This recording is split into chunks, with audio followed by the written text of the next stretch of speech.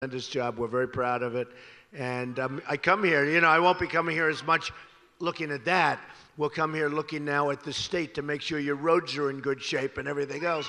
But it's been a wonderful job. We love it. A lot of people work there too. And that experience, not only here, but what you've done all around the world in terms of building great businesses, I think folks are confident that if you become president, you're going to be able to do that same thing for our country. Tell them how you're going to do it.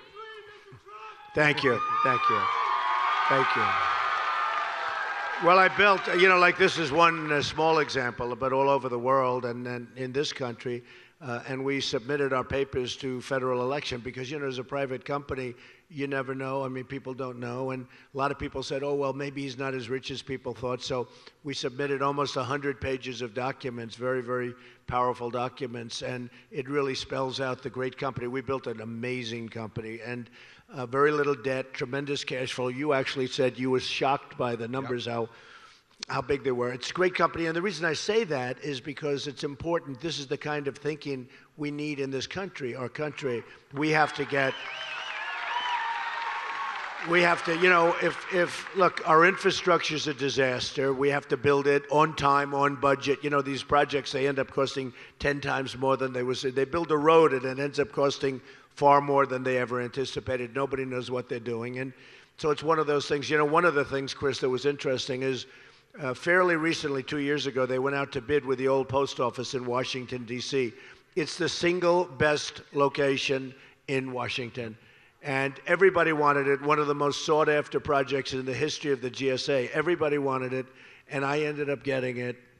And I got it because my financial statement was the best or right there, along with all these other great, in many cases, big public companies, hotel companies, and also because we had the best job, the best concept. We're going to build a tremendous super luxury hotel, one of the best anywhere in the country, and I think maybe the best in the country. But interestingly, I got it in the Obama administration. I mean, if you think about it, the Obama administration, everybody wanted it. All the major hotel companies, Waldorf Astoria, so many different companies wanted it.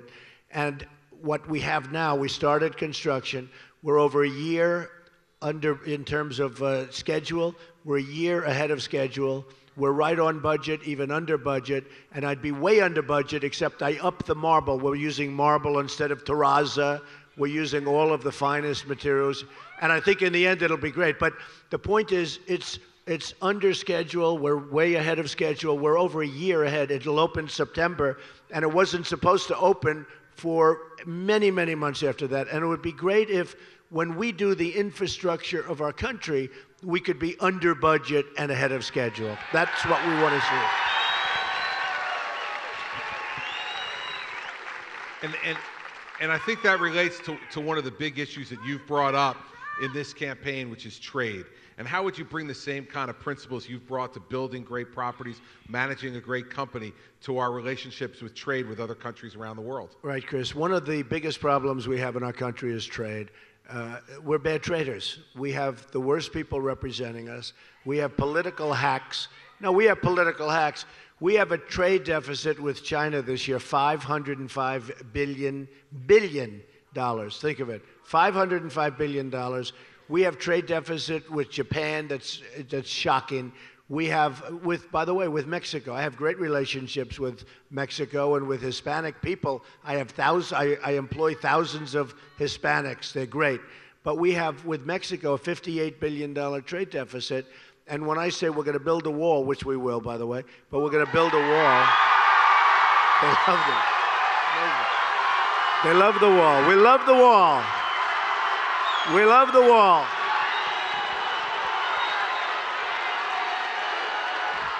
We're going to build a wall, folks. We're going to build a wall. Are you ready? Who's going to pay for the wall? 100% correct, okay? And when I get off stage with like Marco and I get off stage with Kasich and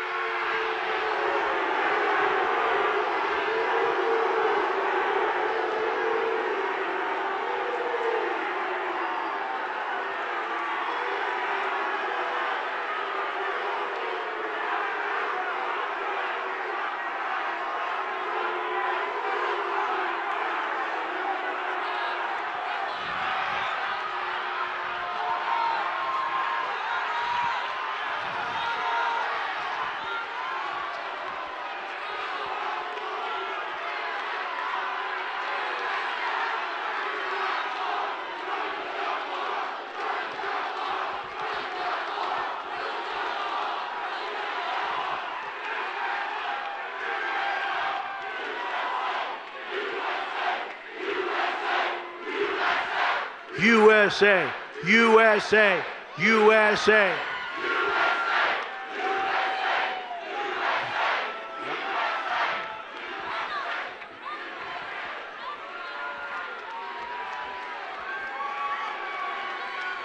All right. Now,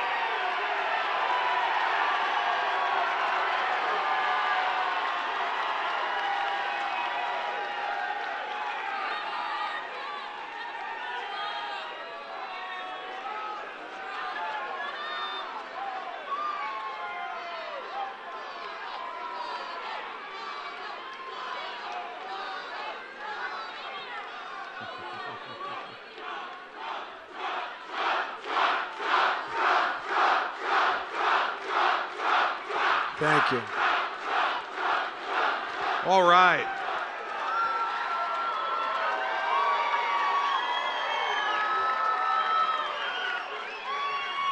You know, it is amazing, though. We have rallies. We have tremendous rallies, sometimes 25, 30,000. We had one 2 weeks ago in Alabama, 35,000 people. No disruption, no nothing. But the press is now calling this saying, oh, but there's such violence. No violence. No, you know how many people have been hurt at our rallies? I think like basically none, other than I guess maybe somebody got hit once or something. But there's no violence. And you know, in Chicago, we canceled because I didn't want to see it. I mean, this huge group of people formed, like 3,000. We're going to have 25,000 people in Chicago.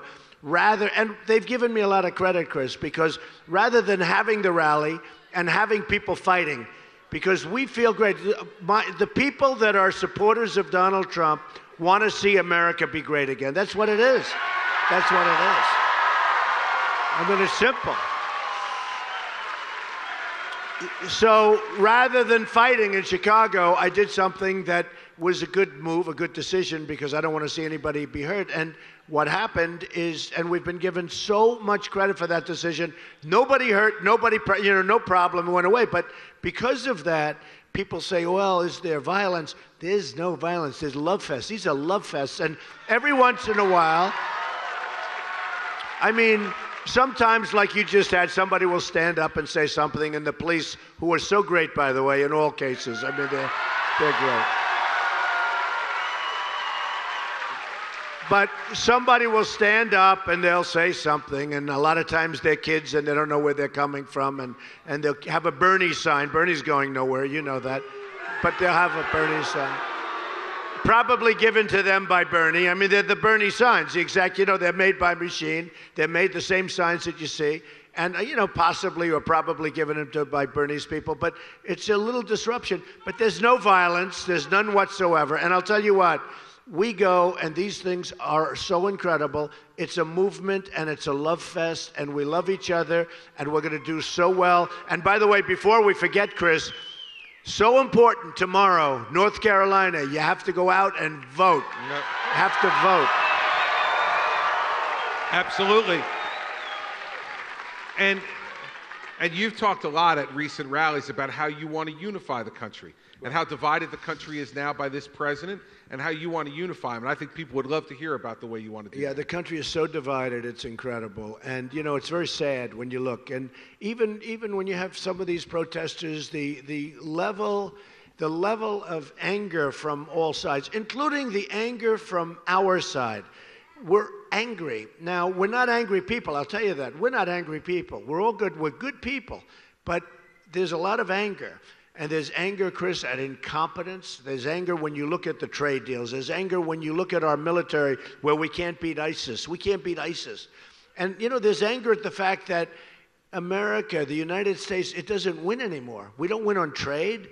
We don't win with the military. We can't take care of our vets, who are so important. We're going to take care of our vets. Education is a disaster. Education. Common Core we're getting rid of, by the way. We're going to bring education locally. But you just look at it. You just look at it. They're chopping away at the Second Amendment. We're not going to let that happen anymore. We're not going to let it happen.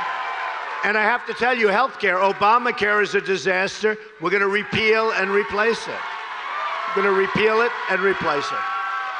But Chris, you know, a certain governor got up and spoke after a presidential address and sort of alluded to the anger.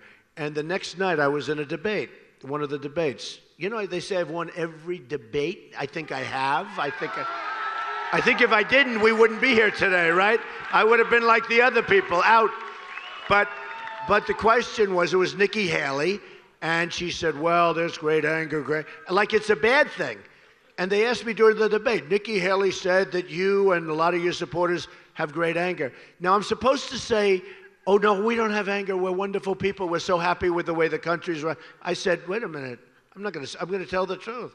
I said, yes, I'm angry. Yes, the millions of people that are supporting Trump, and I'm supporting them, we're all angry because we're tired of a government that is run incompetently.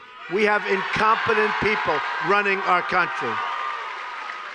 And I said, we're tired of the Iran deal, where we give Iran, a terrorist state, we give Iran $150 billion. We have prisoners in there for years. We should have never even started that negotiation until those prisoners were released. That I can tell you. So rather than doing the politically correct answer where I say, well, no, we're not angry, everything's just, peaches, I said, we're very upset, we're very angry with the way our country is being run. And let me tell you, we're going to make changes. We're going to make this country so great again. But it's an embarrassment. I have friends from China. I have friends from Mexico. I have friends from Japan. They can't believe what they get away with. They can't even believe it themselves. We're like the whipping post for the whole world, whether it's in trade, no matter what it is. So we're going to go from the not-so-smart people. I want to say beyond that, but I'm not going to. We're going to go to the really smart people. We're going to go to the brilliant people. We're going to be respected again as a country. We're not respected at all right now.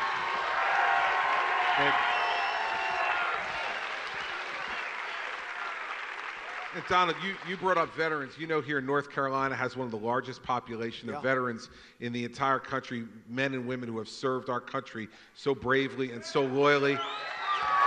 And you mentioned, but you should talk about the plans you have for our veterans, because I know not only as a candidate, but before that, you were a great supporter of our veterans. Well, I've had great support. They've also supported me, and I love the veterans. They're the most incredible people. They're our great people, and they're not being taken care of correctly. And illegal immigrants are getting better services and better care in many cases than the veterans, okay? It's not going to happen that way anymore. And you know, I've seen, and I've really, and it really started with the veterans, probably more in New Hampshire than any other place, which I won big, which we won in a landslide. We've won a lot of them in landslides. But every time we go to a place, South Carolina is another one, was so fantastic. Nevada, so many of them, they do polls, exit polls.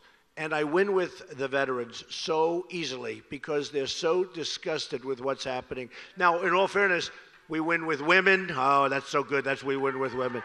We win with men. That's less important. Women are more important. But we win with women. We win with men. We win with the most highly educated. We win with people without the great education. We win at every level. We win with evangelicals, so big league. I mean, the evangelicals, you know, Chris, having Jerry Falwell Jr. and having so many of these people that are the ministers, the pastors supporting us has been incredible. But we win with the evangelicals. And, you know, a guy like Ted Cruz, he comes into a room, he holds up the Bible. He holds up the Bible, and he starts holding it up nice and high. Then he goes back and he lies. I call him Lying Ted Cruz. He's Lying Ted. But he lies. And you know, I found out a long time ago, the evangelicals do not want liars. They do not like liars, and that's what's happened. And it's hurt him. I mean, now it's hurt him. And that's why with South Carolina, he was supposed to win South Carolina, 67% evangelical population in South Carolina. And I won it in a landslide. And I won the evangelicals. And we've been winning them all over. It's been amazing. The relationship has been, well, I'm a good Christian, I will tell you. I am a good, and I'm a believer. One of the things, and speaking, Chris, of Christian, they're chipping away at the Second Amendment, and that's not going to happen anymore. And they're chipping away at Christianity, folks. They're chipping away big league at Christianity. And I had a meeting with a lot of the pastors. And by the way, our pastor who was just up here was so incredible. He was at one of the meetings. He was so great. He did a good job. I don't know if he's back there. Maybe he's in the audience. He didn't know I was going to bring him back on, but that's okay. But we had a meeting with about 40 pastors, ministers, and I said, why is it that Christianity seems to be taken advantage of? With other religions, with other places, if you said things that you couldn't do it, you can almost say whatever you want about Christianity. These are great people. These are great ministers. These are really strong people, smart people, really good people. And they said, Mr. Trump, the problem we have is when we do endorsements and when we do other things, they're so concerned, we lose our tax-exempt status. And this was passed during the Lyndon Johnson years. They passed it. Lyndon Johnson passed it. And basically, I said to him, so that means that you were in Trump Tower. I said, that means that you have less power in a certain way than the man walking down the street because they've taken the power away. And I said, how many Christians do you have? And we sort of all determined together 260 million Christians in this country. I said, that means you're bigger than women and bigger than men. That means you're the biggest group in the United States. That means you're the most powerful group, potentially. But think of it. But they don't use their power because they're afraid to use their power, Chris, because they're going to lose their tax-exempt status. So I told them, right then and there, I said, and I've seen it because we're being chopped. Hey, look, we're going to say Merry Christmas again at Christmas time, folks. Remember that, okay? Remember. So I really mean that. You go into stores now, it's Christmas, and you don't see Merry Christmas anymore. Even if you say Merry Christmas and Happy Holiday for people, and everybody wants it. I have many friends that aren't Christian, and they like to say Merry Christmas. I mean, everybody likes it. The stores don't put it up anymore. So I said to the group of pastors and ministers, I said, look, if I win, we're going to work really hard. We're going to get rid of that restriction because Christianity should be able to have some power and some strength.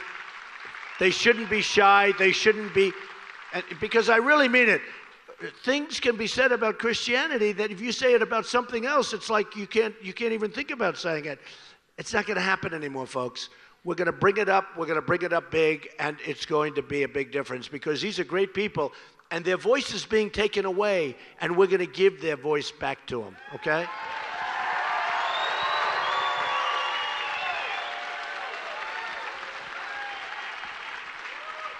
You spent some time last week talking about education, how important education has been in your life, and how important you think it is for every child in this country to have a chance at a great education. And as president, you have some ideas on that as well that you should talk to folks about. Well, I do. And, it's about the American dream. And you really can't, unless you get very lucky or something, but you can't have the American dream without good education. The American dream is the great thing. And a lot of people think the American dream is dead. And I would say the American dream is dead. But if we win, we're going to make it bigger and better and stronger than ever before. Remember that. We're going to do that. But if you look at this country, and a big part of education is how bad it is. It's run out of Washington, D.C. So in North Carolina, you want to educate your kids. It comes through Washington. We're not going to have that. That's called Common Core. We're not going to have it. So we're getting rid of Common Core. And we're going to make it local love. We're going to make it great education. But if you look at worldwide, we're in the top 30 out of 30 countries. We're number 30. So we're last. Out of 30 countries, we're last. But we're first in cost per pupil. We're number one. Not even close. By the way, number two, you have Norway, Sweden, Denmark, China, other countries. But these are the best for education. Now, we're number one in cost by so much that there isn't even a number two. The number two is so far back. So we spend more per pupil than anybody else, and we're down on the bottom. It's a little bit like running for office, okay? I spent the least amount of money, and I'm at the highest level. Isn't that nice? Isn't that nice? I remember in New Hampshire, one of our opponents, I won't mention who, but one of our opponents had spent $48 million in New Hampshire running, and I had spent $2 million. And I was number one, and the other person was at the bottom of the pack. And I said, who do you want to have as your president? That or this, okay? You know, so, but that's the way we have to do it. So we spend a lot of money for education, and we don't get the bang for the dollar, and we're going to change that around because it's important. I know it's so important to Chris, and you've done a great job in New Jersey with that, but it's so important, so we're going to get it done. Yep. You talked earlier about ISIS.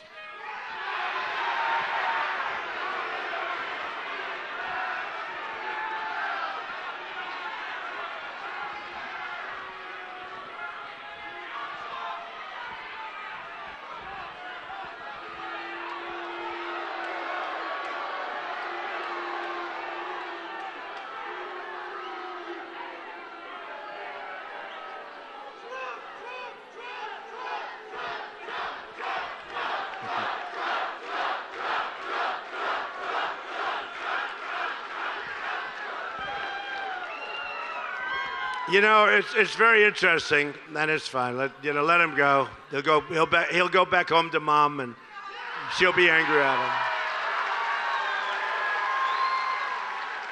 But little Marco Rubio had an event 2 days ago, and he has very small crowds, right? But he had this small crowd, and a guy stood up like that because it happens to everybody. You know, they stand up. That's what they do.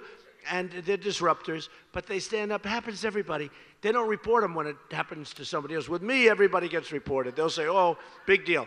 So Marco Rubio had a small event, and a guy stood up, and I'll tell you, it's on tape. They ripped him down. I tell you what, somebody, a security guy, somebody, they took him, and they just ripped him down. Nobody reports that. If I ever did that, I'd be on the front page of every paper in the world. I'm telling you, go take a look at it. It's on YouTube or whatever. But this guy stood up, and he said a couple of things, and they just ripped him to shreds. It was incredible. Again, I don't do that. I'm a peace-loving person, folks. See? Yep. I'm a peace-loving. We love peace. We all love peace. Okay. So anyway, I just want to say there's a very big double standard here, but that's okay. You talked about our military before, and I know that you have serious plans about how to rebuild our military and make America strong again around the world. And people here in North Carolina are real supporters of our military, and they want to. Yep. And they want to hear from you about the kind of commander-in-chief you'll be for America's military. Well, first of all, we have to make our military, we have to replenish it because it's suffering from cuts and cutbacks. And you know, in a certain way, folks, it's the cheapest thing we can do because I'm going to make our military so strong, so powerful, that nobody's ever even going to talk about messing with us, okay? It's the cheapest thing. It is the cheapest thing we can do. And we're going to go in, we have to get ISIS, we've got to get them out. You know, they're chopping off heads. We're going to get them out. We're going to get them out. We're going to get them out. I mean, just think of the great generals, MacArthur and you know, Patton and some of these great, more modern generals. Think of them. Think of the old-time generals. Think about that.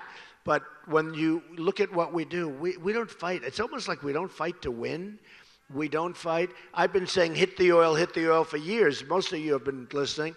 And for years I've been saying, take the oil. And they don't do it. They don't do it. Take the oil. Now they only started, you know, after Paris, when Paris was such a horror show. And actually the French, think of this one, the French hit the oil before we did. But I've been saying that for a long time. And I said, look, we shouldn't have gone into Iraq, okay? But once we did, we're there. Take the oil. And I said, take the oil. For years I've been saying take the oil. And I'll say this, and this is hard to believe, and you'll look it up, and maybe it's not even true, but they say the reason they didn't want to hit the oil is they didn't want to pollute the atmosphere, okay? This is a little different. They don't want to change, you know, the footprint, right? Yep. The carbon footprint. And yet he'll fly to Hawaii in a Boeing 747 to play golf. No, he doesn't want to change. He'll have an environmental meeting, but he'll fly to play golf in Hawaii on a Boeing 747 with the very old engines that are spewing stuff, and then he'll come back after a long time. I promise you, I will not be taking very long vacations if I take him at all. There's no time for vacation. We're not going to be big. We're not going to be big on vacations. You know, there's so many things. It's sort of interesting, Chris. The White House is like this incredible place, right? It represents so much. And you're there for a limited period of time.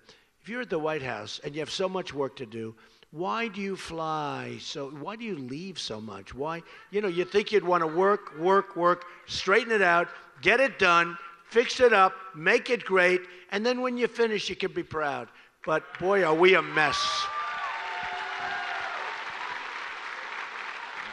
I've heard you say many times before that as Commander-in-Chief, not only you build up the military, give them the equipment they need, buy it in a way that doesn't waste taxpayers' money, but also that you're going to have the back of the men and women who are fighting for us. They'll have a plan. You'll support the generals. And I think these folks care a lot about that because it's their sons and daughters who are out there protecting our country. And tell them about how you're going to have the backs of our soldiers. I'll give you an example. So we send equipment over to the Middle East. It gets taken away.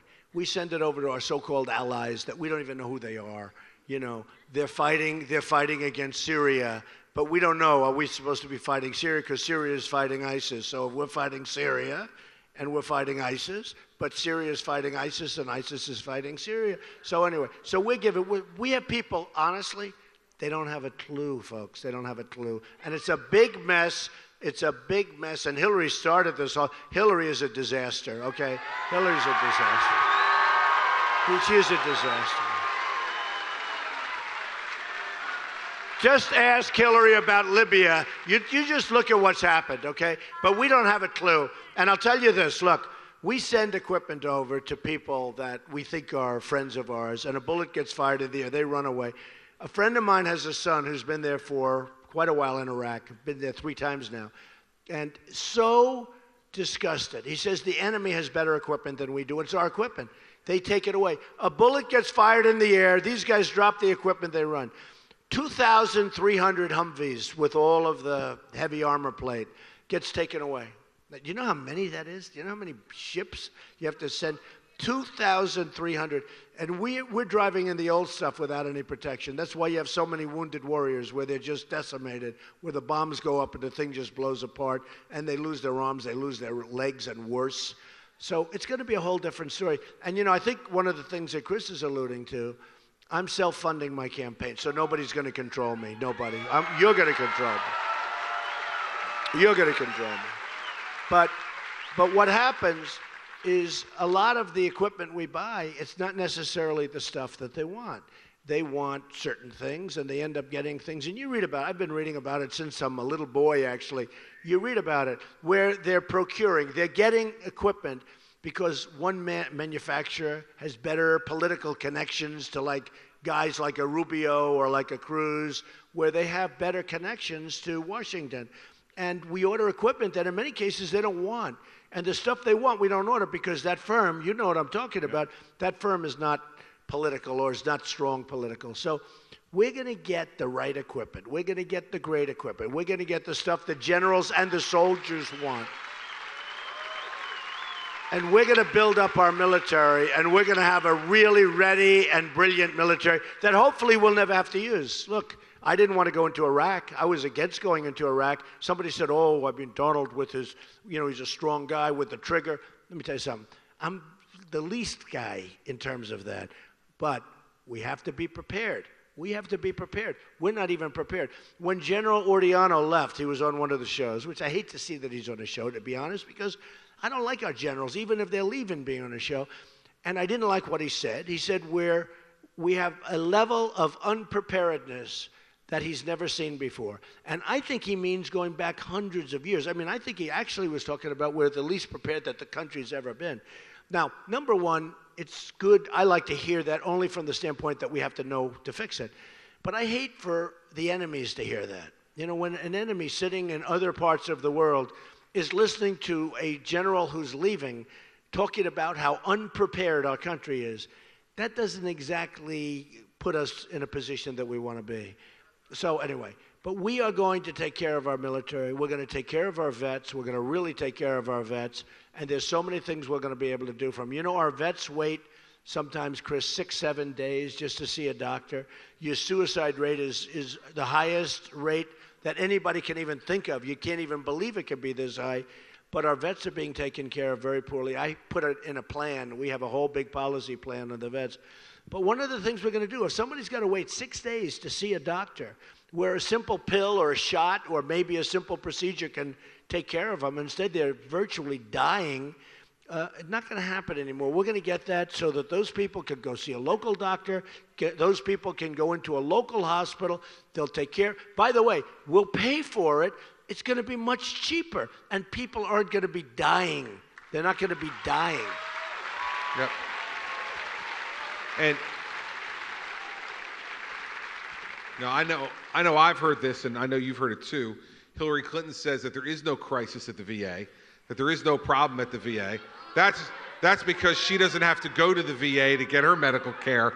But it's just another example of the differences in this election. And as we move now towards the fall election, I think people would like to get maybe even just a little preview of how a President Trump would be much different than Hillary Clinton.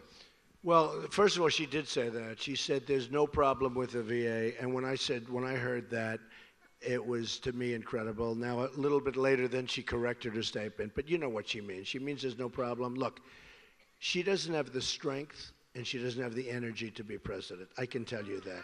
There's no... And I'll say it loud and clear, and it doesn't make any difference. Because you know what? I don't need to be doing this. Honestly, people said, why are you doing this? I have this great life. I'm doing it because of the fact that this country has been so good to me. And this country's in serious, serious trouble. 19 trillion in debt, soon to be 21 trillion in debt because of the ridiculous budgets that were passed over the last 3 months. And I'm doing it because I want to, it's called giving back. I am really giving back. I am all over the place. We see what I've learned, Chris. The people in our country are unbelievable. And I want to see Apple products made in this country, not in China. And we're going to see it. And we're going to see it. So, a case I give all the time is Carrier and Ford and Nabisco and all these companies that are moving out. You have it too from here. I mean, from North Carolina, your businesses have been devastated by right? Is that a correct? They've been devastated. You know where they've been devastated? By people that are incompetent on trade deals. Your people are leaving. You had these great jobs 10 years ago, 20 years ago. You don't have them anymore because they're in different countries. We're going to bring our jobs back, folks. They're coming back to North Carolina, and we're going to bring our jobs back. We're bringing them back.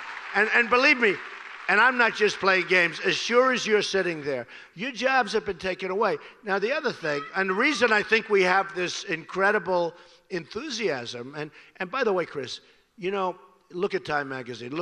For weeks, they just cover it. They say it. I'm saying it. Got a lot of reporters back there. It's going to be, affirmed. In the history of our country, nothing like this has ever happened. You go outside, seriously, you have thousands and thousands of people wanting to come into this auditorium. Thousands of people. We go out to speak. We have crowds that are record-setting crowds, like the day before the election, and here we are many months away from the election, because our people want to see something great happen. They feel it. They can feel it. But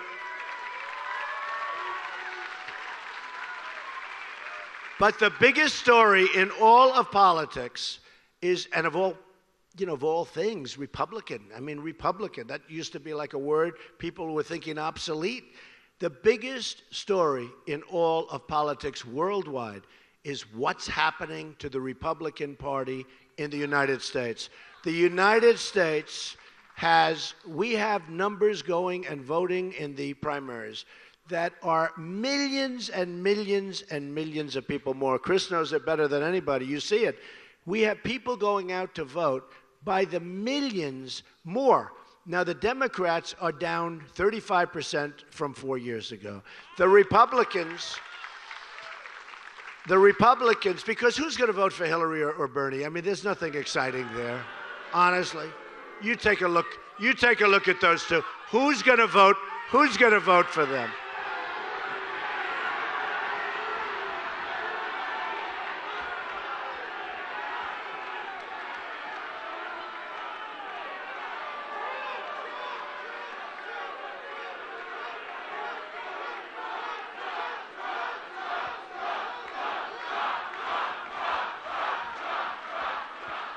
Thank you. And see, that's the reason these people are put here. They're disruptors because the Democrats see what's happening. The Democrats, this is so important. The Democrats see what's happening.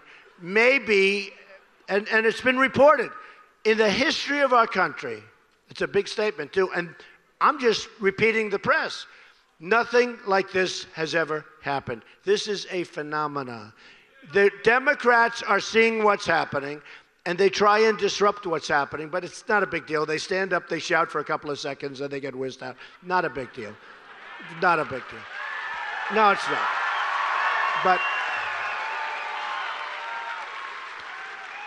But many millions of people, and sometimes I'll be shaking hands or I'll be signing at the front, and we do the rope lines, right? But sometimes I'll be signing. And so often, people will say, 40-year-old, 50-year-old, 60, 70, they'll say, Mr. Trump, I've never voted before, ever, and I'm voting now. I'm telling you, this happens like 20 every time I come to a place.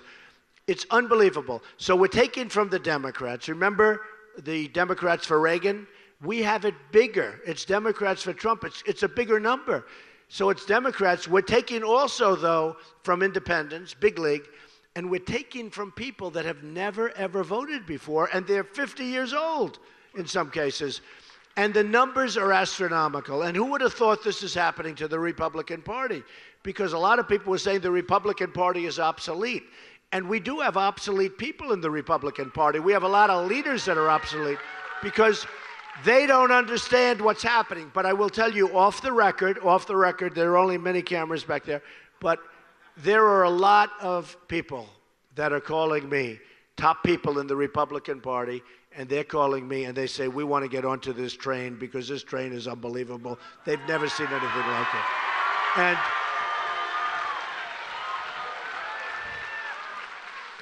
And when we go into an election against probably Hillary, because she's probably going to make it, even though she shouldn't be allowed to with the email scandal, shouldn't be allowed to. Look, you know she's guilty. I mean, she's guilty.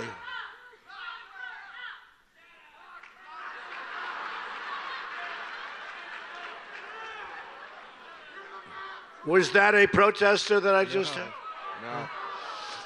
So, you know, usually you're better off, when the protester stands up, usually an individual or two, you're better off just talking right through the protester because it's not a big problem. The problem is the audience always turns, there they are, and starts screaming. And that you can't talk through. Right. But isn't it true? Well, but true. anyway, but I just want to say, there's never been anything like this. It's an incredible thing to see. People in South Carolina that work at the polling booths, they're saying, Mr. Trump, I've done this for 30 and 40 years. They said, we've never seen crowds like this. Lines that were going a quarter of a mile down the road. They said, we'd stand here and there'd be 2 people walk in an hour. They have lines that are going down the road, you wouldn't believe it. And every place is like that. Every place is like, same thing in Nevada. They said, a woman came up to me, Mr. Trump, I've done it for 32 years. I've never seen anything like that, the crowds. And it's a great thing to see. And you know, it's really great. People are involved in the process, but they see something that really gives them hope.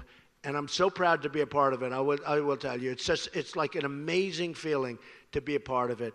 And if the Republican leadership or establishment, if there is such a thing as the establishment, I probably used to be a part of the establishment. This guy would come to my office and he'd say, could I have $350,000 for the Republican Governors Association, right? Good governors. That's right. He would come to my office like a year and a half, 2 years ago. Yep. So I guess in a certain way I was part of the establishment, but I don't even know if there is an establishment. What they have to do is embrace this phenomena and go with it. And we will beat the Democrats and we will beat Hillary, who's so flawed. We will beat them so badly. We'll win every state. We will beat them so badly. You know, one of the other things, and I have to say this, I run against, other people. If I run, we're going to win Michigan. We're going to win New York. We're going to win places like Pennsylvania. We're going to win New Jersey. Okay? We're going to win Florida. But we're going to win Florida. Florida, we're doing great. We're against Little Marco. But I'll tell you what, we're going to win states that no other candidate could even think about winning. We're going to win. So what the Republican leadership should do is try and unify things. Instead of fighting it, get used to it. This is the most incredible phenomena that they've ever seen in politics in this country. Embrace it. Embrace it. And let's go win. Okay? Yep. And one of the things that we've talked about before, I think you can tell a lot about somebody who runs for public office by their family. And I've gotten to know Donald's family. His sister, who's an outstanding federal court judge. But I think you tell a lot about somebody, and the thing I'm proudest of in my life are my 4 children. And you look at Donald's family, and I want to give you an opportunity, because you don't do this enough, I think, to talk about Melania and your children and what kind of father you've been, how proud you are of your children. Because I think that tells a lot about what kind of person you are by how you treat your children, how they're raised, and what kind of home you run. And I'd love to have you talk about that. Well, thank you, Chris. It's an honor to talk about him. I have a wonderful wife, Melania, who many of you know. I have wonderful children. I have 5 children. And, a lot of friends, my children are doing very well. Ivanka and Don and Eric and Barron and Tiffany. And they're doing well. And a lot of times a friend will come up and say, do you mind seeing my child? My child's got a problem or whatever. And I talk, I'll see the child, and they'll have a drug problem or a drinking problem or whatever problem they may have. And, it's interesting. When I won New Hampshire, Chris, the people would tell me in New Hampshire the biggest problem they have is a problem with heroin. And you don't see it in New Hampshire. The beautiful roads and the beautiful trees. And yet every time they'd say, that you'd think they'd be talking about like some economic thing, which was a problem. But the first thing was always heroin. And they have a huge problem with heroin. And I said, and they treated me so great. That was my first win, New Hampshire. And I said, if I get in, I'm going to pay back. Because I said drugs is just hurting them so badly. They have so many young kids, and some others too, but the young people are just being addicted, terribly addicted to drugs. We're going to stop those drugs from coming in. Many of them come from the southern border. And you have the same problem. And our whole country has the same problem. And the easy way to solve the problem is don't give people access, because if they don't start, they're never going to have a problem. It's like, I don't drink. I don't have any longing to drink or smoke because I never started. If I did start, I'd probably love drinking and I'd love smoking, So the easiest way is not start. Well, we're going to cut it off. We're going to absolutely cut that off. But I say to friends, and I used to, when my kids were growing up, no drugs, no alcohol. You just can't have it. No drugs, no alcohol. And I see so often, and it's so important, I see so often these brilliant people. They have brilliant kids. They're smart. They go to the best schools. But they start with the drinking and they become alcoholic. And they start with the drinking or they start with the drugs, and they cannot get off it. They can't wean themselves off it. They work so hard to do it, and they can't. And I say to people, just no drugs, no alcohol. You don't have it. And I add cigarettes when I can. But so important. And, because the world is so competitive, it's so tough that if you have a drug problem or if you have an alcohol problem, it's tough enough now that if you don't have to have that problem, because it just puts you at a tremendous competitive disadvantage. So I have wonderful kids. I hope they stay that way. So I knock on wood as I talk about my kids. But I do have wonderful kids, and they've been a big help to me.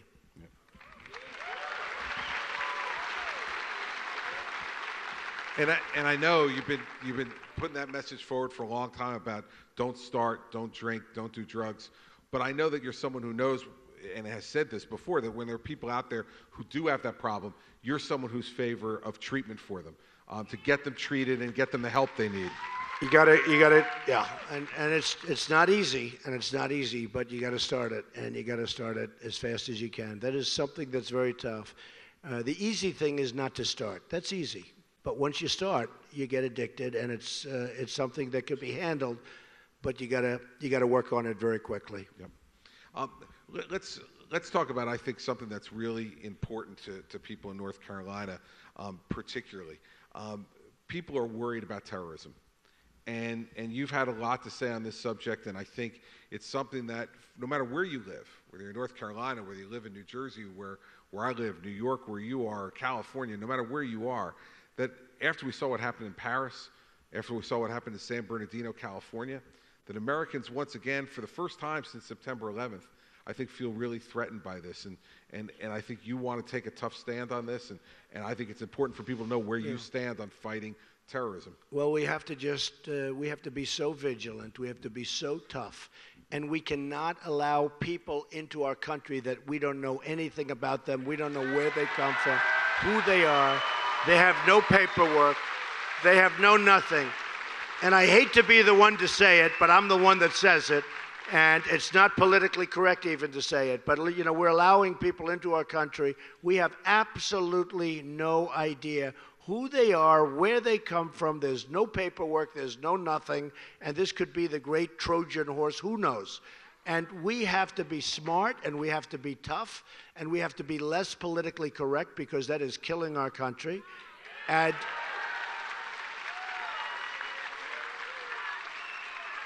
I mean, you see the damage that two young people can do in California. Two young people. She was radicalized. She probably radicalized him. They get married. They have a baby. They kill everybody that they worked with. They gave them baby showers. These people gave them baby showers that they worked with. Supposedly, they had great relations. They go in, they kill everybody. We have to be smart, folks. We can't be the stupid people anymore. We have to be smart, okay? That's all. Yep. And I don't want to neglect Bernie, because we got a socialist running on the other side. Yeah. You're seen as one of the greatest capitalists in American history. I think these people need to know, from someone who has done it as well as anybody, why does America have to continue to be a capitalist country and not turn to socialism like Bernie Sanders and Hillary Clinton are talking about? Well, we're sort of turning socialist if you look at what we're doing, and people just don't have the incentive to go out there and do the great job anymore. It's being taken away. That incentive is so important, and you know, there's no system like we had. Now, I say had because we don't really have that system anymore. Right now, we have a different system, and we have a series of poor things. We have such, as we discussed, we have such poor healthcare. We have such poor everything. We have no incentives to go out and to do what you want to do. And a guy like Bernie Sanders, you know, he wants to give everything away. There's only one problem. You can't give everything away because somebody's going to have to pay the bill. And your taxes, I mean, your taxes are going to go up to 95% or something. They were saying that if you were going to do all of this stuff, that somebody's going to pay it. It's probably going to be you folks, okay? Get used to it. But your taxes go up to 95%. It goes, once you hit 100%, then you go from socialism to communism, and then the other things start to happen. Look, we've got potentially, we can be, in my opinion, we can be greater than ever before. We have that potential. The reason I say that, Chris, is because I've traveled so much. I've never traveled like this in my life. I mean, I've traveled every day. Yesterday I made 3 major speeches. Today I'm doing 3 or 4 major speeches. I've gotten to know the people. The people of this country are incredible. We have a chance to turn it around. We have a chance. You're going to get the proper leadership. You're going to get the best people on trade. We're bringing in the greatest people, the greatest negotiators in the world from Wall Street. I know the good ones, the bad ones, the ones that are overrated, the ones that are underrated, that nobody ever heard of. But there's not going to be any more deals where political hacks are dealing with these most brilliant people in China. And then the deals. TPP is a disaster. I mean, you look at the governor of Ohio. He's a disaster, what he's done. He voted for NAFTA. NAFTA's taken a lot of your businesses right out of North Carolina. He's voted for NAFTA, and now he wants to vote for TPP, and that's going to be much worse. So look, we are going to do something so special. But most special of all, we're going to start winning again. We're going to win at every level. We're going to win with our military. We're going to win for our vets. We're going to win with education, knock out Common Core, but we're going to win with education. We're going to win at every level on health care. We're going to win at the border. We're going to have the wall, but we're going to win at the border. We're going to win solidly at the border. We're going to win at every facet. We can do that. It's not even going to be that difficult. I will say this. If we have 4 more years of an Obama person, if we have 4 more years of Hillary, and you see the way she's embracing Obama, she never used to embrace Obama. She didn't even like Obama. Everybody knows it. Everybody that knows her, she never liked Obama. She couldn't stand Obama. Now everything he says, oh, our president said this, oh, he's so great, he's so great. Why? Do you know why? I know why. I know why. It's because she wants to keep him nice and happy. Please be happy, Mr. President, and please don't do anything bad to me, Mr. President. So, I mean, do you ever see anything like it? She can't stand Obama, and all she does is embrace him. Everything he says is fine, fine. So look, and by the way, here's the good news. That's going to kill her in the general election, because the last thing our public wants is 4 more years of Barack Obama. That I can tell you. The last thing. Thank you, everybody. Thank you.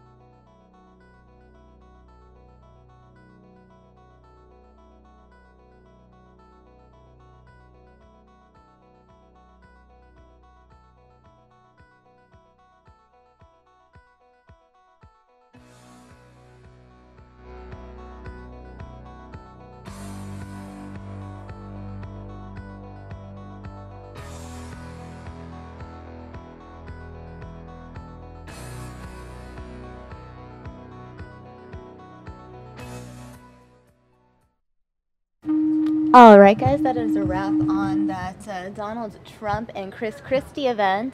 We don't have a live event coming in right now, so I may do an encore of that for those of you who missed it. I'll replay some of this, and you guys will be able to see the beginning of this event in case you missed it the first time around.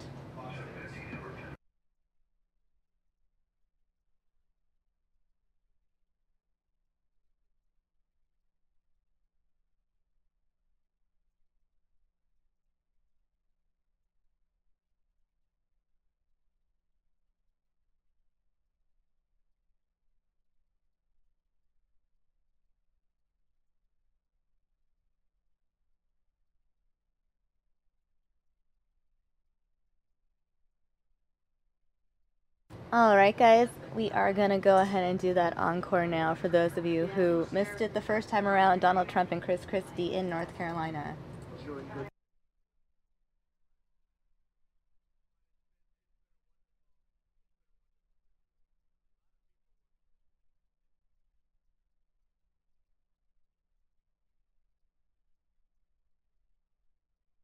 Confident that if you become president, you're going to be able to do that same thing for our country. Tell them how you're going to do it.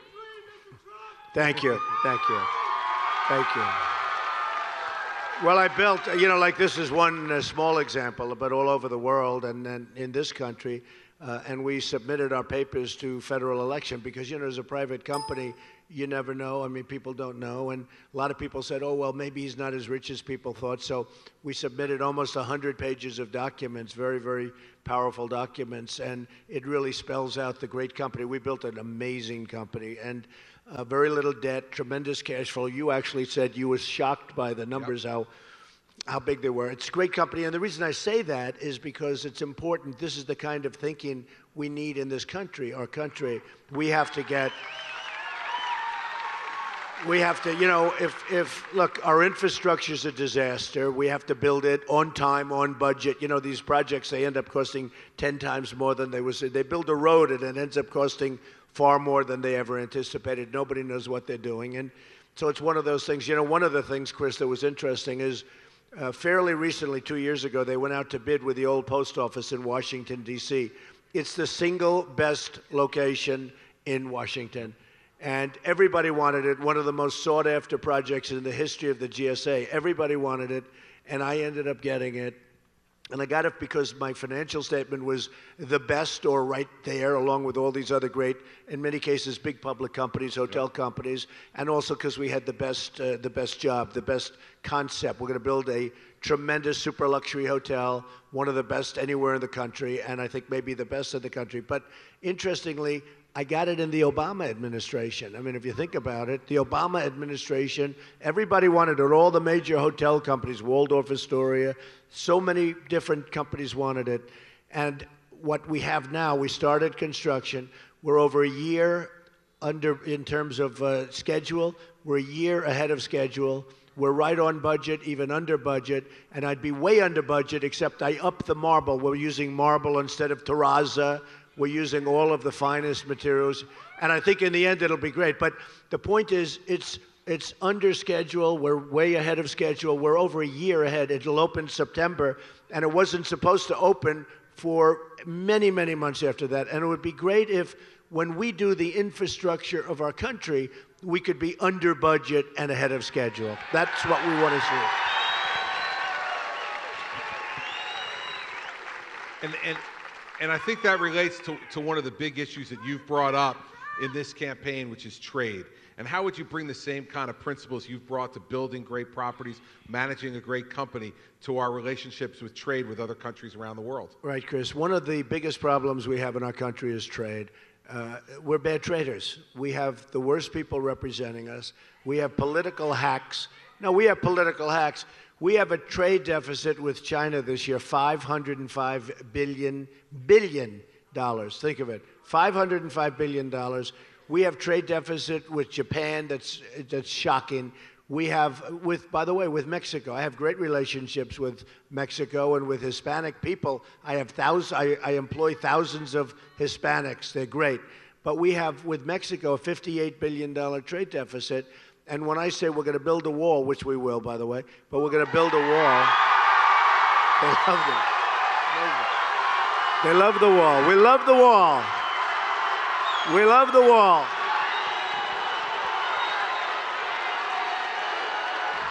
We're going to build a wall, folks. We're going to build a wall. Are you ready? Who's going to pay for the wall? 100% correct, okay? And you know, when I get off stage with like Marco, and I get off stage with Kasich, and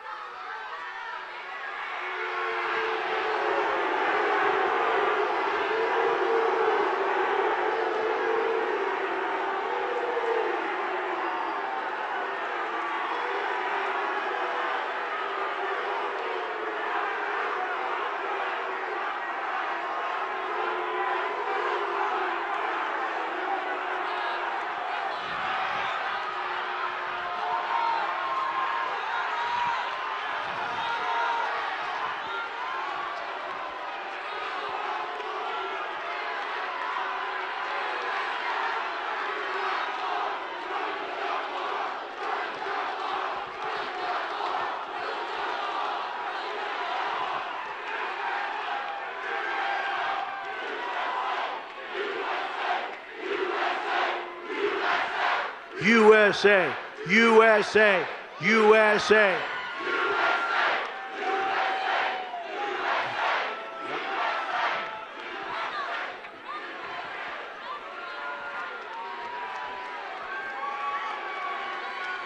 All right. Now,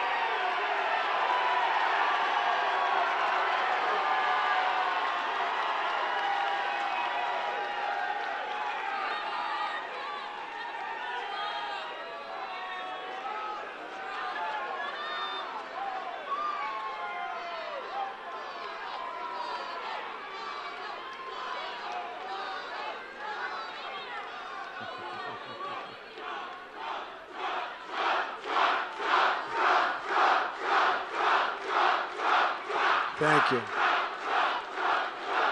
all right.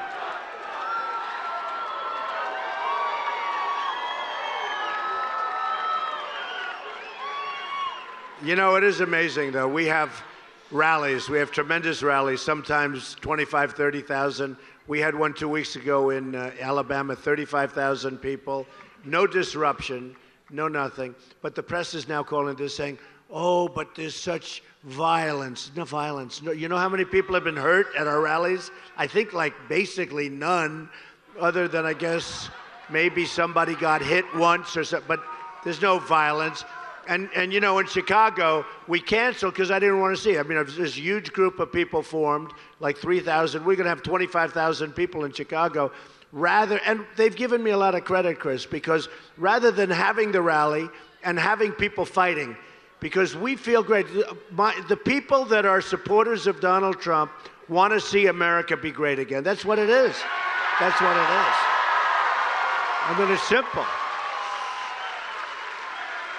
So rather than fighting in Chicago, I did something that was a good move, a good decision, because I don't want to see anybody be hurt. And what happened is, and we've been given so much credit for that decision, nobody hurt, nobody, no problem, it went away. But because of that, people say, well, is there violence? There's no violence. There's love fests. These are love fests. And every once in a while, I mean, sometimes, like you just had, somebody will stand up and say something, and the police, who are so great, by the way, in all cases, I mean, they're great.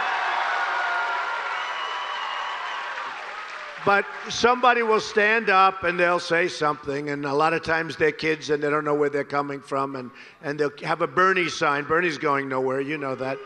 But they'll have a Bernie sign.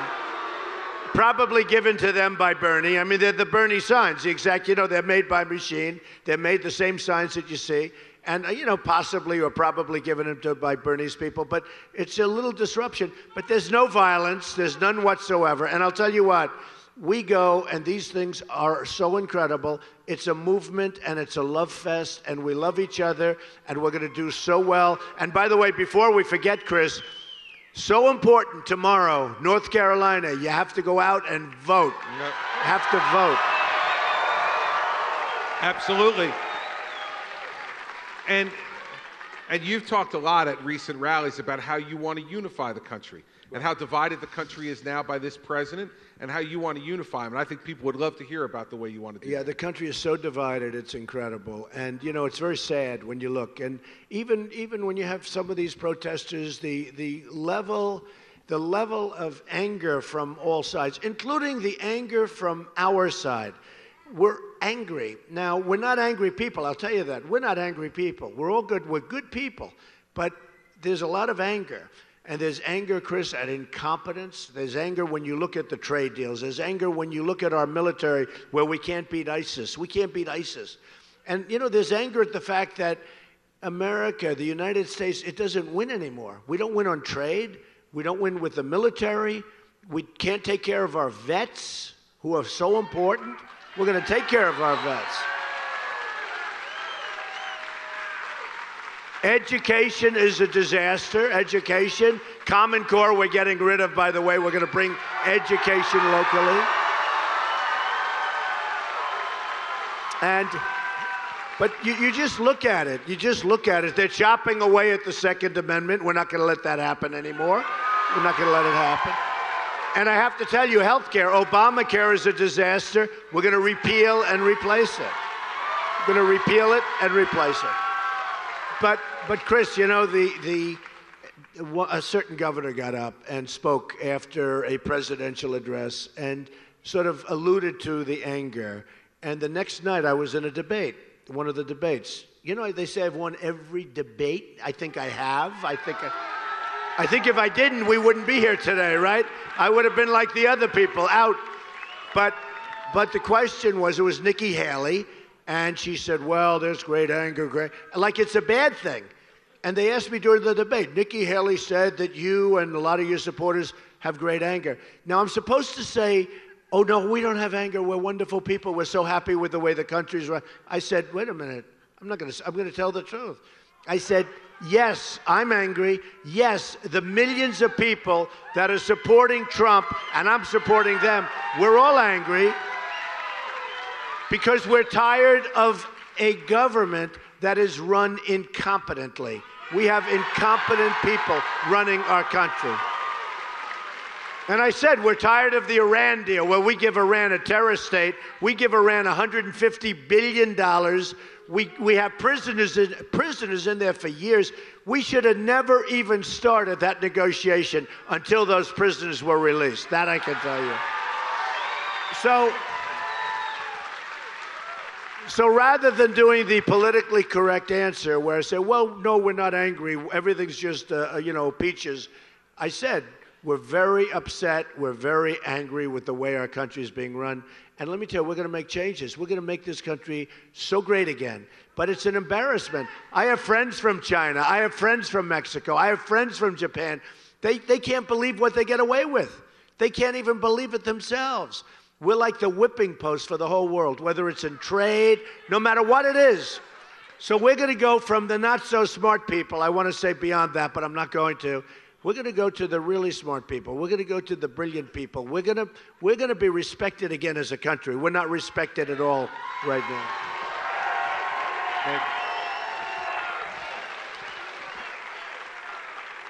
And Donald, you brought up veterans. You know, here North Carolina has one of the largest population of veterans in the entire country, men and women who have served our country so bravely and so loyally. And you mentioned, but you should talk about the plans you have for our veterans, because I know not only as a candidate, but before that, you were a great supporter of our veterans. Well, I've had great support. They've also supported me, and I love the veterans. They're the most incredible people. They're our great people, and they're not being taken care of correctly. And illegal immigrants are getting better services and better care in many cases than the veterans, okay? It's not going to happen that way anymore. And you know, I've seen, and I've really, and it really started with the veterans probably more in New Hampshire than any other place, which I won big, which we won in a landslide. We've won a lot of them in landslides. But every time we go to a place, South Carolina is another one, was so fantastic. Nevada, so many of them, they do polls, exit polls. And I win with the veterans so easily because they're so disgusted with what's happening. Now, in all fairness, we win with women. Oh, that's so good. We win with women. We win with men. That's less important. Women are more important. But we win with women. We win with men.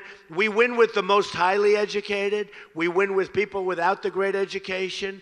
We win at every level. We win with evangelicals, so big league. I mean, the evangelicals, you know, Chris, having Jerry Falwell Jr. and having so many of these people that are the ministers, the pastors supporting us has been incredible. But we win with the evangelicals. And, you know, a guy like Ted Cruz, he comes into a room, he holds up the Bible, and he starts holding it up nice and high. Then he goes back and he lies. I call him Lying Ted Cruz.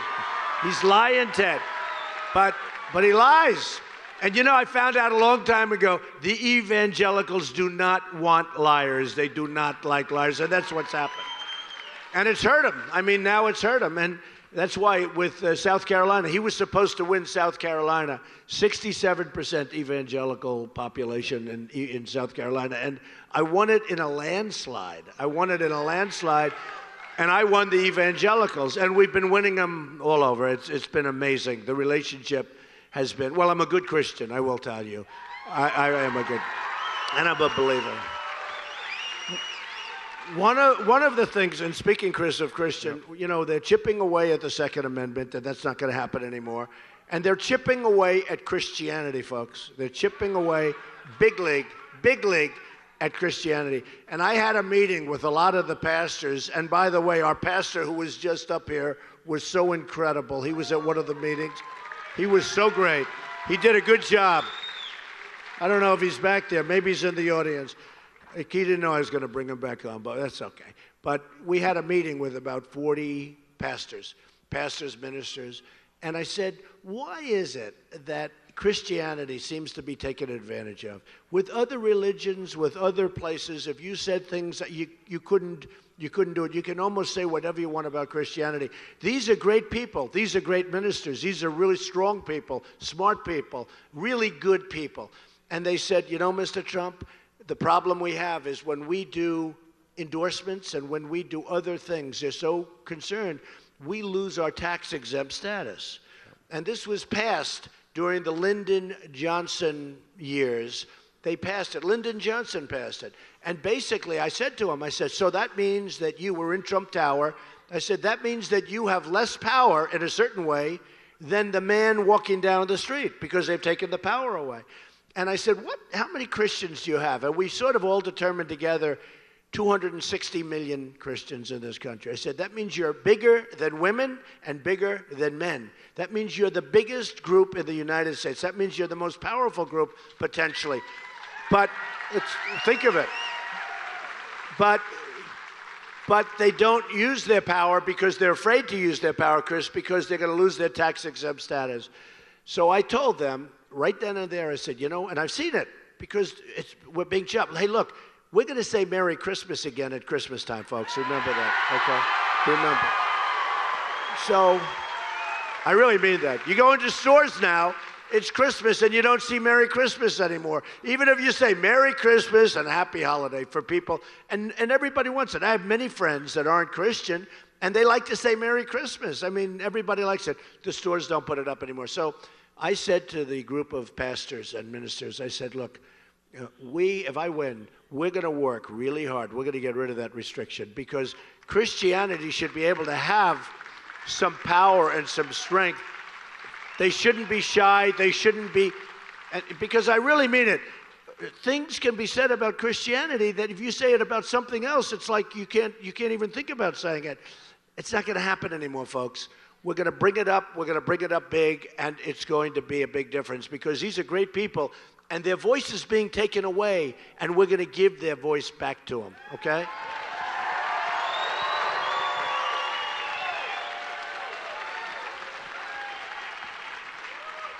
You spent some time last week talking about education, how important education has been in your life, and how important you think it is for every child in this country to have a chance at a great education. And as president, you have some ideas on that as well that you should talk to folks about. Well, I do. And, it's about the American dream. And you really can't, unless you get very lucky or something, but you can't have the American dream without good education. The American dream is the great thing. And a lot of people think the American dream is dead. And I would say the American dream is dead, but if we win, we're going to make it bigger and better and stronger than ever before. Remember that. We're going to do that. But if you look at this country, and a big part of education is how bad it is. It's run out of Washington, D.C. So in North Carolina, you want to educate your kids. It comes through Washington. We're not going to have that. That's called Common Core. We're not going to have it. So we're getting rid of Common Core. And we're going to make it local love. We're going to make it great education. But if you look at worldwide, we're in the top, 30 out of 30 countries. We're number 30. So we're last. Out of 30 countries, we're last. But we're first in cost per pupil. We're number one. Not even close. By the way, number two, you have Norway, Sweden, Denmark, China, other countries. But these are the best for education. Now, we're number one in cost by so much that there isn't even a number two. The number two is so far back. So we spend more per pupil than anybody else, and we're down on the bottom. It's a little bit like running for office, okay? I spent the least amount of money, and I'm at the highest level. Isn't that nice? Isn't that nice? I remember in New Hampshire, one of our opponents, I won't mention who, but one of our opponents had spent $48 million in New Hampshire running, and I had spent $2 million. And I was number one, and the other person was at the bottom of the pack. And I said, who do you want to have as your president? That or this, okay? But that's the way we have to do it. So we spend a lot of money for education, and we don't get the bang for the dollar, and we're going to change that around because it's important. I know it's so important to Chris, and you've done a great job in New Jersey with that, but it's so important, so we're going to get it done. Yep. You talked earlier about ISIS.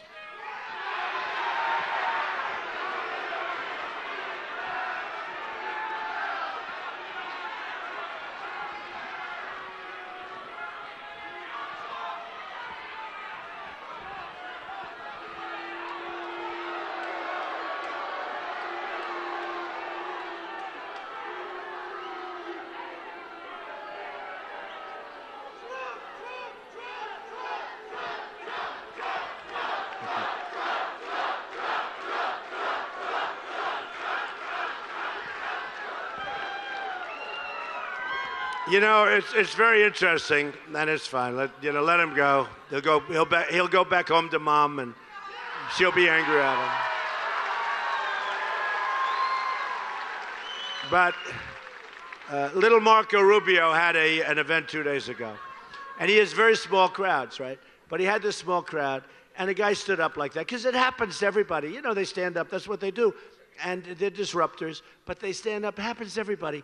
They don't report them when it happens to somebody else. With me, everybody gets reported. They'll say, oh, big deal. So Marco Rubio had a small event, and a guy stood up, and I'll tell you, it's on tape. They ripped him down. I'll tell you what, somebody, a security guy, somebody, they took him, and they just ripped him down. Nobody reports that. If I ever did that, I'd be on the front page of every paper in the world. I'm telling you, go take a look at it. It's on YouTube or whatever. But this guy stood up, and he said a couple of things, and they just ripped him to shreds. It was incredible. Again, I don't do that. I'm a peace-loving person, folks. See? Yep. I'm a peace-loving. We love peace. We all love peace. Okay. So anyway, I just want to say there's a very big double standard here, but that's okay. You talked about our military before, and I know that you have serious plans about how to rebuild our military and make America strong again around the world. And people here in North Carolina are real supporters of our military, and they want to. Yep. And they want to hear from you about the kind of commander-in-chief you'll be for America's military. Well, first of all, we have to make our military, we have to replenish it because it's suffering from cuts and cutbacks. And you know, in a certain way, folks, it's the cheapest thing we can do because I'm going to make our military so strong, so powerful, that nobody's ever even going to talk about messing with us, okay? It's the cheapest thing. It is the cheapest thing we can do. And we're going to go in, we have to get ISIS, we've got to get them out. You know, they're chopping off heads. We're going to get them out. We're going to get them out. We're going to get them out. I mean, just think of the great generals, MacArthur and you know, Patton and some of these great, more modern generals. Think of them. Think of the old-time generals. Think about that. But when you look at what we do, we don't fight. It's almost like we don't fight to win. We don't fight. I've been saying hit the oil for years. Most of you have been listening. And for years I've been saying, take the oil. And they don't do it. They don't do it. Take the oil. Now they only started. You know, after Paris, when Paris was such a horror show, and actually the French, think of this one, the French hit the oil before we did. But I've been saying that for a long time. And I said, look, we shouldn't have gone into Iraq, okay? But once we did, we're there. Take the oil. And I said, take the oil. For years I've been saying take the oil. And I'll say this, and this is hard to believe, and you'll look it up, and maybe it's not even true, but they say the reason they didn't want to hit the oil is they didn't want to pollute the atmosphere, okay? This is a little different. They don't want to change, you know, the footprint, right? Yep. The carbon footprint. And yet he'll fly to Hawaii in a Boeing 747 to play golf. No, he doesn't want to change. He'll have an environmental meeting, but he'll fly to play golf in Hawaii on a Boeing 747 with the very old engines that are spewing stuff, and then he'll come back after a long time. I promise you, I will not be taking very long vacations if I take them at all. There's no time for vacation. We're not going to be big. We're not going to be big on vacations. You know, there's so many things. It's sort of interesting, Chris. The White House is like this incredible place, right? It represents so much. And you're there for a limited period of time.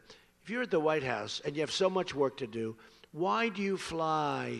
Why do you leave so much? Why? You know, you think you'd want to work, straighten it out, get it done, fix it up, make it great, and then when you finish, you can be proud. But boy, are we a mess. I've heard you say many times before that as Commander-in-Chief, not only will you build up the military, give them the equipment they need, buy it in a way that doesn't waste taxpayers' money, but also that you're going to have the back of the men and women who are fighting for us. They'll have a plan. You'll support the generals. And I think these folks care a lot about that because it's their sons and daughters who are out there protecting our country. And tell them about how you're going to have the backs of our soldiers. I'll give you an example. So we send equipment over to the Middle East. It gets taken away. We send it over to our so-called allies that we don't even know who they are. You know, they're fighting against Syria, but we don't know, are we supposed to be fighting Syria? Because Syria is fighting ISIS. So if we're fighting Syria and we're fighting ISIS, but Syria is fighting ISIS and ISIS is fighting Syria. So anyway, so we have people, honestly, they don't have a clue, folks. They don't have a clue. And it's a big mess. It's a big mess. And Hillary started this all. Hillary is a disaster, okay? Hillary's a disaster. She is a disaster. Just ask Hillary about Libya. You just look at what's happened, okay? But we don't have a clue. And I'll tell you this, look, we send equipment over to people that we think are friends of ours, and a bullet gets fired in the air, they run away. A friend of mine has a son who's been there for quite a while in Iraq, been there 3 times now, and so disgusted. He says the enemy has better equipment than we do. It's our equipment. They take it away. A bullet gets fired in the air. These guys drop the equipment, they run. 2,300 Humvees with all of the heavy armor plate gets taken away. Do you know how many that is? Do you know how many ships you have to send? 2,300. And we're driving in the old stuff without any protection. That's why you have so many wounded warriors where they're just decimated, where the bombs go up and the thing just blows apart, and they lose their arms, they lose their legs, and worse. So it's going to be a whole different story. And, you know, I think one of the things that Chris is alluding to, I'm self-funding my campaign, so nobody's going to control me. Nobody. You're going to control me. You're going to control me. But what happens is a lot of the equipment we buy, it's not necessarily the stuff that they want. They want certain things, and they end up getting things. And you read about it. I've been reading about it since I'm a little boy, actually. You read about it, where they're procuring, they're getting equipment because one manufacturer has better political connections to like guys like a Rubio or like a Cruz, where they have better connections to Washington. And we order equipment that in many cases they don't want. And the stuff they want, we don't order because that firm, you know what I'm talking about, that firm is not political or is not strong political. So we're going to get the right equipment. We're going to get the great equipment. We're going to get the stuff the generals and the soldiers want. And we're going to build up our military, and we're going to have a really ready and brilliant military that hopefully we'll never have to use. Look, I didn't want to go into Iraq. I was against going into Iraq. Somebody said, oh, I mean, Donald with his, you know, he's a strong guy with the trigger. Let me tell you something. I'm the least guy in terms of that. But we have to be prepared. We have to be prepared. We're not even prepared. When General Ordiano left, he was on one of the shows, which I hate to see that he's on a show, to be honest, because I don't like our generals, even if they're leaving being on a show. And I didn't like what he said. He said we have a level of unpreparedness that he's never seen before. And I think he means going back hundreds of years. I mean, I think he actually was talking about we're the least prepared that the country's ever been. Now, number one, it's good. I like to hear that only from the standpoint that we have to know to fix it. But I hate for the enemies to hear that. You know, when an enemy sitting in other parts of the world is listening to a general who's leaving talking about how unprepared our country is, that doesn't exactly put us in a position that we want to be. So anyway, but we are going to take care of our military. We're going to take care of our vets. We're going to really take care of our vets. And there's so many things we're going to be able to do from. You know, our vets wait sometimes, Chris, 6-7 days just to see a doctor.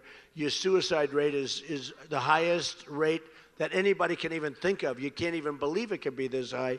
But our vets are being taken care of very poorly. I put it in a plan. We have a whole big policy plan on the vets. But one of the things we're going to do, if somebody's got to wait 6 days to see a doctor, where a simple pill or a shot or maybe a simple procedure can take care of them, instead they're virtually dying, it's not going to happen anymore. We're going to get that so that those people can go see a local doctor, those people can go into a local hospital, they'll take care. By the way, we'll pay for it. It's going to be much cheaper, and people aren't going to be dying. They're not going to be dying. Yep. And now I know I've heard this, and I know you've heard it too. Hillary Clinton says that there is no crisis at the VA, that there is no problem at the VA. That's because she doesn't have to go to the VA to get her medical care. But it's just another example of the differences in this election. And as we move now towards the fall election, I think people would like to get maybe even just a little preview of how a President Trump would be much different than Hillary Clinton? Well, first of all, she did say that. She said there's no problem with the VA. And when I heard that, it was, to me, incredible. Now, a little bit later, then she corrected her statement. But you know what she means. She means there's no problem. Look, she doesn't have the strength and she doesn't have the energy to be president. I can tell you that. There's no... And I'll say it loud and clear, and it doesn't make any difference, because you know what?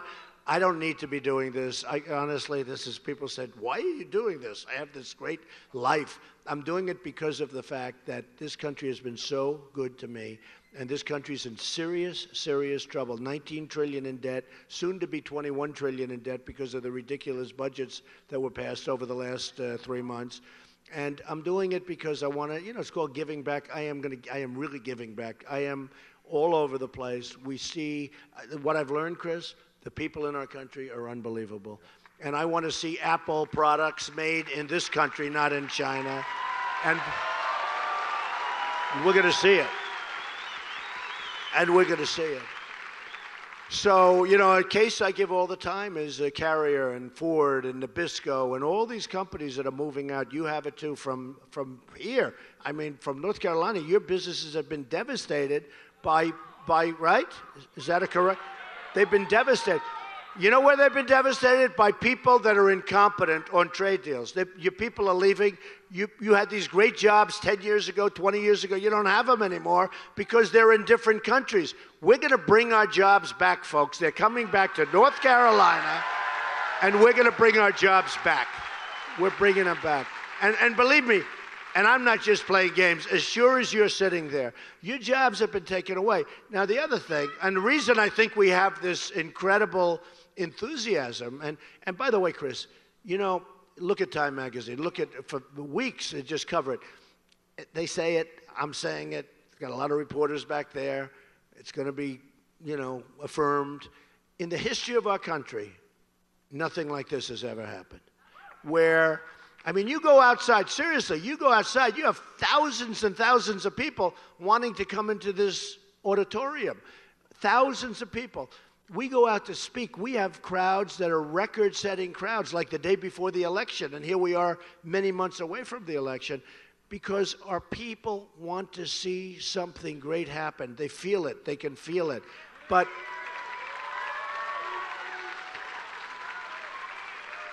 the biggest story in all of politics is, and of all things, Republican. Republican. That used to be like a word people were thinking obsolete. The biggest story in all of politics worldwide is what's happening to the Republican Party in the United States. The United States we have numbers going and voting in the primaries that are millions and millions and millions of people more. Chris knows it better than anybody. You see it. We have people going out to vote by the millions more. Now, the Democrats are down 35% from 4 years ago. The Republicans, because who's going to vote for Hillary or Bernie? There's nothing exciting there, honestly. You take a look at those two. Who's going to vote for them?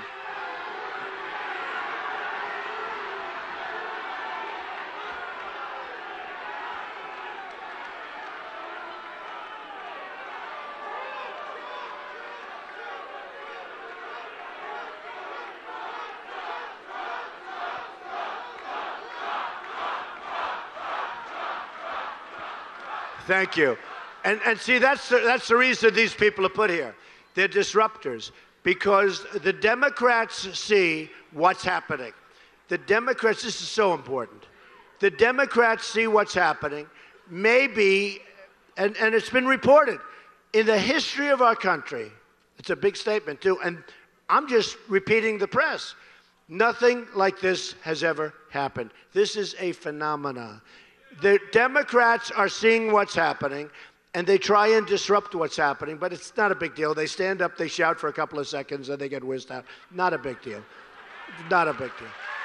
No, it's not. but many millions of people. And sometimes I'll be shaking hands or I'll be signing at the front, and we do the rope lines, right? But sometimes I'll be signing. And so often, people will say, 40-year-old, 50-year-old, 60, 70, they'll say, Mr. Trump, I've never voted before, ever, and I'm voting now. I'm telling you, this happens like 20 every time I come to a place. It's unbelievable. So we're taking from the Democrats. Remember the Democrats for Reagan? We have it bigger. It's Democrats for Trump. It's a bigger number. So it's Democrats. We're taking also, though, from independents, big league, and we're taking from people that have never, ever voted before, and they're 50 years old in some cases. And the numbers are astronomical. And who would have thought this is happening to the Republican Party? Because a lot of people were saying the Republican Party is obsolete.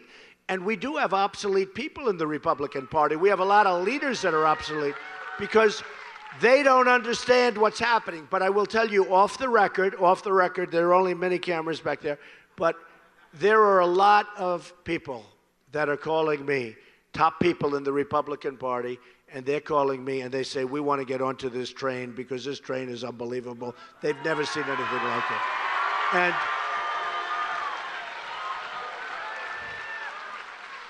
And when we go into an election against probably Hillary, because she's probably going to make it, even though she shouldn't be allowed to with the email scandal, shouldn't be allowed to. Look, you know she's guilty. I mean, she's guilty.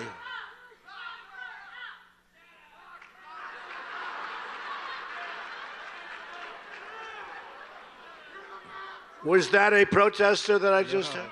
No. So, you know, usually you're better off, when the protester stands up, usually an individual or two, you're better off just talking right through the protester because it's not a big problem. The problem is the audience always turns, there they are, and starts screaming. And that you can't talk through. Right. But isn't it true? Well, but true. Anyway, but I just want to say, there's never been anything like this. It's an incredible thing to see. People in South Carolina that work at the polling booths, saying, Mr. Trump, I've done this for 30 and 40 years. They said, we've never seen crowds like this. Lines that were going a quarter of a mile down. All right, guys, we'll have this Trump event in full on our YouTube channel. Looks like we're getting a Bernie Sanders event in now. Stay tuned, guys. We'll be taking you there in just a few minutes. Never. A woman came up to me, Mr. Trump, I've done it for 32 years.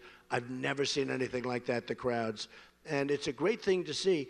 And, you know, it's really great. People are involved in the process, but they see something that really gives them hope. And I'm so proud to be a part of it. I will tell you, it's like an amazing feeling to be a part of it. And if the Republican leadership or establishment, if there is such a thing as the establishment, I probably used to be a part of the establishment. This guy would come to my office and he'd say, could I have $350,000 for the Republican Governors Association, right? Good governors. That's right. He would come to my office like a year and a half, 2 years ago. Yep. So I guess in a certain way I was part of the establishment, but I don't even know if there is an establishment. What they have to do is embrace this phenomena and go with it.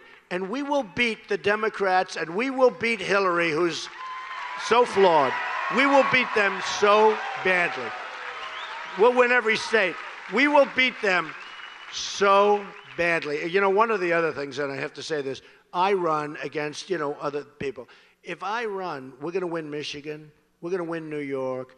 We're going to win places like Pennsylvania. We're going to win New Jersey, okay? We're going to win Florida. But we're going to win Florida. Florida, we're doing great. We're against little Marco. But I'll tell you what, we're going to win states that no other candidate could even think about winning. We're going to win. So what the Republican leadership should do is try and unify things. Instead of fighting it, get used to it. This is the most incredible phenomena that they've ever seen in politics in this country. Embrace it. Embrace it. And let's go win. Okay? Yep. And, one of the things that we've talked about before, I think you can tell a lot about somebody who runs for public office by their family.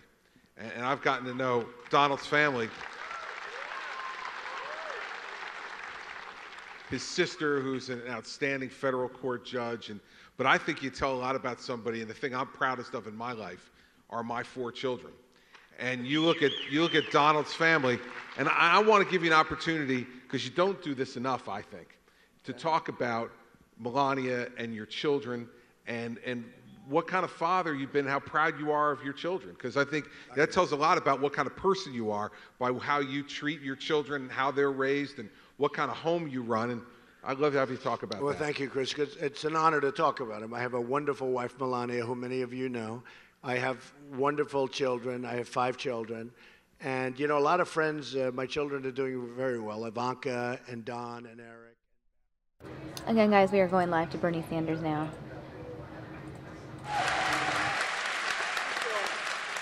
Democracy is not complicated. It means one person, one vote. It means that if you want to vote for me, that's great. You want to vote against me, that's called democracy. That's okay. But what democracy does not mean is billionaires buying elections. That's not democracy.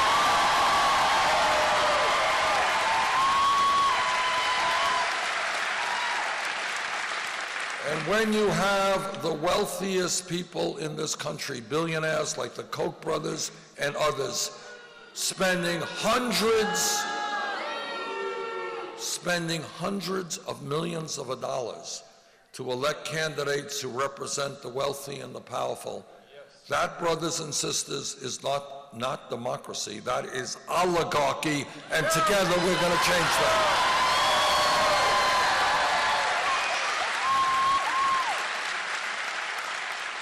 And democracy is not about cowardly Republican governors trying to suppress the vote.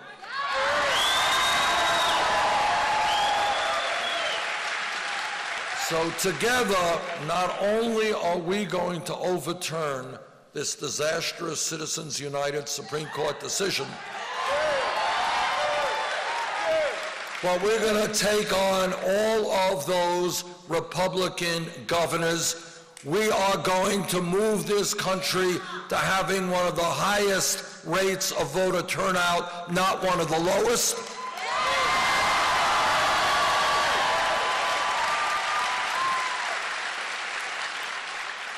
You know, just the other day, actually, right here in Ohio, our campaign won a major victory. A Republican Secretary of State changed the rules so that 17-year-olds could not participate in the primary.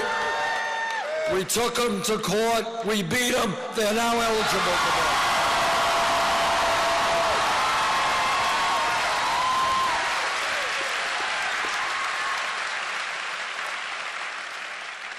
So our job is to take on this corrupt campaign finance system and revitalize American democracy. I want people all over this country to understand that they are powerful, that when they stand up and fight back, we can accomplish, as Senator Turner just told us, we can accomplish our dreams when we have the courage to fight for those dreams.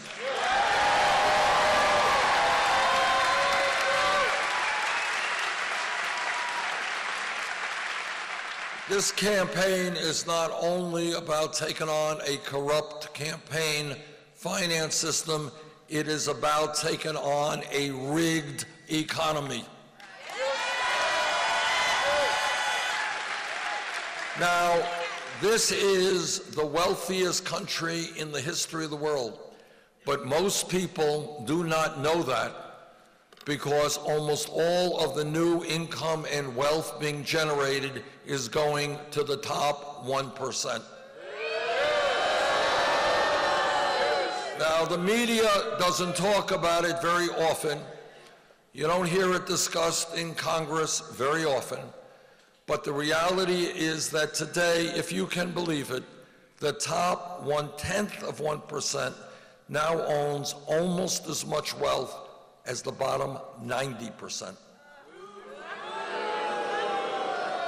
The 20 wealthiest people in this country now own more wealth than the bottom half of America, 150 million people.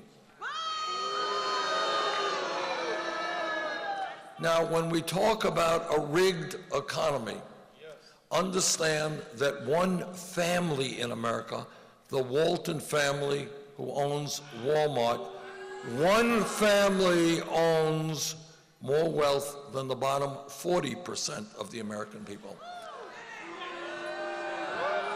That surely is not right, but it gets even worse, because this is what the rigged economy is really about. The wealthiest family in America, owning Walmart, pays their workers wages that are so low that many of these employees are on food stamps, Medicaid, and subsidized housing.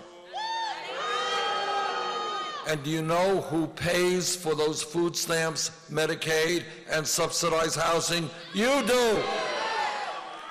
So the middle class of this country is subsidizing the wealthiest family in this country. That ain't right. And I say to the Walton family, get off of welfare, pay your workers a living wage.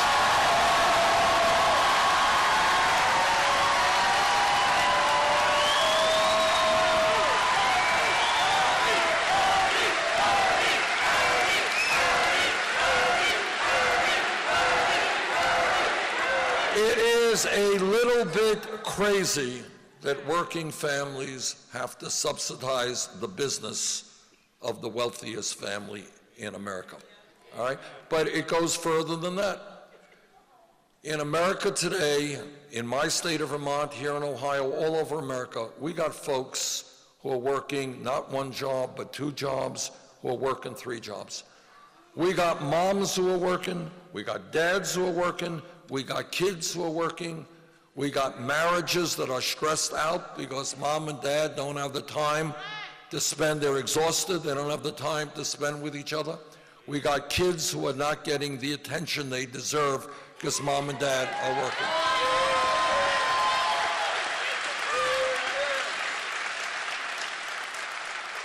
Not widely known, but in America today, our people work the longest hours of any people in the industrialized world. There are jobs out there, you can see ads in the paper.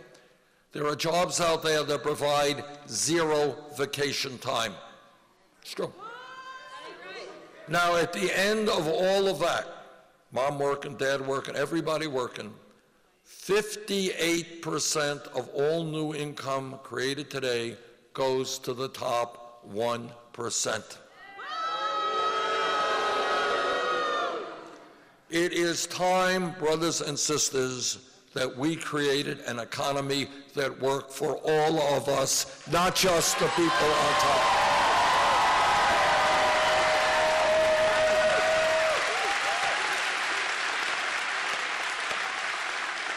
It is time that we raised the minimum wage to a living wage, $15 an hour.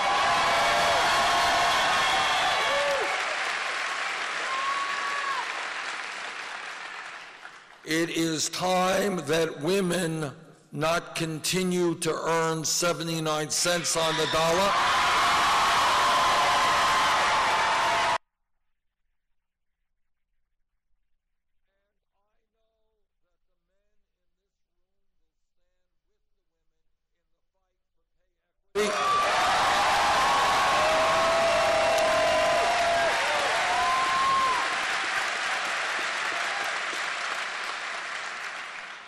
I was in Flint, Michigan a couple of weeks ago, and what I heard there from parents was literally beyond comprehension, and something that unsettled me very much.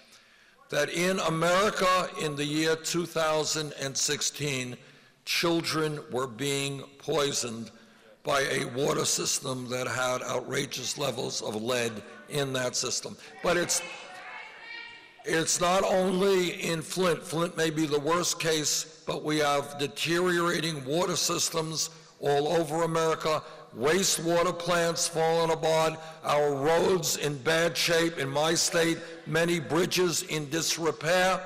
levees, dams, airports, our rail system falling further and further behind other countries. If we invest, as I intend to do, $1 trillion in rebuilding our infrastructure,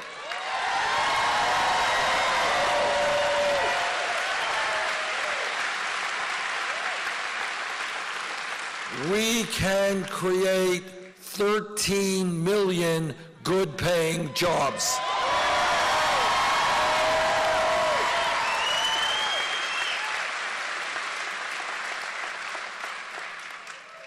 Now, everybody here knows that we live in a highly competitive global economy. And everybody here knows that the future of our country economically and through a democratic sense is that we need to have the best educated workforce in the world.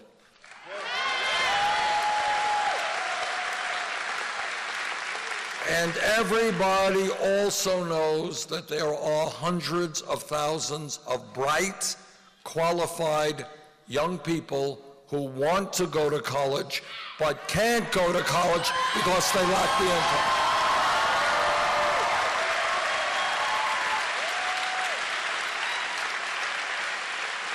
And I know something about this because my father dropped out of high school and my mother never went to college. I believe that when we look at public education in America today, we have to understand that the world and the economy have changed. 50 years ago, 30 years ago, a public education which gave us first grade to 12th grade free education was fine. It was adequate. But the economy has changed. People need more education today. And that is why I believe that when we talk about public education in the year 2016, we've got to be talking about making public colleges and universities tuition free.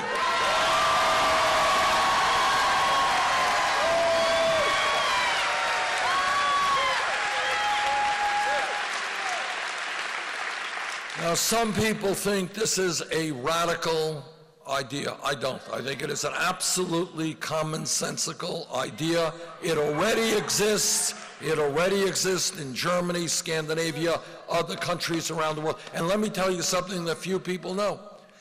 The idea of virtually free tuition at public colleges and universities used to exist in America 50, 60 years ago.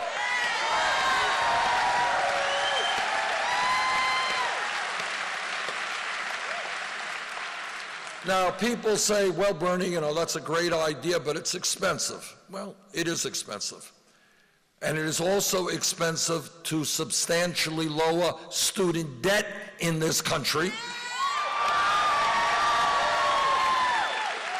because millions of Americans should not be punished because they chose to get a good education.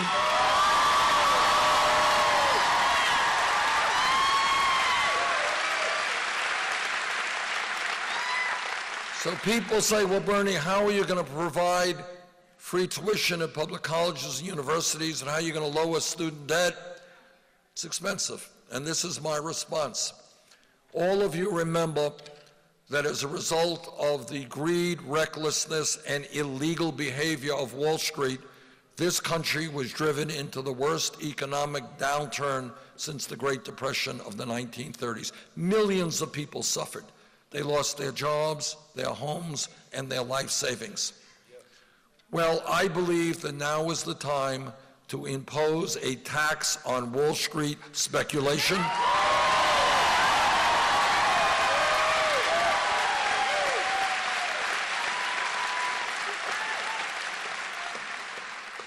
If Congress could bail out Wall Street, now it is time for Wall Street to help the working families of this country.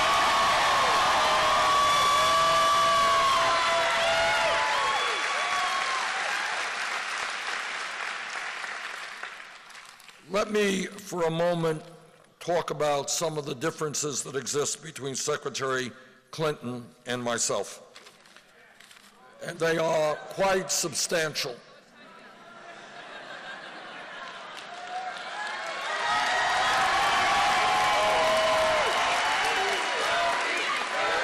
And one of them deals with an issue that the media hardly ever talks about. Congress doesn't talk about it so much, but you in Ohio and in the Midwest know about a lot, and that is the disastrous trade policies that have cost this country millions of decent-paying jobs.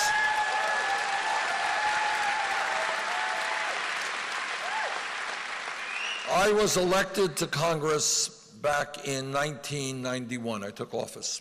And it took me about 13 seconds to figure out that NAFTA was written by corporate America, that its goal was to shut down factories and plants in America, move abroad to find cheap labor, and bring those products back into America. Didn't take a PhD to figure that out.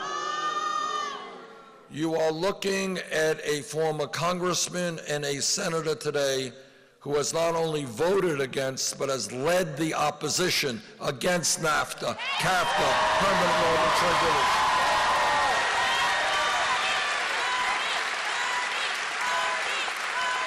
And the truth is that in the great state of Ohio, you have lost more than 300,000 manufacturing jobs between 1994 and 2015. 31% of all manufacturing jobs in Ohio, but it's not just Ohio.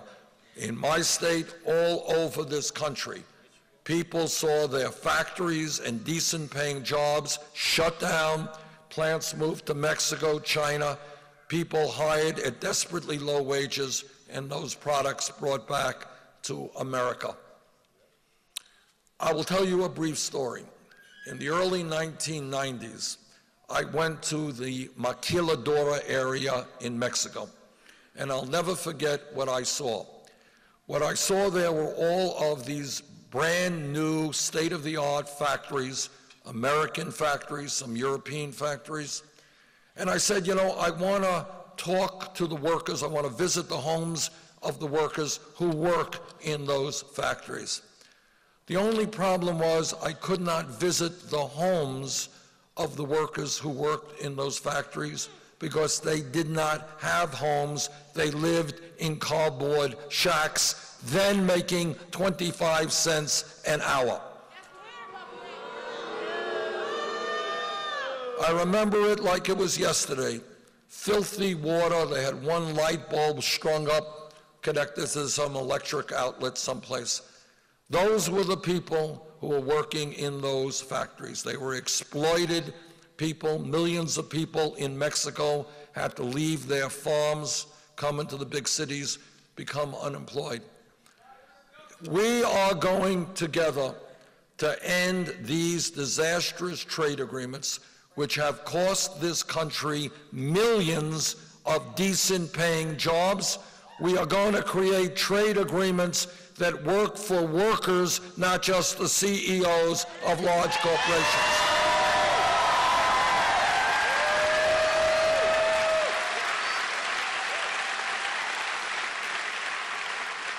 Now that is what my record is. Secretary Clinton's record is very different. She supported virtually every one of those major disastrous trade agreements. When the choice came as to whether you're going to be on the side of workers or corporate America, she made her choice. I made a very different choice.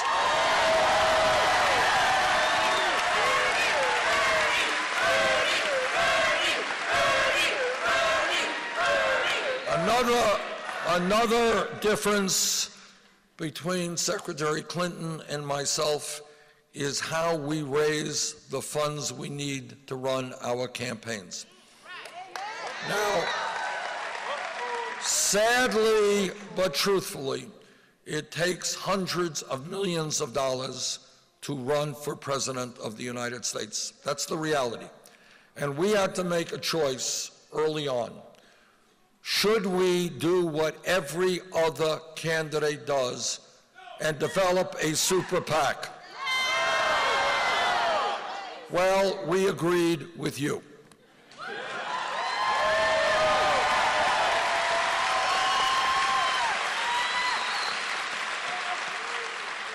And we said, we don't represent Wall Street, we don't represent corporate America, we don't represent the billionaire class. We're not going to beg them for money. We don't need a super PAC.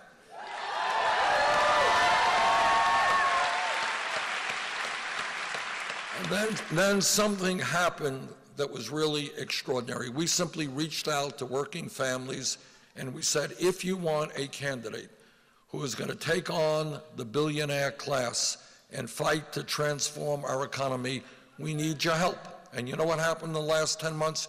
We have received over 5 million individual campaign contributions.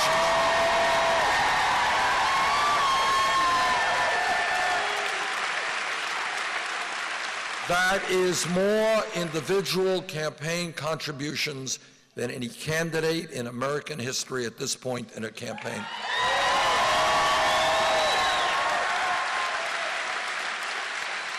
Anybody here know what the average contribution is? $27. In other words, what we have proven is that you can run a winning national campaign without being dependent on the big money interest, and I'm very proud of that.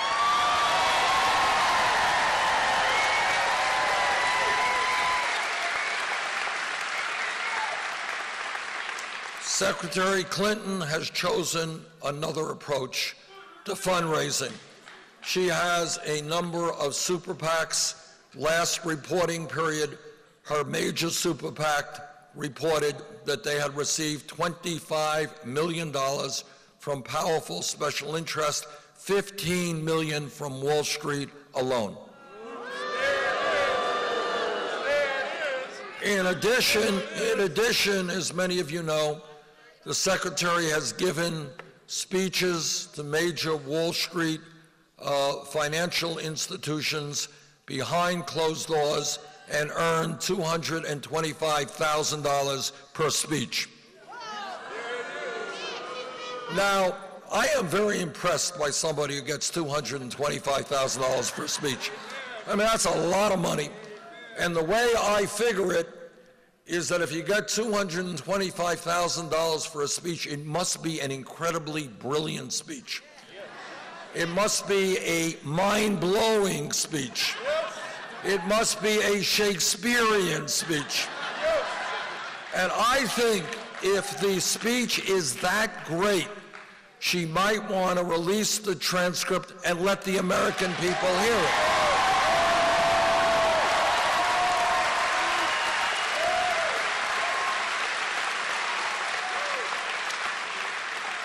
You know, the American people are curious. Does she say the same thing behind closed doors about Wall Street as she says to the public? Well, releasing the transcript will allow us to know that. Now, what the Secretary has said also is she will, in fact, release the transcripts if other candidates do the same. So today, here in Akron, I am prepared to make a dramatic statement, a dramatic announcement.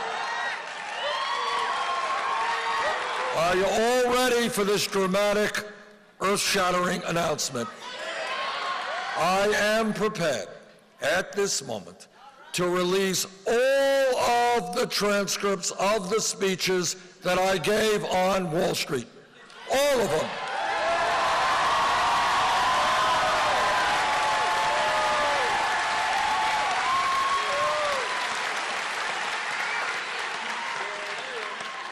And the reason that I can do it is there were no speeches.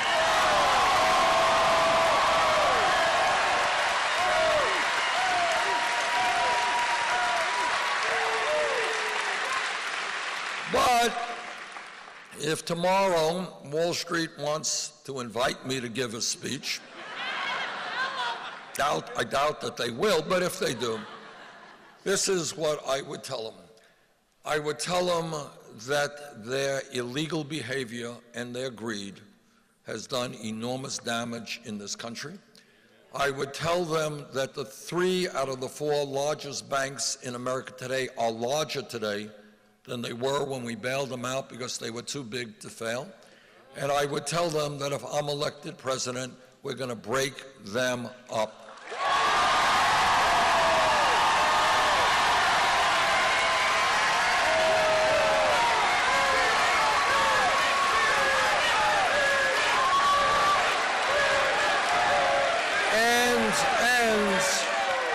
You know, when we look at America today, we all know that we have a broken criminal justice system. And one aspect of that broken system is that today somebody in Ohio or somebody in Vermont gets picked up with marijuana. That person has a police record for his or her whole life. A month ago or so, Goldman Sachs, one of the large financial institutions on Wall Street, reached a settlement with the US government for $5 billion, $5 billion.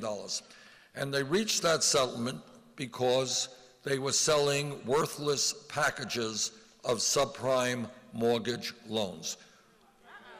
$5 billion settlement.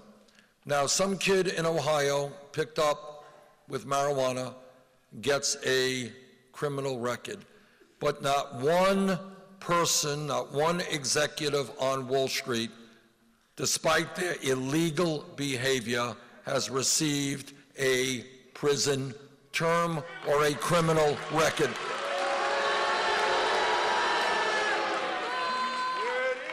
Together, we are going to bring back justice to the criminal justice system.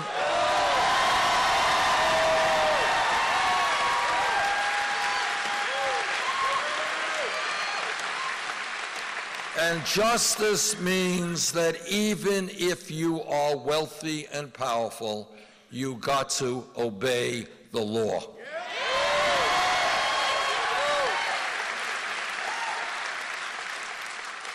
Now, this campaign is doing well and has a lot of momentum because we listen to the people and not just wealthy campaign contributors. And we are listening to workers who tell us they cannot make it on $8 or $9 an hour, which is why together we're going to raise that minimum wage to $15 an hour. This campaign is listening to senior citizens who tell me they can't make it on $12,000 a year. Republicans, if you can believe it, want to cut Social Security. I got bad news for them. We're going to expand Social Security, not cut it.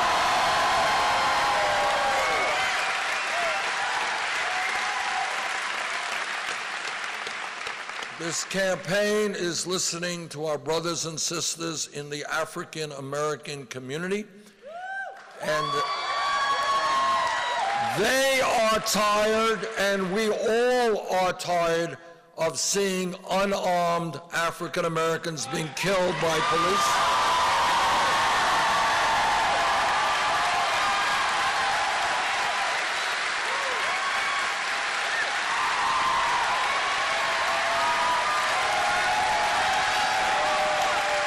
Now, I am a former mayor. I work with the police department in my own city, and I've worked with police departments all over this country. Vast majority of police officers are honest and hardworking and have a very, very difficult job.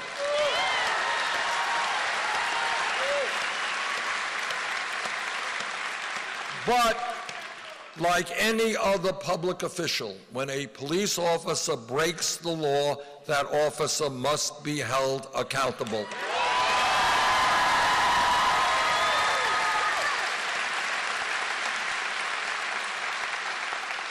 We have got to demilitarize local police departments.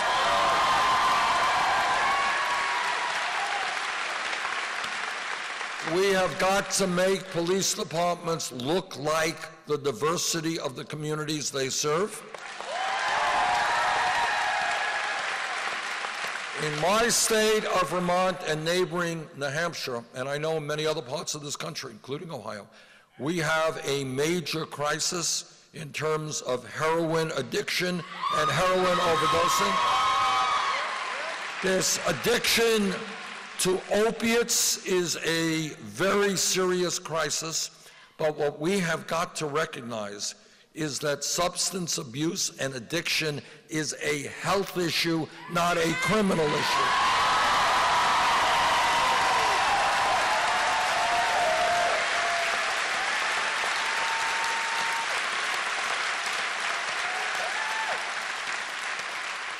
And this campaign is listening to our brothers and sisters in the Latino community.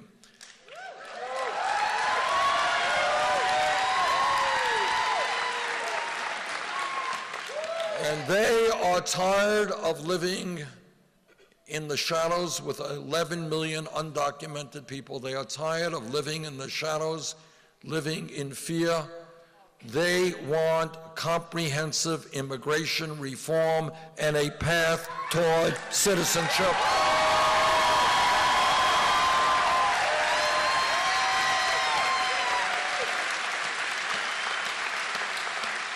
And if Congress does not do its job, I will use the executive powers of the president to do everything I can.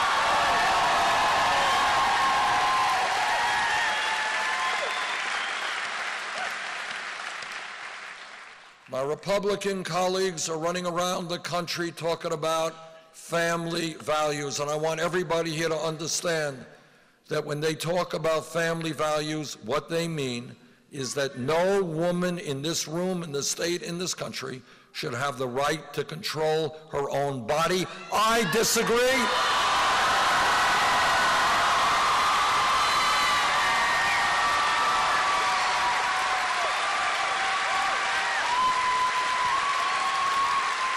When they talk about family values, they are saying that our gay brothers and sisters should not have the right to be married. I disagree.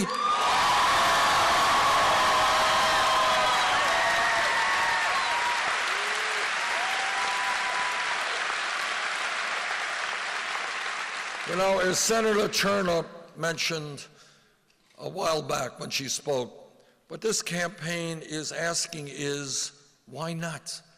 Why is it that in our great country, we are the only major nation not to guarantee paid family and medical leave to our families?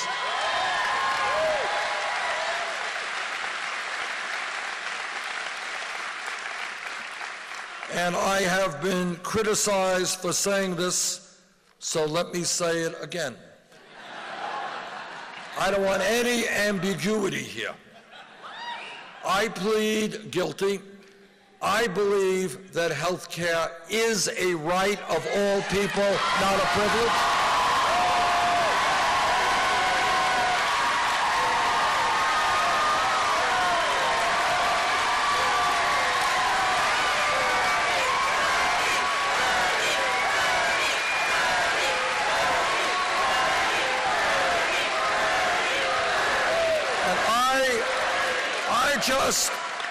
I just want to know how it could be that the United Kingdom, France, Germany, Holland, Scandinavia, Canada, every major country on earth guarantees health care to all people, but somehow it is impossible for us to do that. I don't believe that for a second.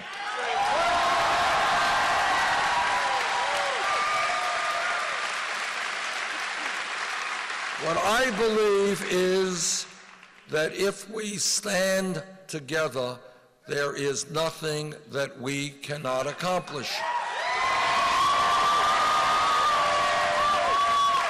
I believe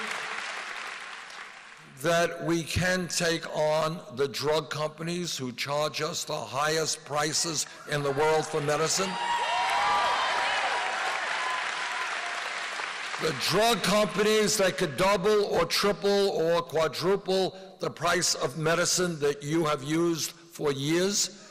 The drug companies that have created a situation which is really unbelievable, where 1 in 5 Americans cannot afford to fill the prescriptions their doctors prescribe. That's crazy. And that is why I believe that together we're going to go forward and create a Medicare for all healthcare system.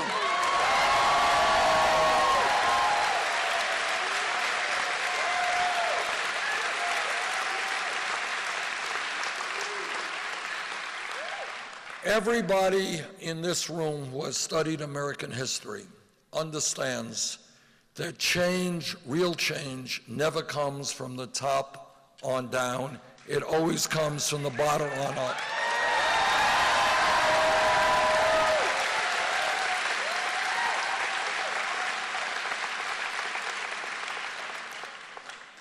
Workers went out on picket lines.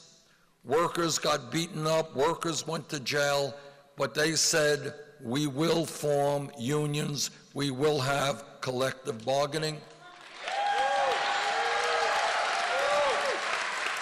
Millions of African Americans and their white allies said, we will fight racism and segregation and bigotry.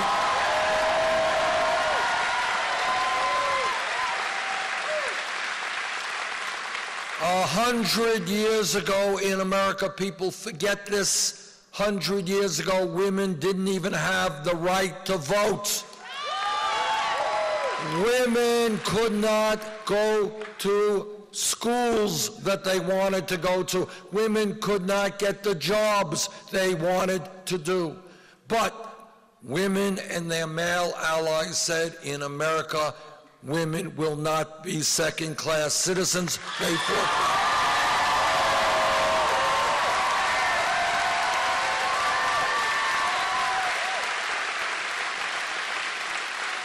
Forget 100 years ago, 10 years ago, if we were in this room and somebody stood up and said, you know, I think gay marriage will be legal in 50 states by the year 2015, the person next to him would have said, what are you smoking?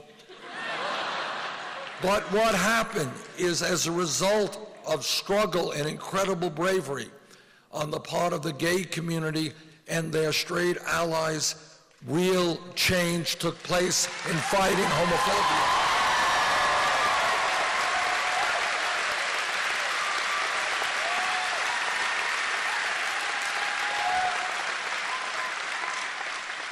And here we are today. And today, millions of people are looking around them and they're saying, the status quo just is not working. We should not have the highest rate of childhood poverty of almost any major country when we have more income and wealth inequality. We should not be the only major country on earth not guaranteeing health care or paid family and medical leave. Young people should not be leaving college $50,000 or $100,000 in debt.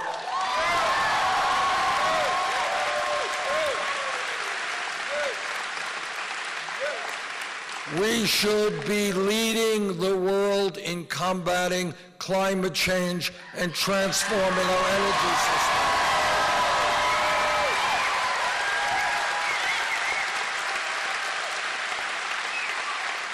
We should not have more people in jail and still be dealing with institutional racism. We shouldn't be doing that.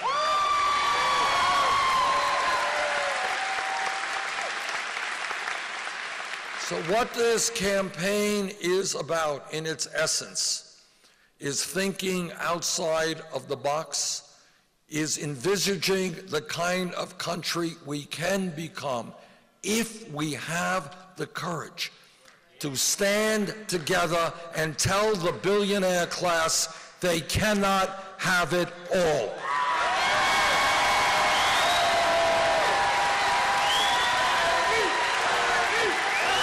Now, one of the criticisms leveled at me is they say, well, Bernie's a nice guy, combs his hair really nicely, but he cannot win a general election. Let me tell you the truth. And the truth is that virtually every poll that has come out in the last few months has us defeating Donald Trump by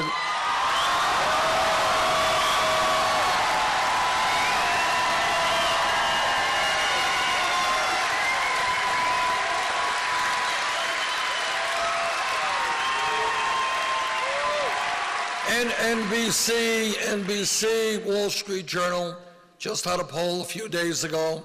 Sanders beats Trump by 18 points, which was a much larger margin than Clinton beating Trump. And this is true for many state polls. State poll in Michigan 2 weeks ago had us beating Trump by 19 points, New Hampshire the same, etc. So I think the evidence is pretty clear that we can beat Trump and we can beat him badly, but it's not just polls. It's not just polls. The reason we will defeat Donald Trump is the American people will not elect a president who insults Mexicans and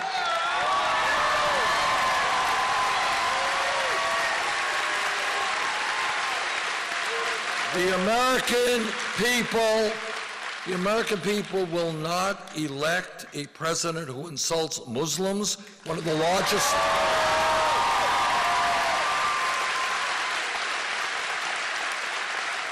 The American people will not elect a president who insults African Americans. Now many people unfortunately have forgotten this, but I want to remind you of it. Several years ago, before he was a candidate, Donald Trump was a leader in the so-called birther movement. And I want you to understand that that movement was no joke. It was a very coordinated effort to delegitimize the presidency of Barack Obama. It wasn't an effort to say we disagree with Obama, we don't like Obama. That's not what it was. What it was saying that Barack Obama should not be president, was not legally qualified to be president. And it was based on an outrageous lie. Now, I have always found it funny that President Obama's father was born in Kenya. He is the son of an immigrant. My father was born in Poland. I am the son of an immigrant.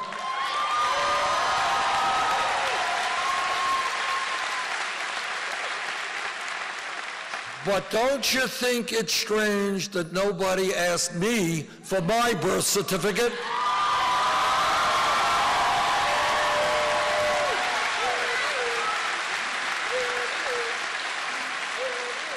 You think it might have something to do with the color of my skin as opposed to the president's? I think so.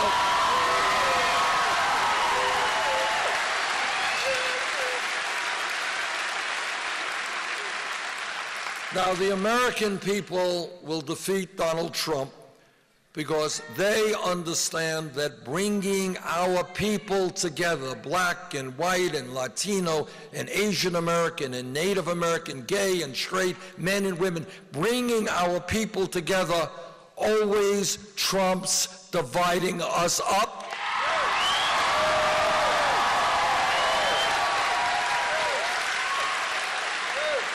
The American people understand that community, the need to help each other, always trumps selfishness.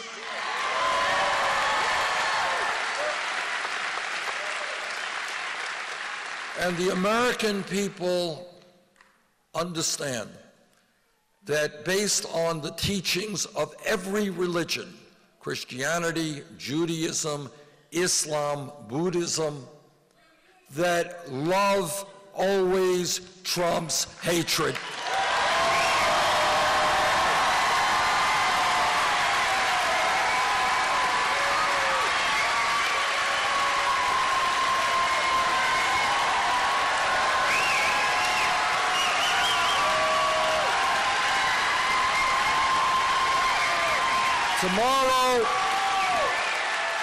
Tomorrow is a very important election here in Ohio. If there is a large voter turnout, we will win. If there's a large voter turnout, Ohio, we dealt with that a few months ago, all right. Tomorrow, Ohio has the capability of helping to lead this country into a political revolution. Let's do it. Thank you.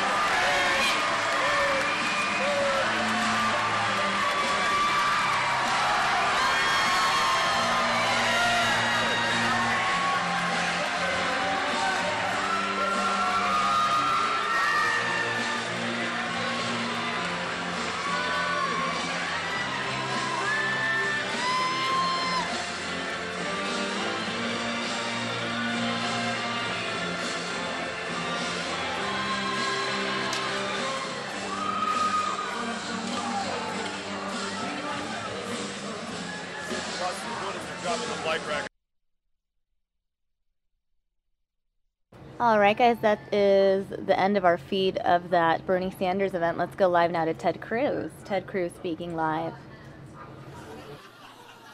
Has anyone in this room ever said, when I think of where to put $12,500, the very best place I can think is the Cook County Democratic Party?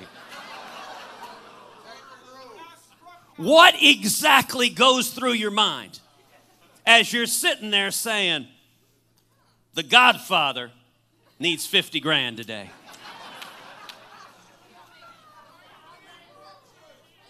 Look, y'all are familiar with this game. Donald Trump is a Washington lobbyist. But Illinois has a choice. And all right, guys, actually, we're going to switch things up, go live now to Tampa, Florida, where a Donald Trump event is about to start. The difference Donald with this Trump, pink Tampa, slip Florida. was that I was ordered to train my foreign replacement who was just flown in. And this happened. This happened to several hundred people here in Orlando. I got the highest performance review possible from my management, and it was a complete shock to me. I didn't know that this was possible in our country here, but it was.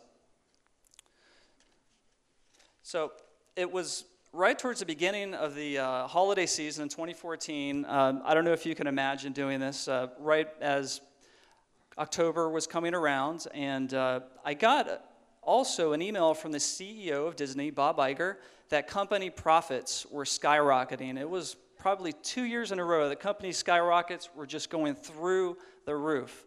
That, in combination with getting the highest performance review possible, I was on a high, like you could imagine. But I was called into a room with about 24 fellow workers. This was a small subset of about 300 people here in Orlando. I had no idea that the news was going to be delivered to me that my job was over, 90 days, and you're going to train these people that were just brought in. I had no idea that this was possible. I worked for large companies like IBM, And I've seen the offshoring going on, you know, where you see the jobs, you call somebody on the phone and they're not here, they're in some other country, you can't understand their language, but they're coming here to our country. If you drive down to Disney and you go to their technology buildings, you will see these foreign workers that are coming in left and right. So I don't know how many science, engineering, mathematics students that we have here in the crowd today, but you have to think about this. You have people all across the country that are terrified that the same thing could happen to them. It's a big threat to our country, and this is a real eye-opener for you. You may not know this, but it's estimated 20% of our current IT workers in America are they're foreign workers. They're flown in from other parts of the world to come here. So 20%, I mean, can you imagine that? 2 out of 10 we're talking about here. And if you're in a larger company, for like example, Disney, IBM, Microsoft, that's probably even higher. It might be 40%. So can you imagine 4 out of 10 that are in this field? That's part of Obama's hope and change. Yeah. So does anybody here think that's good for our country? I mean, look at the flag there. Do you think it's improving our country by having this go on? Nobody's doing anything about this. I just went to Washington, D.C. to testify before a Senate subcommittee on this. There's nothing going on. It's pure gridlock. There is nothing happening. This has happened well over a year ago. It's been all over the press. Nothing has happened. There's been a few bills that have been tried to be introduced, but they've gone nowhere. I have to commend the people that have tried to pass those bills, like Jeff Sessions from Alabama.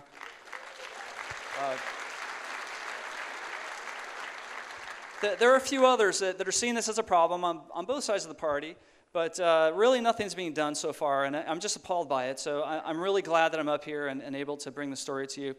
So, thank you.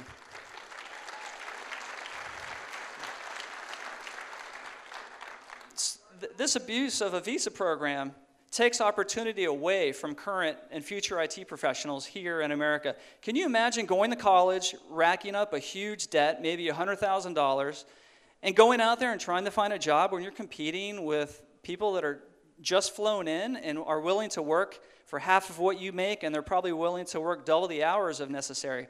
That these people are essentially slaves to these companies. I don't know if you're aware of this or not, but if they don't do what the companies want them to do, they just ship them back to where they came from. They're essentially slaves. They're the modern-day slave from what we're seeing. So really, no American citizen should ever have to suffer this indignity. And the other hundreds of people at Disney that had to do the same thing as I did. Yet when we cried out for help, only 1 of 2 Florida senators even acknowledged us. And it wasn't Marco Rubio. No. It definitely wasn't Marco Rubio. And I never even got contacted by anybody from Marco Rubio's staff until I must have done 20 TV interviews, probably 30 radio interviews.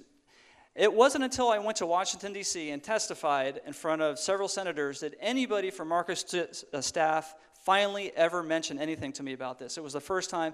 And when I went there to Washington, D.C. to bring this up, they told me that they had been trying to contact Disney workers to find out more about what was going on. Can you believe that? They said they couldn't find us. My 4-year-old on his iPad could find one of us in about 1 minute. How could they say that they couldn't find any of us? It's totally ridiculous.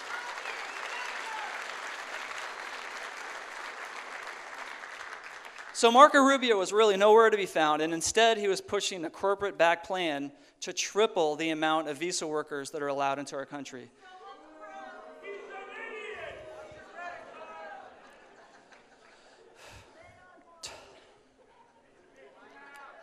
So while he's taking money from Microsoft, from Disney, from all of these large companies, hundreds of us former Disney IT workers were in the unemployment line in Orlando.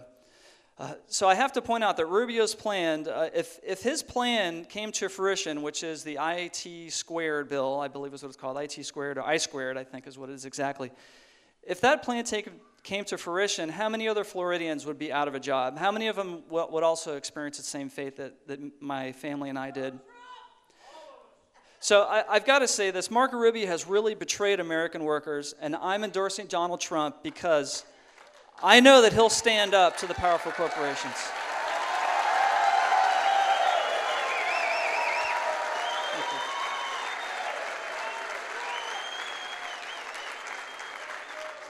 So each month, we have lobbyists in Washington, D.C. that are showering Senate staff members with millions of dollars to weigh their influence on our lawmakers right now, and that's not possible with Trump. He's not accepting this money from these people.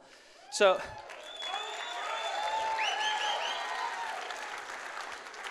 I have faith that Trump will take immediate action to do something about this because nobody has so far. No American professional should have to go through what I've gone through, and I know that this is part of my mission in life is to make sure that this doesn't happen to any other Americans. So I've got to ask everybody here to spread the word and let our current lawmakers know that this abuse is not acceptable to us. And may our future leader be the one to finally put an end to this.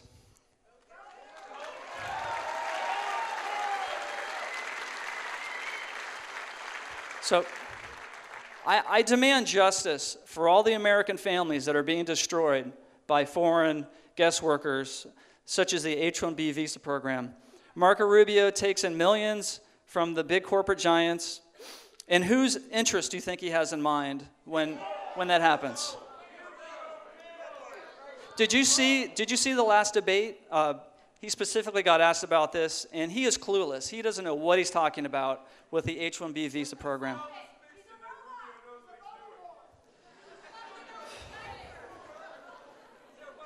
So, do you think he's looking after people like us that have 2 young children and a wife?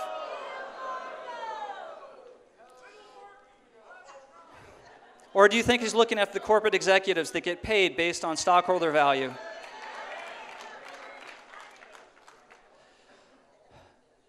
So you can deliver justice tomorrow. Tomorrow is the day for everybody to put an end to Marco Rubio and vote for Donald Trump. Thank you very much. I appreciate it. Thank you, Leo.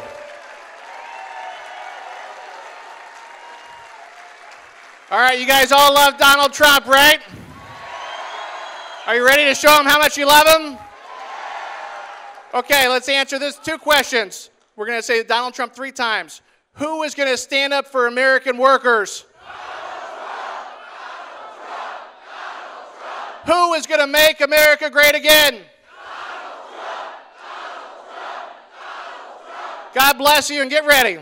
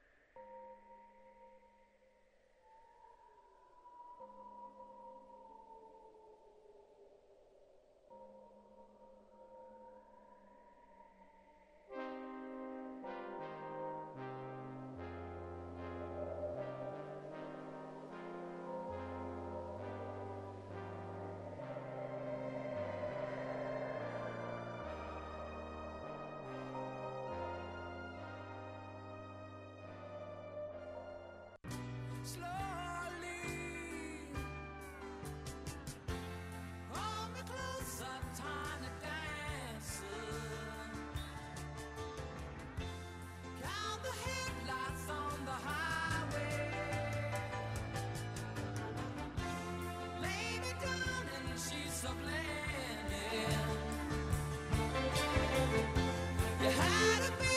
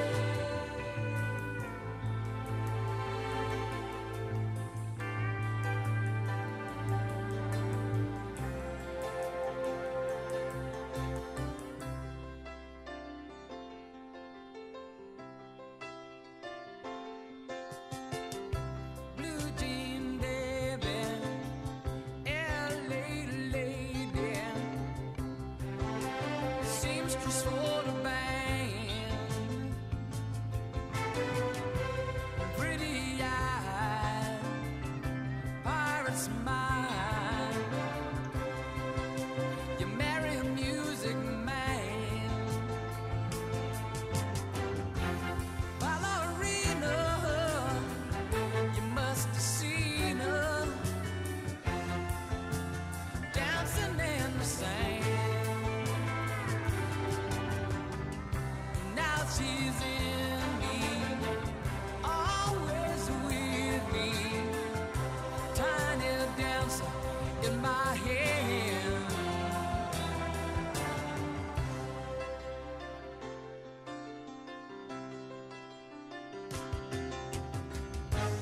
Oh, how it feels so real, lying here with no one near, only you, and you can hear me when I say softly,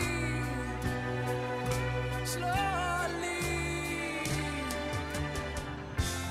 Hold me closer, tiny dancer. Count the headlights on the highway. Lay me down in sheets of landing. You had a busy day today. Hold me closer, tiny dancer. Count the headlights on the highway. Lay me down in sheets of landing. You had a busy day today.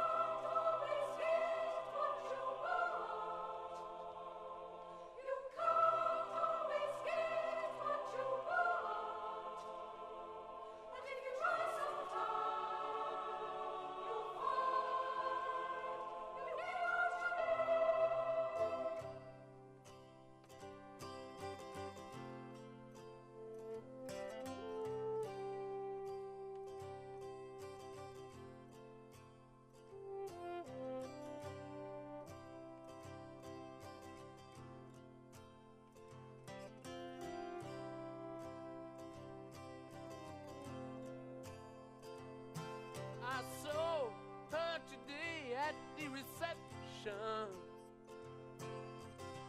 A glass of wine in her hand. I knew she was gonna meet her connection. At her feet was a footloose man. You can't always get what you want. You can't always get what you want. You can't always get what you want. But if you try sometimes, well, you might find you get what you need. Ladies and gentlemen, we all know that as President of the United States, Mr. Trump will continue his lifelong defense of the right of free speech in America. As a matter of fact, he supports the First Amendment just as much as he supports the Second Amendment. However, some people have taken advantage of Mr. Trump's hospitality by choosing to disrupt his rallies by using them as an opportunity to promote their own political messages. While they certainly have the right to free speech, this is a private event paid for by Mr. Trump. We have provided a safe protest area outside the venue for all protesters. If a protester starts demonstrating in the area around you, please do not touch or harm the protester. This is a peaceful rally. In order to notify the law enforcement officers of the location of the protester, please hold a rally sign over your head and start chanting, "Trump, Trump, Trump." Ask the people around you to do likewise until the officer removes the protester. Thank you for helping us make America great again.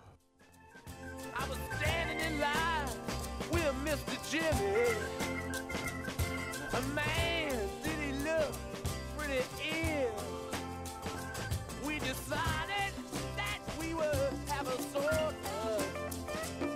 My favorite flavor, cherry red. I sung my song to Mr. Jimmy.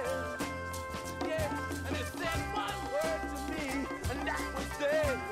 I said to him, you can't always get what you want.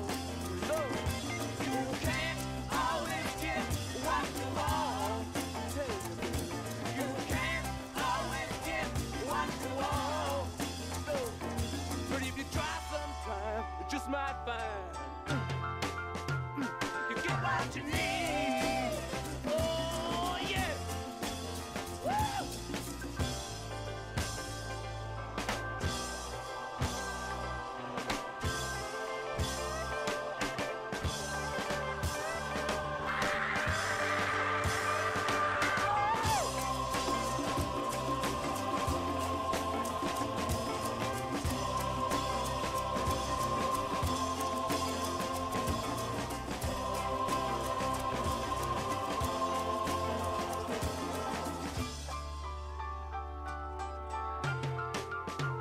You get what you need.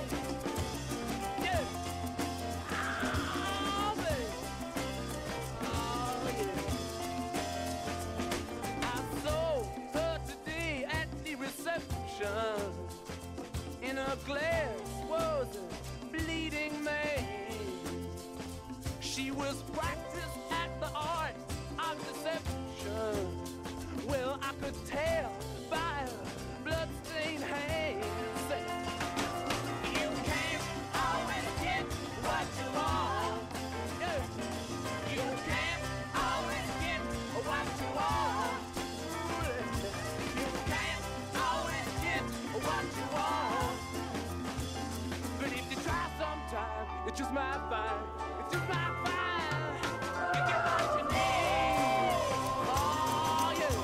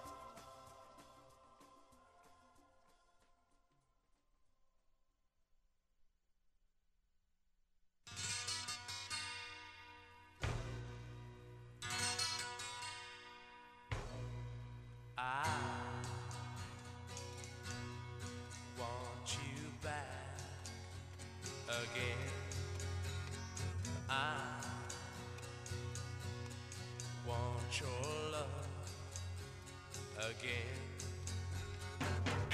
I know you find it hard to reason with me, but this time is different. Darling, you're saying you gotta tell me you're coming back to me. You gotta tell me you're coming back to me. You gotta tell me you're coming back to me. You gotta tell me you're coming back to me. You said we're through before you walked out on me. Before I tried to tell you, but you didn't want to know. This time you're different and determined to go. You gotta tell me you're coming back to me. You gotta tell me you're coming back to me. You gotta tell me you're coming back to me. Yeah, tell me you're coming back to me.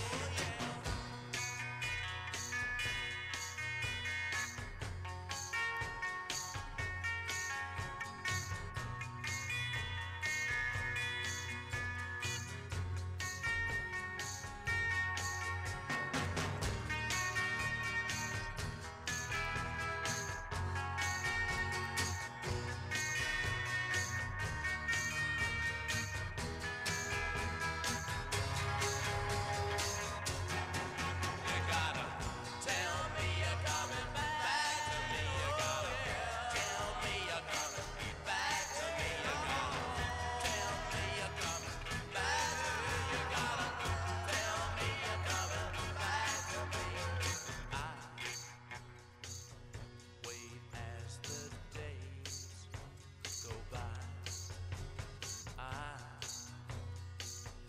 long for the nights to go by. I hear the knock on my door that never comes. I hear the telephone that hasn't rung. You gotta tell me you're coming back to me. You gotta tell me you're coming back to me. You gotta tell me you're coming back to me. You gotta tell me you're coming back to me. You gotta tell me you're coming back to me. You gotta tell me you're coming back to me. You gotta tell me you're coming back to me. You gotta tell me you're coming. Oh yeah, you gotta.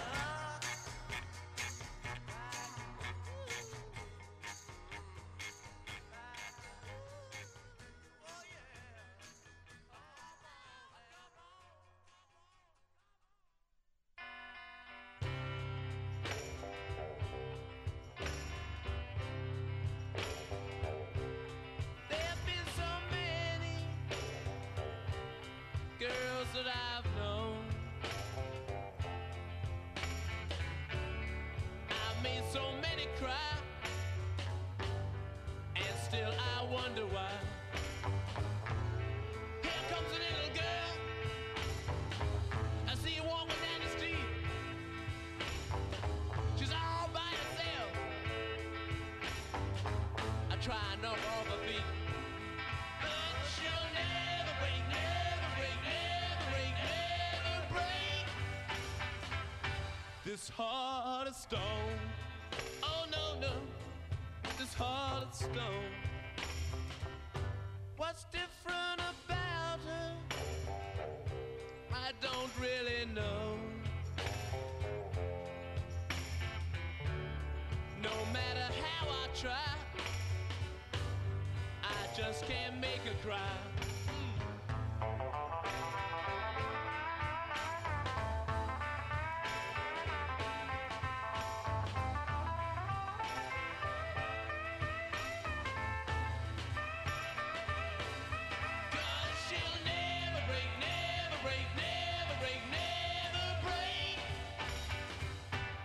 Heart of stone.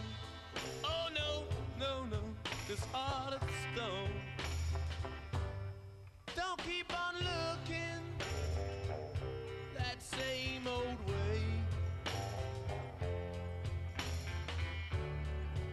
you try acting sad, you'll only make me glad. Better listen, little girl. You're going walking down the street. I ain't got no love. I ain't the kind of meat. 'Cause you'll never break, never break, never break, never break this heart of stone. Oh no, no, you'll never break this heart of stone, darling. No, no, this heart of stone. You'll never break it, darling. You won't break this heart of stone. Oh no, no, no. You better go. You better go home. 'Cause you'll never break this heart of stone. You better drive on home.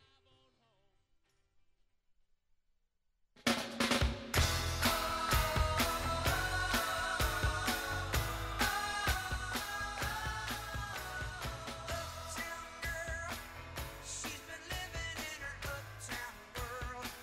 I bet she never had a backstreet guy. I bet her mama never told her why. I'm gonna try for her uptown girl. She's been living in her white bread world as long as anyone with hot blood can. And now she's looking for a downtown man. That's what I am. And when she knows what she wants from her time, and when she wakes up and makes up her mind, she'll see I'm not so tough just because I'm in love with an uptown girl. You know I've seen her in her uptown world. She's getting tired of her high-class toys and all the presents from her uptown boys. She's got a choice.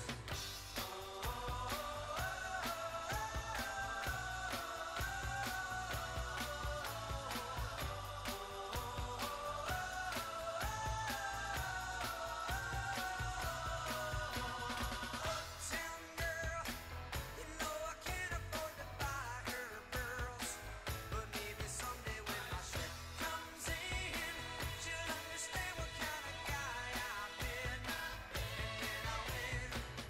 And when she's walking, she's looking so fine, and when she's talking, she'll say that she's mine.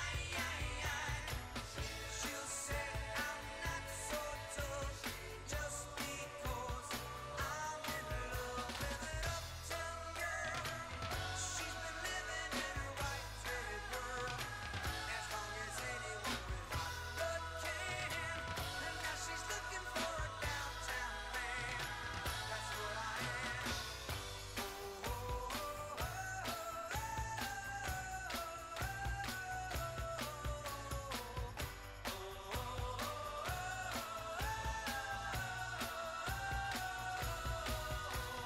Uptown girl, she's my uptown girl. You know I'm in love with an uptown girl. My uptown girl. You know I'm in love with an uptown girl. My uptown girl. You know I'm in love with an uptown girl. My uptown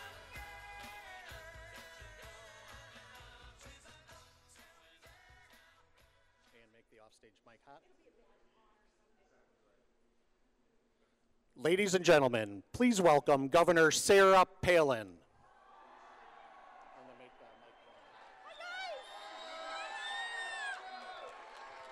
Hi guys! Hello! I'm so glad you guys are all here! Hi guys! Hi guys! Hi beautiful baby! I saw you! Good. Thank you! Oh my goodness, it's so good to be here! Hi guys! Thank you so much for being here to support the next President of the United States of America, Donald J. Trump. Florida, you ready to make America great again? Well, a lot of this is up to you. Tomorrow is the big day, and a lot of the eyes, of course, of the world will be on you all and your efforts to get out the vote and to do the right thing and helping to lead the rest of the nation in this movement that we have going on. I keep saying Donald Trump, but with all due respect, Mr. Trump, is not about you. It's a movement. This is a strategy. This is finally an opportunity to take our country back, to put government on our side again, finally. And, yeah, good to be here, thawing out in good old Alaska's. Literally, thawing out. Just before I got on a flight to get up here, I was out ice fishing on my frozen lake. And my husband was out snow machining. And thank you guys for your prayers for my husband, who is recovering right now in ICU after a little wreck on a snow machine. So thank you. Big wreck. Thank you.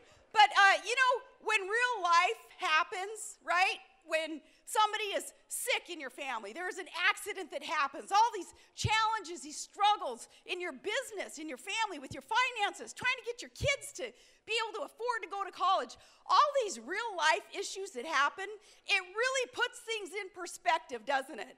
And doesn't it make you so appreciate your time? Time is our most valuable resource. It makes me appreciate the time that we have to spend in doing something so worthy, and that's to get Donald J. Trump elected president. And what we don't have time for is all that petty, punk-ass little thuggery stuff that's been going on with these quote-unquote protesters who are doing nothing but wasting your time and trying to take away your First Amendment rights, your rights to assemble peacefully, and the media being on the thug side. What the heck are you guys thinking, media? It doesn't make sense. Well, you all get it. I think the media and too many of the other candidates, they're underestimating the wisdom of the people. You all are smart, you're energized, you're optimistic, you're positive, and that's why you're here today. And I thank you for spending your time here today, because it is time. We have all recognized, the majority of Americans have recognized, Republicans, independents, those good old blue dog Reagan Democrats out there, we've all recognized we need a revolution. It is time to get rid of the status quo. The status quo has got to go, right? We've needed a revolution, and we found our revolutionary. Donald J. Trump is that revolutionary. So thank you guys so much for recognizing that and understanding what it's going to take to get him in there in order for him to be in that position to let us make America great again. That's what it's all about. It's all about you and someone else who is as excited as I am to see this great change coming in America in such a positive way, is a great governor who knows what it takes to bring people together. I mean, Donald Trump is a unifier. Proof is that this next governor who's coming up on stage, that he and I are together on a stage, you'll see that manifestation of Donald Trump's ability to unify. So I want to introduce to you Governor Chris Christie. And he'll tell you why he's supporting Donald J. Trump, next president of the United States of America.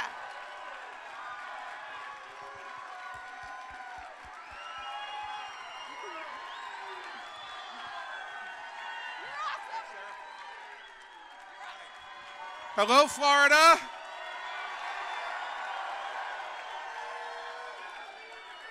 Thank you very much. Thank Governor Palin for her introduction and for being here with us today. And I am thrilled to be back in Florida, where you have an incredible governor and Governor Rick Scott. He's doing a great job here in Florida. And Florida tomorrow is going to be Trump country, isn't it? Really important. You know, there's nothing more important tomorrow. I love the way the polls look. It's great to see our guy on top. but nobody can take anything for granted tomorrow. How many of you already voted? All right, so man, the rest of you better be ready tomorrow, all right? We can't take anything for granted tomorrow. Florida's a winner-take-all state, and we've got the winner, and we want him to take all tomorrow night. No, America so desperately needs a strong and decisive leader in the Oval Office after the last 8 years of the hand-wringing weakling that we've had in the Oval Office. America needs to stop being divided, and it needs to be brought together. We need America brought together, because when Donald Trump says he's going to make America great again, he's going to start by bringing Americans together again to work for each other. Man, one thing we know for sure, there is no chance Hillary Clinton can bring America together. We've had 8 years of the Clintons in the White House, and I'll tell you my attitude. She wants 4 more years of public housing. I say no way. And there is only one person left. There's only one person left in the Republican race who can beat Hillary Clinton, and that person's name is Donald Trump.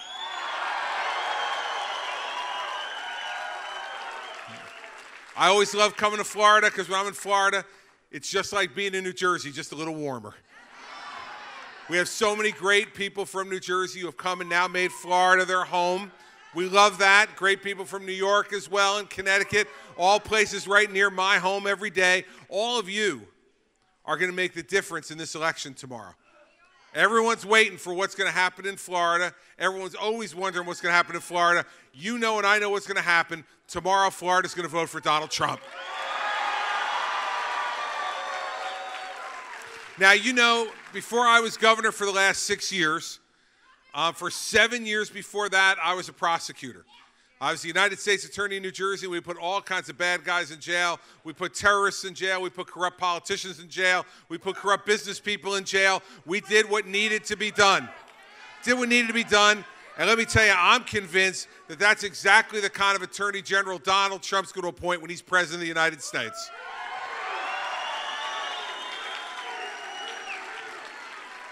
And so I'm thrilled to now introduce the person who makes sure that the law is enforced here in the state of Florida.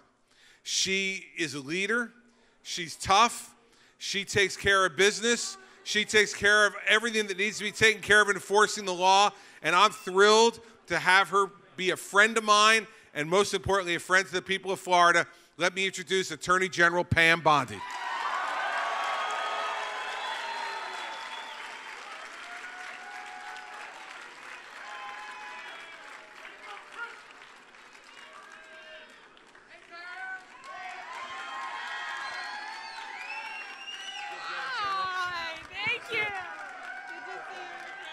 Thanks, Governor.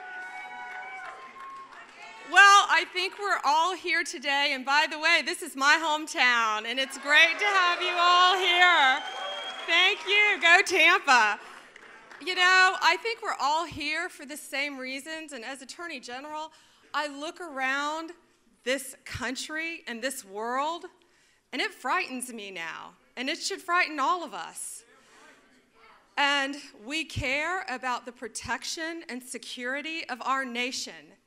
And we, right now, more than ever, we live in a changing world, and we need leadership.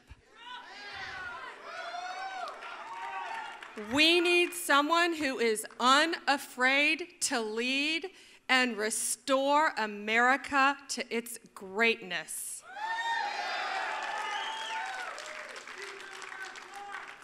And today, I am proud to endorse Donald Trump for President of the United States of America.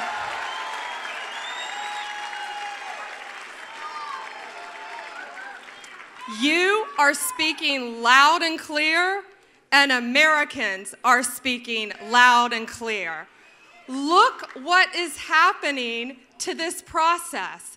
Look how many people Donald Trump is bringing out in America. What does that say for our democracy? Like never before. Like never, ever before. You know, Donald and I have been friends for many years. And I can tell you some things about Donald that I have seen firsthand. I have seen how he interacts with his children. I see how he treats Ivanka and his kids. And by the way, Ivanka is brilliant. And she is a role model for young women all over this country.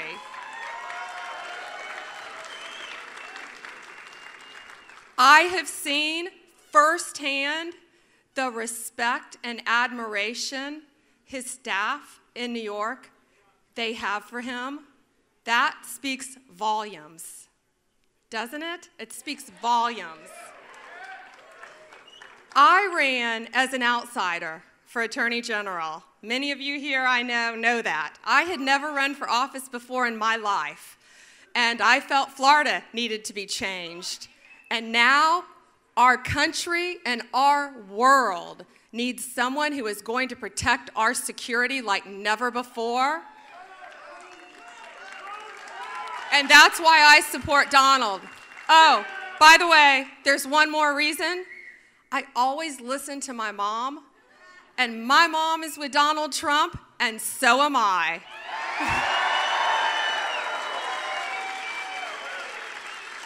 It is my great honor to introduce to you the next President of the United States of America, Donald Trump.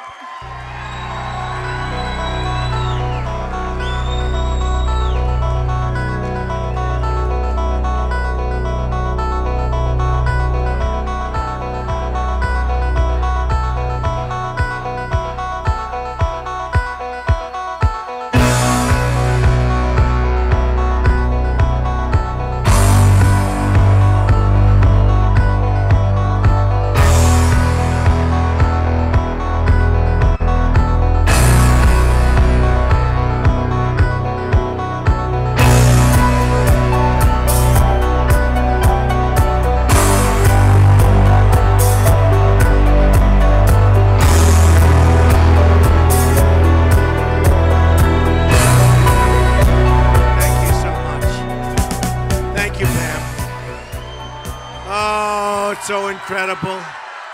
So incredible. Well, I want to thank Sarah because I'll tell you, she's got to go back to Alaska. Her husband's a tough cookie, but when you're too tough, you break ribs every once in a while, right? And he is a great guy, Todd. So just say hello, and Sarah, thank you so much. And Pam, I'll tell you, I think the most popular person in Florida by far, right? Pam. So... and a really capable woman and somebody that loves the people of Florida so much. And I just want to thank Pam for introducing me and endorsing me. It's a great honor, tremendous honor. And to your mother, most importantly to your mother. Good? Thank you very much. So we've been all over, and the biggest story in all of politics worldwide today is what's happening with the Republican Party. And what's going on has been, they call it a phenomena. I've been on the cover of Time magazine more times than less. What's happening is millions and millions of people are going out and they're voting. But they're not voting for Democrats. They're down 35% from 4 years ago. They're voting for Republicans. Amazing. And it is actually, believe it or not, it's the biggest story in politics today worldwide because nobody's ever seen it before. It's a phenomena. And I'm so proud to be a part of it. We went to South Carolina. We went to every place, virtually every place. Not virtually, I mean every single place. Record attendance, record crowds, record votes. And it started with New Hampshire, and it actually started with Iowa, and then New Hampshire, and then right after that, it just kept going. And a person came up to me from New Hampshire and said, you know, Mr. Trump, I've been at the voting booths now for a period of 30 years. I've never seen crowds like this, like 10 blocks long.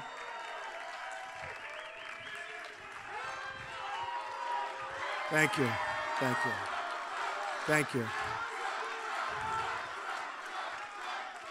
And she was telling me, she said, you know, I used to have 2 people, 3 people that walk in a little bit, that walk out. Now we have people like they've never seen anything like it. And then we go to South Carolina, where, frankly, the Pope, you know about the Pope, right before we were scheduled to have the big vote, the Pope said some things about me and my people. The Pope made a statement about you, Mr. Trump. I said, no, tell me it was a good one. No, it was a bad one. It had to do with illegal immigration. He thought we should open the border. Well, that's because the Mexicans spoke to him and Mexican leadership spoke to him. But I'll tell you what, once he found out that the crime and all of the problems that are being caused, he was great the next day. But I said, will this affect my vote? But he was really great. He was fine. It worked out to be great. But we have to have a border. We have to have strong borders. We have to have the wall. We have to stop the drugs from pouring in and poisoning our society. We have to do it. And we will do it. And we will do it. And it's going to be done. And that was really the thing. I must tell you, New Hampshire was my first big vote. And it was a tremendous lopsided victory. Oh, that's okay. Don't hurt her. Don't hurt her. Don't hurt her. You know, it's every once in a while we'll have a disruptor. I don't call them protests. Look at those cameras, the way they turn. It's so incredible. They never turn unless there's a protester, right? They never turn unless there's a protester.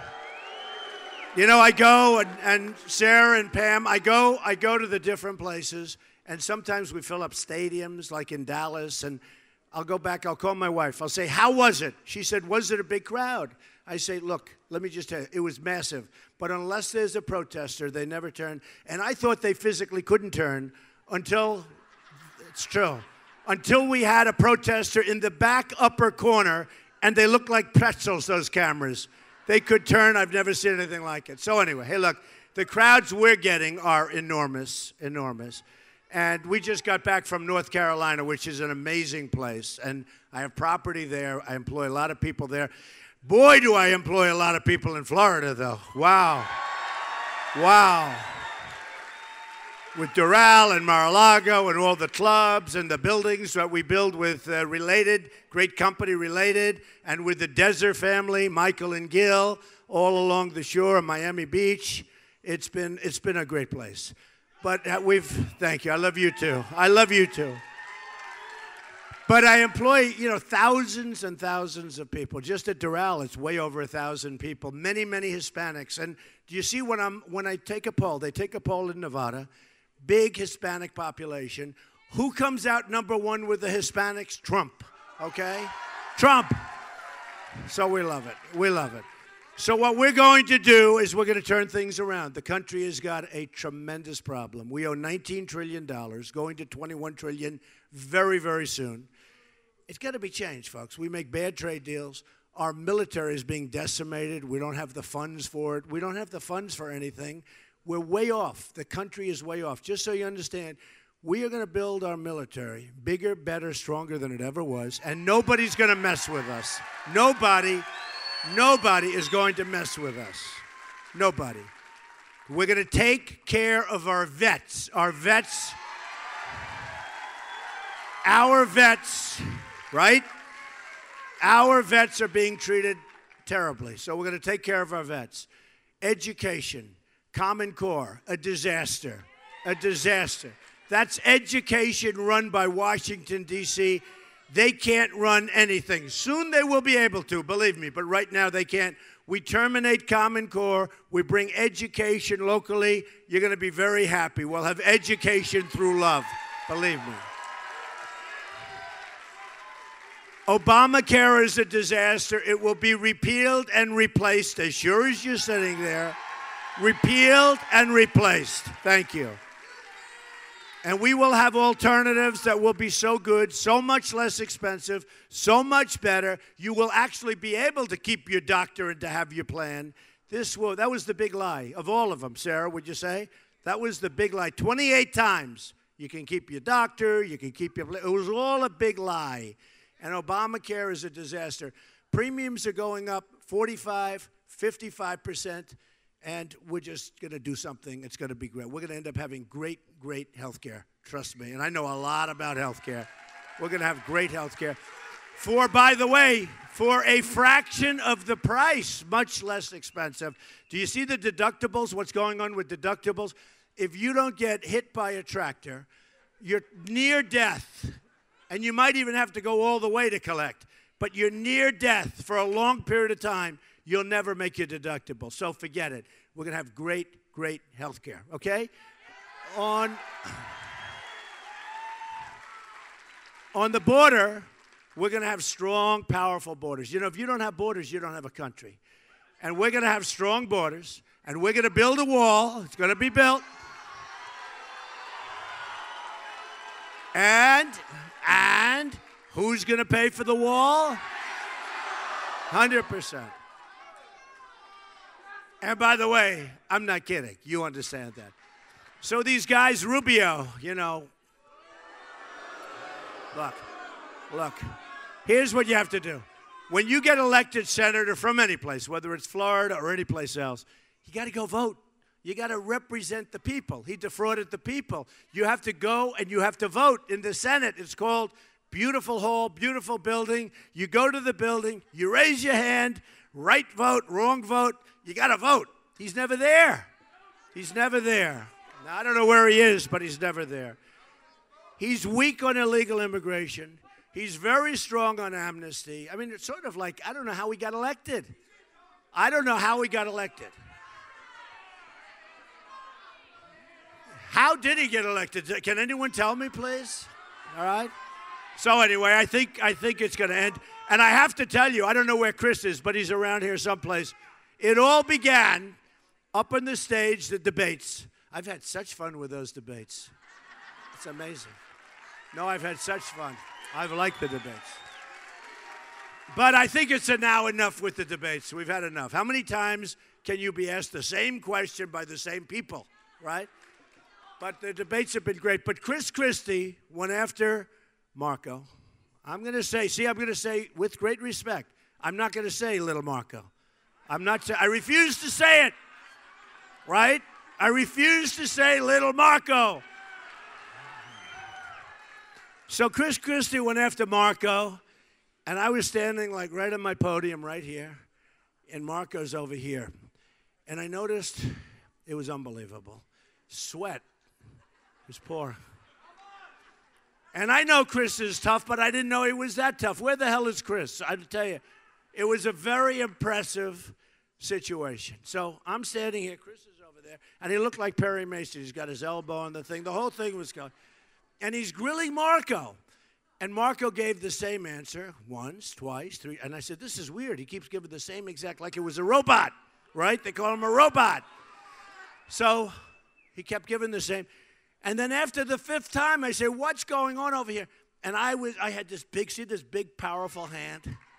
Big, powerful. I was going to grab him because I didn't want him to go down. He was choking. So anyway, so Marco, look, we have a big election coming up. We can really change things. And, you know, Marco's not going to do it. And Lion Ted, thank you, I will. And Lion Ted, Lyin with an apostrophe. You know, we call him Lion Ted because, look, even Marco said, you're a liar. See, I could only call him a liar after another senator called him a liar. Remember in the debate? He looked at Ted. He said, you're lying. And I said, yeah. Well, how about Ben Carson, who, by the way, 2 days ago endorsed me, also great guy. Dr. Ben, right? We have such great, Jerry Falwell Jr. endorsed me. We have such great endorsements. Jerry Falwell from Liberty College endorsed me. And it had so much to do between Sarah and Jerry and all of these people. I tell you what, it had so much to do with the fact that I lead with the evangelicals. Don't forget, when I went to South Carolina, that was supposed to be for Ted Cruz. That was Ted Cruz country. 67% evangelicals. And I won in a landslide. Everyone said, what's going on? They all said, what's going on? So it was great. It's been great. But Jerry Falwell has been so great.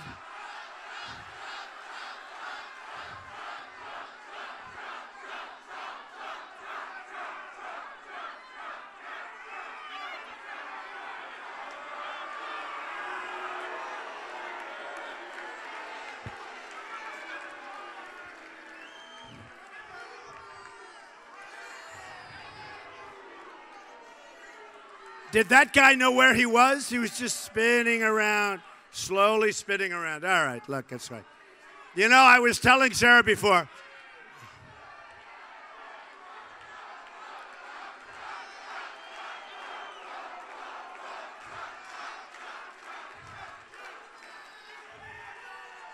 It's the same guy, folks. They took him around a long way. See, I would have taken him from there out that door. They took him from there out that door. I don't get that. I don't get that.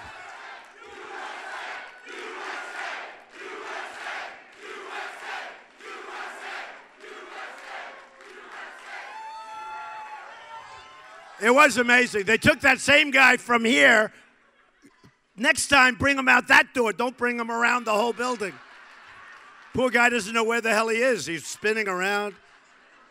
But you know, it's interesting because this morning I was watching, and how many people have really been hurt during this whole thing?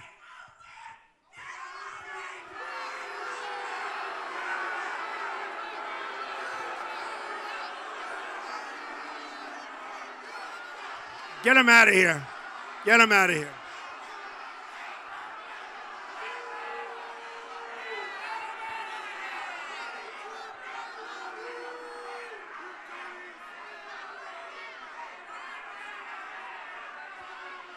She'll never be a movie star.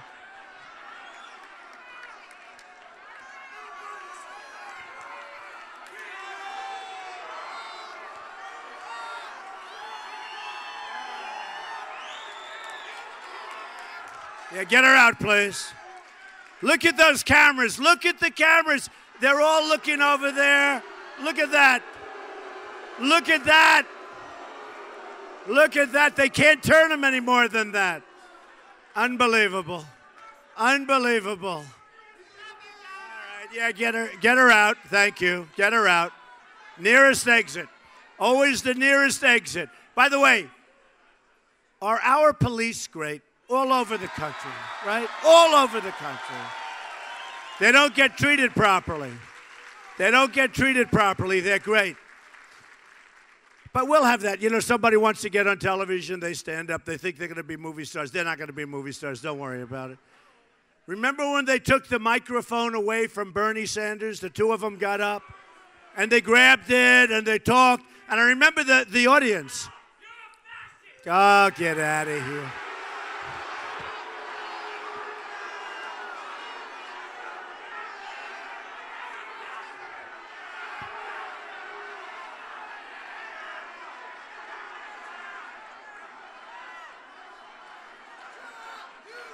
These people are crazy. They're crazy. I didn't know this happened in Tampa. I love Tampa. I didn't know this happened. All right. They'll go home. They'll go home to their moms soon, and they'll get. Let me ask you. You know, I don't want to ruin somebody's life, but do we prosecute somebody like that or not? Do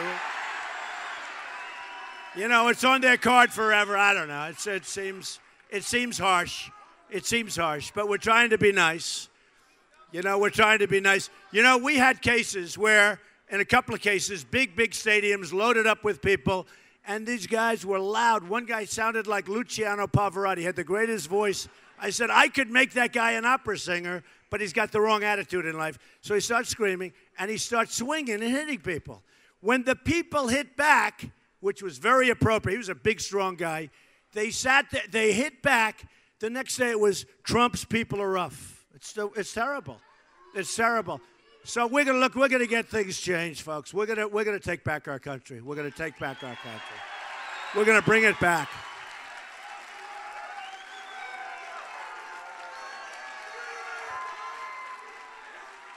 We're gonna bring it back. We're going to make America great again, folks. We're gonna make America great again.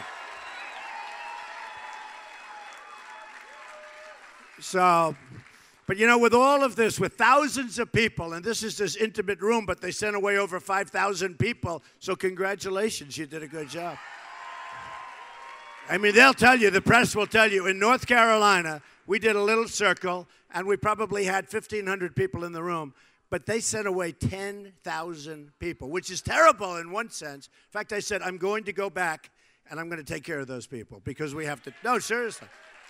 We'll get a big, large auditorium.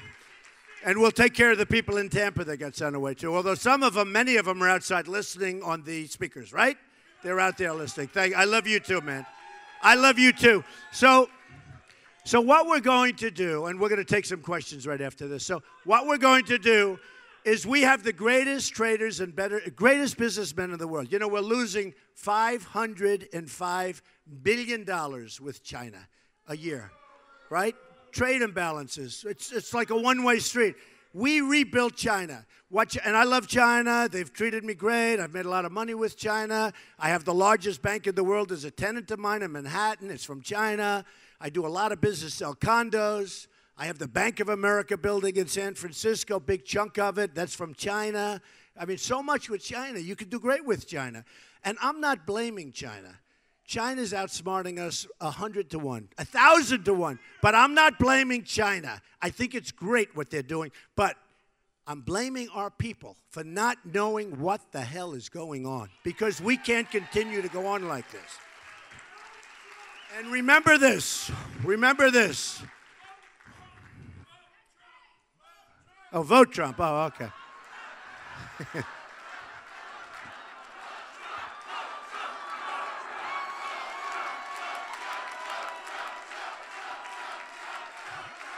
Thank you.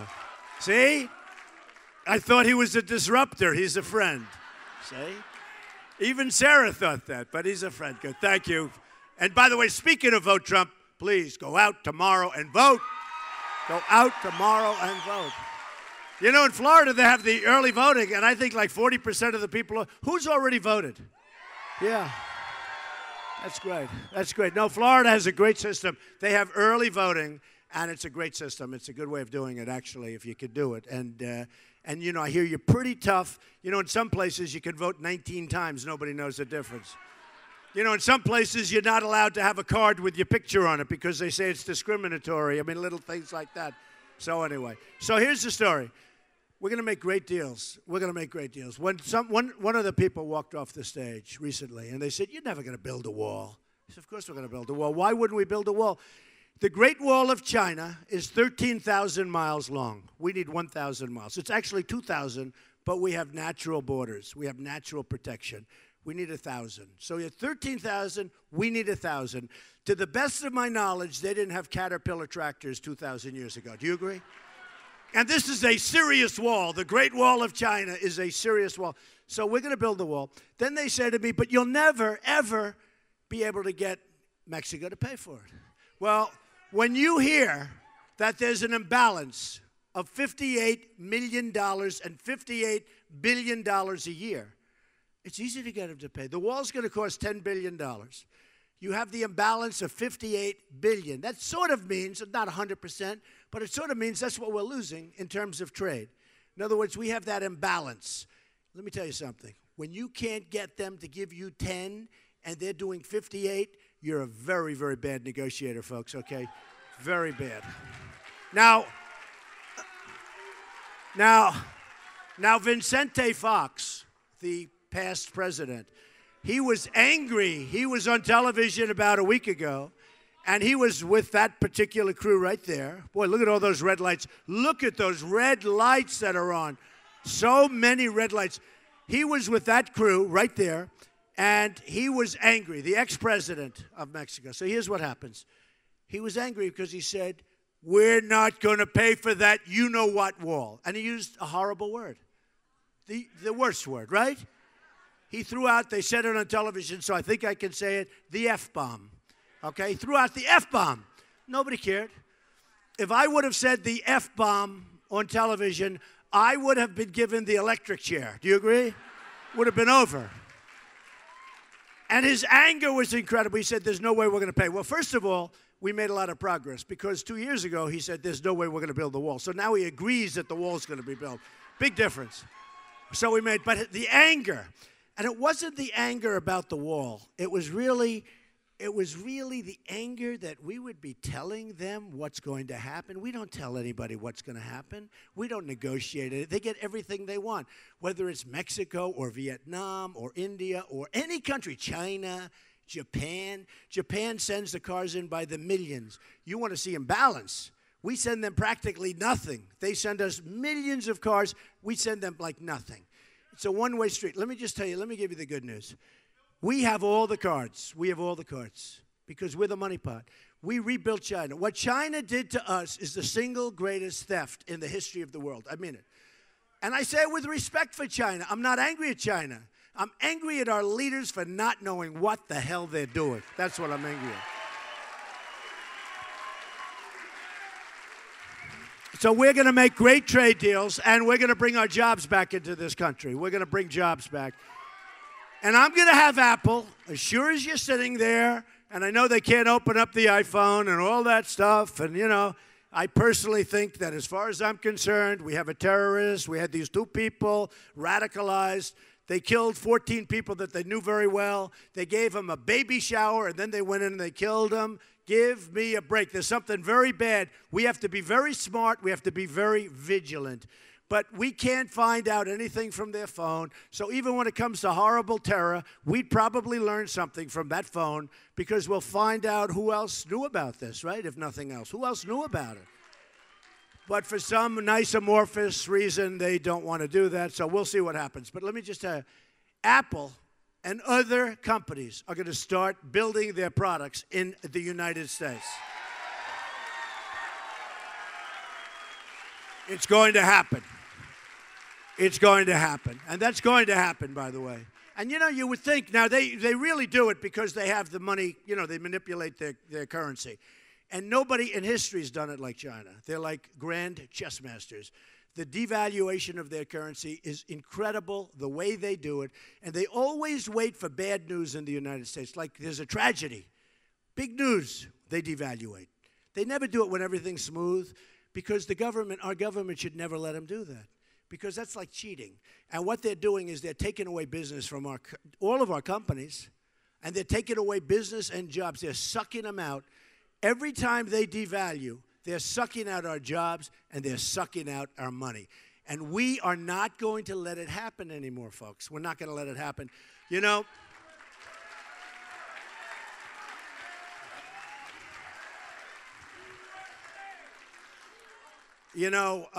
a little while ago, it was just announced recently, but a little while ago, people thought China would never devalue for a long, long period.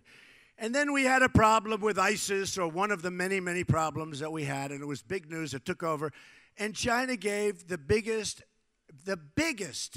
downward devaluation ever that they've ever done, actually in many decades, okay? They gave this massive, and I said, there's no way they can do it. But I looked at the news, and it was so covered with that one tragedy and that one event that they get away with this stuff. We don't have people watching. They're not vigilant. They don't want we are just going to change things, okay? We're going to change things. Let me just give you one example. So the other day, 2 weeks ago, I'm watching television, and through the iPhone, I see that a certain company named Carrier Air Conditioning, and I buy Carrier, good units, Carrier Air Conditioning is going to move to Mexico. You saw that. Not going to happen. It's not going to happen. They can move, they might move, but here's what we're going to do. Now, I'm a very conservative person, but when it comes to trade and when it comes to being like intelligent, I like to say common sense conservative. Here's what we're going to do. We're all free traders, right? But to be a free trader, you have to be smart. And we don't have the people that know what they're doing, so we can't be free traders in the true sense of the word. Here's what we're going to do with Carrier. We're going to tell Carrier very nicely. And you know, my wife always goes, she said, darling, like in the last debate, she said, and Ivanka said, both, Melania, Ivanka, you don't know about this, Sarah. They said, darling, don't always fight. Be presidential. I said, what? Oh, it's true. It's true. They said, be presidential. I said, wait a minute. If they come at me, I have to come back at them. I mean, when I hear little Marco say bad stuff, I got to hit him back, right? Right? So they said, no, just be presidential. It will sail right over your head. I said, like hell it will. It's not sailing. So anyway. But the last of it, I really purposely, I said, look, I'm just going to sort of locate a little bit. And actually, you know what? They say I've won all of the polls. Drudge is an amazing guy. All of the polls, Time, from the beginning, they say that Donald Trump won the debates. I won them both ways. The last time, though, I was nice, right? Was I nice? I didn't criticize. I answered questions. I wasn't a wise guy with these two characters. And the third, don't forget the third. We have to talk about the third. So he always says he's the grown-up in the room. Let me tell you, if you remember the first two debates, he was nasty and vicious and terrible, and he came at me, and I said, what do you mean? You were a managing partner at Lehman Brothers, right? What are you talking about? You were a managing partner at Lehman, and the only reason Ohio is doing okay, and now it's not doing okay, now it's doing badly because prices went down, the only reason Ohio is doing okay is because you were sitting on top of oil. Without that, Ohio is doing terribly. They've had the biggest budget increase of anybody. This is a guy that approved NAFTA, and now he's trying to approve TPP, which I assume you're against. It's a disaster. It's a disaster. And that will suck the rest of the business out of Ohio. So we'll see what happens with Kasich. I mean, I'm doing well with Kasich. I'm doing well with your gentleman, Mr. Rubio, Senator Rubio. But we're going to see what happens. But if you remember, now he goes along. So I really hit him hard. That first debate, and you know, like he's this nice guy. I hit him so hard that he never came back at me again. It was like 30 seconds of horrible, horrible fury. And he went, oh, holy. And since then, Sarah, he's been a nice person. And then there was this horrible ad, one of the worst ads about me. I don't think any human being has ever had more advertising, negative ads. Every time I turn, the other day, last week, we had the World Championship of Golf at my resort, right, at Doral, right? Everybody watch? And a great guy, Adam Scott, won. Good old Adam. Adam's the greatest. But Adam Scott won. But it was so terrible. I'm in the booth with all of these people, and they're all the head of Cadillac, all these big people, and I'm watching the tournament's great. Because you see, you know, they have televisions all over the place. We're watching, and Adam's playing great, and Rory, and everybody's playing great. And every time there's a commercial, it's about me. What a horrible human being. And I kept saying, turn that down, you know, for the commercial. And by the way, they're such false commercials. They make up whatever they want to do. You know what you do? You go and you fight it. You go and you fight it. And by the time the election's over, they say, okay, we think you're right. Great. But let me tell you, I've never seen anything like it. The barrage, I think they've spent $38 million on negative ads. How am I getting these poll numbers, Sarah? What's going on? You know, the truth is, the people of this country are smart. They get it, okay? They get it. So just to finish, then we'll take a few questions. But, you know, it's very, very cute because, so Carrier announced, we're leaving. Some management guy, looked like a mid-level management guy's up there talking to 1,400 people, really great people, the workers. It says, we're moving. I just want to let you know that Carrier's moving to Mexico. And they have an iPhone. Somebody had an iPhone. It wasn't supposed to be on. And it was all over television. And it was very sad to watch it. So here's the story. They talked about me acting presidential, but I can't do that for this. This is too easy. Carl Icahn endorsed me, great businessman. Many of the great business people endorsed me. They all want to help. They're going to negotiate for us. They're going to do great. They don't want any money. They just want to kill. These are great, great natural chess players, right? We have political hacks. We have political hacks negotiating.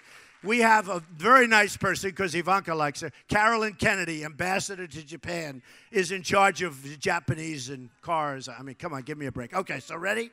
So here's what we're doing. So I'm going to say to my wife, I'm going to say to her, I'm sorry, let me act unpresidential. I got to do this one myself. I don't want Carl Icahn to do this. It's too easy, okay? It's too easy. You'll help. Anybody in this room could do better than what we do. So here's what we do. I call up the head of Carrier. This is the President of the United States, Mr. Donald Trump. Thank you. And I say, let me tell you, Mr. President of Carrier, let me just tell you something. Here's the story. I hope you enjoy your stay in Mexico. I hope you build a beautiful factory, a beautiful plant. You're going to love it. I hope your employees are going to be wonderful. But just so you understand, you left the United States. You discarded 1,400 great, great employees who have made you a lot of money for a lot of time. And you think you're going to build air conditioners in Mexico and send them across the border tax-free. Well, you're almost right. You can build and you can send, but you're going to pay a 35% tax on every unit that you send across the border. Every single unit. And let me just tell you what's... Now, and Sarah will tell you this, it's not that conservative to say that, but we have no choice. We have no choice. these conservative people, the National Review, that say he's not a free trader. I am a free trader, but we have to be smart. We're losing all of our businesses. Pfizer just announced they're moving to Ireland. We're losing all of our businesses, okay? Thousands and thousands of jobs, millions of jobs. We're not going to have any businesses left. The only way, believe me, I was a really good student. I went to the best school. This is the only way to do it. Here's what you do. You're going to charge a tax. And the tax, when they leave and they want to build and they're going to send, you're going to pay 35% tax. But two things are going to happen. One of two things. Number one, they're not going to leave. And number two, if they do leave, they're going to pay us a hell of a lot of money. Okay? It's very simple. It's very simple. But here's what's going to happen. I'm self-funding my campaign. I'm putting up my own money. Okay? So I'm not. So, just in a nutshell. So I'm putting, and it's expensive. It's a lot of money. I know how to do it better than these guys. You know, in New Hampshire, I spent $2 million. I won't say who, but somebody that you know spent $49 million. I came in first. The person that spent $49 million in New Hampshire came in fifth, almost last. Who do you want as your president? Okay. Who? Who?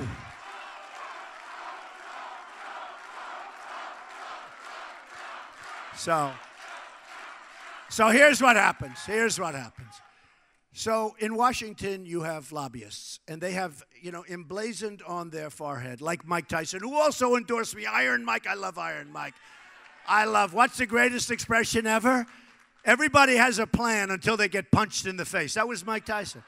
How are you going to fight Mike? Well, I'm going to weave and I'm going to bob. And he said, that's true. They're going to weave in the bob until they get punched, and then all of a sudden, they're not weaving and they're not bobbing. It's one of the great expressions. Actually, Mike Tyson did endorse me, and I like that endorsement. I think it's great.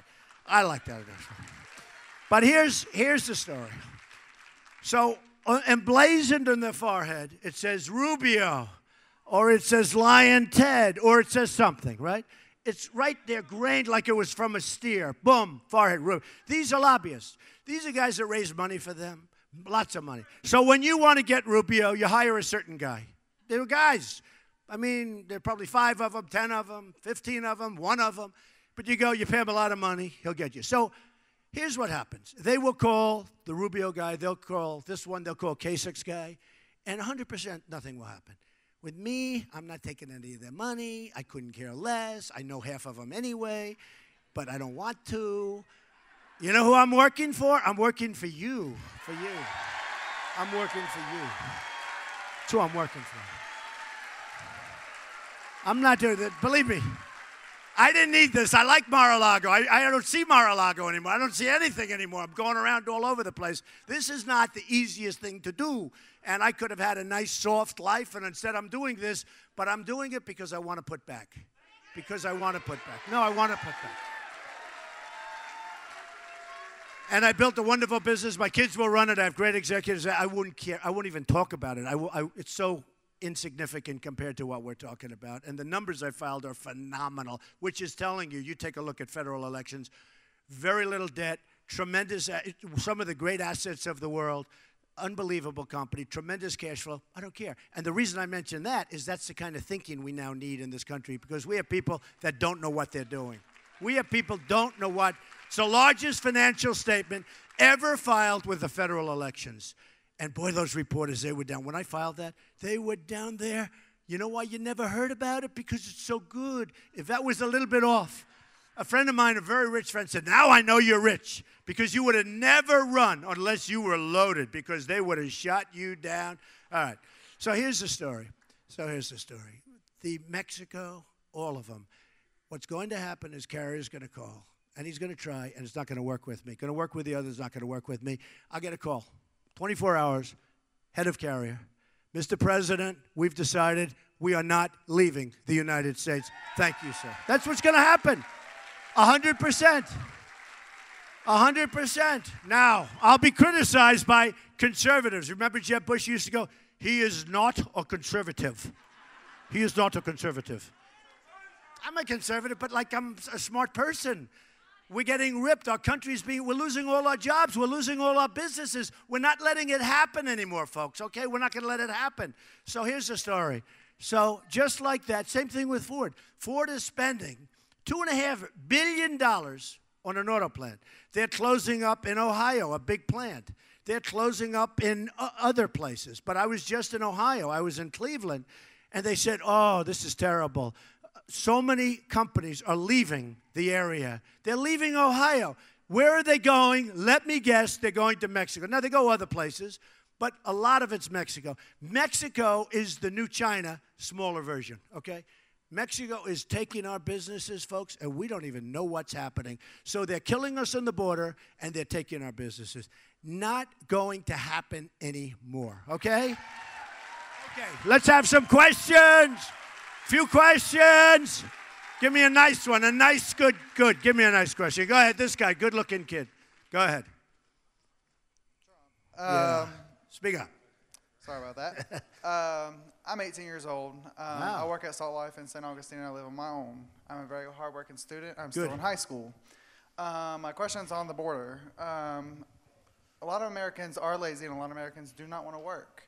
That is an issue that we do have in this issue that we do have in this country, which is prolonging where we have foreigners coming in and, you know, taking over our jobs. Who's going to build the border? We have Americans that don't want to. No, we have Americans. I'll tell you, honestly, I'll tell you what. No, it's not that Americans don't want to work. They're not given the incentive. They want to work and they want to make money and they want to be successful. We're going to let them do that. We're going to let them do that. You know, one of the reasons everyone says, oh, Trump with the Mexicans. The Mexicans love me. Yesterday, I made a speech, and there were a lot of Hispanics in the audience. I say, do the Hispanics love me? They went crazy. In fact, I brought one of them upstage. He said, legals love Trump. The legals. Because the illegals come in, they take away their houses, they take away their jobs. No. You're right about part of your question, but here's the story. People do want to work. But they want to work and they want to make a lot of money. They want to be rich. They want to buy a nicer house. They want to take care of their family with health care. They want to take care of education for their kids. You watch. And that wall will go up like magic. You know, in Washington, from the Obama administration, one of the most, I think the hottest piece of property, GSA, you know, the government services, right? The GSA had put up for sale the old post office on Pennsylvania Avenue, one of the great buildings of this country. And everybody bid. I hear they had over 100 bids, but they broke it down to 10. And they only wanted the 10 most financially strong, because I want to make sure it gets done, not that it's half done and it stays there for the next 20 years. And I was brought into the final four, and then ultimately I got it. And we're building a magnificent hotel. We're 1.5 years ahead of schedule and way under budget, even though I've upped the hotel a lot. All marble, I mean, it's the best.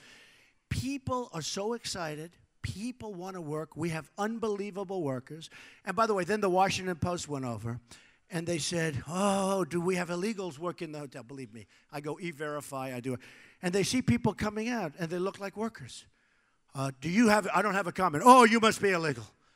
You have no idea. They did a story about me, and I am so careful with all my stuff, but I am so careful with that building sitting on Pennsylvania Avenue.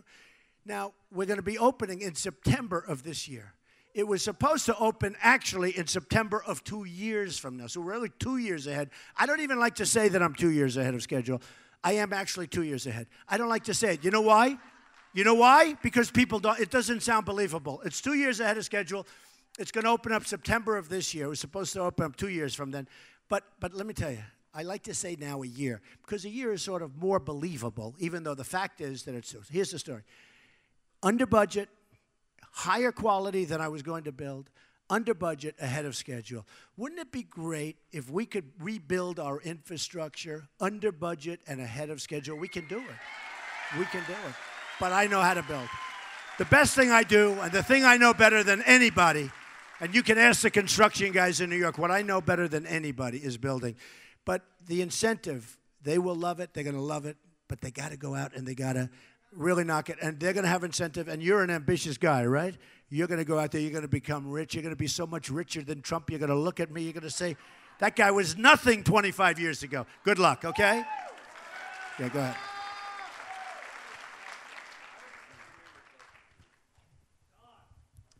I have a Second Amendment question.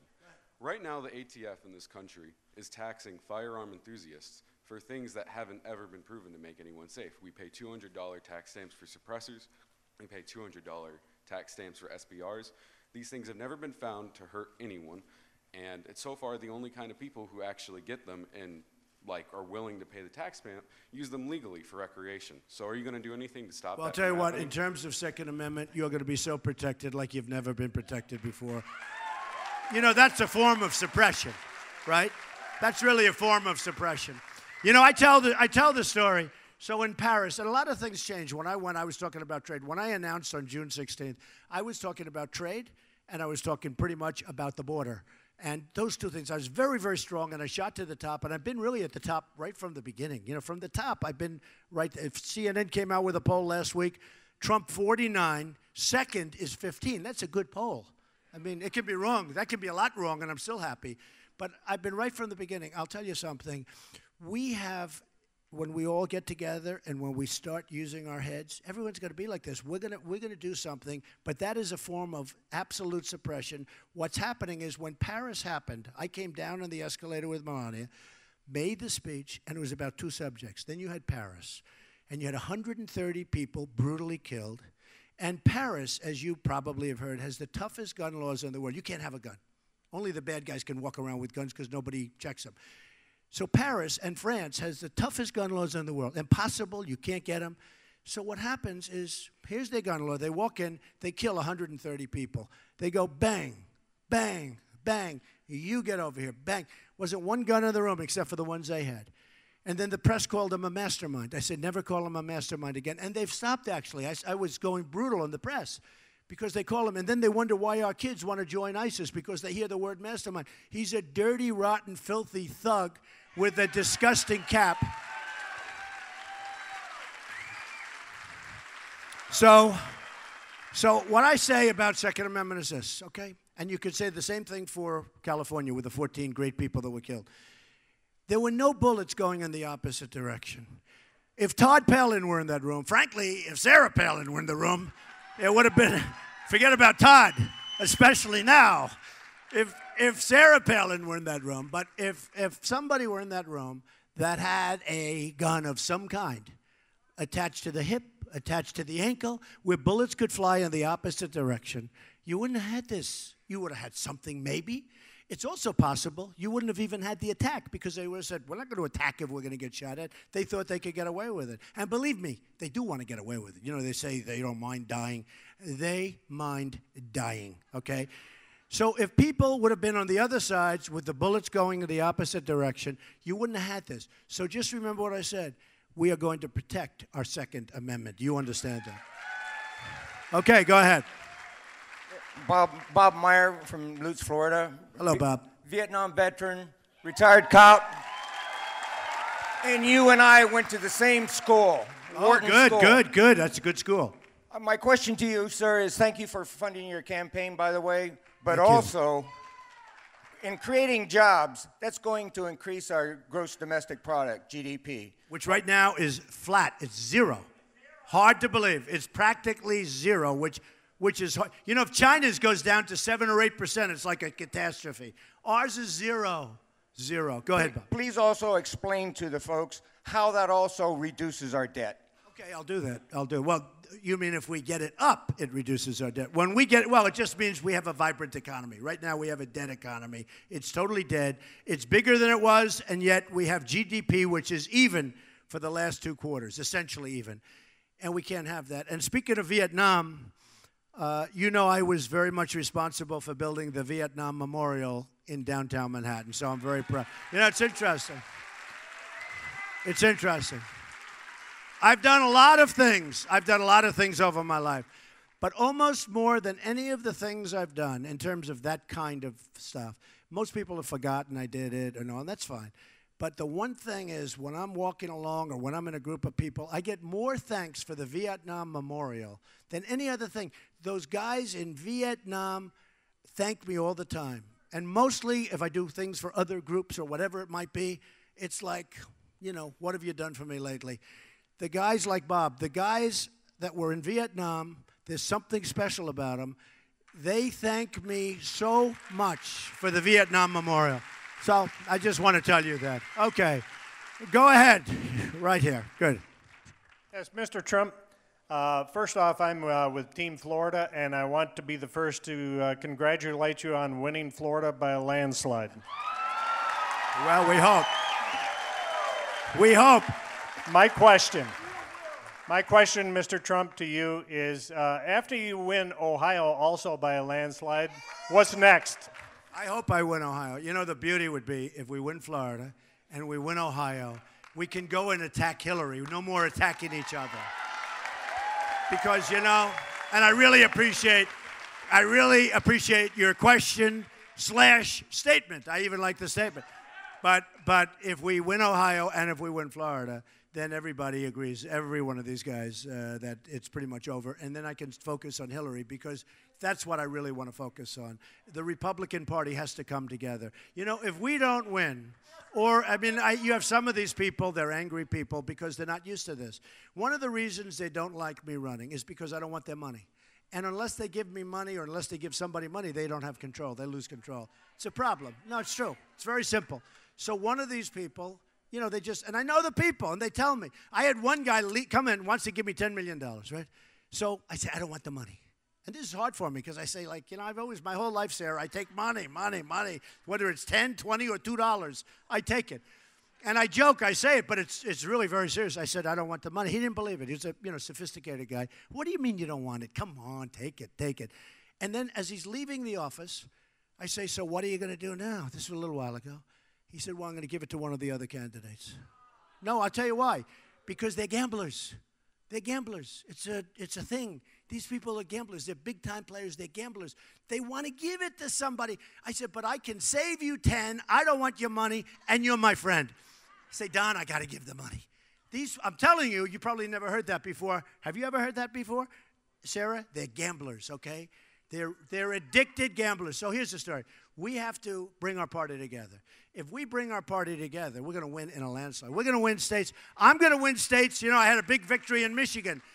Kasich said he's going to win Michigan. Kasich moved, listen to this, your governor of Ohio. He literally moved to New Hampshire. He was there for almost a year. Every day, another town meeting, another everything. He's going to win New Hampshire. I won in a landslide.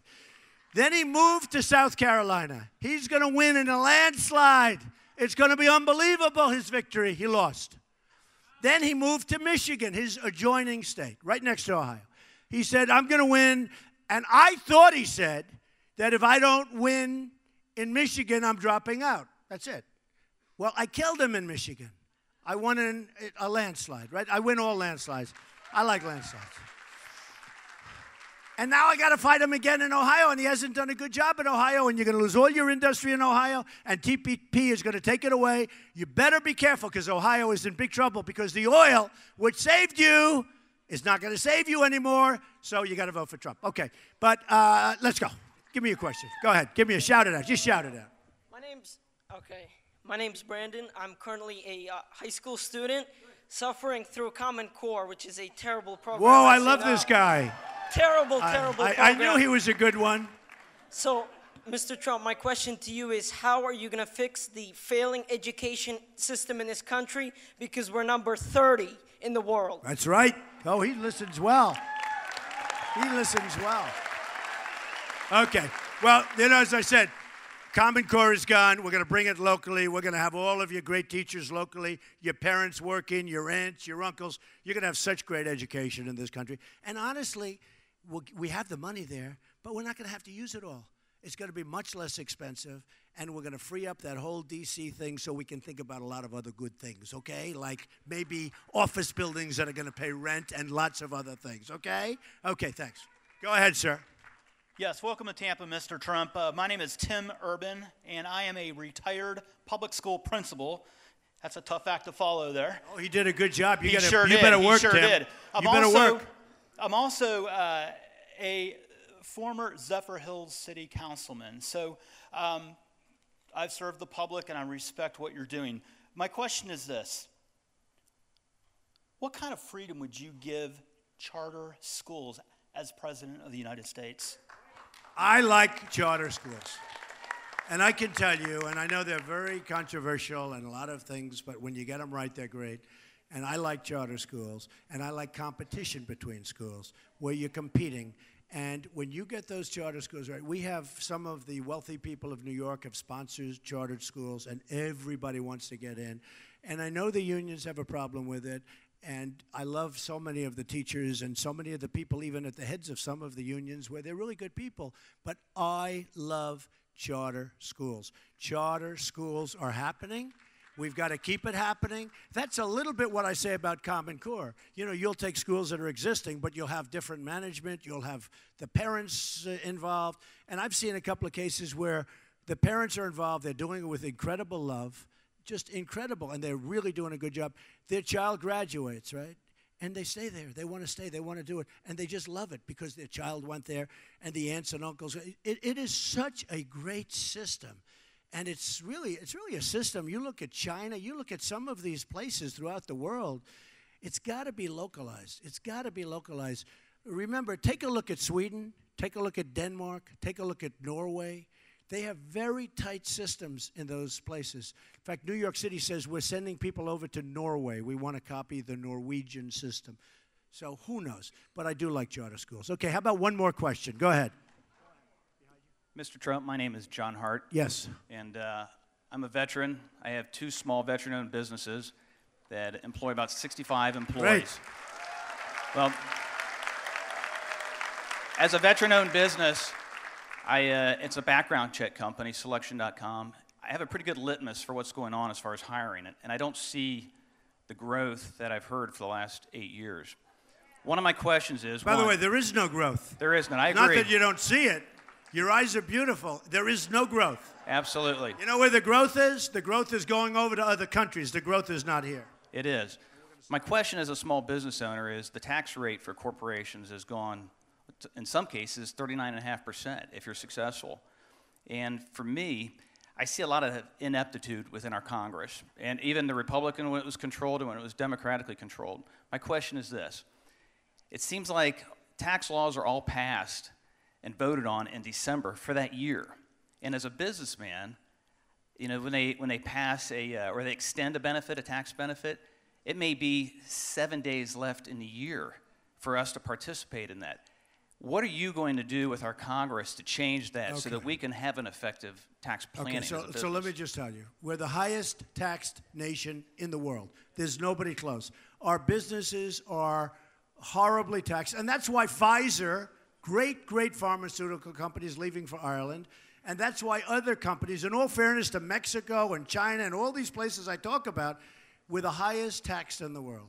So I put in a tax plan where businesses are going to be taxed at a much lower rate, where individuals are going to be taxed at a much lower rate, and it's going to have the effect of starting up the economy again. Larry Kudlow came out very strongly in favor. He thinks I had the best plan by far. And it's going to come out that we're not going to have a GDP where it's nothing. I mean, we think of it. It was 0 last quarter, essentially. 0. There's no growth. There's no growth. And I actually think it's worse than that. I think they play with the numbers even to keep it at that. So what I've done, and you can see it on the website, donaldjtrump.com, but I put in a great tax plan. I put in a great plan for Social Security because we're leaving you Social Security as is, folks. We're bringing our jobs back. We're bringing our money back. You know, a lot of these guys, they want to cut your Social Security. They want to do things to your Social Security and your Medicare and your Medicaid. You can't do it.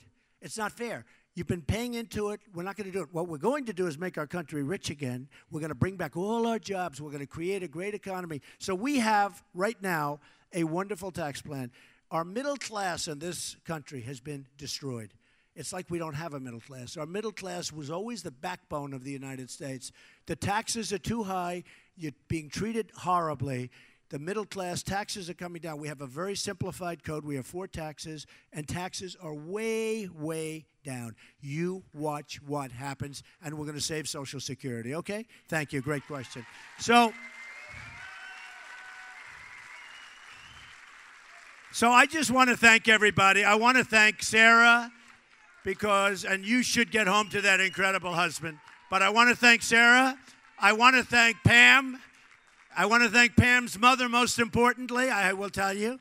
But everybody, and Chris Christie, what a great friend. And by the way, in New Jersey, They just announced today one of the lowest unemployment rates that they've had in years in the state of New Jersey.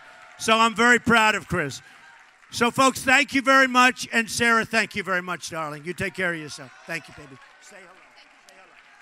Thank you, everybody. Thank you.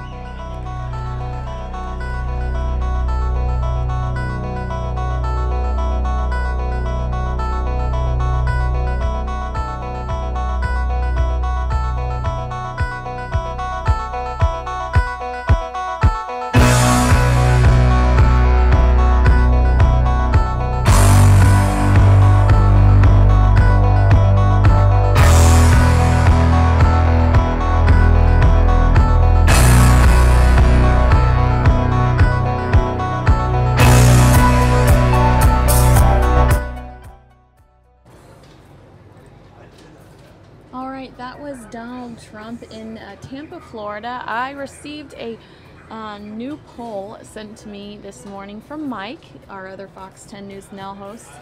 It says Trump is at 46% currently in Florida, Rubio 22%, Cruz 14%, Kasich at 10%. So interesting that he had a calmer tone, it seemed, here at this rally. He seemed awfully presidential. I mean, it's just interesting how he's cooled down. So during some of these rallies, there is chaos and there's yelling, and he's yelling, and then there was just a much cooler, calmer tone during this rally. I'm sure after something like Chicago, you really do have to change the entire tone of these events, and it did seem to be a much more, I don't even know how to describe it. It just seemed much more professional in every single way. So now we're going to go take a look at this Ted Cruz rally. Again, Cruz was coming in at 14% in Florida. They call this I think they call it like Super Tuesday, this next one coming up. So we'll take a look at what Cruz has to say. This is a rally earlier today. I lost my live Trump feed. So I'll take you to Cruz right now. Thanks so much for your patience.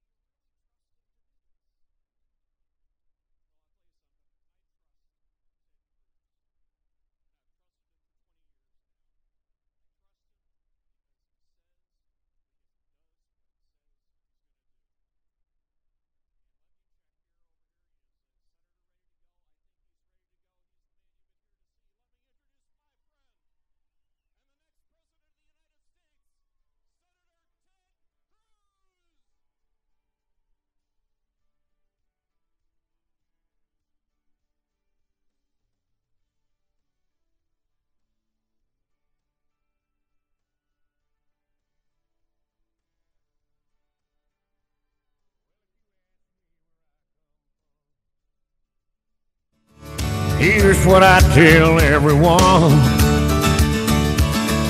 I was born by God's dear grace in an extraordinary place where the stars and stripes and the eagle fly. It's a big old land with countless dreams. Happiness ain't out of reach. Hard work pays off the way it should. Yeah, I've seen enough to know that we've got it good. God bless the great state of Illinois. God bless Chicagoland. I am thrilled.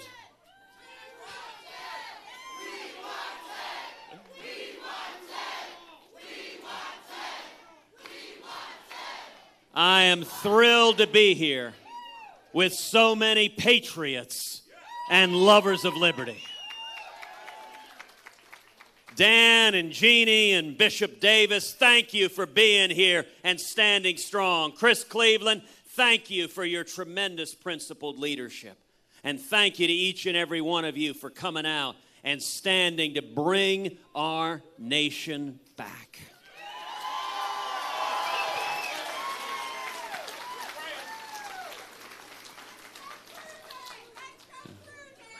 You know, you can tell a lot about a word by examining its history, examining its origins.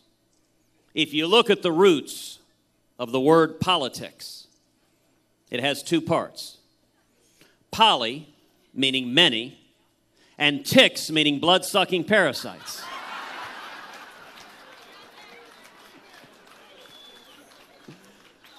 And that is a fairly accurate description of Washington, D.C. But you know, we're here today for something a lot more important than politics. We're here today because our country's in crisis. Because we're bankrupting our kids and grandkids. Because our constitutional rights are under assault.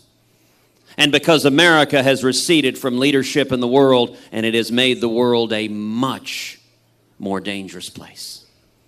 And yet I'm here today with a word of hope and encouragement. All over Illinois and all over this country, people are waking up and help is on the way.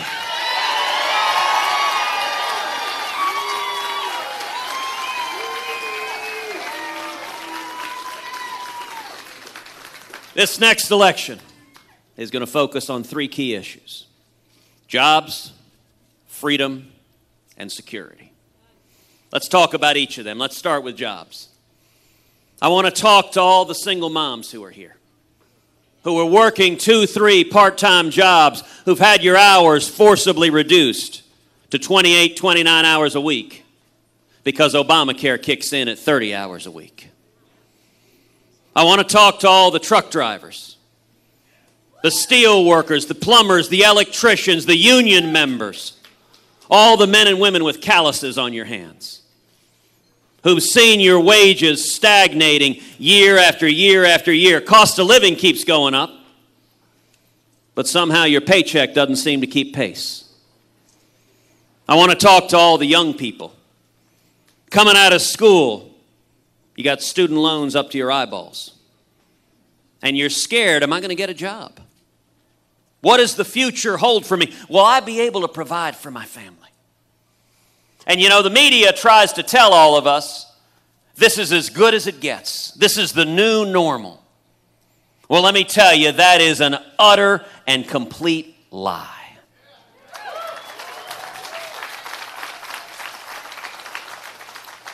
You know, it's easy to talk about making America great again. You can even print that on a baseball cap. But the real question is, do you understand the principles and values that made America great in the first place?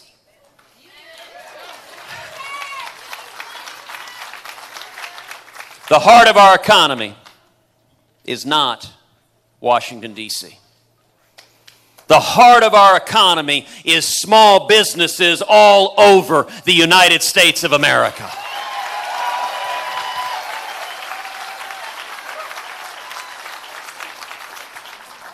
If you want to kill the economy, just do what we've done the last 7 years. Hammer the living daylights out of small businesses. On the other hand, if you want to see the economy take off, take the boot of the federal government off the back of the necks of small business.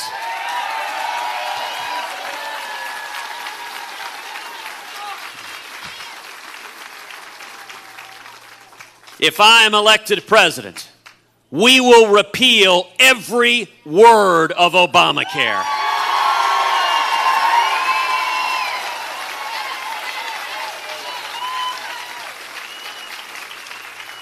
We'll pass common sense health care reform that makes health insurance personal and portable and affordable and keeps government from getting in between us and our doctors.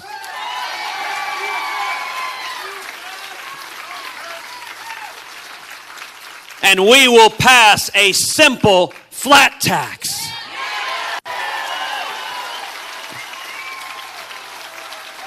Where every American can fill out our taxes on a postcard. And when we do that, we should abolish the IRS.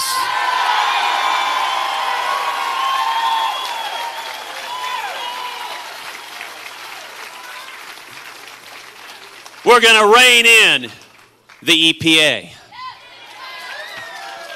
and the CFPB and the alphabet soup of federal agencies that have descended like locusts on small businesses, killing jobs all across this country.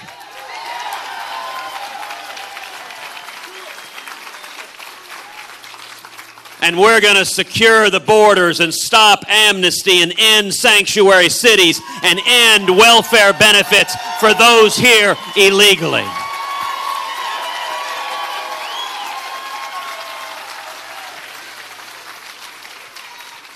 And when we do all that, let me tell you what's going to happen. We're going to see millions upon millions of high-paying jobs. We're going to see wages rising for everybody. We're going to see young people coming out of school with 2, 3, 4, 5 job offers. We'll see morning in America again.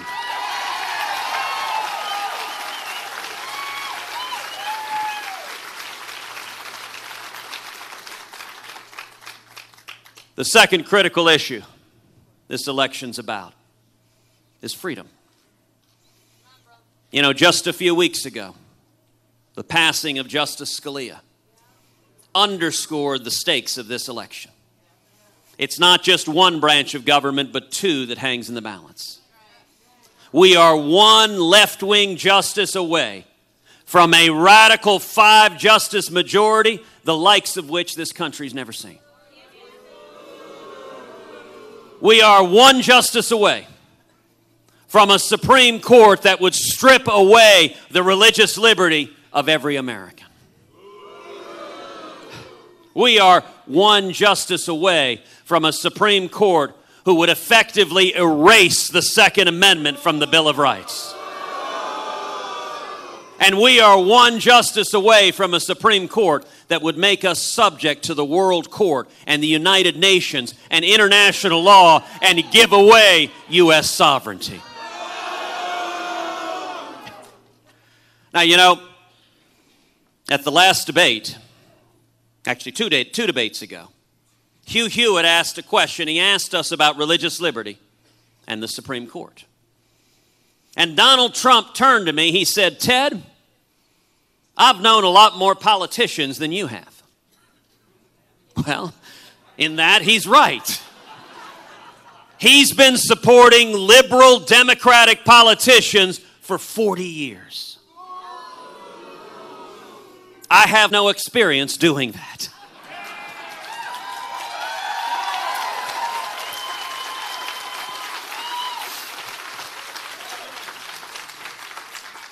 But Donald went on to say, "Ted, when it comes to religious liberty, when it comes to the Supreme Court, you got to learn to compromise.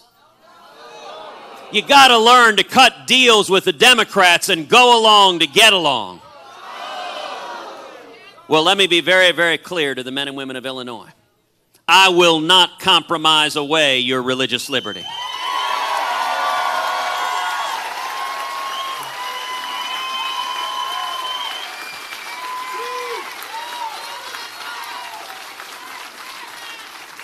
And I will not compromise away your Second Amendment right to keep and bear arms.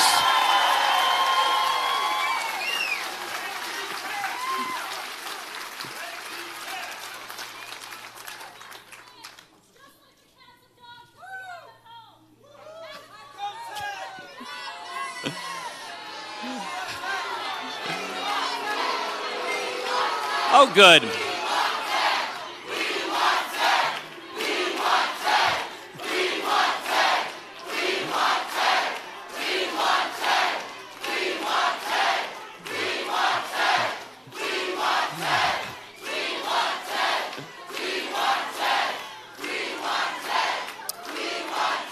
Ma'am, welcome. Thank you for being here.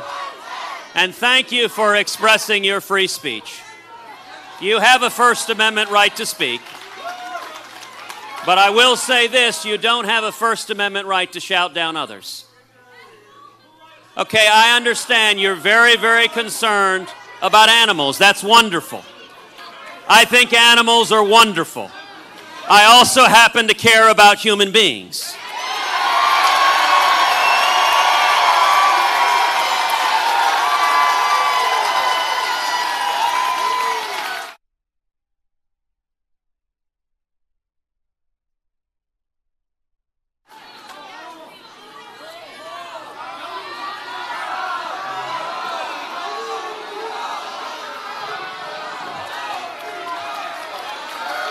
Thank you, ma'am, and God bless you.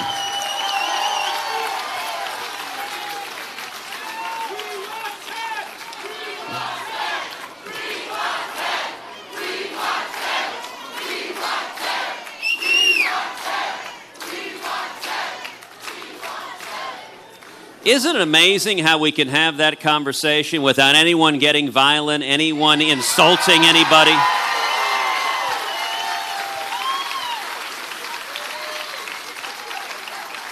Look, she was standing up for animal rights. I've got two little girls, Caroline and Catherine. If I told her she was there for puppy dogs, Caroline and Catherine would probably stand and start protesting with her.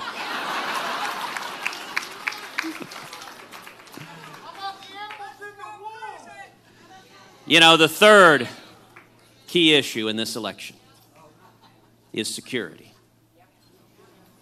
For 7 years, we've seen a president who abandons and alienates our friends and allies, and who shows weakness and appeasement to our enemies. You know, again, at 2 debates ago, Donald Trump told us if he were president, he would be neutral between Israel and the Palestinians.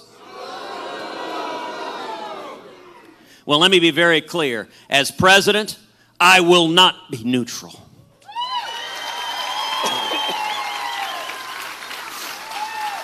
America will stand unapologetically with the nation of Israel.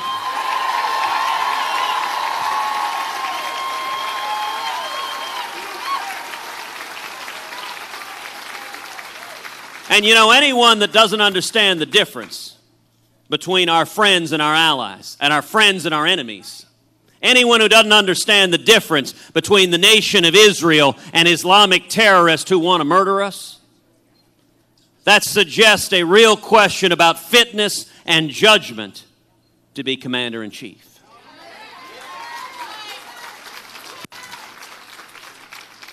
And we've seen for the last 7 years our military undermined. We've seen readiness weakened. We've seen morale of the troops plummeting. Now, you know, as a country, we've seen this before. We've seen another left-wing Democratic president, Jimmy Carter, who undermined and weakened the military. And in January 1981, Ronald Reagan came into office.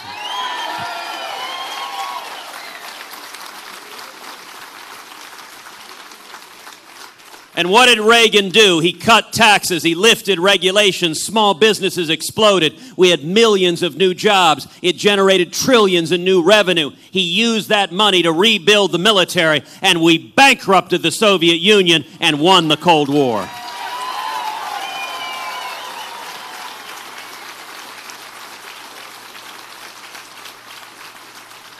I intend to do the exact same thing with radical Islamic terrorism.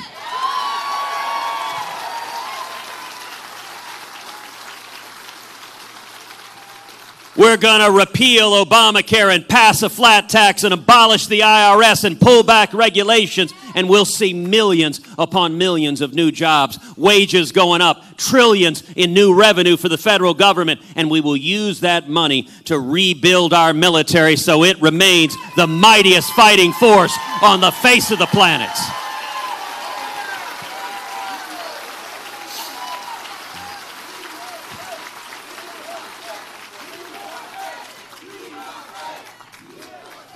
And no longer will our military be governed by political correctness.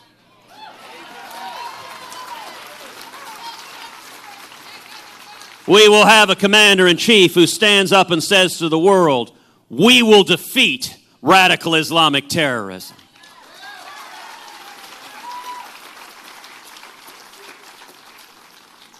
We'll have a president willing to utter the words, radical Islamic terrorism.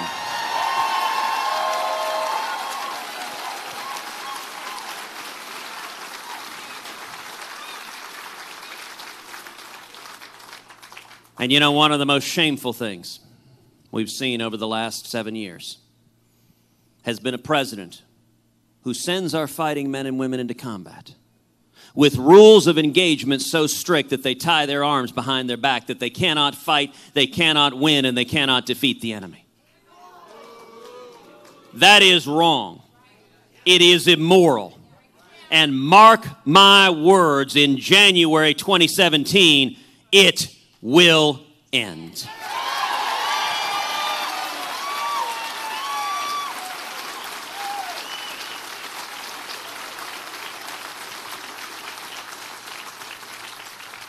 America has always been reluctant to use military force.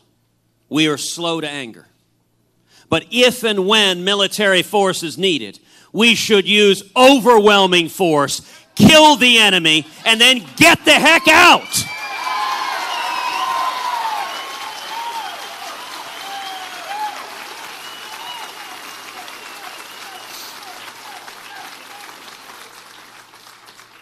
Now, tomorrow is the Illinois primary. Tomorrow, the men and women of Illinois get your voice on a national stage.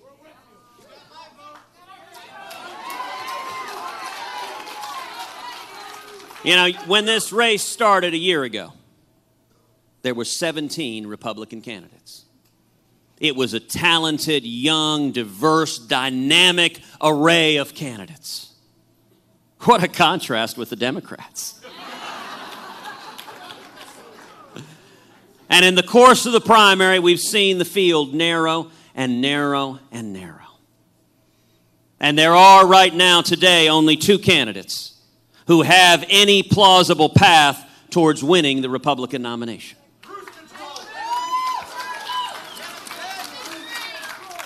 Today, 65 to 70% of Republicans here in Illinois and nationwide recognize that Donald Trump is not the best candidate to go head-to-head with Hillary.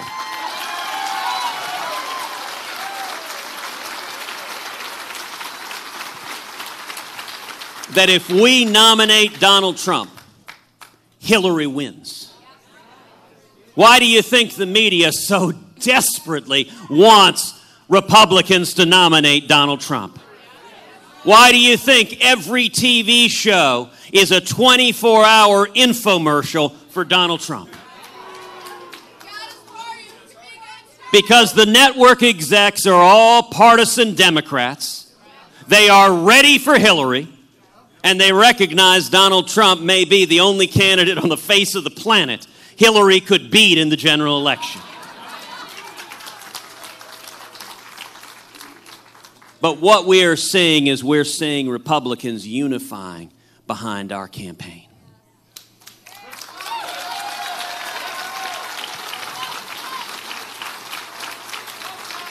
You know, the people of Illinois know firsthand the disaster that is Democratic big government liberal policies.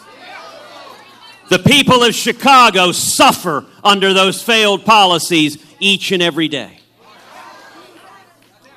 And you know, it is a fairly remarkable thing that while y'all have been suffering under big government liberal Democratic policies, you know who's been funding them? Donald Trump. Rod Blagojevich. Donald Trump gave Rod Blagojevich $7,000. I don't actually know if he baked it in a cake and shipped it to the prison. The Cook County Democratic Party Now, there is a bastion of integrity. The Cook County Democratic Party, Donald Trump gave $12,500.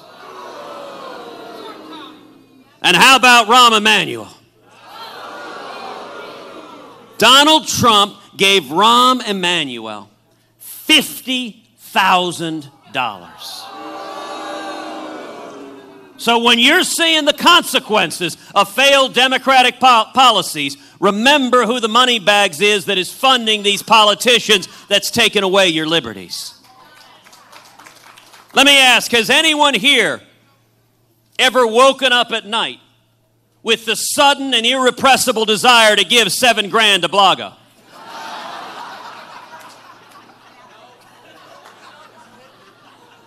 Has anyone in this room ever said, when I think of where to put $12,500, the very best place I can think is the Cook County Democratic Party?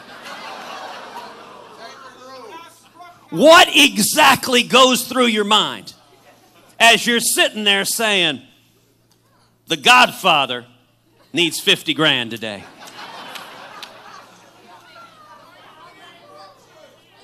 Look, y'all are familiar with this game. Donald Trump is a Washington lobbyist. But Illinois has a choice. And let me take a minute to speak. Maybe you started this campaign supporting somebody else. It's a great field. Maybe you started supporting Jeb Bush or Chris Christie. Maybe you started supporting Rand Paul or Mike Huckabee. Maybe you started supporting Carly Fiorina or Dr. Ben Carson. And maybe now you're thinking about supporting Marco Rubio or John Kasich.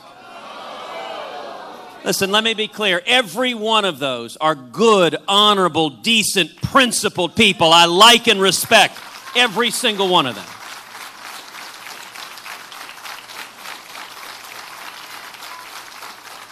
But what is abundantly clear is none of them have any path whatsoever to beating Donald Trump and becoming the Republican nominee.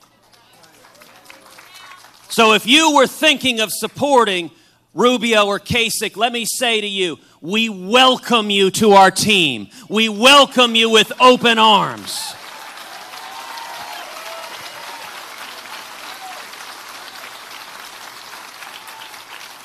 Because if you don't think Donald Trump should be the Republican nominee, if you don't want to hand the general election to Hillary Clinton on a silver platter, then there is only one campaign that has beaten Donald Trump over and over and over again, and that can and will beat Donald Trump over and over and over again.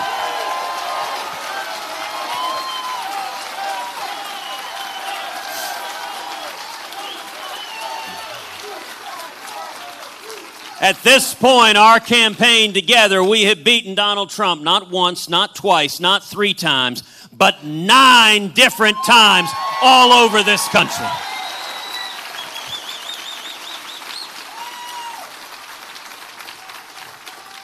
And Illinois is a battleground. We are neck and neck with Donald Trump here in Illinois. Every one of you here has a national platform. And so I want to ask everyone here to come out and vote for me tomorrow 10 times.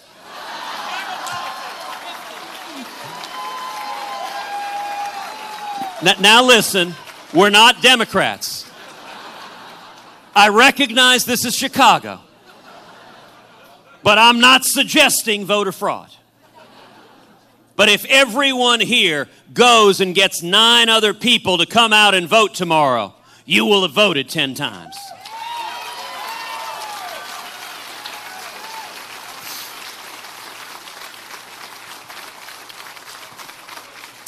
And you know, maybe you're not yet old enough to vote tomorrow. If you go and get 10 other people to vote tomorrow, you will have voted 10 times before you turn 18.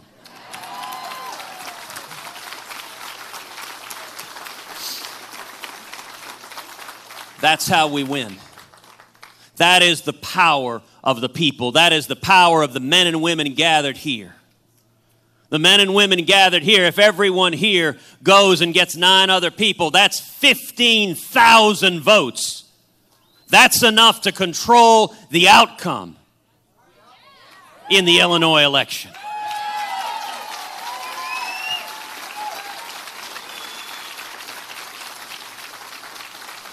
If we stand together as one, we will win this nomination and beat Donald Trump. We will win the general election and beat Hillary Clinton, and we will turn this country around.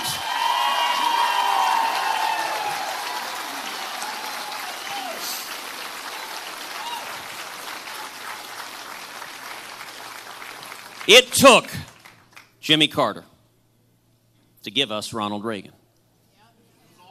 And I am convinced the most long-lasting legacy of Barack Obama is going to be a new generation of leaders in the Republican Party who stand and fight for liberty, who stand and fight for the Constitution, and who stand and fight for the Judeo-Christian values that built this great nation. Thank you, and God bless you. All right, and I do have Ted Cruz talking to media earlier today as well that I'm going to play for you right now. I think. The best candidate to go head-to-head with Hillary Clinton, that if Donald Trump is the nominee, Hillary wins. And Hillary Clinton winning the election would be a disaster. Hillary Clinton winning the election would be a 3rd term for Barack Obama. If Hillary wins, the Supreme Court is lost for a generation. The Bill of Rights is lost. Our Second Amendment right to keep and bear arms will be taken away. Our religious liberty will be taken away. And our kids will be buried in yet more trillions in debt, with their future in jeopardy. The stakes are simply too high. We've seen for 7 years the failure of the Obama-Clinton economy. We've seen the failed liberal policies of Barack Obama and Hillary Clinton that make the rich richer.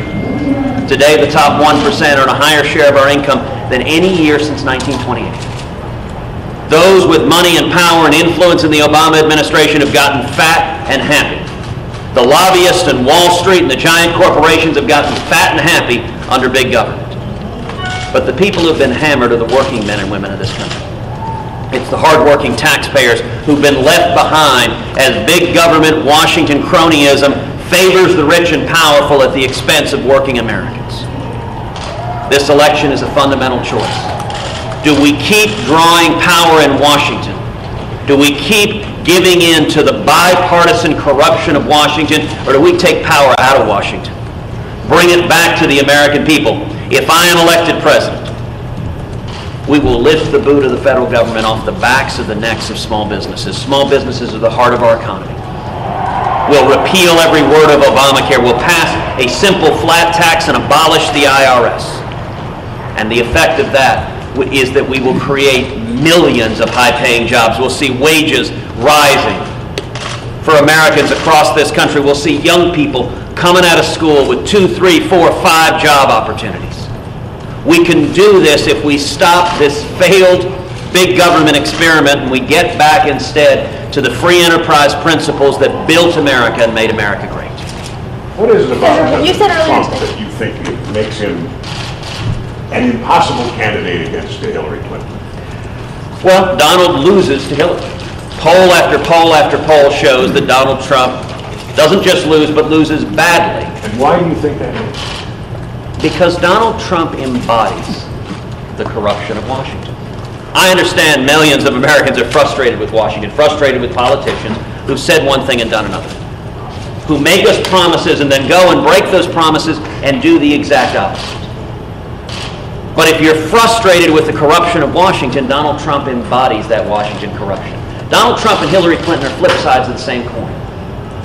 Donald Trump has made billions buying influence from politicians, supporting liberal Democratic politicians, and supporting the Republican establishment, all at the expense of working men and women.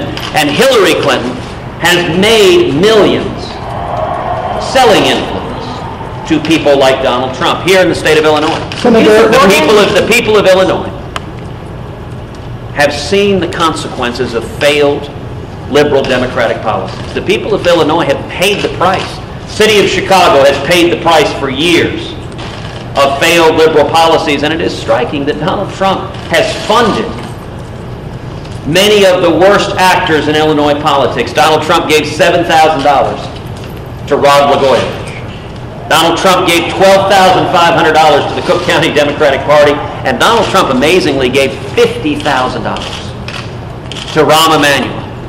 And so the people of Illinois who are struggling with the loss of jobs, struggling with seeing our jobs going abroad to Mexico and China, struggling with rising crime rates because of policies that try to strip the Second Amendment rights of law-abiding citizens. Donald Trump has been funding those efforts for years, and that's why, head-to-head with Hillary, Donald loses. In contrast, I beat Hillary. I beat Hillary. Just yesterday we saw polling in Ohio, classic swing state. Ohio, I beat Hillary 47-45 in the state of Ohio. And I'll tell you, that's why we're surging here in Illinois. Senator, there was a suggestion in the Washington Post in an editorial this morning that events like Friday nights here in Chicago with Donald Trump, with the big riot, and then he says he cancels because of his own safety, that was all theatrics. It was all planned. He was doing that to distract from a lousy debate performance the night before. Do you buy into that? Do you think it's possible that entire scenario was a planned event? Listen, I have no idea if the Washington Post is right or not. My focus is campaigning on the ground and actually listening to the men and women here in Illinois. But what about the whole security situation with these Trump events and how violent they've become? You know, I will say this. Protesters have no right to engage in violence. Protesters have no right to threaten violence. And protesters have no right to shout down other speakers and try to silence them. The First Amendment gives every one of us a right to speak. But we don't have a right to silence others. And to the extent these protesters are organized leftist groups, whether it's Black Lives Matter or Bernie Sanders or George Soros or some other MoveOn.org leftist group, they're simply trying to terrorize political speech. That is not their right. It is wrong. And we need to stand against it. It seems like you're sympathizing with Donald Trump, which is not what you said on Friday night. Friday night, you blamed Donald Trump for the protests. Well, now it looks like you're kind of taking his side on this. Well, apparently you didn't listen to everything I said Friday night, because Friday night I said the exact same thing I just said now, which is that no one has the right to use violence. No one has the right to threaten violence. Now, at the same time, it is true that every campaign responsibility starts at the top. And I would note, you know, I've pointed out a number of times, including in the last debate, that I'm troubled by Donald Trump's practice of demanding of people attending his rallies that they raise their hands and pledge their support of him. To me, that seems exactly backwards. In America, we don't pledge our allegiance to men. We pledge allegiance to a flag. We pledge to preserve and protect the Constitution of the United States, but America, we don't live in a monarchy. It is kings and queens that demand of their subjects that they pledge allegiance, and I think it's exactly backwards.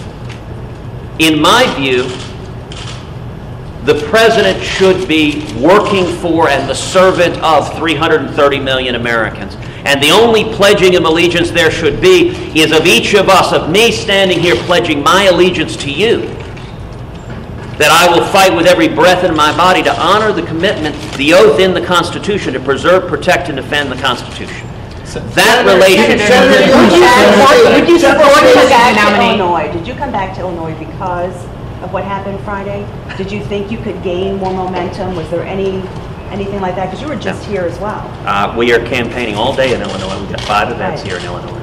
And the reason is simple. We are surging here. The support here is very strong. The polling shows this race is neck and neck here in the state of Illinois. And Illinois, unfortunately, has been neglected by a lot of Republican national politics. This year, Illinois has a big platform and a big megaphone. There are a lot of delegates at stake here in the state of Illinois. And this race is neck and neck. And so we're campaigning all day today, working to unify Republicans here in the state of Illinois. If you are one of the 65 or 70% of Republicans who recognizes that Donald Trump loses to Hillary Clinton, and Hillary Clinton as president is a disaster, then I encourage you to join and unify behind our campaign, because what the last 20-some-odd elections have demonstrated is that our campaign is the only campaign that has beaten Donald Trump over and over and over again, and that can and will beat Donald Trump for this nomination. At this point, we have beaten Donald not once, not twice, not 3 times, but 9 different times, literally from Alaska to Maine, and states all in between. Would you support Donald Trump has proven himself to be a Last wise question. politician in certain ways, and by going into the heart of a multi-ethnic neighborhood in the city of Chicago, he had to, and having open ticketing, he had to know that there would be people protesting. You don't think he staged that to suck the air out of the room and bring attention to himself? You know, at the end of the day, I think the mainstream media loves talking about Donald Trump. And there's a reason. This is not an accident that the mainstream media has given hundreds of millions of dollars in free television advertising. It's like watching a telephone. You know, I keep waiting for Jerry Lewis to come out and make an ask for money to help poor Donald Trump. The reason the mainstream media covers Donald Trump 24 hours a day, 7 days a week, is because the media knows Donald Trump loses to Hillary Clinton. Let's not be confused. The network execs at all the big networks are partisan liberal Democrats. They are ready for Hillary, and they know Donald Trump may be the only person on the face of the planet that loses to Hillary. So this constant embrace and focus, this breathless coverage of a protester showed up for Donald Trump, let's spend the next 18 hours talking about Donald Trump. It's not an accident. It is a deliberate decision. Now, mind you, the media doesn't want to cover Donald's record of over and over again siding with Washington, siding with big government, siding with big corporations against the working men and women. When's the last time you heard the media mention that Donald had $1 million court judgment against him for hiring illegal aliens? When's the last time you heard the media mention that Donald is hiring hundreds of foreign workers right now in Florida because he doesn't want to hire Americans? When's the last time you heard the media mention that Donald Trump won't hand over his taxes like every other major candidate has done? When's the last time you've heard the media focus on, has anyone here in Chicago ever seen it reported that Donald Trump gave $7,000 to Rod Blagojevich, gave $12,500 to the Cook County Democratic Party, gave $50,000 to Rahm Emanuel? No, the media doesn't report any of it. And it's not an... We're going to win a lot more states.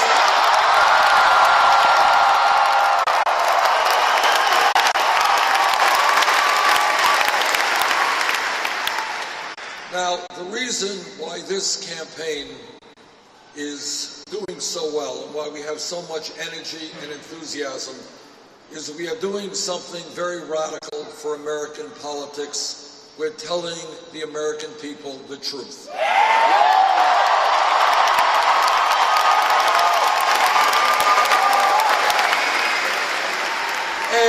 And as all of you know, the truth is not always pleasant. It's not always good news, it's not only happy news. Why we need the truth is we cannot go forward. You can't make change unless you know where we are.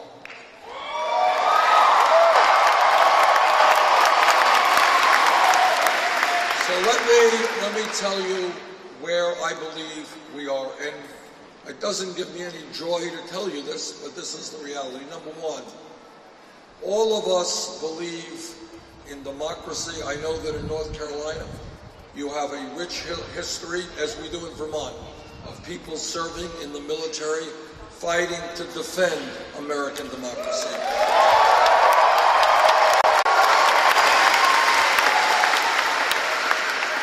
But here is the news that is not so good, and that is today we have a corrupt campaign finance system that is undermining American democracy.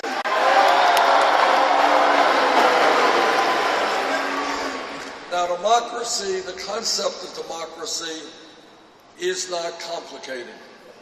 You've got one vote, and you've got one vote, and you've got one vote. You want to vote for me, great. You want to vote against me, that's okay too. But what democracy is not about are billionaires buying elections.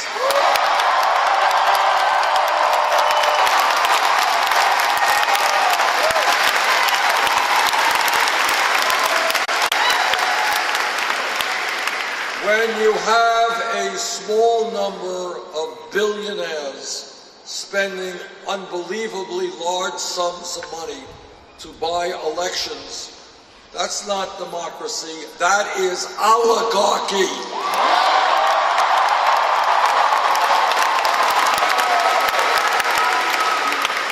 And together, we are going to turn that around.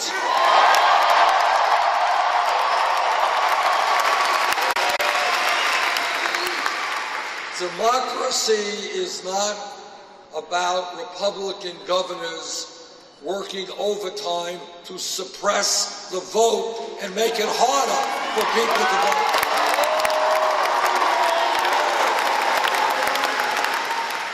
The truth is, we have one of the lowest voting participation rates of any major country on earth. And in the midst of that, you got Republican governors figuring out all kinds of ways to make it harder for poor people or people of color or young people or old people to vote. That is a disgrace.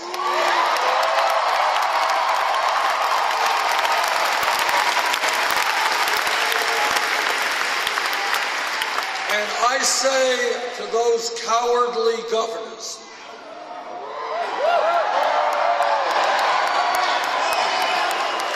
if they don't have the guts to participate in a free and fair election, they should get another job and get out of power.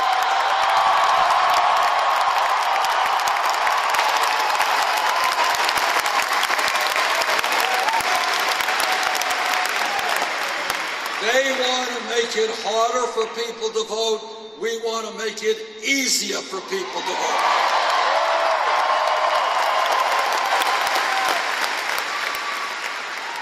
But it is not just a corrupt campaign finance system that we've got to worry about.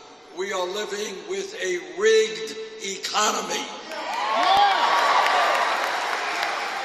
And what a rigged economy is about is the fact that we have the most unequal distribution of wealth and income of almost any major country on earth.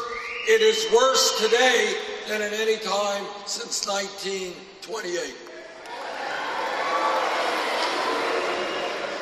Now listen to this, because it's really quite amazing. But in America today, the top 1/10 not 1%, 1/10 of 1% now owns almost as much wealth as the bottom 90%.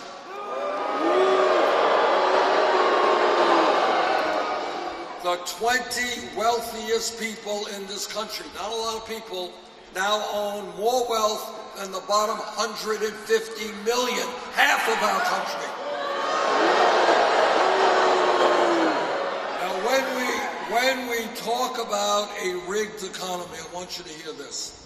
The wealthiest family in this country is the Walton family of Walmart. One family owns more wealth than the bottom 40% of Americans. One family. Now here is what is doubly outrageous. The Walton family, which owns Walmart, pays their workers wages that are so low that many of these workers are forced to go on food stamps, Medicaid, and subsidized housing. And who do you think pays for that Medicaid, food stamps, and subsidies? You do. So on behalf of the Walton family, I want to thank you. It is really nice of the middle class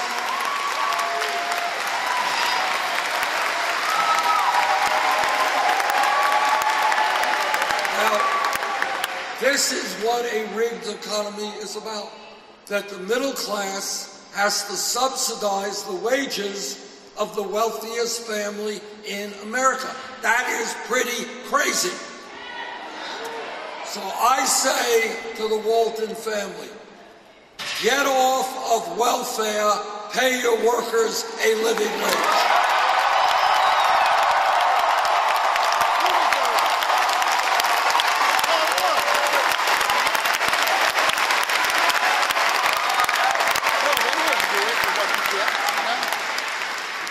But it is not only a corrupt campaign finance system or a rigged economy that plagues us. We have a broken criminal justice system.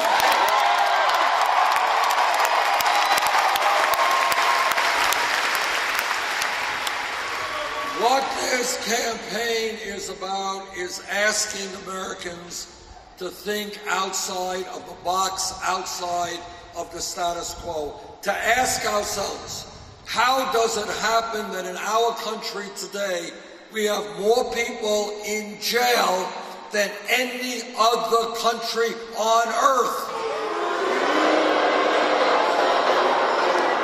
How could it be?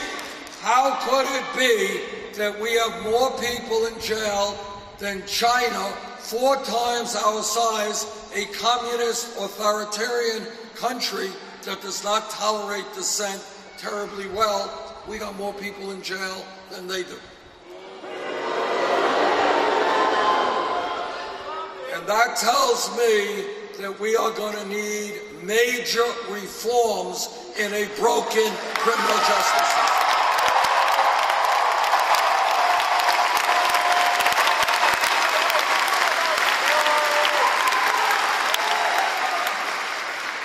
Today in America, youth unemployment, kids between 17 and 20 who graduate high school, if those kids are white, 33% unemployed or underemployed. Latino, 36%, African American, 51%. What we are going to do for our young people is we are going to invest in jobs and education.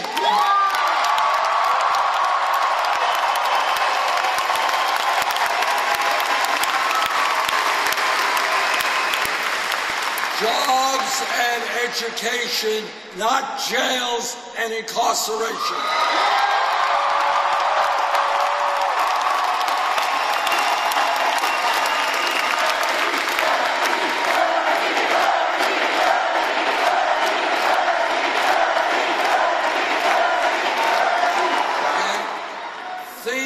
Think outside of the box. Our job is to create the best educated society in the world, not the country that has more people in jail. We can do that.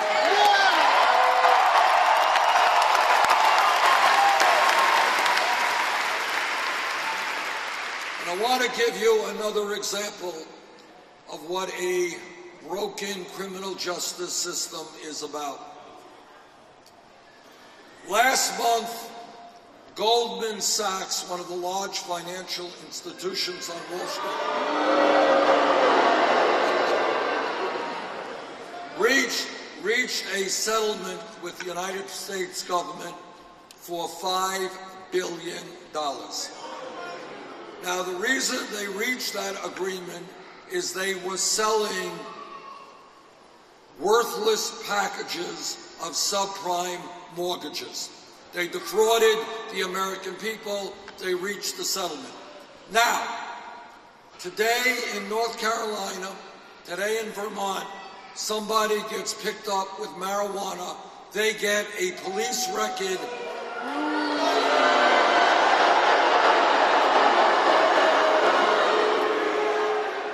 We're going to get to that one in a second.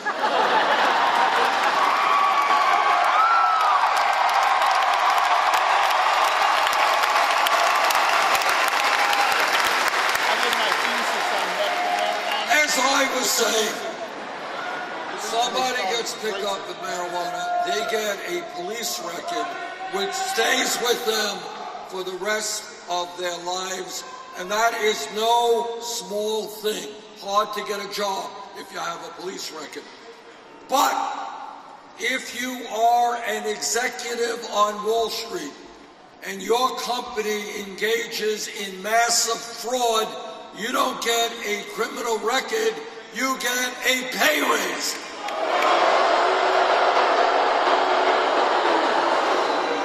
That is a broken criminal justice system. We are going to restore justice to the criminal justice.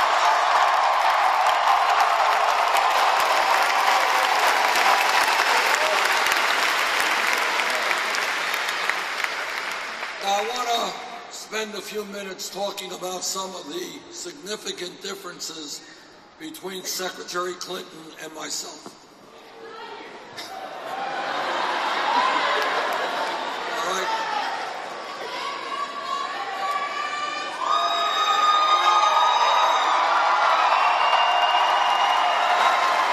You can tell a lot about a candidate based on how he or she raises money for the campaign. When we began our campaign, we had to make a very fundamental decision, and that decision was, should we do what every other campaign does and establish a super PAC and raise money from Wall Street and the big money interests? Well, we thought about it for about a tenth of a second, and we concluded that we don't represent the billionaire class, we don't represent Wall Street,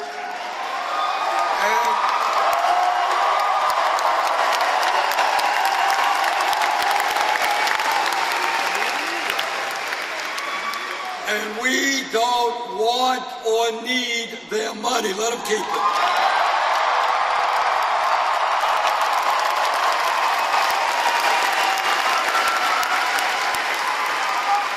So what we did, which is very radical for contemporary politics, what we did is we said to the working families of America, if you want to be part of a campaign which is going to take on Wall Street and the billionaire class and the drug companies, we need your help. And then what happened was really amazing. Over the last 10 months, we have received over 5 million individual campaign contributions.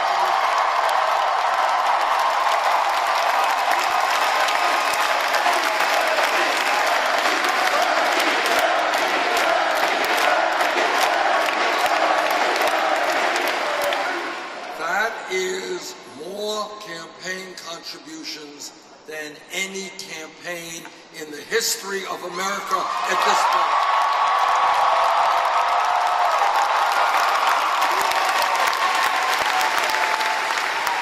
Does anybody know what the average contribution is? I love that. Yes. $27. Now what that means is we already begun the political revolution by showing the entire world that you can run a winning national campaign without being dependent on big money interests.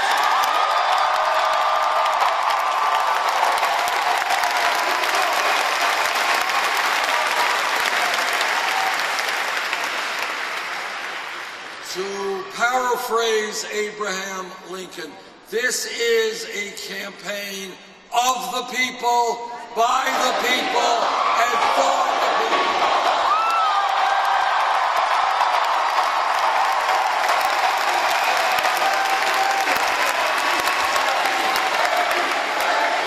Now, that is how we have chosen to raise our campaign funds.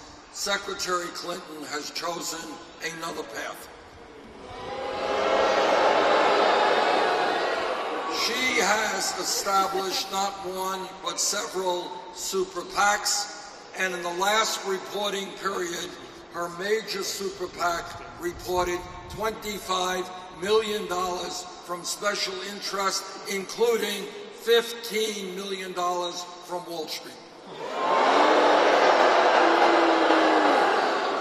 Now, in addition to that, Secretary Clinton, as you may know, has given speeches behind closed doors in Wall Street for $225,000 a speech.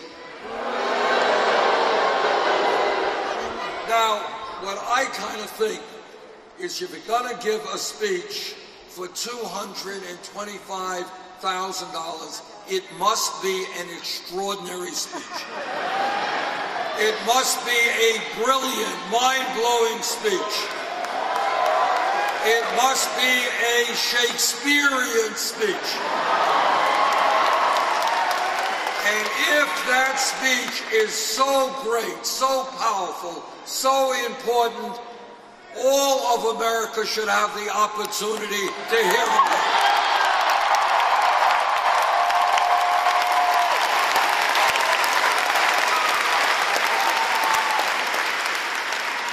Now, there is another area where Secretary Clinton and I have very profound differences, and this is an area which has impacted the whole country, but impacted North Carolina more than most states, and that is our disastrous trade policies. When I was elected to Congress, it took me about 8 seconds to figure out the nature of these trade agreements written by corporate America. What corporate America wanted was obvious.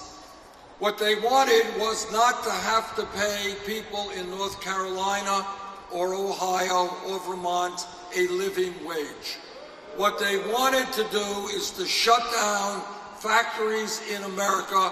In the case of North Carolina, your entire textile industry, much of your furniture industry, shut it down, move to Mexico, move to China, move to countries where cheap labor can be found.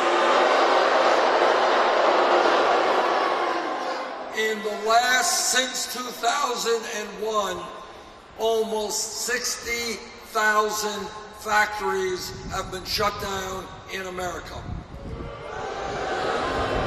As a result of these disastrous trade agreements, NAFTA, CAFTA, permanent normal trade relations with China, and others, millions of decent-paying jobs have been lost in this country. In addition to that, we are seeing a race to the bottom, where new jobs often pay in manufacturing substantially lower wages than they used to pay.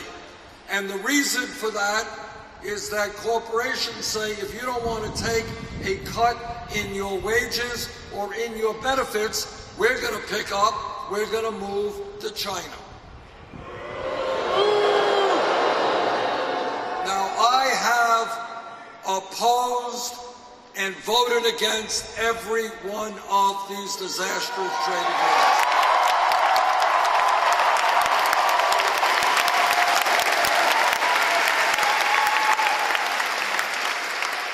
Secretary Clinton has supported virtually every one of these disastrous trade agreements. When decision time came as to whether you are on the side of working people or corporate America, she made the wrong decision. If elected president, let me inform corporate America, there will be fundamental changes in our trade policies.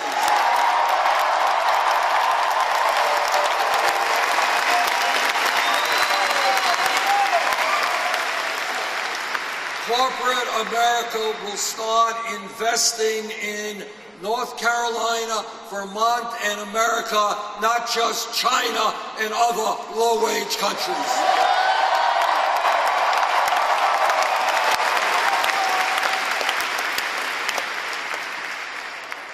And there is another difference between Secretary Clinton and myself. The most, as all of you know, foreign policy is a very, very important part of what a president does.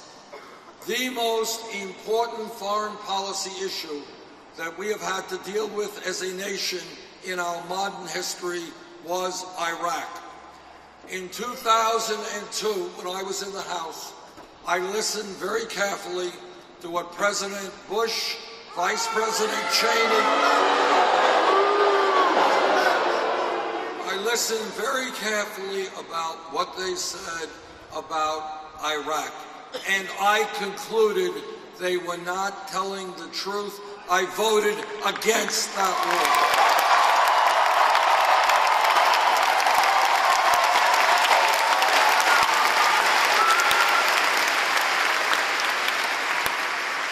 Secretary Clinton was in the Senate then. She heard the same evidence. She voted for the war. And in my view, the war in Iraq was one of the worst foreign policy blunders in the history of the United States of America.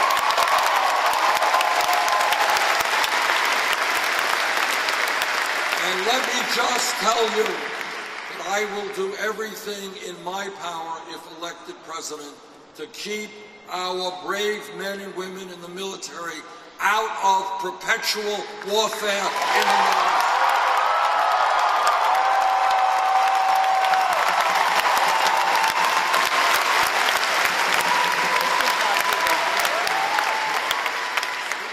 This campaign is gaining ground because we listen to the American people and not just to wealthy campaign contributors. And, you know, when you listen to the American people, you hear something very different than what appears on television or in the radio, on the radio. What you hear from working people is they can't make it on $8, $9, $10 an hour. And you know what? Nobody can make it on $8, $9, or $10 an hour, which is why together we are going to raise the minimum wage to $15 an hour.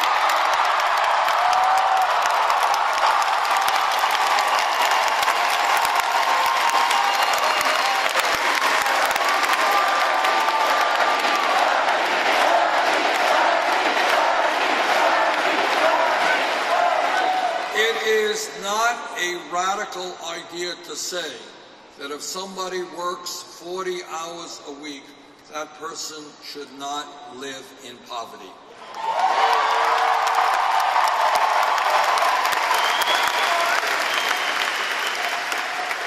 This campaign is listening to our veterans, and our veterans are telling us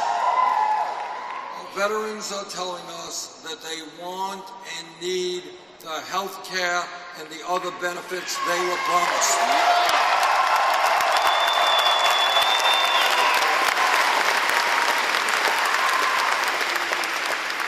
If I'm elected president, that is exactly what will happen.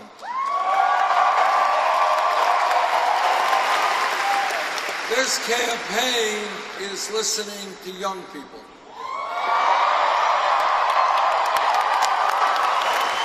And what young people are telling me is, how does it happen?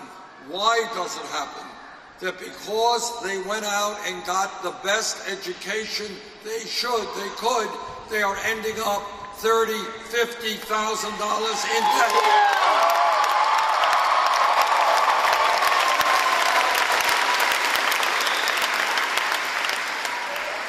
People should not be punished and forced to pay off a debt for decades because they got an education. That's crazy.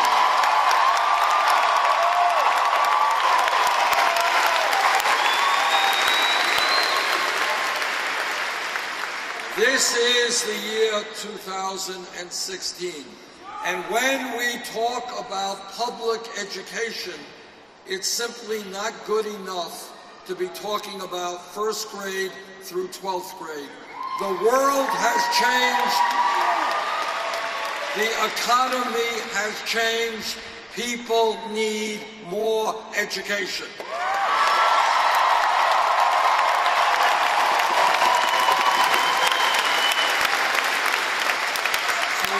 Talk about public education today, what I believe we should do is make public colleges and universities tuition free.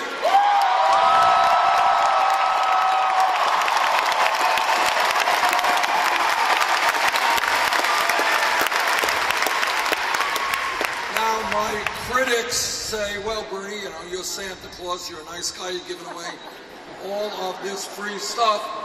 You want to make public colleges and universities tuition free. You want to lower student debt. You're a nice guy. How are you going to pay for it? I will tell you how we pay for it. And this is, again, thinking outside of the box, outside of status quo thinking. 8 years ago, after Wall Street drove this country into the worst economic downturn in our modern history, Congress bailed them out.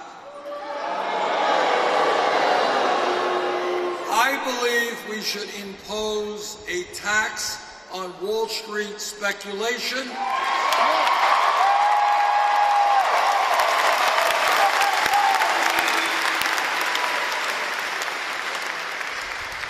When Wall Street was in trouble, they got bailed out. Now it is Wall Street's time to help the middle class.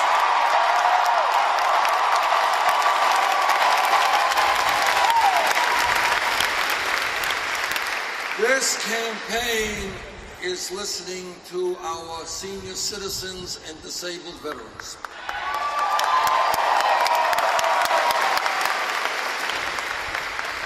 And what seniors are telling me is they cannot make it on $11,000 or $12,000 a year Social Security. And you know what?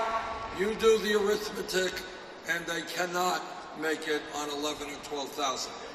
Now, my Republican colleagues in the Senate, they want to cut Social Security.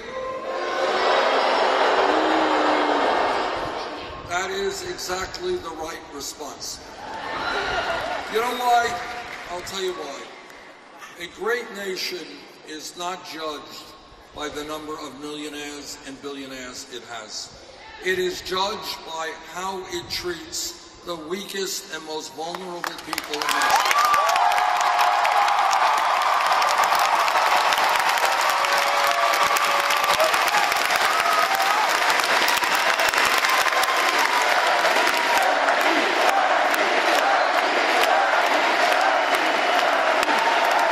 And in that spirit, it is wrong that so many of our seniors cannot today afford their prescription drugs, cannot afford to keep their homes warm or cool, cannot buy the food they need. Now, the Republicans want to cut Social Security. I've got bad news for them. We're going to expand Social Security.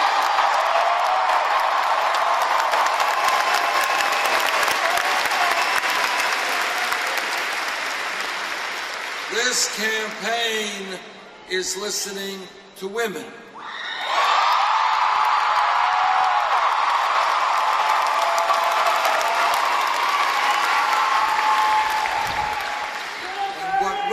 Are telling me is, how does it happen in this country that they go to work and they end up making 79 cents on the dollar compared to men? And there is no economic rationale for that. That is simply old-fashioned sexism.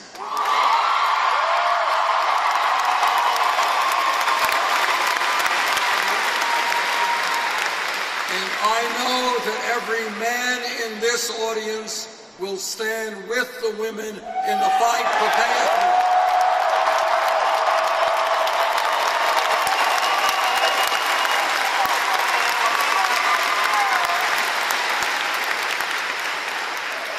This campaign is listening to our brothers and sisters in the African American community.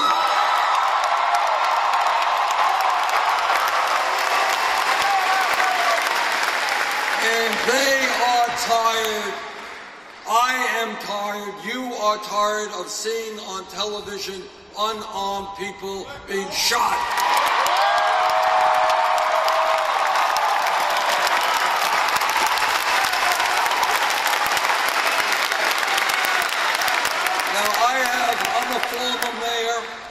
I'm a former mayor, and I've worked with police departments in my own city and all over this country. The vast majority of police officers are honest, hardworking, and they have a very, very difficult job.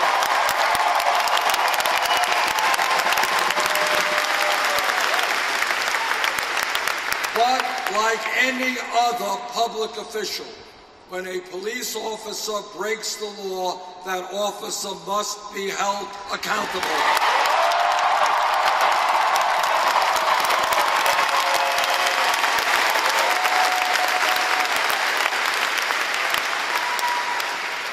We need to demilitarize many local police departments. We need to make police departments look like the diversity of the communities they serve.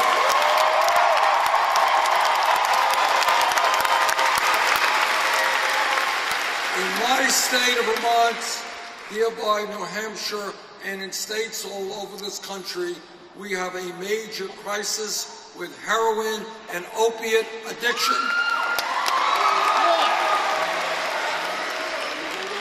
And we have got to recognize that in many respects, the war on drugs has been a failure.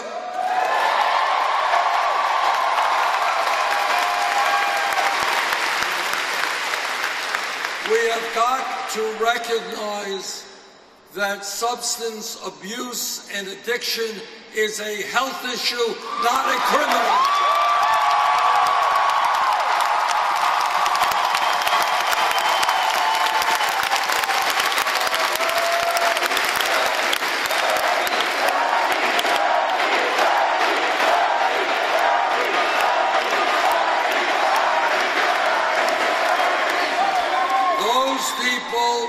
Dealing with addiction and substance abuse need treatment, not jails.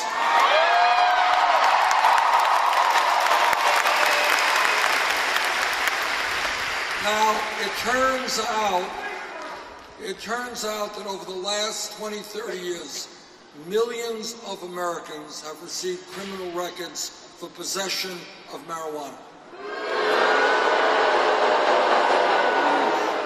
Now, scientists argue the pluses and minuses of marijuana, but right now, under the Federal Controlled Substance Act, marijuana is listed as a Schedule I drug alongside of heroin.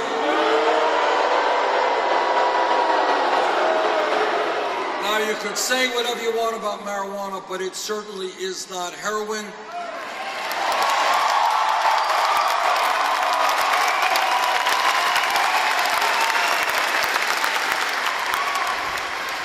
That is why I've introduced legislation that would take marijuana out of the federal controlled substance.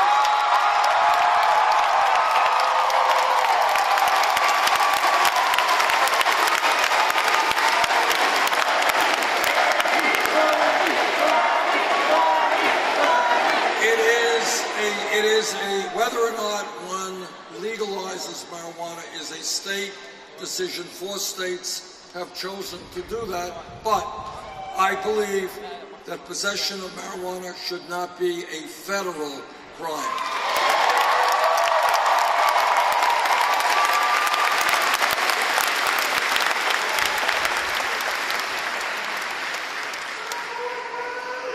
This campaign is listening to our Latino brothers and sisters.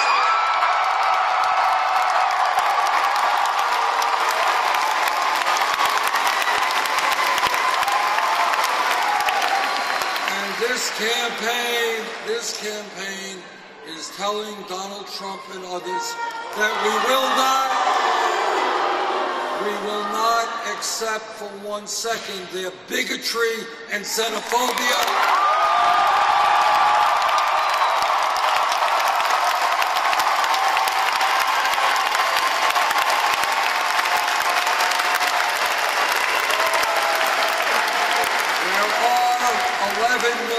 Undocumented people in this country, and what our Latino brothers and sisters are telling me is they are tired of living in the shadows, tired of being exploited.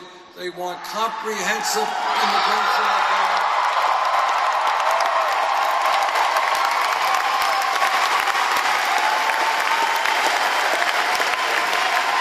And a path toward citizenship.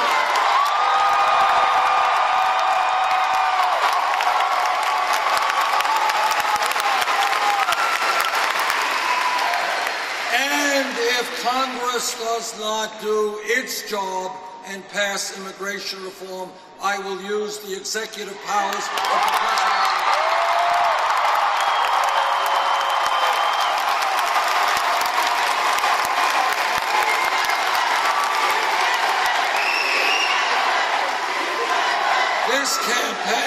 This campaign is listening to our brothers and sisters in the Native American community.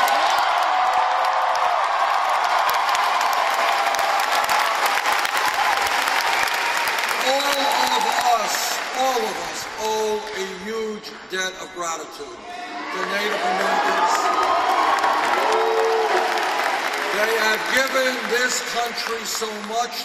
They have taught us about how we relate to the environment in a way that we have yet to learn.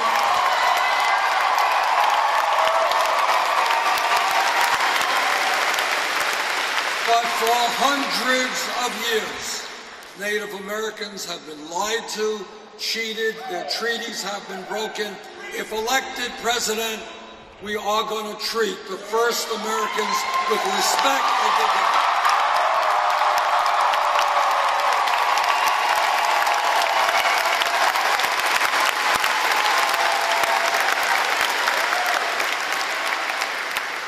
There are Republicans running around the country talking about family values. What they mean by family values, and we have to be clear on this, is that no woman here today in this state, in this country, should have the right to control her own body. I disagree.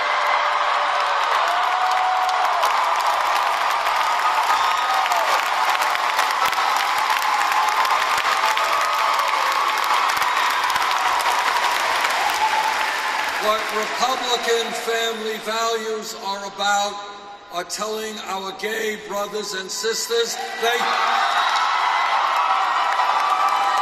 they do not have the right to be married. I disagree.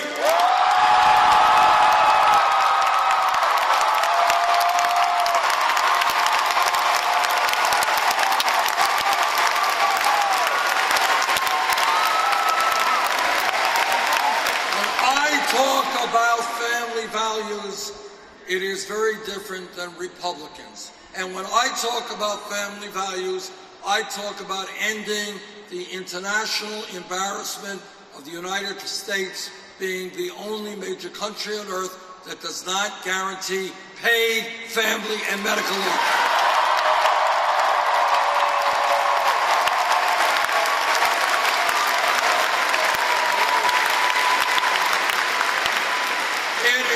Wrong to tell a woman who gives birth today that just because she doesn't have money, she has to separate herself from that baby and go to work. That's wrong.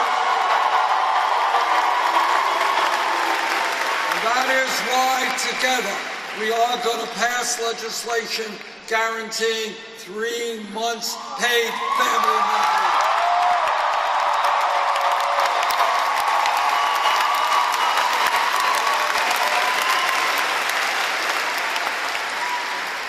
I am a member of the U.S. Senate Committee on the Environment.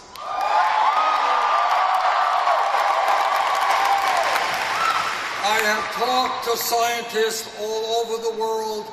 The debate is over. Climate change is real.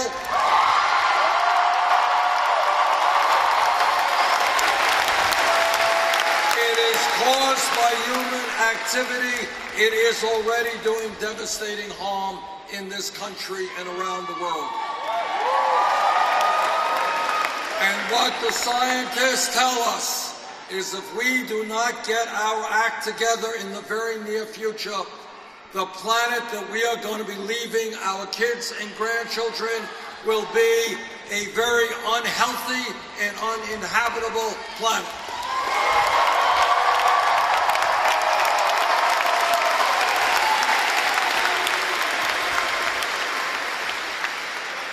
Together, we are going to have to summon up the courage to take on the fossil fuel industry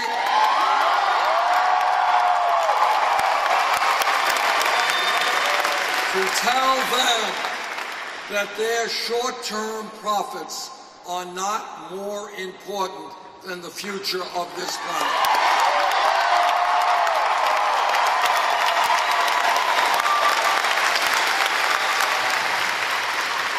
Together, we must work with China, Russia, India, other countries, transform our energy system away from fossil fuel to energy efficiency, sustainable energy.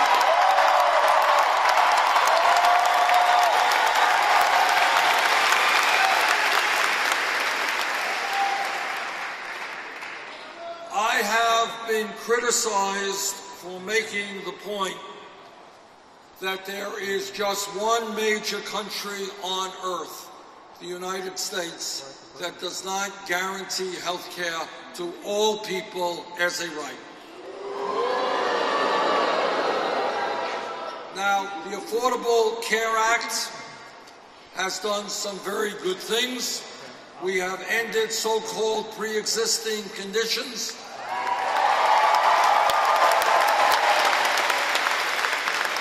We have added over 17 million Americans to the ranks of the insured. And we have ended discrimination against women in their health insurance premiums because they were women.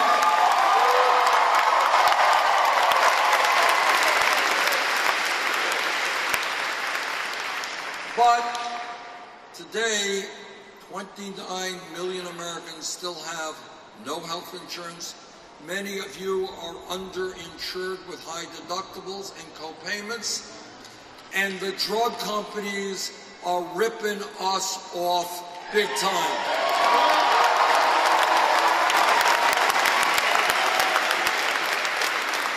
And on top of all of that, we are paying far more per capita for health care than any other country on earth.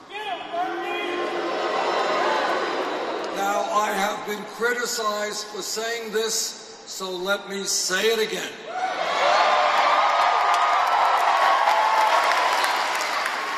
Health care is a right of all people.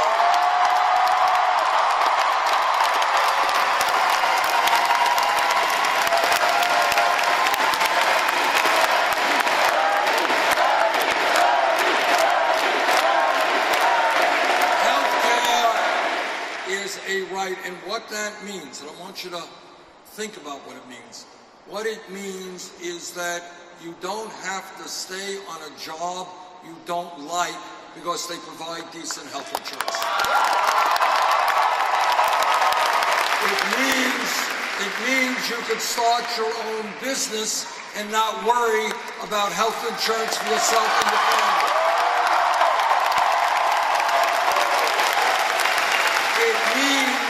It means that if you are a small or medium-sized business person, you don't have to worry day and night about how you're going to provide health insurance to your employees because they will have health insurance.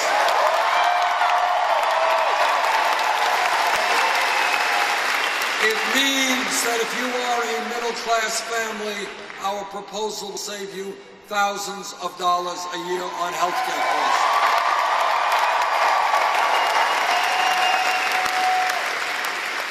And that is why I believe that we should pass a Medicare for all health care program.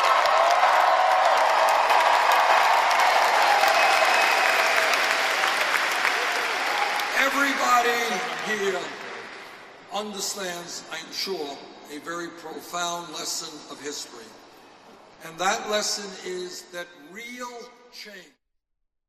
All right, guys. Fox National is going to be interrupting this Bernie Sanders event. Looks like we're going live to the White House. President Obama doing an event with the cast of Hamilton. I can see Joe Biden right there. Looks like they have already cut away from the Bernie Sanders event.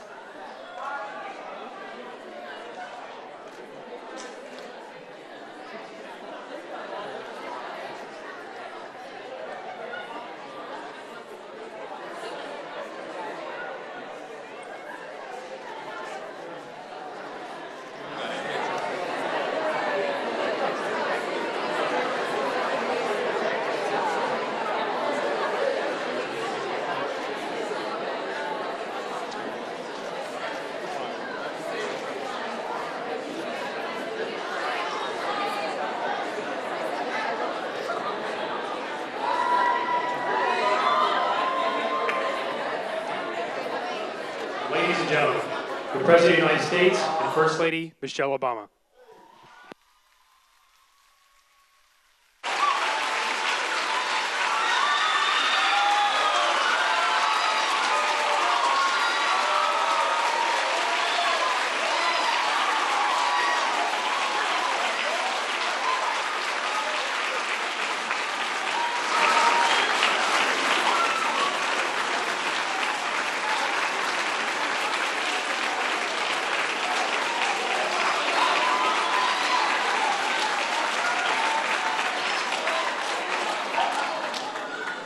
Hello, everybody.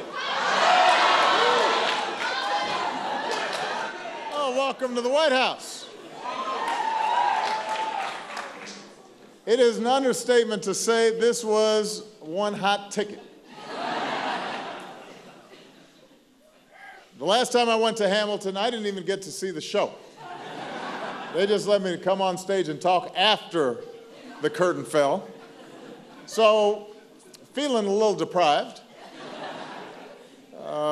we invited the cast to perform today because we wanted to share this incredible musical with folks who might otherwise not get the experience. And I want to thank them so much, the show's producers, for helping to bring Hamilton to the White House.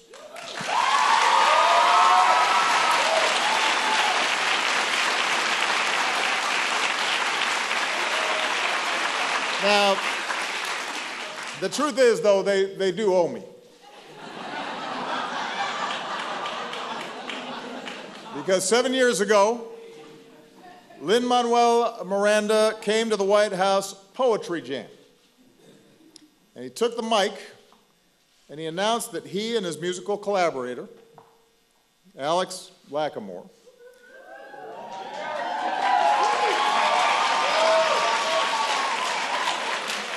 that they were going to perform a song from a hip-hop album they were working on, and I'm quoting him, about the life of somebody who embodies hip-hop, Treasury Secretary Alexander Hamilton.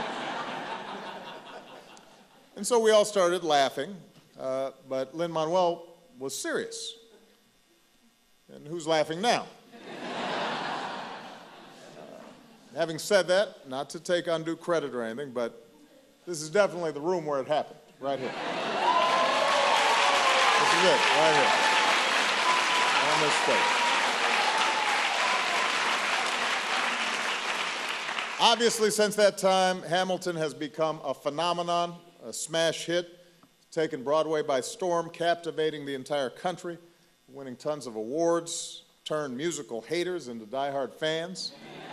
It has become a favorite in the Obama household. That was the First Lady. Hooting. Was that Grandma who did it? In fact, Hamilton, I'm pretty sure, is the only thing that Dick Cheney and I agree on. Now, I'm trying not to get carried away when my Secretary of Health and Human Services challenged me to a rap battle. I had to draw the line. But this show brings unlikely folks together. And Lin-Manuel, if you have any ideas about a show about Congress, for example. Now's your chance. We help. We can use the help. There is a reason why this has become a cultural phenomenon. In Ron Chernow's extraordinary biography of Alexander Hamilton, and a great historian is here at the front row.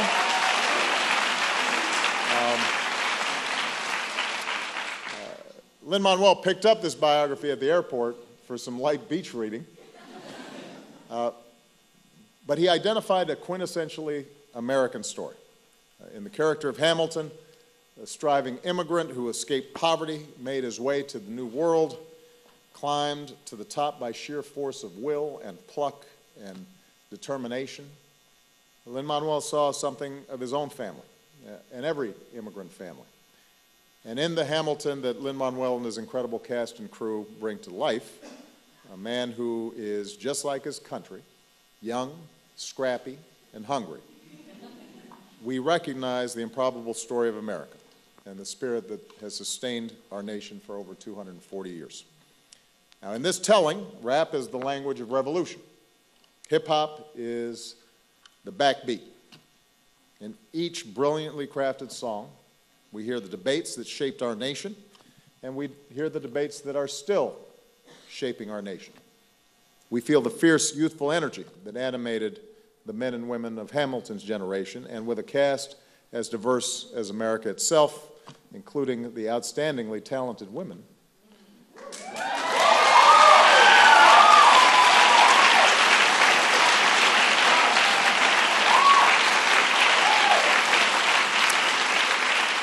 The show reminds us that this nation was built by more than just a few great men, and that it is an inheritance that belongs to all of us. And that's why Michelle and I wanted to bring this performance to the White House, because Hamilton is not just for people who can score a ticket to a pricey Broadway show. It is a story for all of us and about all of us. And so we are absolutely thrilled that the show's producers have been working with the New York Public Schools, the Rockefeller Foundation, the Gilder Lehrman Institute, to make sure that thousands of low-income students have the chance to see the show. There's now a curriculum to give students context and a deeper meaning, a deeper understanding of our nation's founding. Today, Michelle hosted a workshop for a group of area high school students with some of the cast members. I understand these young people put on some pretty terrific performances of their own.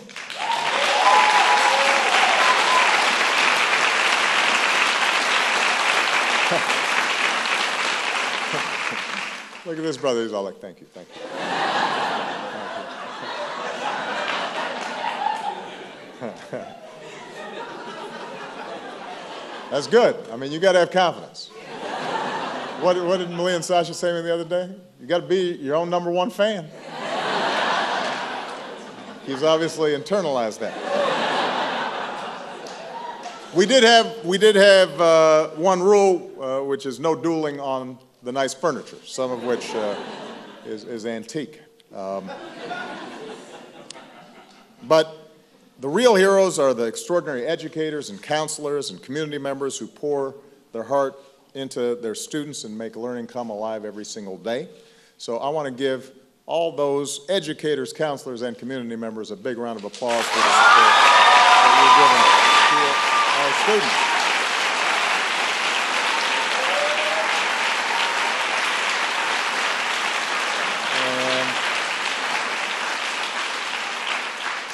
We hope that this helps every teacher who spent hours trying to make the Federalist Papers teenager-friendly. We hope that the remarkable life of Alexander Hamilton will show our young people the possibilities within themselves and how much they can achieve in the span of a lifetime. And we hope that they'll walk away with an understanding of what our founders got started, that it was just a start. It was just the beginning. That's what makes America so great. You finished the story. We're not finished. There's a constant work in progress, America. We're boisterous and we're diverse. We're full of energy and perpetually young in spirit. We are the project that never ends. We make mistakes. We have our foibles, but ultimately, when every voice is heard, we overcome them. It's not the project of any one person. America is what we make of it. And we only need to look at this cast performing in front of George and Martha to know that our founders could not have dreamt. I think it's fair to say that our founders couldn't have dreamt up the future that they set in motion.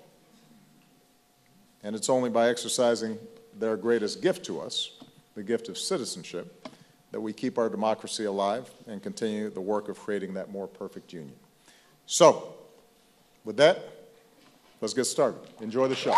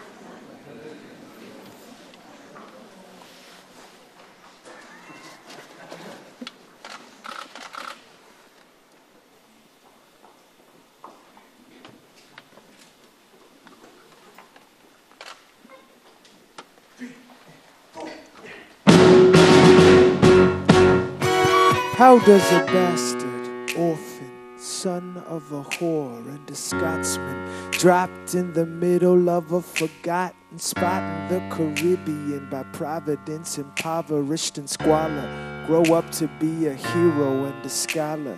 The $10 founding father without a father got a lot farther by working a lot harder, by being a lot smarter, by being a self-starter. By 14, they placed him in charge of a trading charter.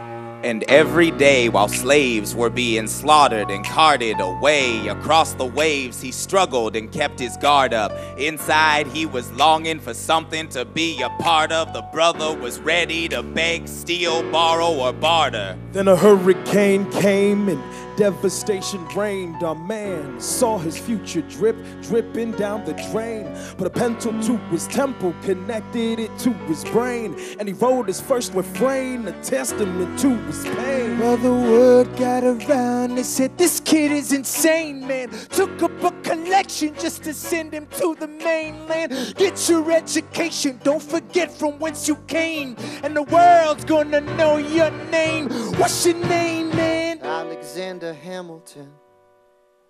My name is Alexander Hamilton.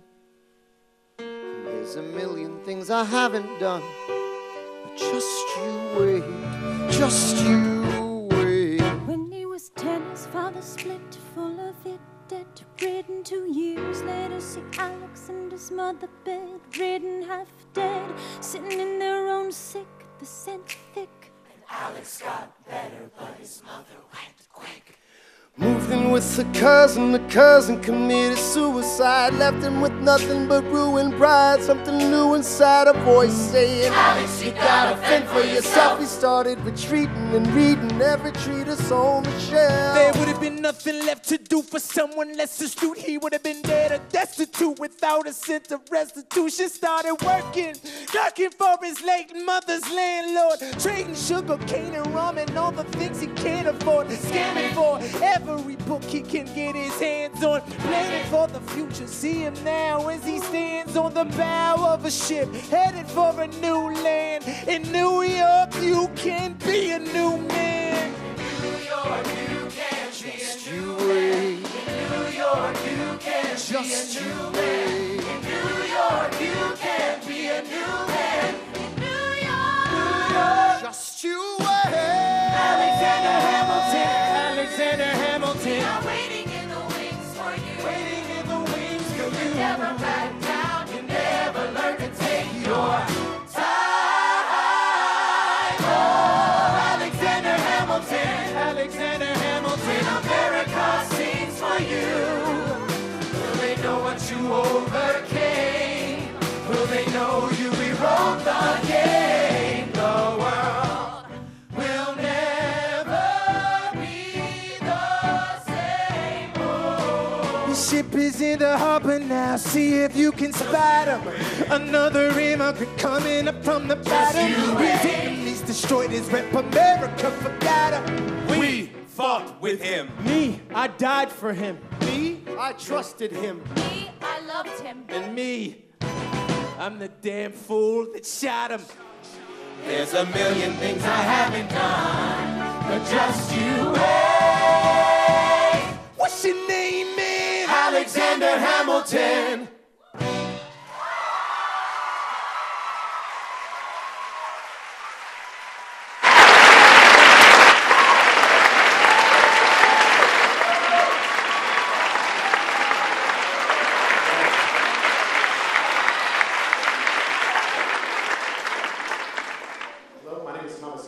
Director of the show, and thank you.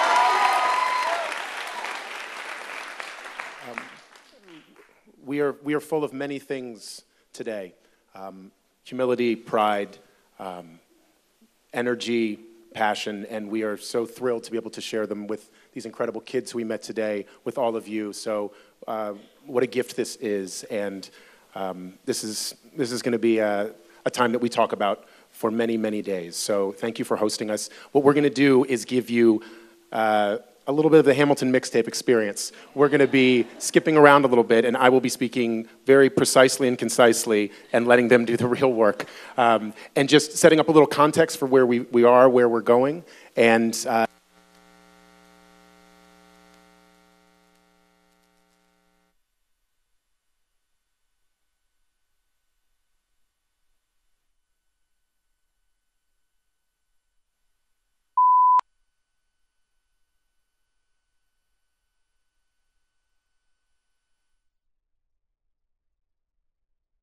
All right, guys, it looks like we have lost that feed for some reason. They did not give us a warning that they were going to cut that feed out. So what I'm going to go ahead and do is take you guys to another event from earlier today. Station, just so you know, Edge Live Channel 1 did go down from the White House. This was expected. We were only going to get one song from the cast of Hamilton, and then the feed was going to cut. All right, we just got an announcement that we were only going to get one song from the cast of Hamilton, so I guess that makes sense. We're going to take you to a different event. This is from earlier this morning, John Kasich in Youngstown, Ohio.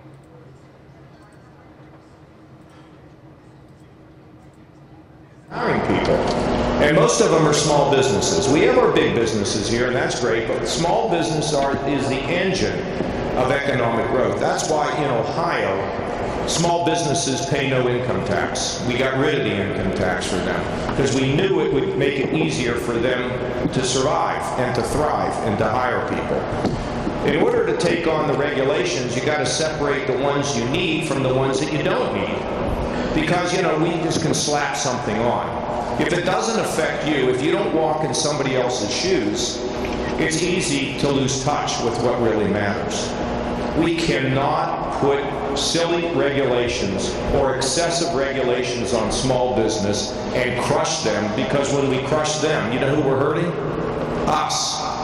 We're hurting our kids who need to get work, who need to get a decent job. But you have to have the intelligence and absolutely the commitment to keeping in mind that when you adjust these things the right way, jobs will be created. Secondly, you always have to lower taxes, because government will always take. It'll take at every level. It'll take at the township level, it'll take at the county level, it'll take at the city level, it'll take at the state level, and it will absolutely take at the federal level, because they use those dollars to run their programs.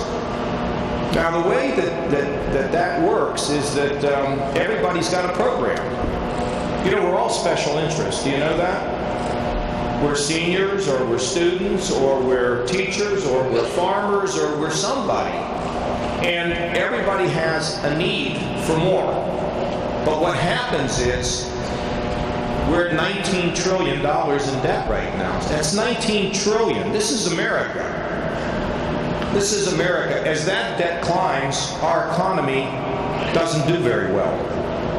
And the reason it doesn't is because if you were going, let's say I said to you, you have some money, okay, you probably don't invest in a business, okay? I mean, you just, right? Do you? You did? You don't. Okay, but let me just say to you, listen, I got this great deal for you. The business is really rickety and rockety, and if you can give me $1,000, I can make sure you get $2,000 back. What would you tell me? I know what you'd tell me. What, are you nuts? Are you nuts, okay? But you see, with businesses, with people that want to create and open a business, who's here got a business? Anybody, any small? Okay, sir, when you feel good about, when you don't feel good about the conditions, what do? I mean, do you hire more people? Do you expand your business? Like, put it on hold, right? Put it on reserve. Wait until things settle down. So as we are able to sort through common sense regulations so they don't crush you, so that you wake up in the morning and you say to your spouse, I can't believe what they're doing to me. Have you ever had that conversation with your spouse? Yes. You know, they're crushing me, or the taxes keep going up, or the politicians can't seem to do their job by balancing a budget and providing certainty. Then job creators either disappear or they don't do anything. So Portman is a guy that gets this. He understands this. Now, back when I was in Washington, we did balance the budget. The reason I wanted to balance the budget is because I don't like this debt going up. First of all, it hurts our kids, and secondly, it hurts the economy. So when we finally got it balanced, and we had to fight everybody to get it done. You might say, well, why do you have to fight anybody? Well, because everybody says, don't affect me. But when we finally got it balanced, the economy was growing like crazy in America. Our wages were up, And it was just, it was the beginning of this century, which was not that long ago. Things were really going well.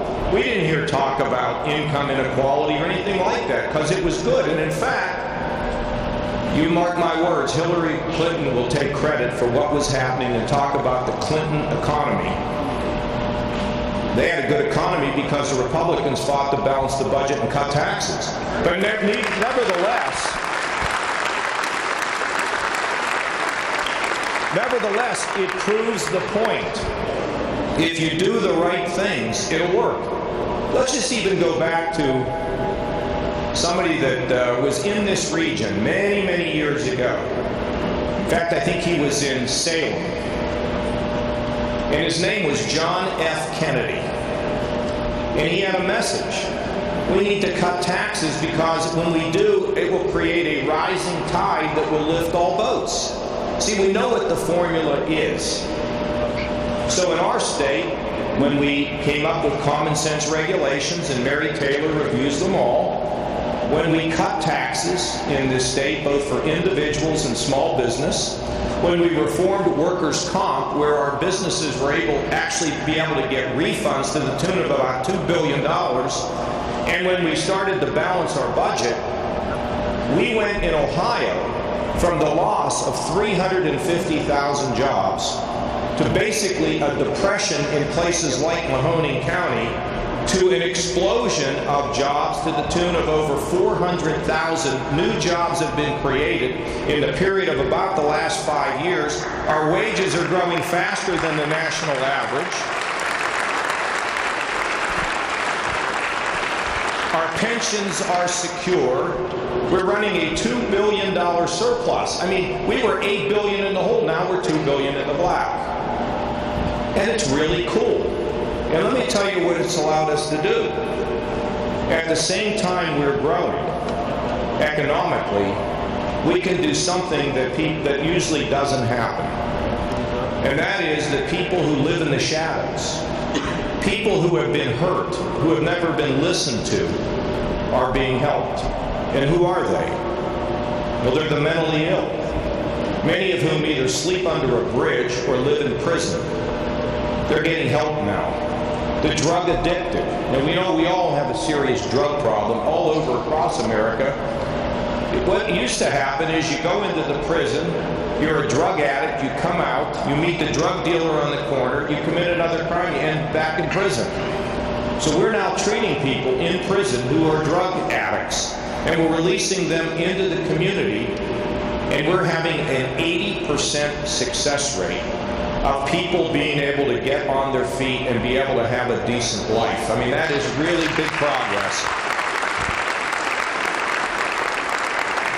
Thirdly, we have the working poor, many of whom never had any health insurance.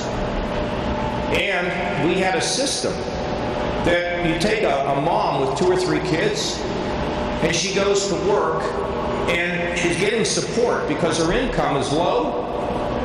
If she took a pay raise or worked more hours, she would lose more in benefits than she would gain from working. Now, I think we want to have a system that encourages mom to get more pay and a better job without losing what she needs to have in order to support her kids. That's common sense. And I'll tell you somebody else, a group also that has been ignored for too long in our state and in our country. And those are the developmentally disabled. You know, they're made in the image of the Lord, like all of us. They're just made a little different. You know, Jordan Spieth, the great golfer, he's a fine guy. He's about 21, 22 years old. He won all these golf tournaments. He won millions and millions of dollars. And he's the nicest young man, they tell me, that you could ever meet. You know why? He has a sister who's developmentally disabled, who inspires him and teaches him about what life is really like. In our state, the developmentally disabled are being put in a position of where they can hopefully be as integrated in our society as they can. I mean, they're not going to be the CEO at Lordstown, But there's things they can do at Lordstown that allows them to have satisfaction in their lives. And these are people that the Lord's watching how we treat them. And now we're giving them an opportunity to have a better life. And even our friends who live in the minority community. Folks, there are people who live in the minority community who don't even believe the system doesn't work for them. They believe the system works against them. And it is a struggle. And we have lots of poverty and lots of unemployment. You don't hear this at many Republican rallies or town halls. But we want to be unified as a country.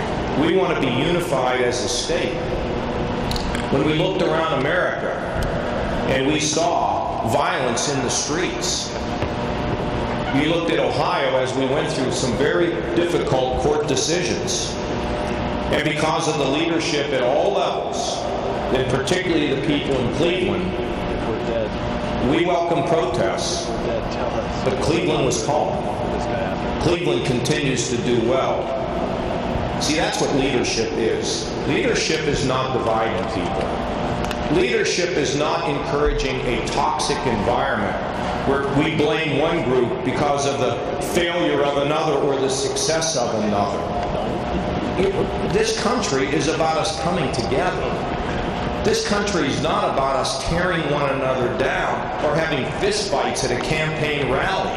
We'll be ready. That's not what America is. See, we've had tough times in the Valley. I know it.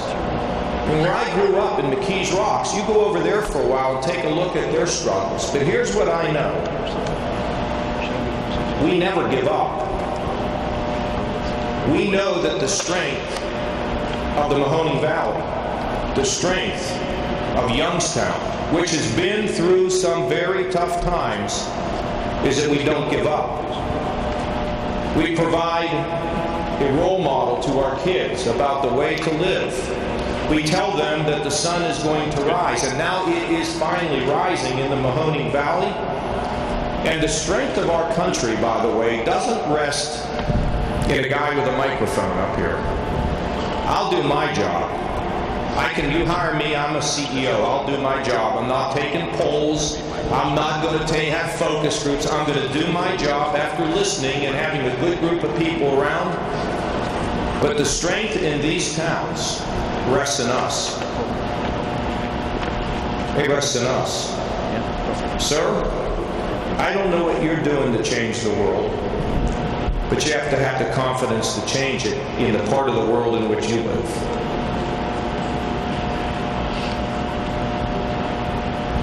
Very tough. And now we're rising, right? And we're doing better, and we're optimistic. And you sit there and you shake your head and you say, yeah, I can change the world. And that's what we need to do in America.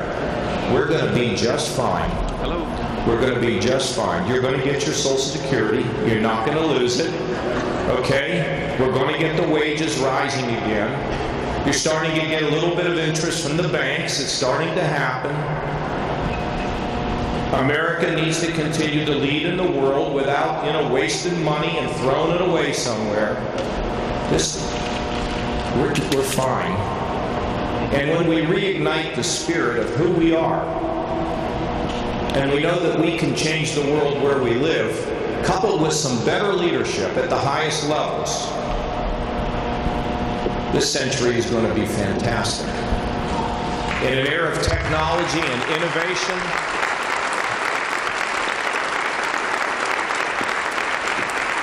just think about, I was with a guy the other day in Iowa, 83 years old. And I'm not particularly impressed for somebody to be 83. You know why?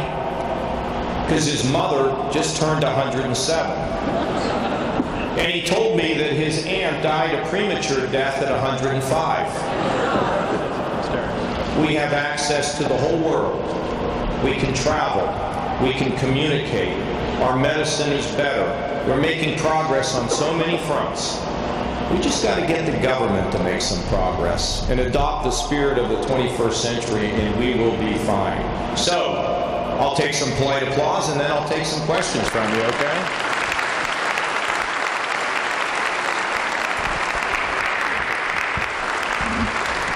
is like a movie set today with these bright lights, and we're in this giant cavernous building. Oh, and there's my bus. I didn't know where it went. I see it. Here it is right here. Okay, yes, sir, right here. I'm the president of a Christian school located in Youngstown, Ohio. We're actually the largest non-parochial school that has that choice kids in it. And we have about 70% of our kids are from Youngstown City, 70% of them are poor, and about 15% have special education needs. But we graduate 99% of our kids, and we meet all scores for the state. So we're proof that your school choice works. We're proof of that. How will you advance school choice as president? Give him that microphone, would you? This is very, very interesting. So you graduate, how much of the students? 99%. 99%. What's the makeup? What's the makeup of the school? 65% of our kids are African Americans. Almost 70% are in some sort of poverty. They're free reduced lunch. And we have 15% of our population are special education kids. So autism, we have Down syndrome kids in our school. I mean, we don't cherry pick the best kids. And you're graduating 99% of them. Okay. Why is that happening? I will tell you, because we have high expectations for our kids. Okay. Our motto, we talk about it, is love more, expect more, be more. So we love our kids, and you talk about that all the time. So we love our kids. That's what enables us to hold them to high expectations, because they know we care about them. Starts with love, high expectations, so they can be more. And we talk about being more. We're talking about being servant leaders when they leave our school. Now, do you ever have kids that come to school who come from really tough circumstances where maybe they don't feel the love? Yes, absolutely. And, we have a lot of kids, single moms, and you talked about them earlier. 100% agree about single moms, grandparents. We have a few kids, actually. There's some of those kids that come from houses. We have a young man whose dad is in prison. His mom doesn't have any of her kids, and he lives with me now. So we have some of those folks in our school that do that, because you got to do that. So do you mentor these kids? Absolutely. Now you think about this for a second, what this gentleman just said. Now let me ask you a question. You think people at his school are changing the world? Huh? Let me ask you another question, sir. Let me ask you another question. The teachers pay real high? No, sir. Our teachers, we talk about them being missional, and they're missionaries when they come to our school. They give up the station. We don't have a retirement plan, and they don't have group benefits either at this point. But they're making a difference every day. Let me ask you a question. When they leave this earth, think they'll find the justice and the pay that they gave up here? Right. Yeah. Huh? Do you think, are you a teacher there? Okay, let's talk to her for a few minutes. Tell us, why do you do this?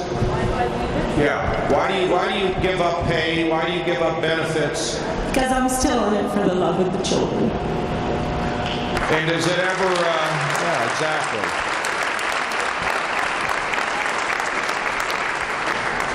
You're a little emotional about that, huh? Yes, God called me into this field when I was just a child, and when I would look around in my own home school district and see tattered shoes and messy hair and poor children who were pulled, for special education classes, and my heart just grew for them.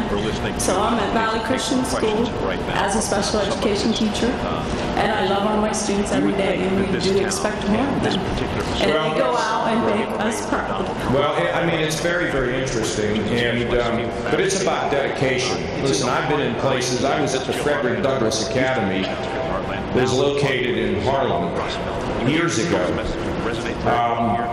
All of the kids who go to school there come from very tough circumstances. 100% of them, the last time I checked, graduate from high school and go to college. I went one time in there and I saw a African-American speaking Japanese fencing. You know why they took up fencing? Because they knew they could get scholarships. There's not a lot of fencers. And a Japanese or African-American Japanese speaking fencers. There's a unique category for you. But the point is that, see, it's all about changing the world.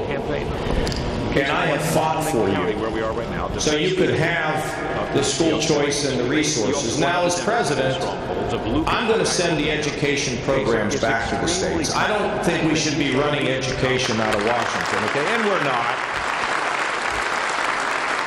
Let me tell you, we are not doing that. In the Youngstown schools, we've had people that have been a lot more interested in what's happening with adults than we have what's happening with children. I'm just telling you, I've been saying this for 5 years now, and now we're going to make progress, and we're in court now. In the last 9 years, 1% of the graduates of that system is college ready. Tremendous crossover appeal for Trump here. We're not serving our kids. And I came here as governor 4 years ago, and I said, you better get it together. And we're finally now moving in the right direction. Court cases, but we'll get there. Because you got somebody who's going to fight for this. Now, I would send 104 federal education programs back to Ohio in 4 buckets, including a bucket of special education. But you know, when we say we need to send these programs back from Washington and everybody cheers, you think you don't have control now? Trump's rivals Of course you have control. allegedly inside. I know what we're waiting around for. It's going to resonate with voters. All you got to do is elect a school board that wants to bring change to your school. You don't have to wait around. And I want to tell you, these guys here, these working guys, okay, got kids. 24 hours from now. You know the key to high wages? Skills. You ever heard of Stephon Curry? Huh? You guys know who he is? He's a basketball player. Oh, yeah, I know. He's no good. That's what they say. I mean, that guy, he's the only guy I know who can come out of the locker room and hit a basket, okay? You know why he's going to make a lot of money? Skills. If you have skills as a physician, if you have skills as a business person, if you have skills in using computers, how many computer kids do you hire? And what do you pay them? Top dollar? Top dollar. You know, we take foreign language courses in school. I got a better foreign language course. How about the foreign language of computers? Because then they go to work for Covelli and make a lot of money. Then someday maybe they can buy his business out and then he can work for them. Okay? That's what I'm looking forward to. Guys, we have to demand that we are training kids for jobs that exist in the 21st century. If we are graduating them without skills, they will, in all likelihood, have a lifetime of poverty. And we don't want to do that to our kids. We can't do that to our kids. So I want the choice to continue to exist. I want the charter schools. I want high standards, but I want them to exist because here's what I know. When I order pizza in the Mahoning Valley, if there was only one pizza shop, I wouldn't get much pepperoni. But if there's 3 pizza shops in the Mahoning Valley, I'm getting a lot of pepperoni for my money. Choice and competition is good for us in this country. But how about a round of applause for this gentleman and this lady right here for what they're doing.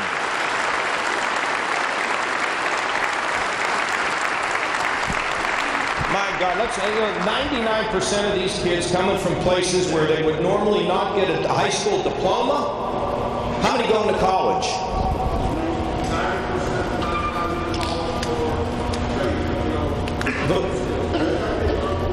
So they're going to community college and learning a skill or trade school. How many say 95%? Jeez, oh man. Listen, when you get up there, if you get up there before I do, would you save me? I just need a broom closet just so I have a view of the golf course. That's all I want, okay? But I'm a lot older than you are, so I'll probably, but help me when you get there, would you? Okay, how about right here, young man? Hi. Recently, John Kerry went to Paris to talk about reducing our carbon footprint here in the United States. As president, how would you implement, if you would implement, clean energy or green jobs, especially areas in the Mahoning Valley, specifically Youngstown? First of all, I think when he went to Paris, he should have gone there to get our allies together to fight ISIS instead of spending time talking about global warming. Okay?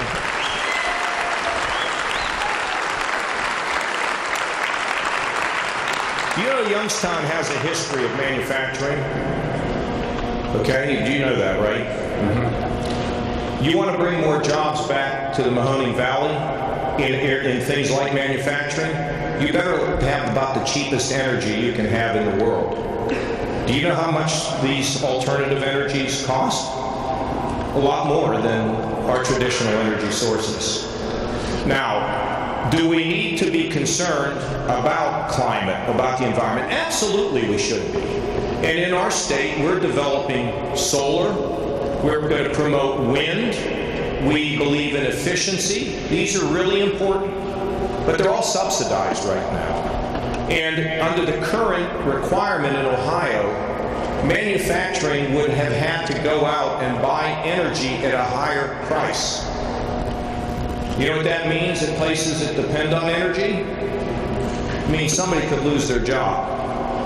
Now, I believe we can have an improved environment while at the same time having a strong job situation. We just asked this in this last debate. Actually, it was the only one where I didn't have to avoid being involved in a demolition derby. Things went downhill soon after. But let me just tell you, yes, we want to make sure that we promote this, but we also want to look forward to battery technologies that can change us. But we don't want to give up on the traditional sources of energy. We should continue to dig coal, but we have to clean it before we burn it. We've been doing it in our state.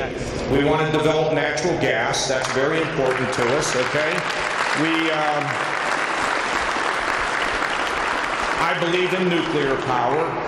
We need to have all the sources of energy because America needs to become energy independent. So we don't have to go anywhere in the world because we depend on somebody else's energy to send our men and women into harm's way because we're not energy independent. Let's develop all the sources and let's use it to bring jobs back. And we're starting to see it. We're starting to see it in our state and we're starting to see it in our country where they get it right.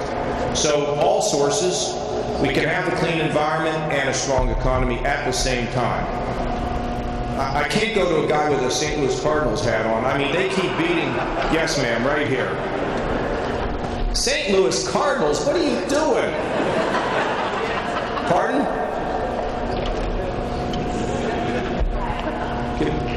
Can we just get her, hand her the microphone? She can take it. She won't keep it, I don't think. I won't, I promise.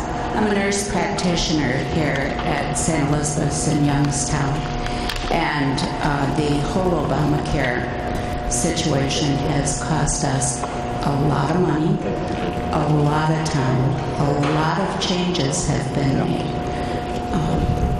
I'm extremely concerned when I hear things coming out of Congress saying we're going to repeal Obamacare. You can't just walk in the first day of office and say we're repealing every word of Obamacare. We have spent millions and millions of dollars making changes to accommodate the regulations that came along with Obamacare, not necessarily to the good, but how do we make adjustments to provide care for our aging population without rationing care, pay for that care, and not kill our industry? I don't know how many days I've told my very patient, loving husband, they're killing us. They are killing us. We've had extremely talented physicians and surgeons leave the business, leave their practices. They're done. I'm out of here. They're killing us. What would John Kasich do? Well, I'm glad that you asked such an easy question. Well, look, first of all, I don't know about all the millions and millions being spent. Here's what I know the problem with Obamacare is. Healthcare costs are going through the roof. The whole purpose of it was to slow healthcare costs down, and healthcare costs are going through the roof, number one. So it failed at that level. Number two, we want people to have health insurance, but the cost of health insurance has gone up by an average of 80% in Ohio. So number two, it's become less affordable. Number three, I was with a lady somewhere the other day. She has, I know it was in Lima at this pallet place, and she She has 49 employees. She said she's not hiring the 50th because she doesn't want to get caught in all this stuff. So now we've hurt the small businesses' ability to expand because they don't want to get tangled up in all these things. So what do we do about it? Well, there is a provision in that law that I think is a good provision. And I'll tell you what it is. No one should be unable to get health insurance because they have a pre-existing condition. Nobody in America should ever lose their house, their savings, or anything else because they can't get health insurance or they get sick. Okay? I mean, that'd be crazy, right? So, I believe we can take some of the federal resources and combine them. This is what we would absolutely do in this state. We would take federal resources and combine it with Medicaid, and we would cover the working poor. Because right now they get subsidies, and they've got to can't just have millions of Americans without health insurance. But let me also tell you that we need a fundamental change in medicine. Now, I don't know about all the healthcare centers here, but I will tell the business people who are here, we need to have total transparency. How are hospitals doing? What are their prices? What is their quality? You can't answer that question for me, Tom. You can't tell me what they charge because you don't know. Do you know what physicians are charging? Do you know what their success rate is? You don't know. So what we need to do is we need to have complete transparency. And we need to find out who's the high chargers with quality, who's the low chargers with quality. And what's interesting is just because you charge a lot doesn't mean you get high quality. You know, one of the things they say, you know, it's very dangerous to go into the hospital because you'll get an infection or you'll catch something else. We need to reduce the amount of medical mistakes. We need to know what's the readmission rate. When you come out, do you have to go back in because they didn't fix you? We need to know all of this. And what we are about to do in our state, which is what I want to do in the country, is for people who have high quality at low prices, I want to give them a financial reward for doing that. When we have a primary care doctor, and you know, primary care physicians don't make much money. There are a lot of people that go into medicine and they avoid being a primary care doctor because they don't get paid much. But if the primary care doctor keeps us healthy and with high quality and lower prices below what the normal expectation is, we will give he or she a financial reward. This would have the impact of bringing down healthcare costs, of having all of us involved in determining the quality, giving us more ability to choose, and I believe would lead us away from the problem of rationing. And the problem of rationing is somebody who knows somebody gets, you know, here in the Valley, I mean, one of the research.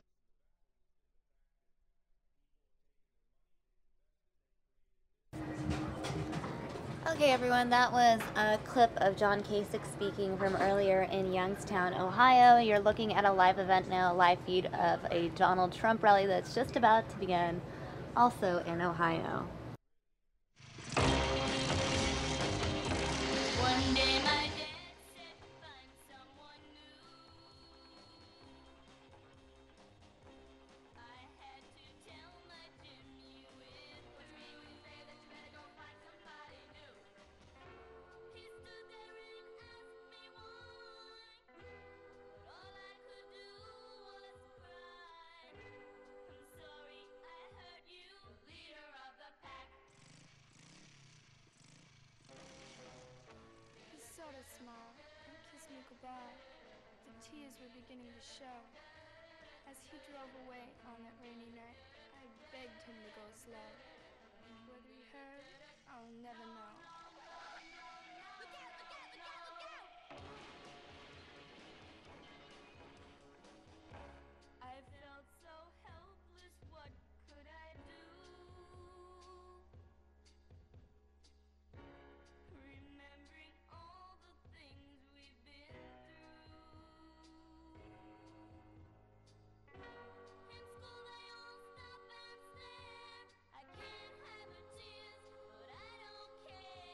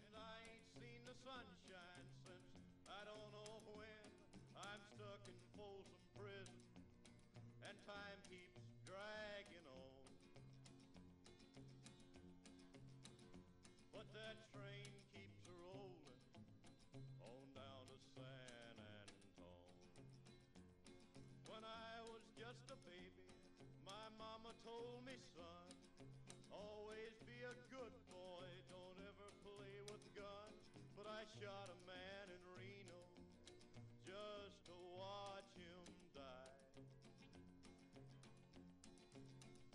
When I hear that whistle blowing, I hang my head and cry.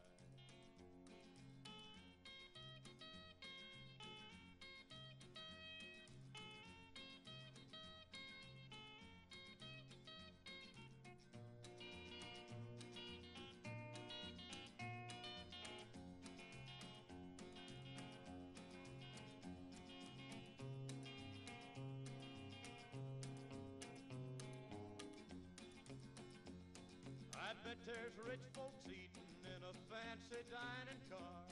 They're probably drinking coffee and smoking big cigars. Well, I know I had it coming. I know I can't be free. But those people keep a moving, and that's what tortures me.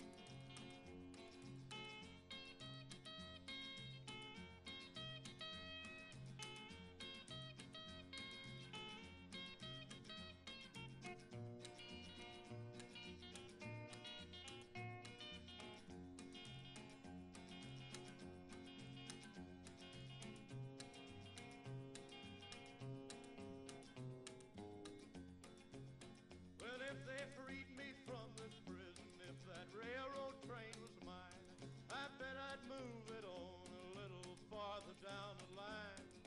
Far from Folsom Prison, that's where I want to stay. And I'd let that lonesome whistle blow my blues away.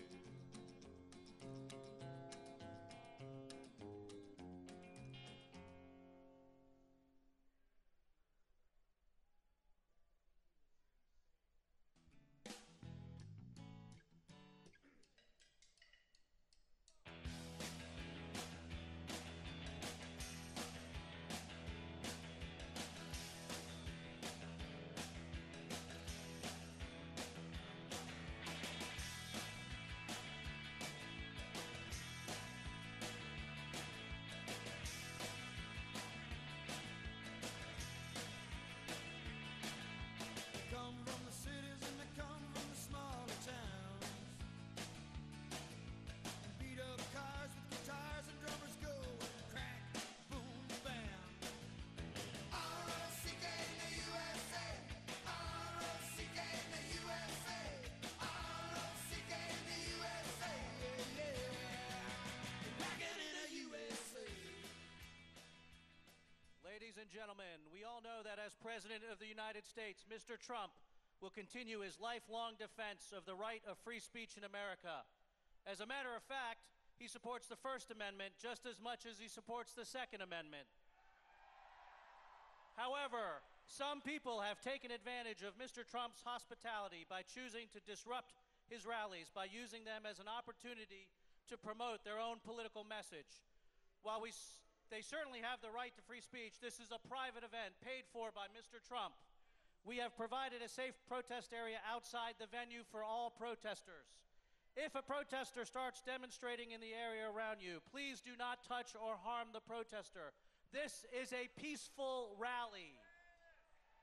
In order to notify the law enforcement of the location of the protester, please hold up a rally sign over your head and chant Trump, Trump, Trump. Ask the people around you to do likewise until the officers remove the protester. Thank you for helping us make America great again.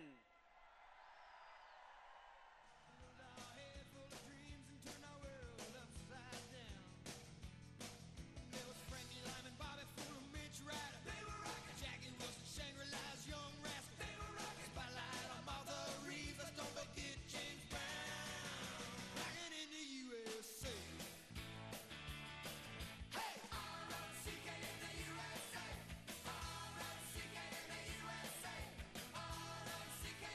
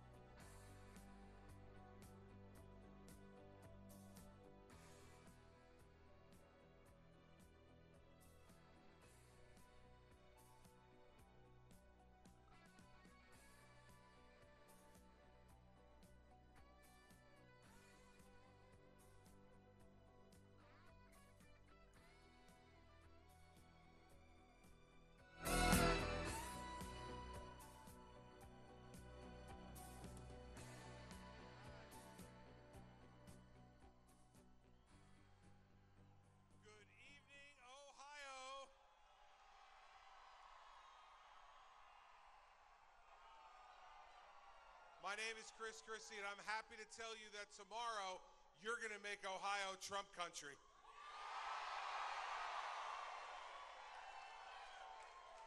America needs a strong leader to restore our hope and our strength, and there's only one man to do it, and that's Donald Trump. America needs someone in the White House who knows how to create jobs because he's done it, and that man's Donald Trump.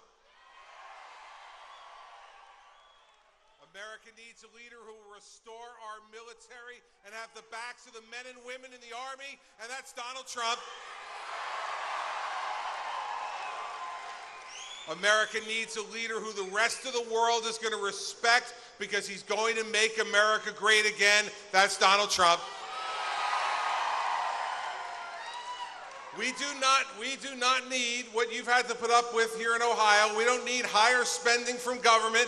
We don't need bigger sales taxes. We don't need that brought to Washington. We need someone who's going to make government smaller and smarter and working for you, not the other way around, and that's Donald Trump.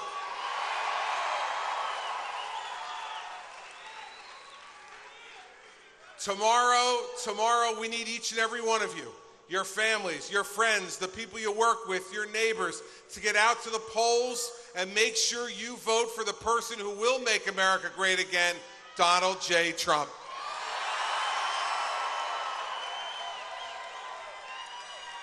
It is so great to see such a great crowd here today. We want you to go home after this, get some sleep, get up tomorrow morning, get to the polls, and make America great again with Donald Trump. So, ladies and gentlemen, it is my honor and my privilege to introduce to you the next President of the United States, Donald J. Trump.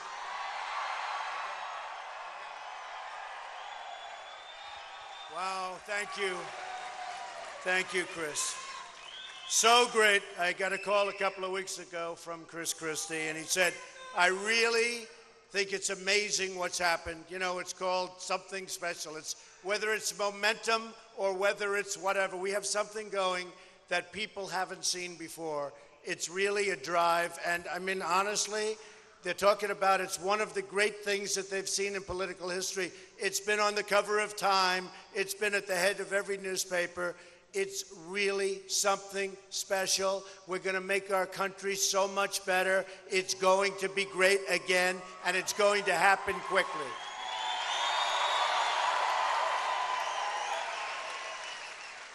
So I just wanted to, I changed my plans a little bit. We're doing great in Florida.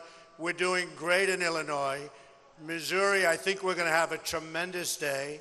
And I said, I have to come out here and we have to explain a couple of things because what's going on, I don't know if you read the Art of the Deal, but I worked for a long time in Ohio. And my father and I, when I was very young, I bought a job with my father, and it was a great success. It was in Cincinnati, and it was a great success. It was a horrible job. It was a mess, and I took it over. I fixed it. I worked here summers. I worked here. I'd come out all the time, and we bought it for X, and we sold it for X. And after that, the job didn't do too well, I have to tell you, but we were gone. We were gone. And usually we hold, but this time we did. So it gave me an unbelievable feeling for the people of Ohio. I stayed here, I worked here, and I love the people of Ohio. And it was really one of my first big jobs. And I said 1,164 units, and we bought it from the FHA for like nothing, and we sold it for a lot of money. And it gave me like that. It's like if you're a baseball player, you get that first hit, or if you're a golfer and you sink the first 3-foot putt, one of those deals. But it gave me a great confidence, and I've always loved this place. So I just want to tell you that, folks. So thank you. Thank you. So this all began, and this began very strongly in June 16th to be exact. And I said to my wife, we have to do this. This is something we have to do.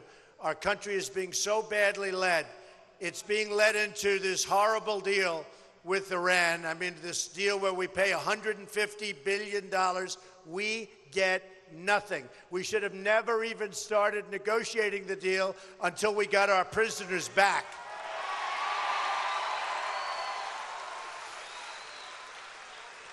They never once walked. They never once did anything. Constantly, you'd see back in Iran, you'd see the people dancing in the streets before the deal was done.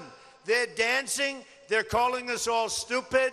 The deal was a joke, except for it's so serious. It was a joke. It was one of the worst negotiated transactions of any kind I've ever seen. They could have walked. They could have gone in and said, before we start, we need our prisoners back. This would be 3.5, 4 years ago. And they would have said no, the Persians being great negotiators, they would have said no. And then we get up and we walk and we go out and we double up the sanctions. And within 24 hours, they would call back. They said, we're giving you back the prisoners. Then we go in a second time and we say, listen, we have a problem. We owe $19 trillion. We can't give you the $150 billion back. Can't do it. Sorry. And I tell that story, you know, actually some of the media, who, by the way, are the most dishonest people on earth, okay? The worst.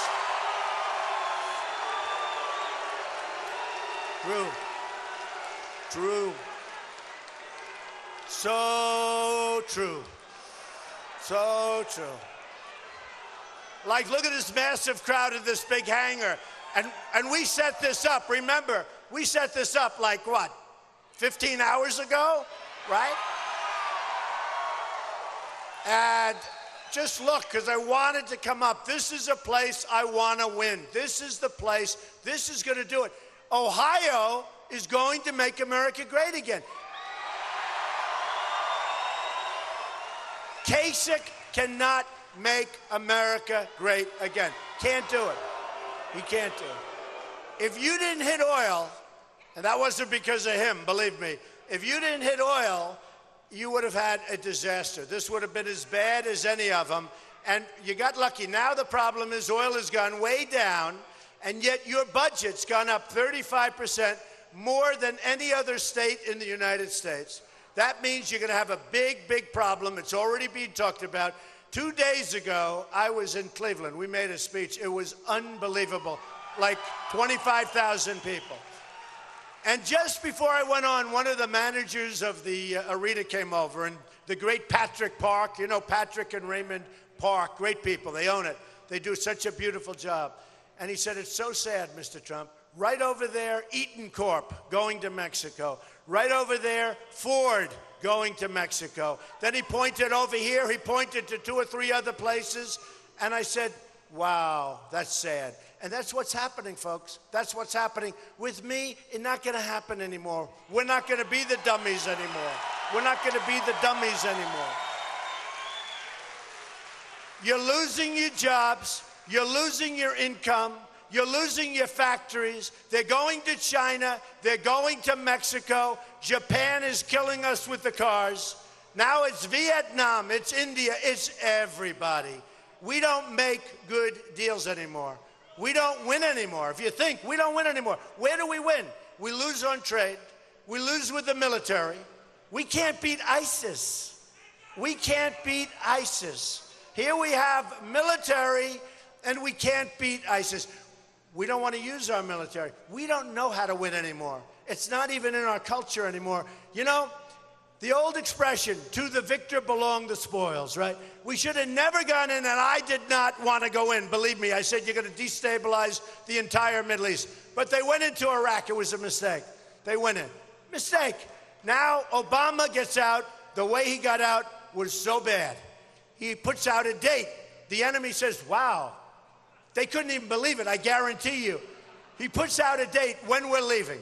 Bad thing to do. In all fairness, we shouldn't have been there, but we should have left some troops behind so that what happened wouldn't happen. So Iran is taking over, as you stand here, Iran is taking over Iraq. Iraq has the 2nd largest oil reserves in the world. So the Iran deal, I used to say one of the greatest deals I've ever seen, is the Iran deal. But actually, the greatest deal I've ever seen is what happened just now. Iran is taking over Iraq. 2nd largest oil reserves in the world. That's the greatest deal. They've been fighting with Iraq forever. And they go 10 feet one way, 10 feet the other way, 10 feet, then they rest. Then they go again. For years and years and years, they fought. But they were the same. They were equal military strength. Saddam Hussein would drop gas. They'd complain, they'd drop gas. This went on forever. And then we obliterated one of the two powers, and it was obvious. To me, it was obvious. And I said, don't do it. You're going to destabilize. Now Iran is taking over Iraq. Iran is going in with Yemen. Now, they don't want Yemen. What they like is that long, big, beautiful border that separates Yemen from Saudi Arabia. And I've been really pretty good in these predictions. You know, when I wrote a book in the year 2000, The America We Deserve, I mentioned in the book Osama bin Laden. And everyone said, don't forget, that was a year and a half before the World Trade Center came down. And everyone said, I don't believe it. One of the big announcers in the morning, great guy, he said, wait a minute. Because they brought the book. They said, you know, Trump was talking about Osama bin Laden before he knocked down the World Trade Center. And the guy said, no way, let me see. They looked at the book. That's right. That's what I did. We had to take him out. We had opportunities to take him out. So I'm pretty good at the prognostication. And I'll tell you, 4 years ago, and a lot of you are supporters, and you're supporters before I did this whole crazy political thing, okay? We've been supporters and friends for a long time. But you've seen, I said, take the oil. I didn't want to be there, but now we're there. I said, you're going to leave, take the oil, take the oil. I kept saying it. And they said, you can't take the oil. What a terrible thing. This is a sovereign country. This is a country that was blown off the face of the earth. Sovereign. You had the leaders that we left behind were totally corrupt. They were totally corrupt. Horrible. Horrible. These were corrupt people. That's what happened with ISIS. They wouldn't include these people. And ISIS turned out to be a lot tougher and a lot smarter than the people we chose. They didn't include them. So who has the oil? Iran has the oil, and ISIS has the oil. What do we have? We spend years there. $2 trillion in cost. $2 trillion. Thousands of lives. Wounded warriors who we all love all over the place. What do we have? We have nothing. If our leaders would have gone away, elect them president, tell them to go away to the beach and just sun themselves for 4 years, we would have been better off. Now, Saddam Hussein was not a good person. Who cares? I'll tell you what he was great at, killing terrorists. He would kill terrorists. Now Iraq is Harvard University for terrorists. You go to Iraq, you want to be a terrorist, you go to Iraq. It's Harvard. That's what they do. They kill. We don't do. They develop terrorists all over the place now. It is far worse than it was before we started. Now, in the meantime, we have our country. It's crumbling. You look at our airports. You look at our hospitals. You look at our roads and our highways. You look at our bridges, they're falling down. You look at our schools. Our country is falling apart. We've become third world in many respects. You know, you go to Dubai, you go to Qatar, you go to some of these places, and you land at airports, and you say, oh, man, look at this airport. I was in Qatar, and they were touring me the airport. They were showing me this beautiful airport, and I said, Akbar, named Akbar, good guy, nice guy. I get along with everybody. You have to get along. But they were showing me the head of the airline, wonderful guy, Mr. Trump, and this is this, and this is that, and here we have this, and we have spas for the people. I said, this is beautiful. He goes, no, this is just temporary. The real airport is being built over there, and he points at there's 40 cranes building the most incredible airport. And then I get back on my plane, I land at LaGuardia with potholes all over them, right? We're becoming third world. You look at what's going on. So here's the story, folks. So important, you got to vote tomorrow. You got to vote. If you have a headache, if you're dying, if you just went to your doctor, although that would cost too much because Obamacare, you know. We're repealing and replacing Obamacare. That I can tell.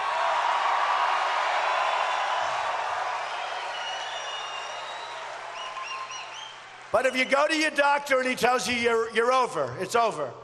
It's just done. You're done. You're going to be dead in 3 weeks.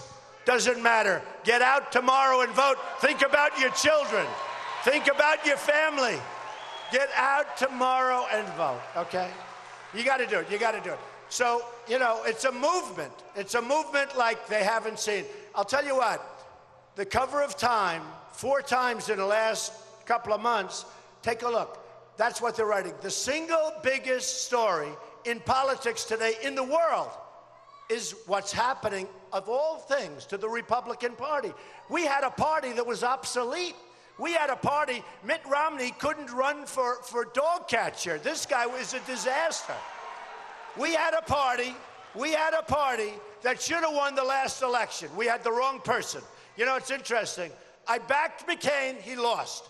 I backed Romney, he lost. I said, this time we're going to do it ourselves, folks. We're going to do it right.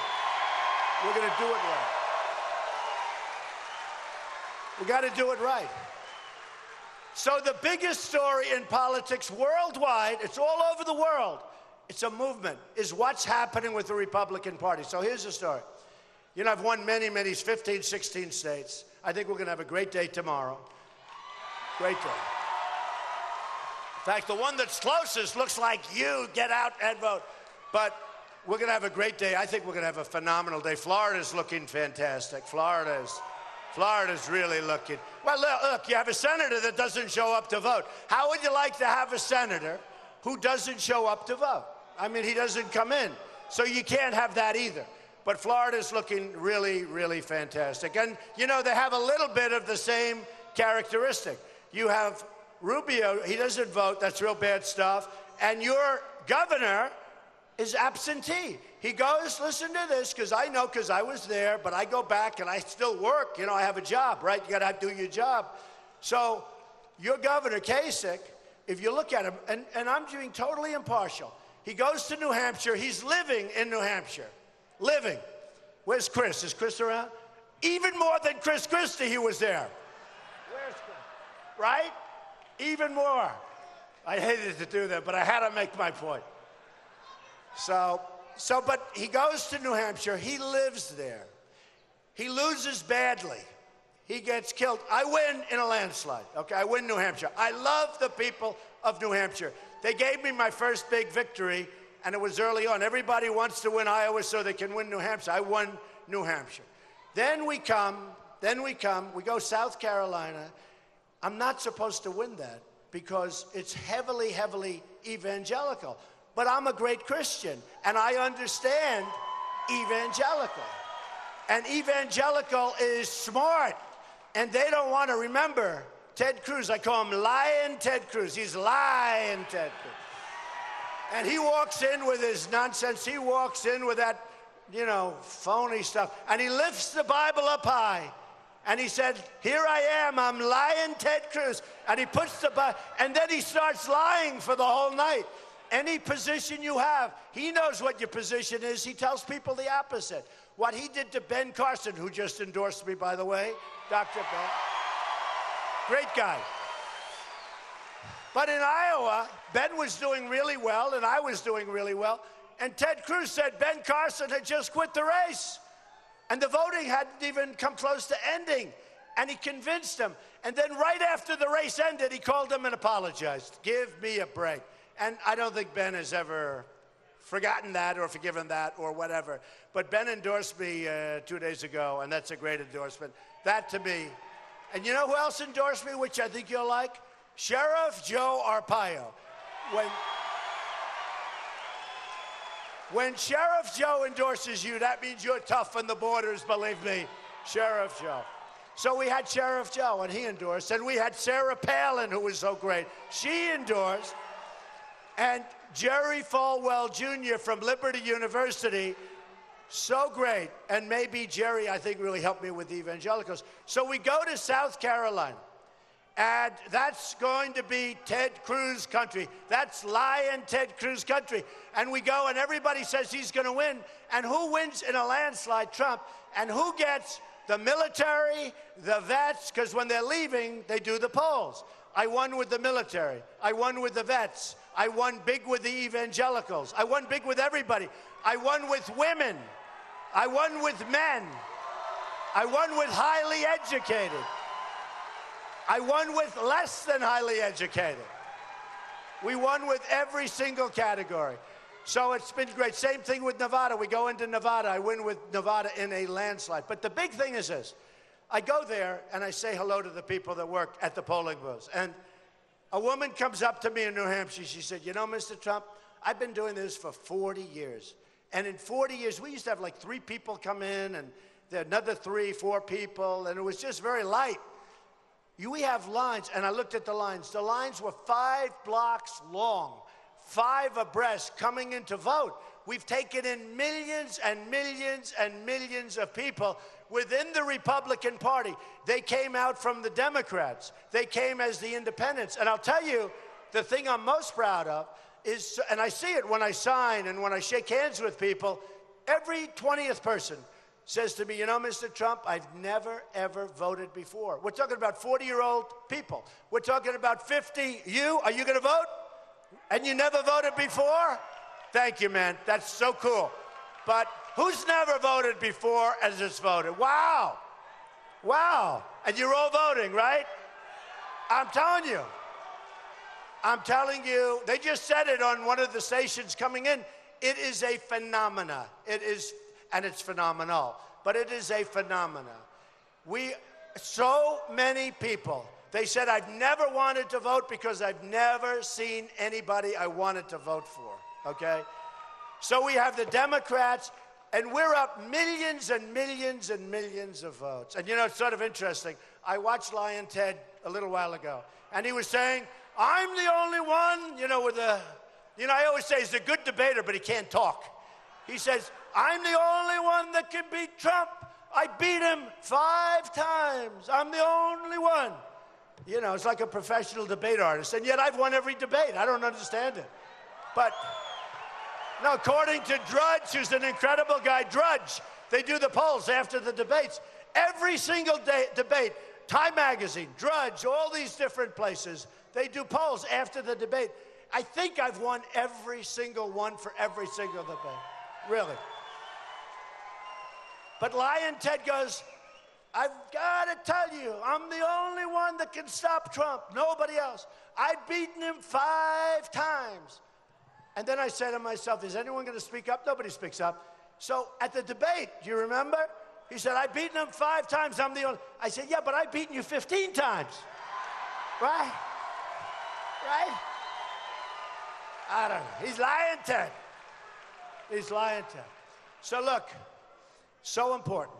We have so many different problems. And I want to read you something because I love it. I love it. You know, we need security. We need borders. We're going to build the wall. The wall is going to be built. The wall is going to be built 100%. Build that wall. Build that wall. Build that wall. Build that wall. Build that wall. Right. Gonna be built. And who's gonna pay for the wall? Mexico, 100%. 100%.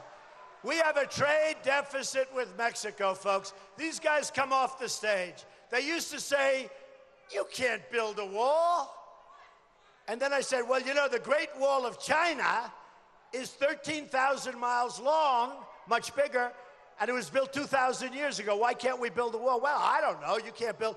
And then the other day, I hear these guys saying, we're going to build a wall. And my wife heard it. She came up. She said, I think they just said we're going to build a wall. Okay, but here's the thing.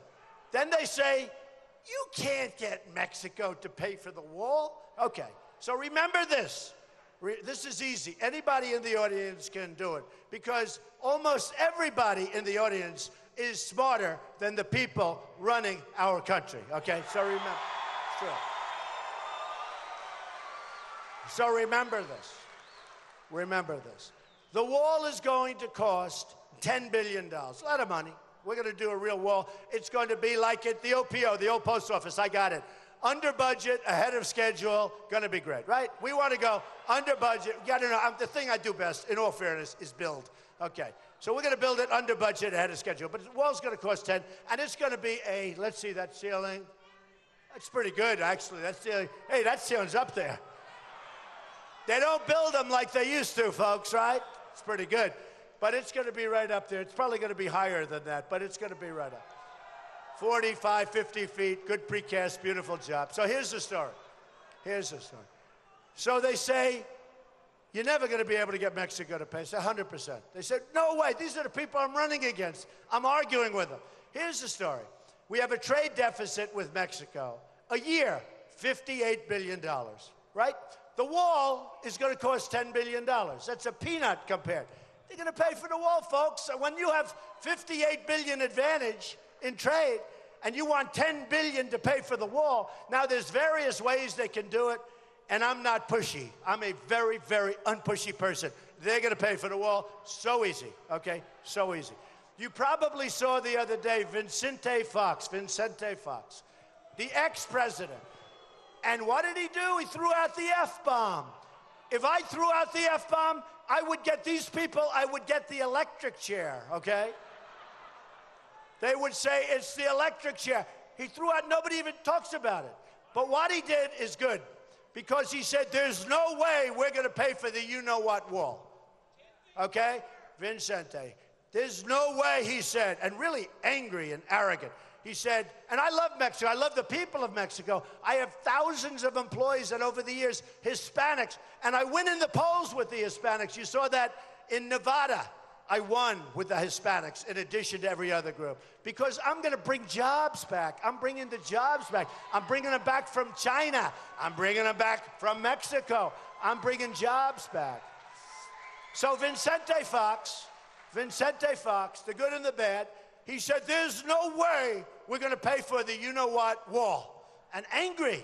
And I said, we've made progress. Because he used to say, there's no way we're going to build a wall. So now he accepts it's going to be built, right? He accepts that it's going to be built. That's good. That's good. Now we'll just make a little deal and they're going to pay. Otherwise, we're going to have a little problem. We're not going to let so much trade. Don't forget, the $58 billion a year doesn't include all the drugs that are pouring across and poisoning our youth, okay? And one thing I told the people of New Hampshire, because they were so good to me and the victory was so conclusive, and it was my first victory as a politician. I've never done this before. Some people give me credit. They said, you know, it's amazing. This is a phenomena. And he's never done it before. He's only been doing it for 8 months. But it's like common sense. And that's why we have these crowds. And that's why it's a movement. Because it's a movement. When I go to Dallas, 21,000 people. We just left North Carolina, where I think we're going to do great. We just left. We had a room that held 2,000 people. It was set up quickly. It held 2,000 people. They had between 9,000 and 10,000 people outside listening, and that we had to send away. There's something going on. Okay. So here's the story. We are going to do things that the country isn't used to doing. It's called, we're going to win. Win. It's very simple. Win. So I want to read you this because I love it. I don't know. Some of you may have heard it. I haven't done it much, but I love doing it. I love reading it. It was written by Al Wilson a long time ago, and it was actually a song and a little upgrade. Maybe we do a little upgrade, but I think it's great. So we have a tremendous problem with terrorism, and we have a tremendous problem where, and I don't know if you agree with me, but we cannot let people into our country that we don't know who they are, what they are doing, where they are. They have no paperwork. We can't do it.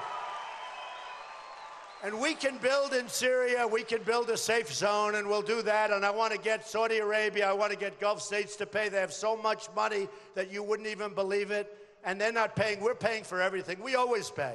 You know, people think we spend a lot on our military. We spend a lot taking care of all these rich countries that don't reimburse us properly. South Korea, I love South Korea. I love Japan. But Japan, if we get attacked, Japan doesn't have to do anything. If Japan gets attacked, we just started World War III. We have to go in and defend them. What kind of deals are these that we make, folks? So we're going to, don't worry, we're going to make these good. But we talk about terror, and we talk about terrorism. And we talk about, remember this is for what I'm going to read. we talk about the wrong people coming into our country, right? And we can't allow it. And I love you. Look at this crowd. I love you. I mean, this is amazing.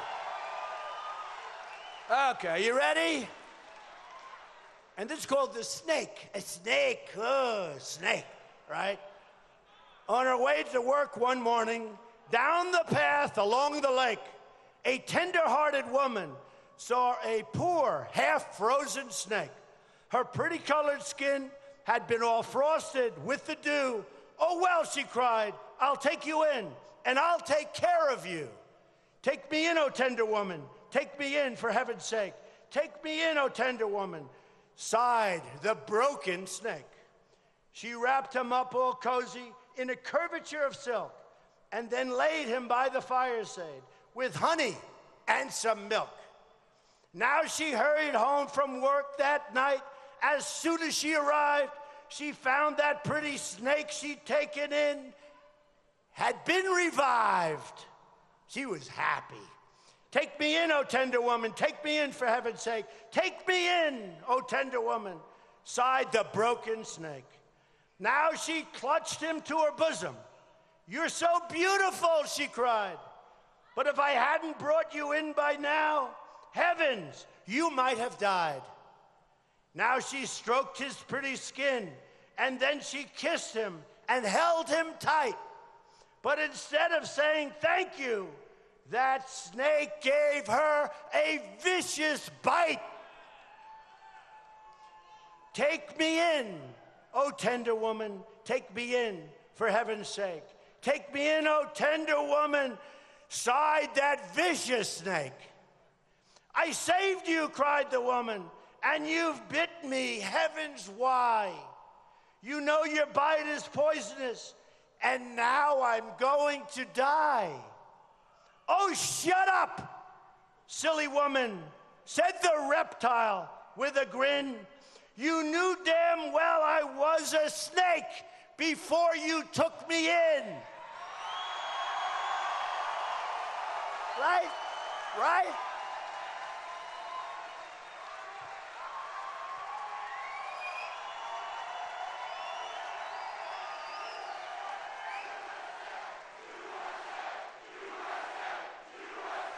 USA, USA.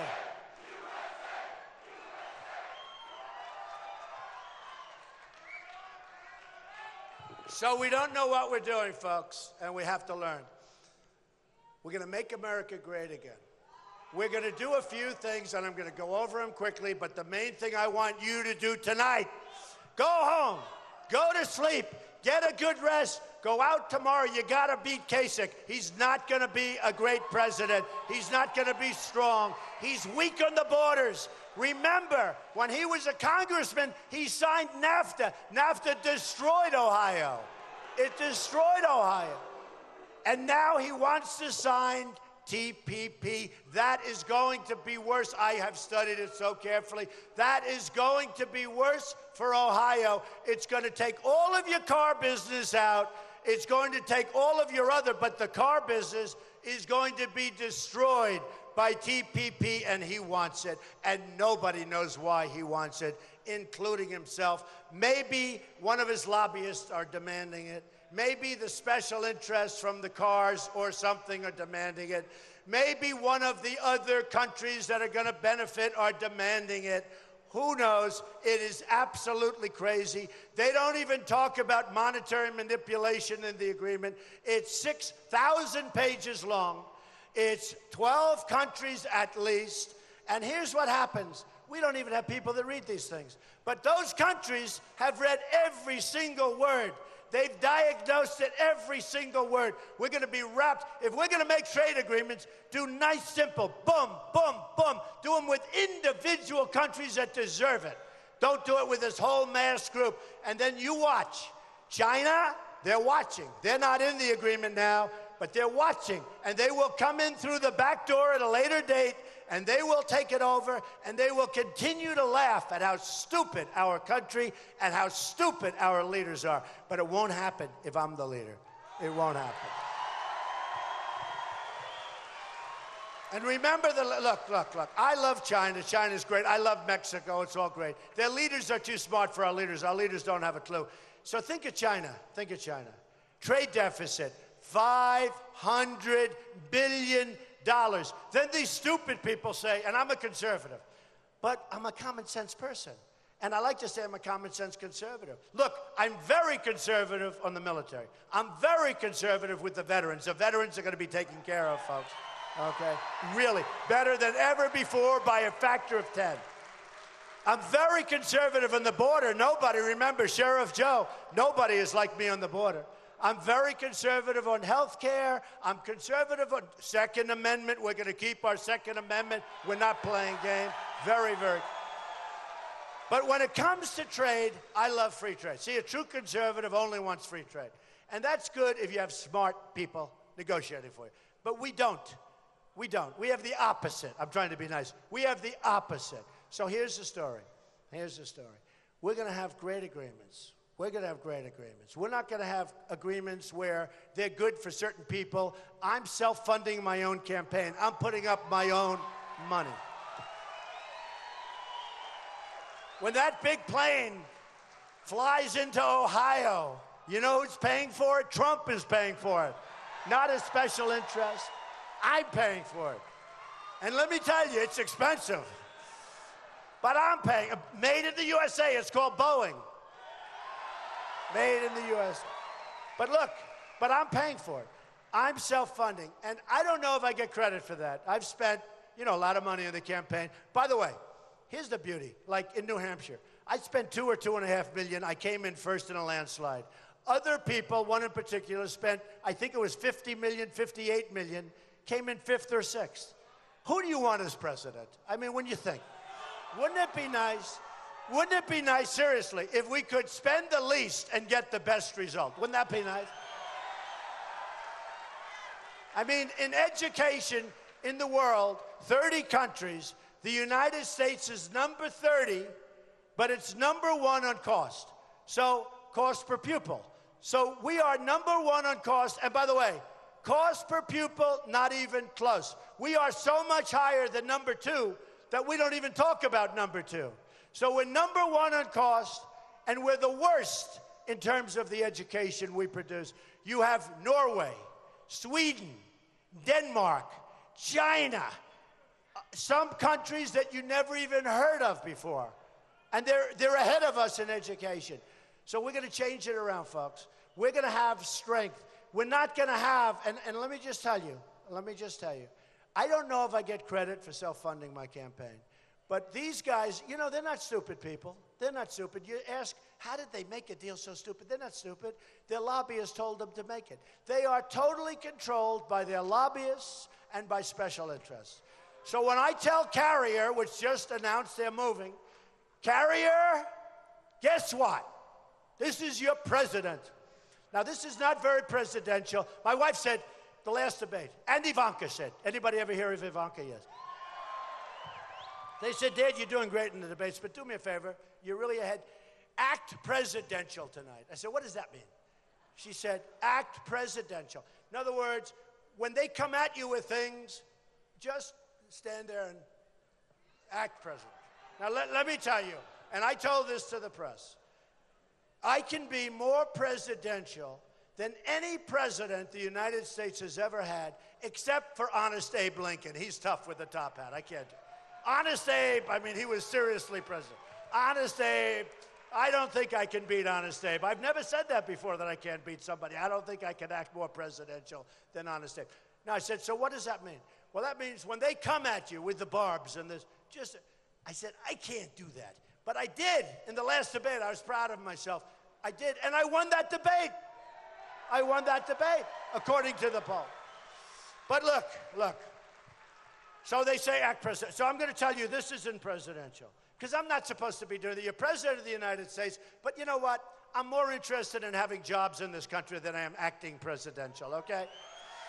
Now, I have Carl Icahn. I have some of the greatest business people in the world, and we have the best negotiators. We have the best business people. But I have Carl Icahn. I have great people. But this is too easy. I just want to do it myself. So Carrier announced that they're getting rid of 1,400 jobs. I buy Carrier air conditioners. I buy Train. I buy a lot of them. Buy a lot of air conditioners. I buy a lot of televisions, you know, they all come from South Korea. We don't make televisions anymore. Used to be we had Zenith. We had RCA. We had GE. We don't have anything anymore. They're all made over in South Korea. A little bit Sony, not much. They've lost their way. But they're all made over in South. I order thousands and thousands of televisions.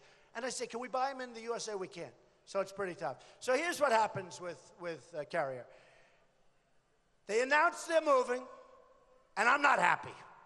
Because what do we get out of it? They laid off 1,400 great workers that helped build that company. And they get it, and somebody had the cell phone going, and you see these people, they're crying, they're devastated, they've had a great job. We're moving to Mexico, I'm sorry, we're gonna close up, we're moving to Mexico. So here's what I do. I call up the head of Carrier, and I say very nicely, with great respect, hello, this is Donald Trump. I'm the President of the United States, and I am not happy about what you're doing, moving Carrier out of this country. And he's going to say, Mr. President, now remember this, if Hillary, who doesn't have the strength or the energy to be president, believe me, if Hillary is president, her special interests will call her lobbyists will call her fundraisers will call her, and she knows it's a bad thing, but she won't do anything about it. If little Marco gets called, 100%, he'll do whatever his lobbyist tells him. He will skip to the beat. They'll say, Marco, you can't do this, Marco. These guys supported you. They gave you $5 million. And you know what he's going to say? You're right, I can't do that. Oh, it's okay, okay. If Lion Ted he's got lobbyists, don't forget, here's a guy that in his personal financial disclosure form, you know, he's going to be Robin Hood. He's protecting everybody from the big bad banks. Well, but he's got loans from big bad banks. He forgot to put his loans for $1 million. He forgot to put his loans in his financial statements, in his disclosure forms that he gives to the government. Just forgot. He forgot. He forgot to say that the interest rate is so low that you're practically not paying any interest. You would anybody like to have Lion Ted's interest rate? Hey, I take his interest rate. You want to know the truth. So the truth is, they are totally controlled, 100%, and you can practically go to Washington, they'll tell you, who's the lobbyist for Rubio? And they'll say, oh, you could use this one, this one, this one. They will produce. Here's the thing. With me, no lobbyists. I know the lobbyists. I've used the lobbyists. I've contributed to everybody. I put in the greatest personal financial statement in the history of the United States government, almost 100 pages, an unbelievable company, tremendous cash flow, very little debt, or I wouldn't be running. Can you imagine if that were bad? You would have heard from those guys. They were looking at that statement. They are so upset how good it is. I built a great company. They are devastated. They are so dishonest, disgusting, and they are devastated. So here's the story. Here's the story. Only because I could give it to Carl Icahn or one of the very great negotiators too, but it's too easy. I want to do it myself. I love doing this stuff. So I'll call Carrier. I'll get the president on the phone. They'll say, the president of the United States is on the phone for you, sir. Oh, yes, okay. So let me just tell you something, Mr. President of Carrier. Here's the story. Are you ready? And this applies to Ford. This applies to Nabisco that's moving out from Chicago, and it's moving into Mexico, and I'm not eating Oreos anymore. So here's the story. Here's the story. I say, because it's just too easy, I have to do it myself. I know it's not presidential. I'm not supposed to be calling up air conditioner companies, right? But I'm going to do it. So here's the story. I'm going to tell them, congratulations on your move. I hope you build a beautiful facility. I wish you a lot of luck. Good luck with your employees. The 1,400 people that were fired are all devastated, and they're right now working part-time jobs because you can't get good jobs in this country, because our good jobs are all gone, by the way. So good luck with you. I just want to tell you one thing, though, before I hang up. Every air conditioning unit that is made by Carrier that crosses our now very strong border is going to be taxed at the rate of 35% per unit. Okay. All right? Every single one. Now, with the other guys, he'll get one of the lobbyists and they'll forget it. And here's what he's going to say. Mr. President, sir, Mr. President, I say, you have 24 hours to call me. You let me know. I will get a call within 24 hours, and here's what's going to say, 100%. This isn't like 95%. This is 100%. I will get a call, and he'll say, Mr. President, Carrier Air Conditioner has decided to stay in the United States, okay? 100%. And maybe they'll build a new plant, and maybe they'll build a new factory, and maybe they'll do lots of things, and I don't care where they build it as long as it's in our country, right? But they're staying. And we're not going to let these other countries manipulate their currencies. These countries are manipulating their currencies, making it impossible for all of you to compete and for your companies to compete. That's why you're closing up companies all over Ohio. That's why your steel industry is a disaster. I'll bring it back. That's why your coal industry in Ohio is a disaster. I'm going to bring your industry back. You're going to have clean coal, whether you're in Kentucky or West Virginia or Ohio. We're going to go back and we have technology now, and we're going to have clean coal. Your coal industry is dead. Your steel industry is dead. Your governor is totally overrated. He hasn't done a thing. And without oil, you would be in worse shape than any other state in the union, believe me. So I'm going to ask you to get up tomorrow and vote. And I'll tell you the bottom line. You are going to be so happy. You're going to remember this evening, and you're going to remember tomorrow when you vote. And you're going to say it was the single greatest vote that you have ever cast. You're going to be proud of your president. I'm you. You're going to be proud of your president. You're going to be so proud of your country. And we're going to start winning again. We're going to win with our military. We're going to make it so good, so strong that nobody's going to play games with us. Nobody's going to mess with us. The vets, we're going to win with our vets. We're going to finally take proper care of our vets. We're going to win at the border. We're going to win with the Second Amendment. We're going to win with getting rid of Common Core and having great education. We're going to win with health care. We're going to terminate Obamacare. We're going to have something that's so much less expensive and so much better. We are going to win, win, win. We're going to win so much. You are going to be so proud of your country again. I love you, Ohio.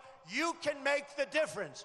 You can make the difference. Tell your friends, vote for Trump. I promise you, I am going to do such a great job.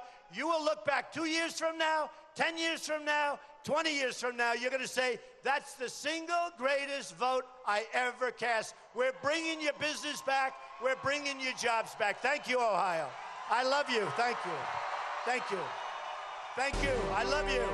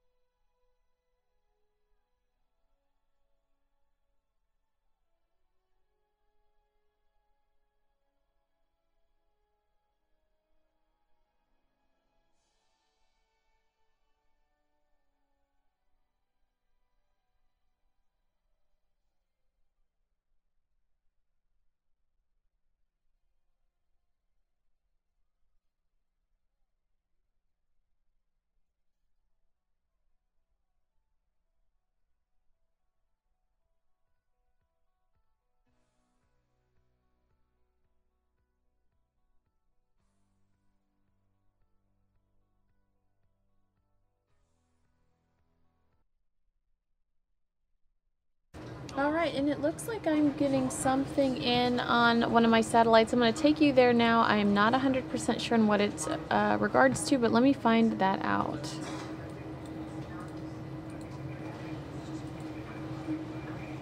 Right, and this is what is actually taking place today. And despite the persecution of these hundreds of thousands of religious minorities, the United States has not spoken out. But tonight, the United States House of Representatives has.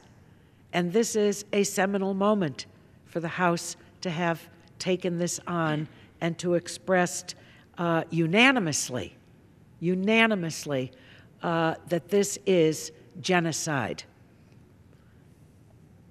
There are many things that we have worked on together as members of, and other members as well, of the House Religious Minority Caucus. Humanitarian aid, protection, faster refugee processing for these vulnerable communities, and an official statement by the Congress. And tonight, that happened. We have labeled these atrocities for what they are, genocide.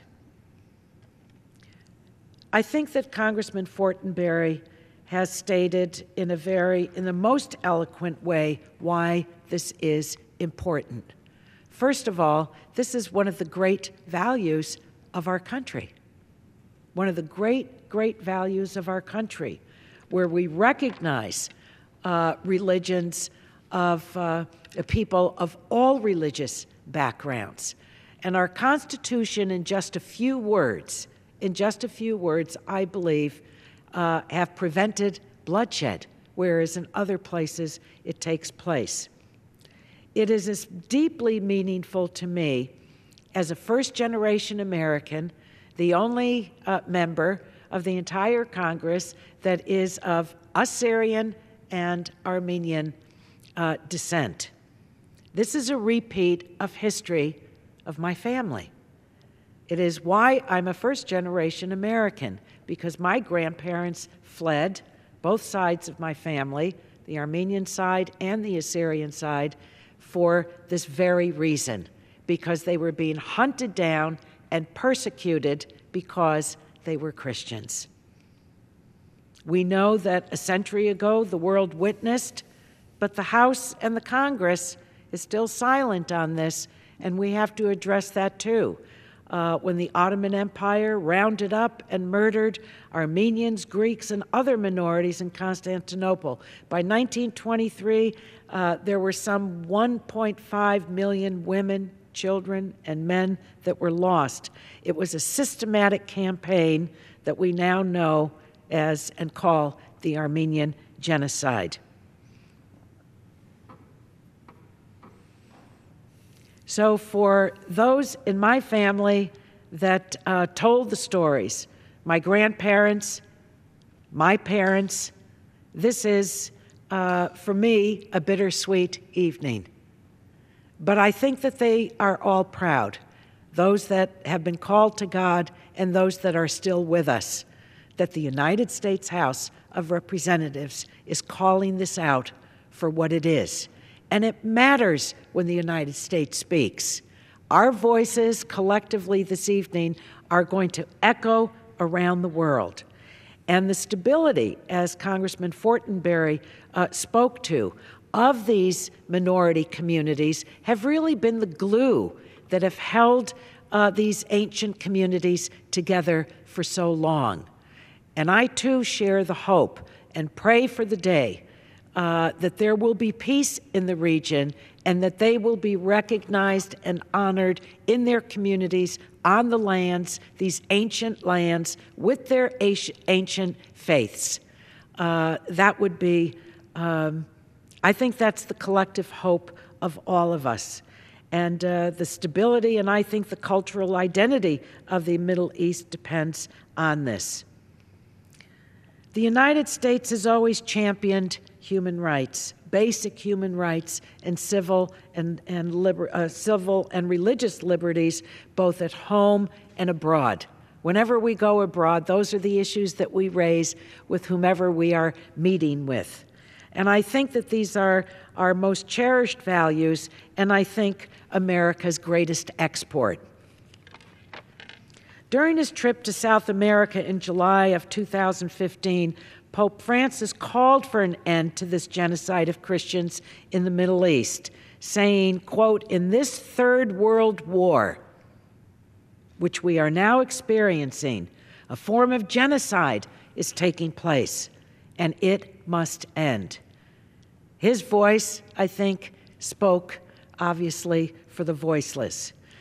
Bishop Demetrios of Mykosos, the chancellor of the Greek Orthodox Church of Chicago, recently wrote in the Wall Street Journal the following: "It may seem like we in the United States have little ability to change conditions in the Middle East and elsewhere, but that outlook has too often led to inaction and great regret after crimes against humanity have been allowed to unfold without intervention. The United States and other members of the UN made a solemn vow in 2005 with the passage of the Responsibility to Protect, a response to crimes against humanity. With genocide occurring before our very eyes, we must properly identify the crimes and honor our international commitment under the Responsibility to Protect." So, Mr. Speaker and my colleagues, with the words of Pope Francis, Bishop Demetrius, countless advocates across our country and around the world, and the 203 bipartisan co-sponsors of this resolution, and the voice of the entire House, unanimous vote this evening of this resolution, I am very proud. I'm very proud, and I'm lastingly grateful to be a part of this body that has spoken as one on this issue of enormous import and morality, because we tonight have let it be known to the world that this is, in fact, the horror of genocide that is taking place in the Middle East. Again, it is a moment of great pride to me, certainly to my family, and to people, not only my own people, but to those across the United States, the religious leaders of all faiths that have spoken out. This tonight, the evening of March 15th, 2016, will live on, and historians will record that we indeed did the right thing. So I thank you all, and I yield back the balance of my time. Well, I thank the gentlelady for your impactful, important, and heartfelt, beautiful words of sympathy, compassion, but also for your action. Thank you. And what you said, particularly regarding not only respecting the ancient faith traditions, but honoring them in their native lands, ought to be what we're all striving for. So thank you for your beautiful statements. Thank you. Now I'd like to turn to my friend and colleague, Congressman Trent Franks, Congressman from Arizona, who again has been a stalwart leader on all types of assaults to human dignity as they manifest themselves in so many difficult ways across the spectrum of life. So I'm grateful for your friendship and for your leadership as well. Well, Mr. Speaker, I thank the gentleman. I thank Congressman Fortenberry especially for his leadership and courage on this issue. I thank Congresswoman Eshoo not only for her personal courage, but just for the perspective that she brings to this House, given her ancestors and the family history that she has with some of the challenges that are so parallel to what we're talking about tonight. Mr. Speaker, I believe the United States of America has been the greatest national force for good the world has ever known. Our nation has made sacrifices to the extreme to extinguish some of the world's evils that has plagued humanity across the decades. And I'm honored to stand here with my colleagues who have led this fight to call the Islamic State's insidious campaign of terror against Christians, Yazidis, and other religious communities what it is: genocide. For months, noble organizations like the Knights of Columbus and countless valiant individuals have worked tirelessly to document evidence of genocide against ancient faith communities in Iraq and Syria. Hundreds of pages containing accounts of massacres, unimaginable brutality, and uncovered mass graves had been delivered to world leaders, including the Obama administration, in an effort to condemn ISIS violence as the genocide that it most certainly is. Recognition of genocide with the passage of H-Con Res 75 is due in large part to the conviction and commitment of these organizations and individuals, and for that, humanity owes them a great and profound gratitude. And yet today, despite all of the overwhelming evidence, this administration remains stunningly silent. And Mr. Speaker, I'm reminded of the words of Dietrich Bonhoeffer, a German Lutheran pastor and anti-Nazi dissident, who said, quote, "Silence in the fear and face of evil is evil itself. Silence in the face of evil is evil itself. God will not hold us guiltless. Not to speak is to speak. Not to act is to act," unquote. Mr. Speaker, we are now witness to some of the most glaring and brutal attacks against the universal human rights of religious freedom in history. ISIS has been the very face of evil, and we have seen hundreds of thousands of civilians flee the land of their spiritual heritage. We've seen mass executions and beheadings. We've seen the destruction of ancient places of worship and sacred sites. We have seen women and children assaulted and sold as commodities in a world modern-day slave market, sometimes little girls for as little as 50 cents. We have seen the Islamic State desecrate, violate, humiliate, and strip innocent men, women, and children of their God-given human dignity. And why? Because there is no place for Christians, Yazidis, and other religious communities in the Islamic State's self-proclaimed caliphate. And the message of this metastasizing cancer is clear. Those who do not conform to their aberrant ideology will be destroyed.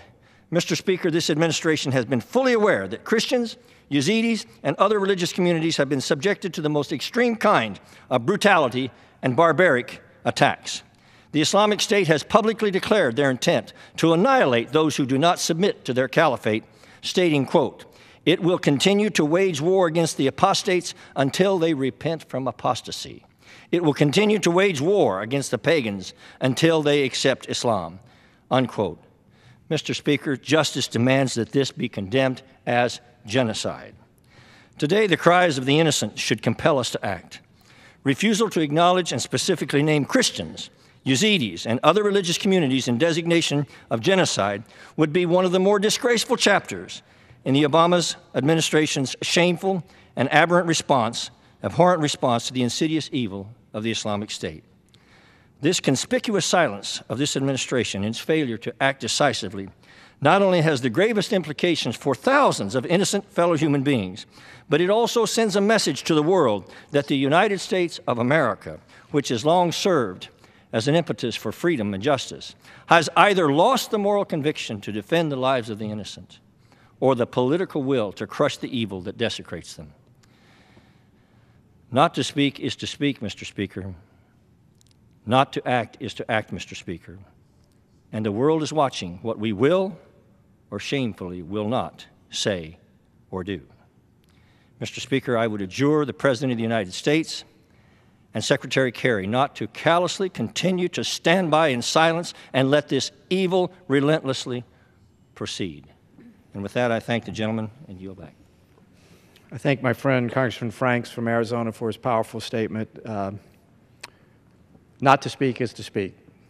And of all people in the body, I think that is a marked tribute to the congressman who has worked tirelessly and spoken out on behalf of the protection of innocent persons. Now I want to turn to my good friend, Congressman Juan Vargas from California, who as well has helped in an extraordinary way further not only this cause, but again, trying to elevate the nobility of the ideal that we should all be united in mind and heart and spirit if we are going to be persons who respect the rules of law, the standards for international order, or more basically, our need for one another. I'm so grateful for your willingness to speak out on a whole host of issues, and thank you for coming tonight, Congressman Vargas. Thank you very much, Congressmember Fortenberry, and I ask you for your courage to come forward and for your words today, and for your powerful words that you gave a moment ago to call genocide what it is, genocide, what we're seeing with Christians in particular, and Yazidis and others. So again, thank you very much for allowing me to speak today. And I'd also like to congratulate both of you on the passage of House Resolution 75, which expresses a sense of Congress that the atrocities perpetrated by ISIS against religious and ethnic minorities are indeed, as I said, genocide, crimes against humanity. I sincerely hope that the Obama administration will see the bipartisan show of support for this timely resolution as an impetus to clearly and forthrightly declare these acts genocide, because that's what they are. So I'm hoping that they take action. Around the world, political and religious leaders have spoken out to condemn ISIS acts of raping, kidnapping, torturing, and killing of Christians, Yazidis, Shias, Turkomans, and other religious minorities. German Chancellor Angela Merkel, the European Parliament, the Kurdistan Regional Government, and His Holiness Pope Francis have called these actions by its proper name: genocide. Genocide. I would like to echo the words of Pope Francis, who eloquently stated, quote, "Our brothers are being persecuted, chased away. They are forced to leave their homes without being able to take anything with them. I assure these families I am close to them and in constant prayer. I know how much you are suffering. I know that you are being stripped of everything." End of quote. It has almost been 2 years since the fall of Mosul, when ISIS warned religious minorities living under its jurisdiction to either convert to Islam, to pay a cumbersome religious tax, or be executed. And I won't go through all of the atrocious acts that they've committed. I think that they were spoken to of already here in a very dramatic way. Again, they did what they said they were going to do. And that is, ISIS said that if you didn't leave, if you didn't convert, you would be executed. And that's in fact what they have done in the most horrific way. And we have to act. It's time for us to act. And I believe that this mass exodus represents the largest forced displacement in the Middle East since the Armenian genocide in Turkey 100 years ago. A genocide known as the crime of crimes has both legal and moral implications under both federal and international law. This means that if a genocide is declared, it will demand American leadership and resources to prevent and punish the ongoing assault of Christians, Yazidis, and other religious minorities that are targeted for extinction. While I applaud the various actions and commitments of the Obama administration have made to alleviate the suffering of thousands of victims of ISIS, I strongly and firmly believe we can, we should, and we must do more. History is full of examples of leaders who opposed these mass atrocities in abstraction, but similarly opposed any action in the moment. I call on President Obama and Secretary Kerry to take the first step in firmly calling this egregious situation a genocide. It's past time to speak the truth to power and not to mince any words, and we shouldn't mince any words. And lastly, I would say this has been a bipartisan effort. I did have the opportunity to travel to Erbil with Congress members Darrell Issa and John Mica. We were able to talk to victims there of this horrific genocide. And we were able to talk to the Kurds, who were in fact helping dramatically, many of them losing their own lives because they wanted to protect Christians and Yazidis. We have to do more. And unfortunately, we probably won't get much information. Maybe if I went over and punched my good friend Jeff, out of love, of course, brother, maybe we would get some attention on this matter. But we have to shout out, and we have to get the attention of the administration. We have to do something. We have to do something, because this is genocide, and we just can't sit idly by. And with that, I'll yield back. I want to thank my good friend, Congressman Vargas, for your impactful words. If it does take you coming over here to punch me, come on, let's go, because that's worth it. I want to also reiterate something that I mentioned earlier. It was your resolution that called for an international humanitarian intervention that I feel created the environment, the conditions, which was empowering to the Obama administration to intervene on behalf of the Yazidis trapped on Mount Sinjar. And that's an overlooked fact and consideration around here, but I'm glad to say it, and I want to thank you for calling as well, urging the administration to act in this regard. You have the moral authority to do so. I know Secretary Kerry has sympathies in this regard, but just like the Yazidis when they were trapped on the mountain, to wait in the face of clear facts is to potentially not only lose time, but to lose lives and lose the option for, again, setting the preconditions for reintegration of these ancient faith traditions back into their ancestral homelands. So I thank you for your good words.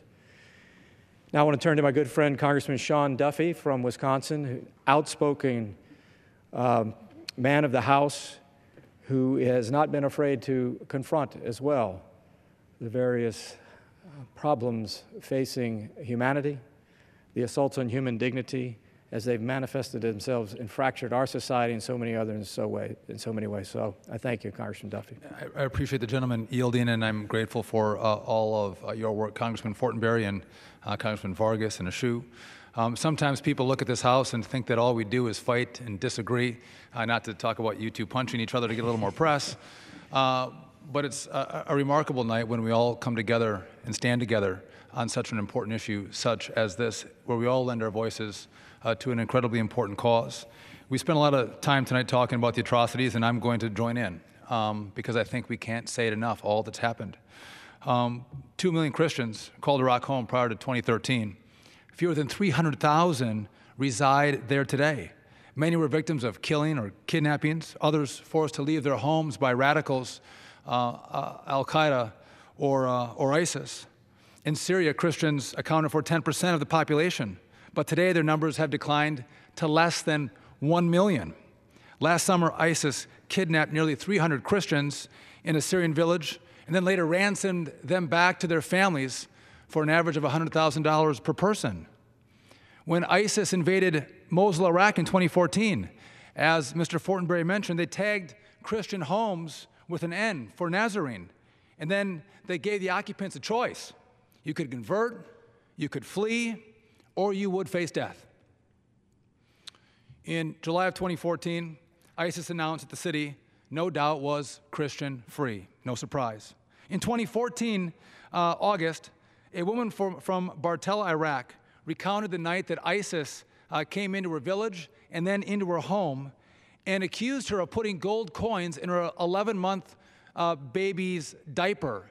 And so they took her baby, threw her baby on the couch, beat her baby, threw it up against the wall. Eventually, they let her leave, but they kept her husband and made him convert.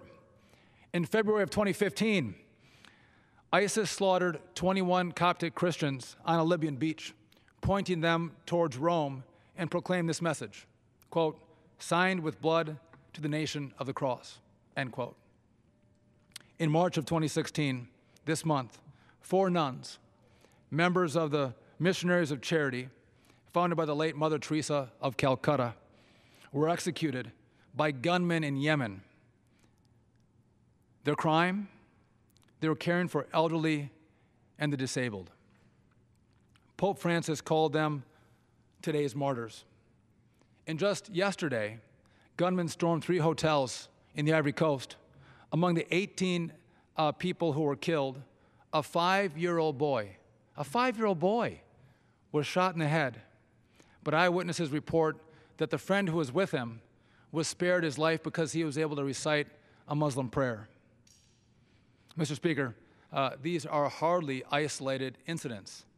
As we've talked about tonight, this is genocide. The Knights of Columbus submitted a 280-page report chronicling the persecution of Christians by the Islamic State to the State Department this week. The leader of ISIS recently released a video that made very clear their intent to destroy Christians throughout whatever means possible. He said, quote, the coexistence of Christians and Jews is impossible according to the Quran. And so I don't think we have to scratch our heads and ask ourselves what's happening in Iraq and Syria. Pope Francis recently condemned the wholesale slaughter of Christians by ISIS, saying the entire Christian families and villages are being completely exterminated. I look at this House tonight and I'm proud that we have so many men and women who are willing to stand up and lend their voice to this great cause. We have a reputation in America as being a beacon of light, men and women who stand up for freedom, better known as freedom fighters, freedom of life, freedom of religion. And when there are atrocities in the world, we stand up and lend a voice to those who are being persecuted, those who are downtrodden. I'm disappointed that the President has been unwilling to join this House and call the atrocities in Syria and Iraq a genocide. The first step to making sure this ends is that we speak the truth about what's actually happening. And hopefully, if the President's watching tonight, he'll see that we have both Republicans and Democrats who agree on this very important issue. And hopefully, he'll join us and take that first step to shedding light on what's happening in Iraq and Syria. And so, Mr. Fortenberry, I commend you for your good efforts on this very important issue. And I'm proud to stand with you and the rest of this chamber and make sure those who might not know that people care about them as they're going through pain and anguish.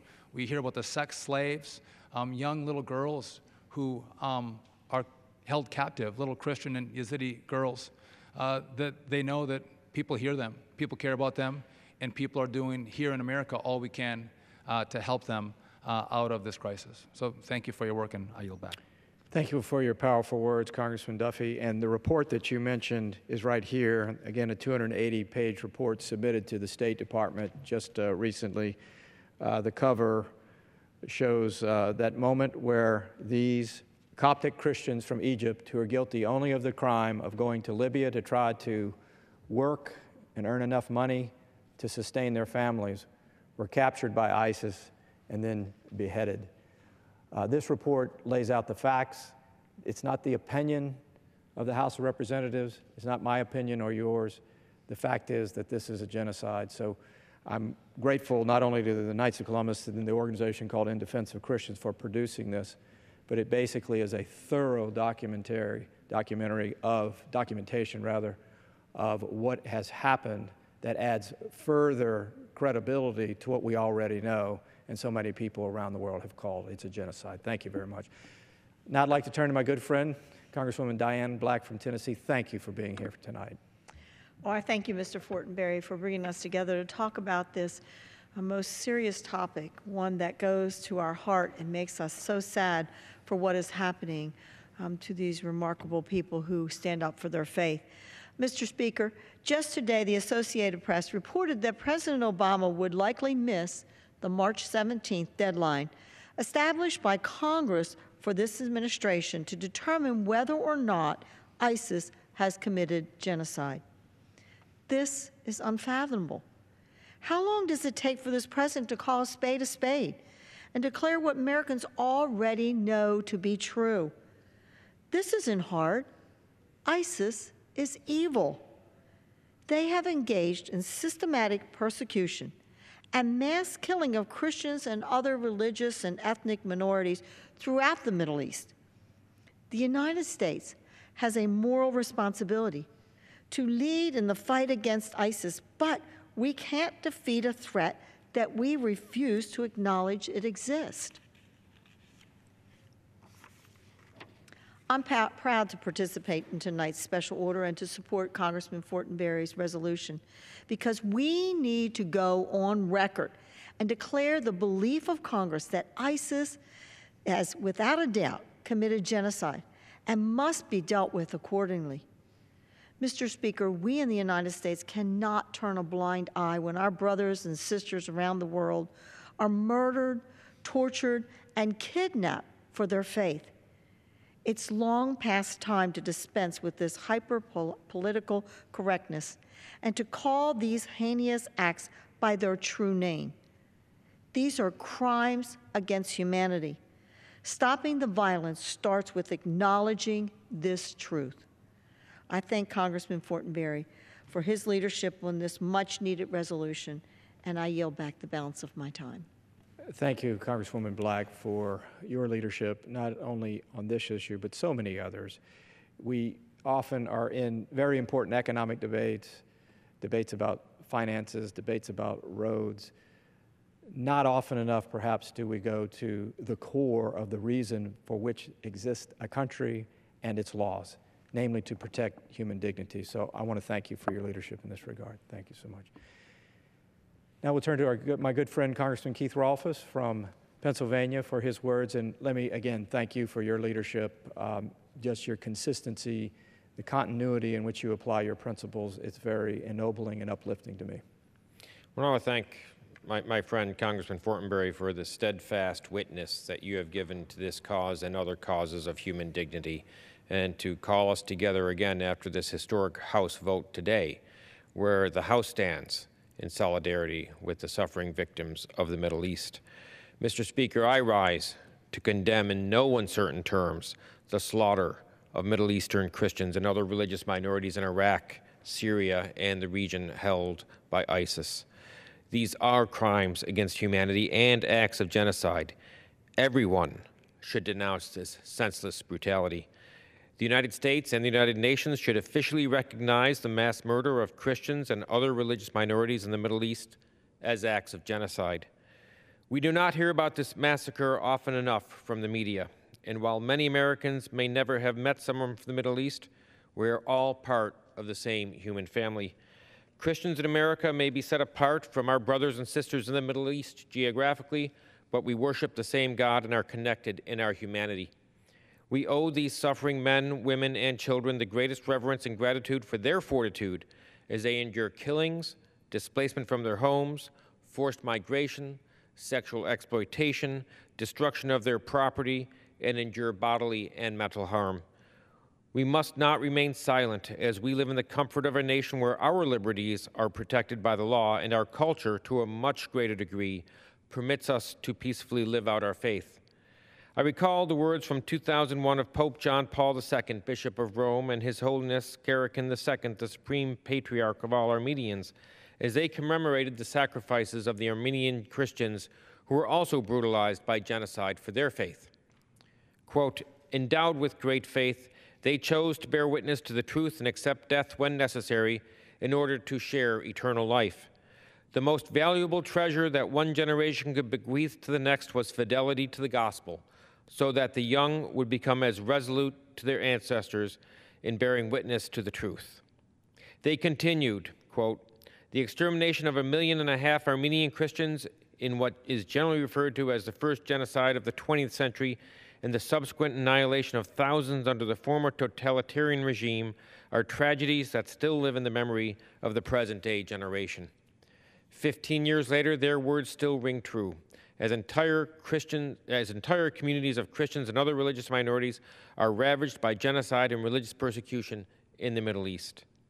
This persecution is at the hands of ISIS, and it is so horrific that, as Pope Francis and Patriarch Kirill said last month in a joint statement, quote, "Whole families, villages, and cities of our brothers and sisters in Christ are being completely exterminated. It is intolerable to remain silent and turn a blind eye.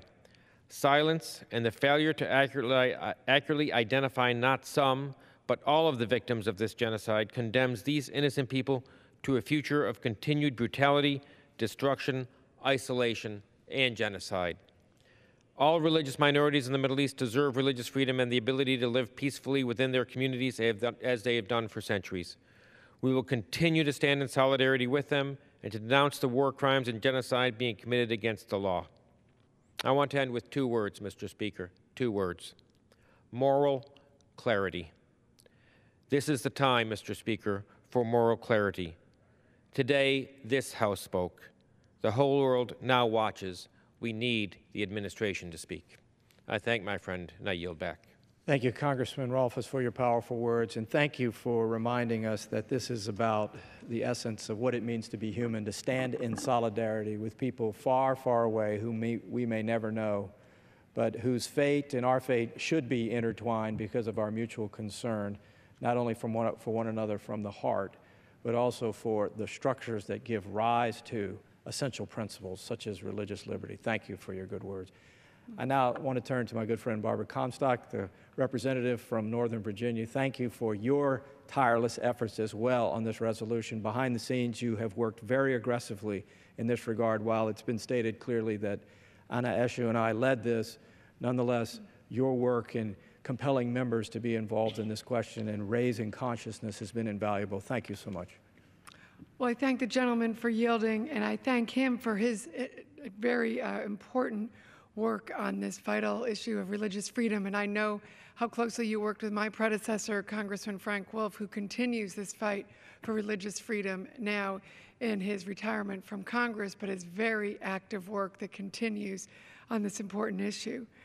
I rise to recognize the ongoing struggle for human and religious rights in the Middle East and call on the administration to make a genocide designation for the war crimes committed by ISIS against the Christians and other religious and ethnic groups. We had the resolution that we passed tonight, and I thank all of my colleagues for that unanimous vote that really should speak to the entire country, but also to the entire world, to everybody who is asking, where is there going to be help? When are people going to hear our cries of anguish? This resolution had over 200 co-sponsors, which I was proud to join the gentleman and so many of my colleagues here tonight, and expressed the sense of Congress that those who commit or support atrocities against Christians, Yazidis, Kurds, and other religious minorities in the region, and those who target them specifically for ethnic or religious reasons, are committing war crimes, crimes against humanity, and genocide. ISIS has beheaded young children, raped young girls, and systematically slaughtered people just because of the religion they practiced. This is 2016. I remember as a young girl in Catholic school when we would study the martyrs, and you'd think about those ancient times and how the first Christians had to suffer and be martyred like that. And then we see 4 nuns, Sisters of Charity, just trying to help the aged, the infirm, and they are slaughtered in the name of their faith. We need to have more people hearing about this, focusing on this, at this time when we have so many sideshows that we see the press covering every single day. This is something that they need to be dedicating their time and their resources and to be using this mass media that we have in so many different mediums to get this word out and understand these atrocities that are going on. I commend Time magazine for featuring a young Yazidi woman, I believe it was last December. She was named Nadia. Her first-hand account was chilling, 21-year-old girl, and about what she testified what these monsters had done to her and her family. When she tried to escape and was recaptured, she recounted her story by saying, and I quote, "That night he beat me up," and this was the person who was keeping her in slavery, "forced me to undress and put me in a room with 6 militants. They continued to commit crimes to my body until I became unconscious."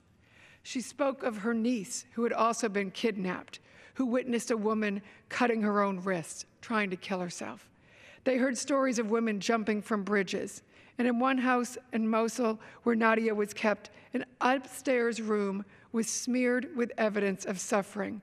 There was blood, and there were fingerprints of hands with blood on the walls, she says. 2 women had killed themselves there so that they wouldn't have to suffer anymore. Nadia never considered ending her own life, but she said she wished the militants would do it for her. "I did not want to kill myself." Of course, her faith would not allow that, but I wanted them to kill me, so she would have to end that suffering. Now she is out there telling the world about this, and we need to listen. The European Parliament, the U.S. Commission on International Religious Freedom, the UN High Commissioner for Human Rights, and the Iraqi and Kurdish governments all have labeled these actions as genocide. Now we in the House are on record also. These terrorist organizations are not only persecuting Christians, but Jews, Yazidis, and so many others, as so many of my colleagues have discussed tonight. And they also have killed thousands upon thousands of Muslims who refuse to pledge allegiance to their extremist views of these tormentors. Last week, I guess the Knights of Columbus and the organization In Defense of Christians released a detailed 278-page report, as Mr. Fortenberry, my colleague, has outlined. If we haven't put it in the record already, I would like to include that executive summary, Mr. Speaker, if we could do that, in which the actions that constitute genocide are detailed in this executive report, and I certainly would commend, like the gentleman did, that people look at this detailed report, and I would ask that the press cover this. So I would ask unanimous consent to enter the executive summary from this report for the record. Without objection. And Mr. Speaker, the law does state that the President shall consider what actions can be taken to ensure that those who are responsible for genocide are brought to account for such crimes in an appropriate constituted tribunal. Further, the President is required to develop a clear strategy to stop these organizations based on the most recent iteration of the National Defense Authorization Act that was passed in November. As I mentioned earlier, since his retirement from Congress, my predecessor, Congressman Wolf, has worked tirelessly on these issues. So I'm so pleased, and I know he'll be so pleased, to see so many of his former colleagues and all of us who were able to pass this unanimously this evening.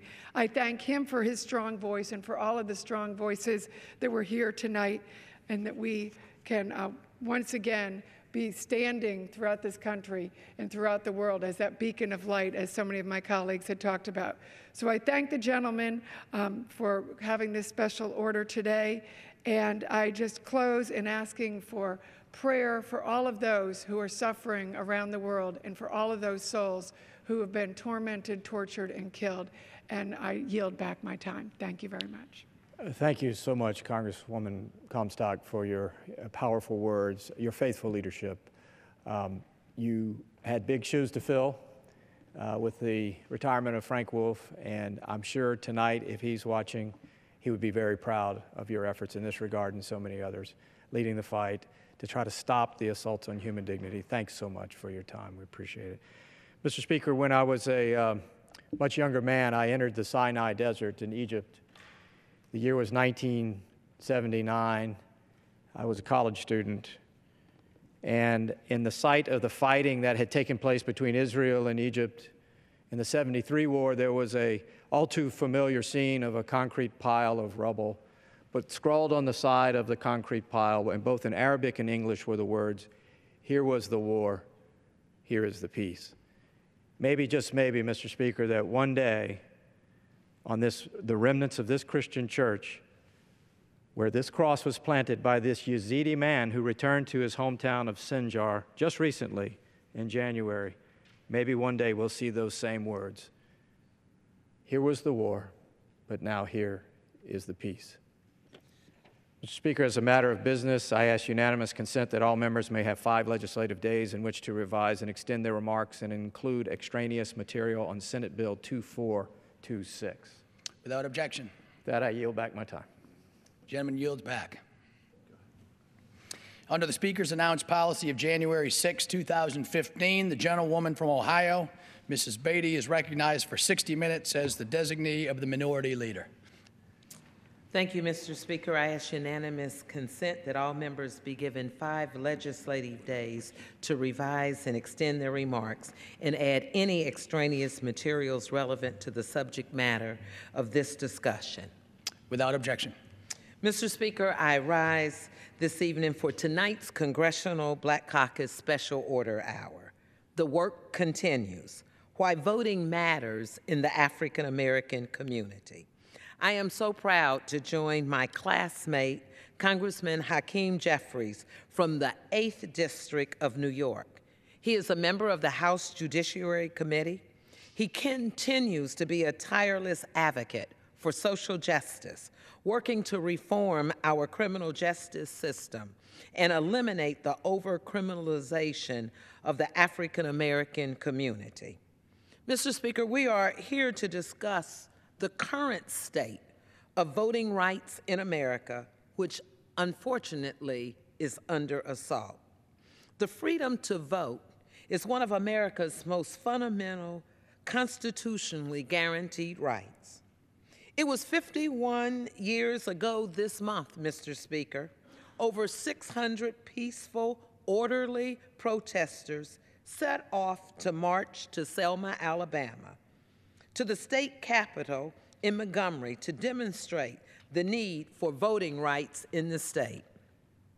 Last week, our Congressional Black Caucus chair, Chairman Butterfield, stated, at the first of a series of CBC hearings, he stated that the current state of voting rights in America and that the Voting Rights Act of 1965 is probably one of the most significant pieces of legislation ever passed in the United States Congress. And certainly, Mr. Speaker, as we know, in 2013, the U.S. Supreme Court struck down this crucial provision of the Voting Rights Act in Shelby County versus Holder decision. Mr. Speaker, our work continues. Because by invalidating Section 4 of the Voting Rights Act, the Supreme Court opened the door for ways to reduce the voting power of minority communities and put in place a new voting restrictions in an effort to make it harder for millions of Americans to vote. Our democracy has far too many missing voices, particularly those who are already at a disadvantage due to deep-rooted racial and class barriers in our society. By exercising our right, we can do great things. We can hold this country accountable. We can advocate for legislation that supports social and economic progress, equality, and fairness for all Americans. We can champion policies that create and sustain jobs and protects against cuts to social and economic programs that are viable to our most at-risk population. We can move forward on efforts to address the school-to-prison pipeline and criminal justice reform. We know that the inequalities in access to quality health care still exist between races, and more Black children are victims of falling schools. I am calling on all citizens, Mr. Speaker, including our community and national leaders, to join the Congressional Black Caucus to work to eliminate voter suppression and to restore what so many people fought for, marched, and died for. Yes, the Voting Rights Act. Mr. Speaker, it's up to all of us to protect the most at risk among us and to expand opportunity for all people. And that begins with passing a Voting Rights Act. Our work still continues, Mr. Speaker. This week, we're celebrating Women's History Month, and I must note the powerful impact of African American women and what they are having at the polls. In the past two presidential elections, Black women led all demographic groups in voter turnout. That's why voting matters to African American communities. Black women make up the most dynamic segment of the rising American voters. Mr. Speaker, a great civil rights leader said, "Women are among the greatest leaders of social reform, and they are fighting, literally fighting, for their political rights." This past Saturday, I had the opportunity to be with the mothers of the movement. We know who they are.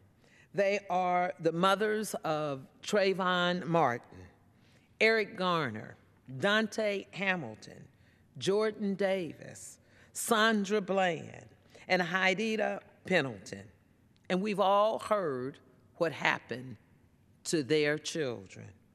As a member of the Congressional Black Caucus, we are calling for action on gun control. We need to do more, Mr. Speaker, than just stand up on this floor for a moment of silence.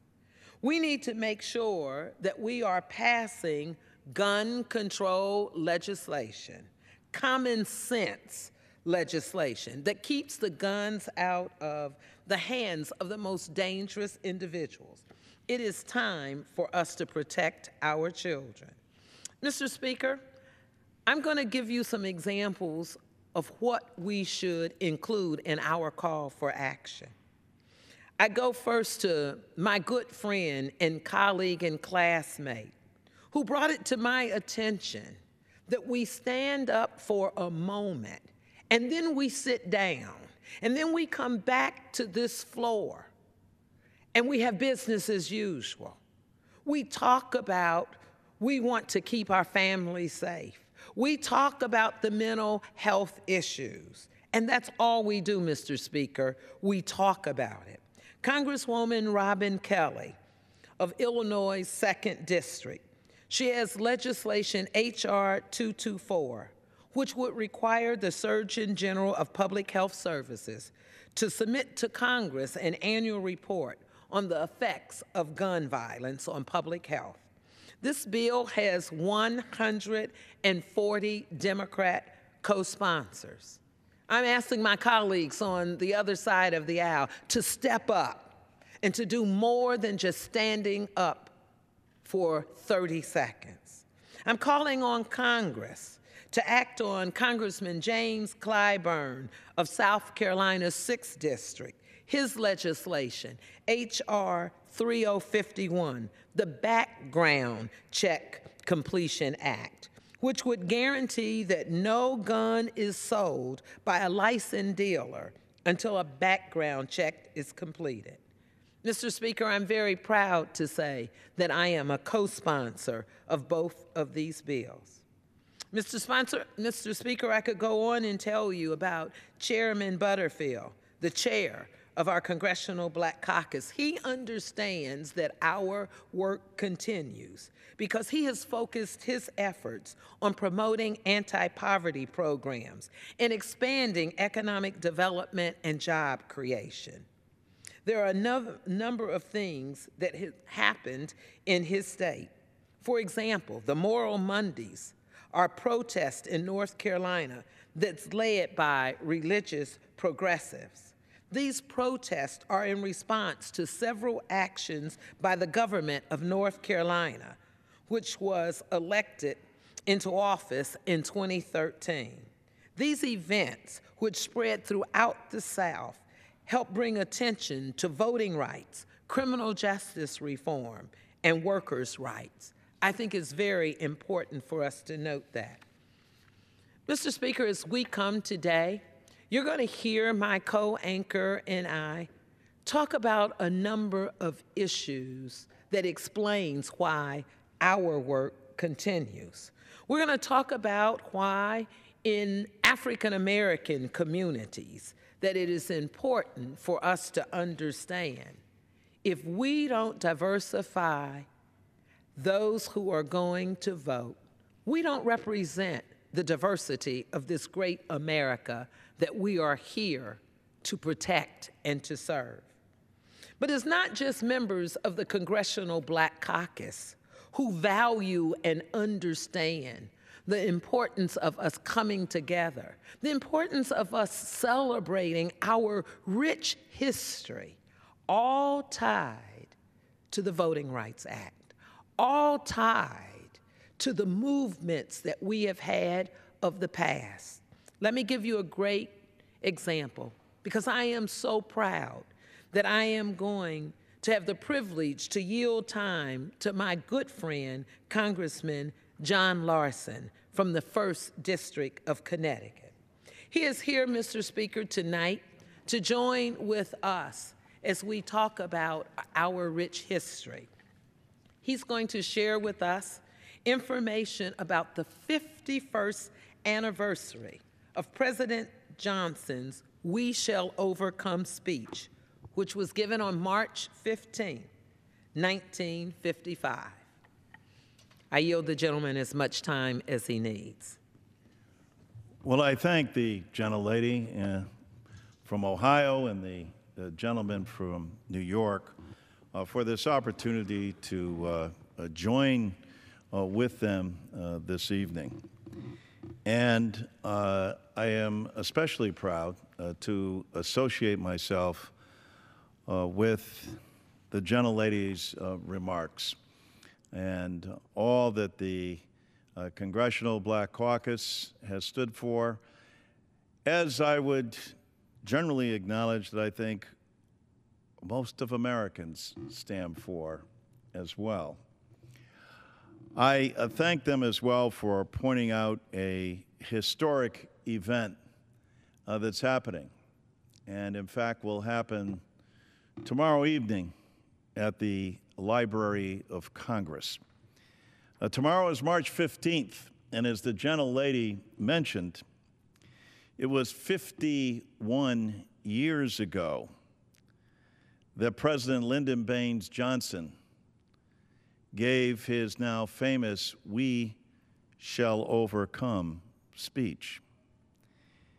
It was President Johnson that recognized 8 days after Bloody Sunday what the nation needed to do. He did this at great political risk, but he did it because of the sacrifice that so many had made. Tomorrow evening at the Library of Congress, we will celebrate two American heroes with the idea that it's far more important to come together as a nation and understand that these issues that we face and struggle with aren't Democrat or Republican, but at their very core are American. I want to commend the Bipartisan Policy Center for establishing what will be the first Congressional Patriot Award and will be presented tomorrow evening to John Lewis from Georgia and Sam Johnson from Texas. This honor will be perpetuated forever. Not only will it be a medal in recognition of their patriotic service to the country, but their service here in the United States Congress. One person nearly beaten to death by the Alabama police. The other neither beaten to death by the Viet Cong and imprisoned for 8 years, 42 months in solitary confinement. It was a momentous time in our history, 1965. Both of these gentlemen serve in the United States Congress. Both of them had to overcome in their lives incredible obstacles. Both of them, after their experience in 1965 and beyond, came back to serve their country, to continue to organize, to continue, in the case of Sam Johnson, to be a flight commander. John Lewis, as we all know, is the conscience of the House of Representatives. Sam Johnson is the most admired Republican on the floor. They are both iconic and American heroes. And tomorrow evening at the Library of Congress, they will be recognized. The Bipartisan Policy Center has been helped by both the Library of Congress, the Fortress of Knowledge, an institution started by the United States Congress and houses our great history. And tomorrow on display will be the documents of the Civil Rights Movement and the direct participation of John Lewis, and the documents about the Vietnam War and the captivity and imprisonment of Sam Johnson And speaking tomorrow evening on behalf of Sam Johnson will be John McCain. Who better to speak about being imprisoned in the Hanoi Hilton? Who better to speak about the sacrifice that Sam Johnson made, that his family made, for people who put their country first? And we'll be honored tomorrow to have a former member of this body and an ambassador of the United States and the mayor of Atlanta, and Andrew Young, being here tomorrow evening. Who better to talk about all the issues that the gentlelady from Ohio and the gentleman from New York are bringing to the forefront today than the person who was there by Martin Luther King's side, a colleague of John Lewis. John Lewis holds the seat that Andrew Young occupied in this body. Andrew Young continues to be an advocate for voting rights and is in the forefront of that continued and epic battle that goes on in this country. It will be an outstanding evening. But the point of it all is to understand that as members here in the United States Congress, in the House of Representatives, that we must come together. And as President Johnson said 51 years ago, tomorrow evening, to overcome not only racial prejudice, but to overcome disease and poverty and ignorance, which is the real plague on this nation that keeps us confined. How fitting that this event takes place tomorrow evening, that because of the benevolence of an outstanding person like David Rubenstein, and who better to interview John Lewis and Sam Johnson about their experience than David Rubenstein. I thank my colleagues from the bottom of my heart for allowing me the opportunity here to echo both the sentiments of their purpose here this evening and to acknowledge this event taking place tomorrow evening at the Library of Congress. Distinguished Americans, their history forever perpetuated. And as Webster says above us in the great quote here, let us all, when our time here in our service to the country, do something worthy of being remembered. Let us take to heart the example of John Lewis and Sam Johnson, and note especially tomorrow that we shall overcome. Thank you. Thank you to my colleague, Congressman John Larson. You know, as I was listening to you reflect on the wonderful program that we're all going to be able to participate in at the Library of Congress, as I listened to your words, 51 years ago, if 51 years ago, the President of these United States could recognize what the nation needed.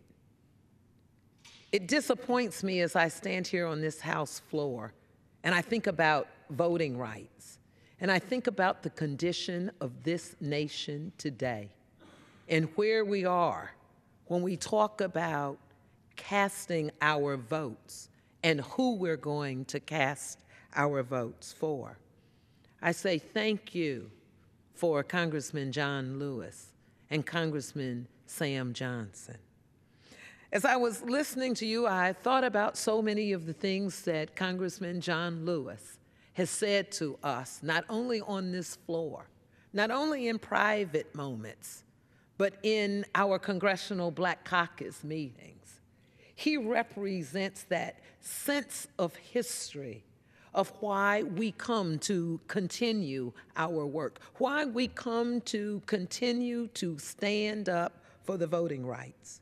Because he has said to us on numerous occasions, Mr. Speaker, that the vote is the most powerful and most nonviolent tool that we have in a democratic society. We must not allow the power of the vote to be neutralized. We must never go back.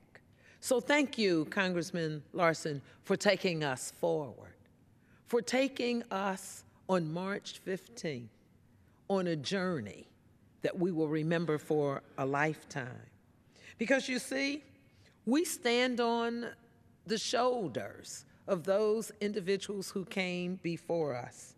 And now, our voters stand on our shoulders.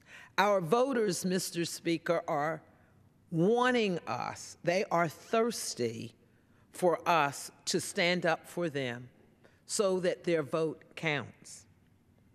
At this time, Mr. Speaker, I would like to ask my co-anchor to share some thoughts with us on why our work continues. Why it's so important in the African American community for us to stand up for not only African Americans, but for our citizens who are discriminated against. Those who, when we talk about social and economic programs, we see the disparities in what happens to them in education, in healthcare, in housing, the juvenile justice system, the criminal justice system. I could not think of any better co-anchor or colleague, someone who is such a great orator, someone when he stands up, we listen. Please, Congressman Hakeem Jeffries, share with us some of your thoughts. Let me first just thank the distinguished gentlelady, my good friend, Representative Beatty from the great state of Ohio, for your leadership, for moving us forward throughout the past several weeks as it relates to the Congressional Black Caucus's special order, this hour of power, 60 minutes, where we have the opportunity to speak directly to the American people about issues of importance to our country, to our economy, to the integrity of our democracy, as we are doing tonight. And it's an honor to share with you today. I also want to acknowledge and thank my colleague, our colleague, John Larson from the great state of Connecticut, for his continuing leadership and for taking to the House floor today to highlight both the historic significance of the speech that President Johnson gave from this very chamber 51 years ago on March 15, 1965, about voting in America and ensuring that every single person, regardless of their race or their color or their background, had an opportunity to exercise the franchise, and to point out to the American people that the Congress will pause tomorrow to honor two true American legends, Representative Lewis and Representative Johnson, who have served the American people before they arrived in the People's House and through their service here in the House of Representatives. And so it is with great humility that I stand today to address a topic that I think is of particular significance at this moment in time that we face in America, in terms of the turmoil that many may be feeling, watching, undergoing, the economic changes that have been experienced over the last few decades. We know that the middle class, in many ways, has been left behind. Wages have remained stagnant, notwithstanding the increased productivity of the American people over the last 40-plus years. When the economy collapsed, many high-income earners were able to rebound in no small part as a result of the bailout that occurred.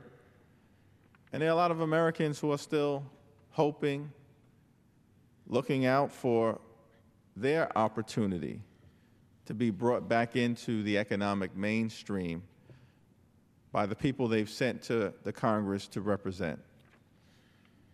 But notwithstanding all of the challenges that we have to confront, whether that's our broken criminal justice system, the economy that has still not completely recovered. We've made substantial progress under the leadership of Barack Obama, but of course there's more that needs to be done, and we could welcome some cooperation from folks on the other side of the aisle, because all of our constituents were hit hard in 2008, yet President Obama has largely been left to his own devices.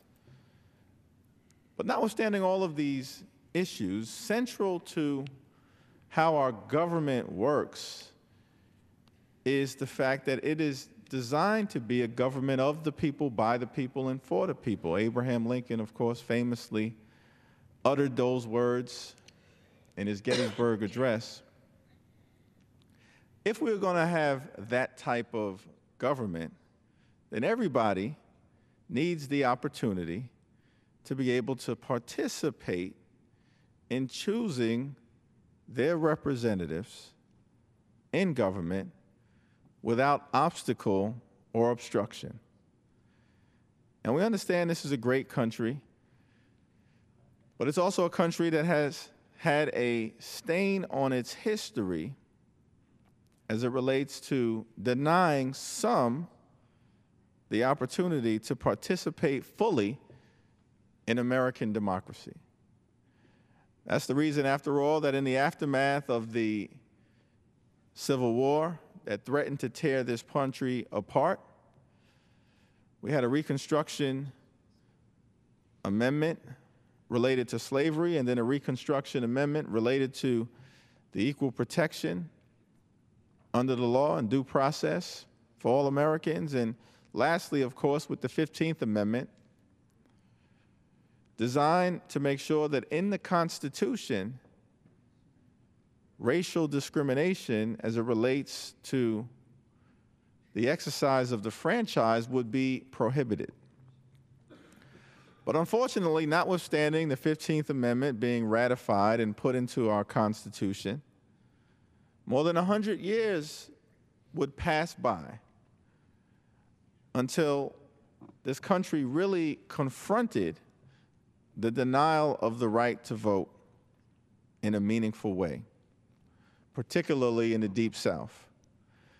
And it happened because of the efforts and sacrifice of a great many people: Dr. Martin Luther King, John Lewis, Andrew Young, Southern Christian Leadership Conference, the Student Nonviolent Coordinating Committee, the NAACP,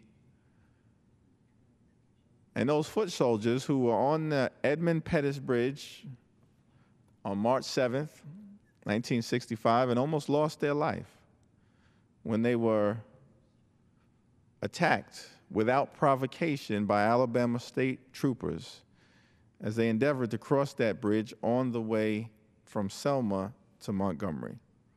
And that, of course, then prompted President Johnson to deliver that address, where he so famously uttered the words upon his conclusion that we shall overcome. And the 1965 Voting Rights Act continues to be the most significant piece of civil rights legislation ever passed by this Congress. But unfortunately, we know that it is currently under attack. It's under attack because the Supreme Court effectively, in the Shelby versus Holder case, eviscerated its impact by striking down Section 4, so-called coverage clause, which effectively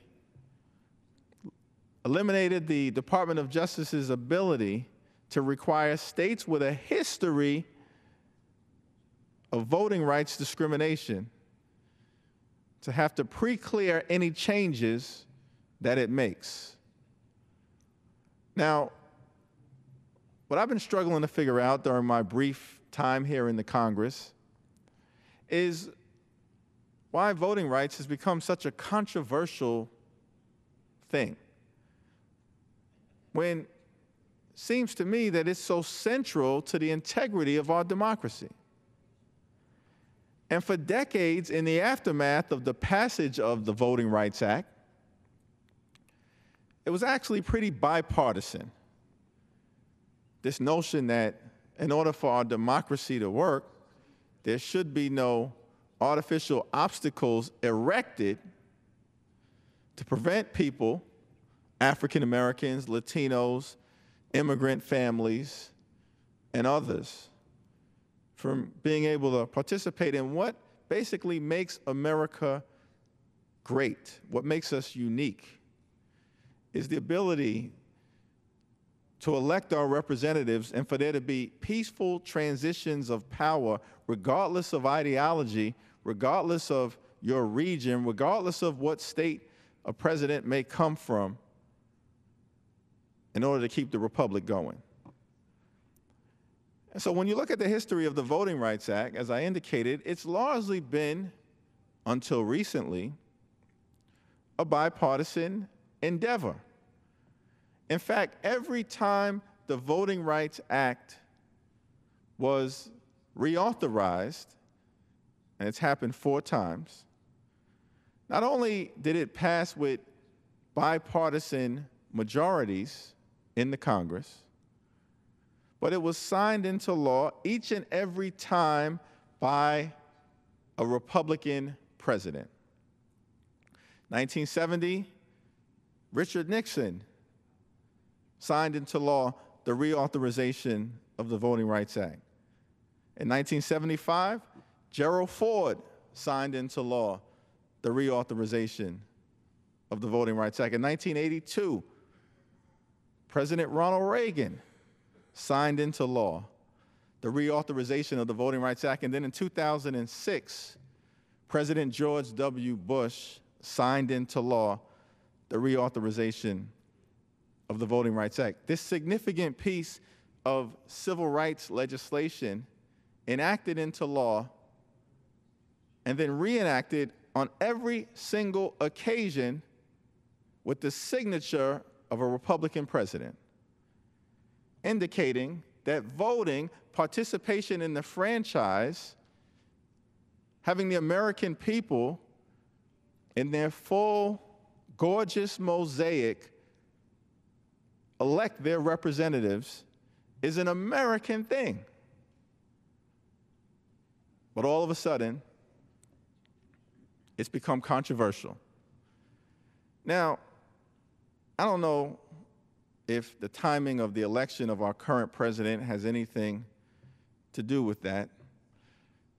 Historians will make that analysis as they move forward. It's above my pay grade, but I just find it interesting that this notion of voter fraud, which was always a fiction put forth by the defenders of the race-based Southern hierarchy to deny African Americans the right to vote, and was not an issue when Richard Nixon was elected, wasn't an issue when Reagan was elected, wasn't an issue when George Herbert Walker Bush was elected, it wasn't an issue when George W. Bush was elected, notwithstanding the fact that I'm still not convinced he won the state of Florida. But all of a sudden, in the aftermath of the election of President Barack Obama, apparently there's been an outbreak of this fever that we've got to deal with, so-called voter fraud. No evidence of the fraud.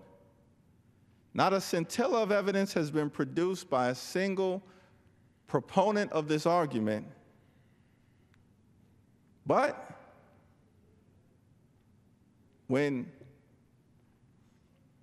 People were elected in 2010.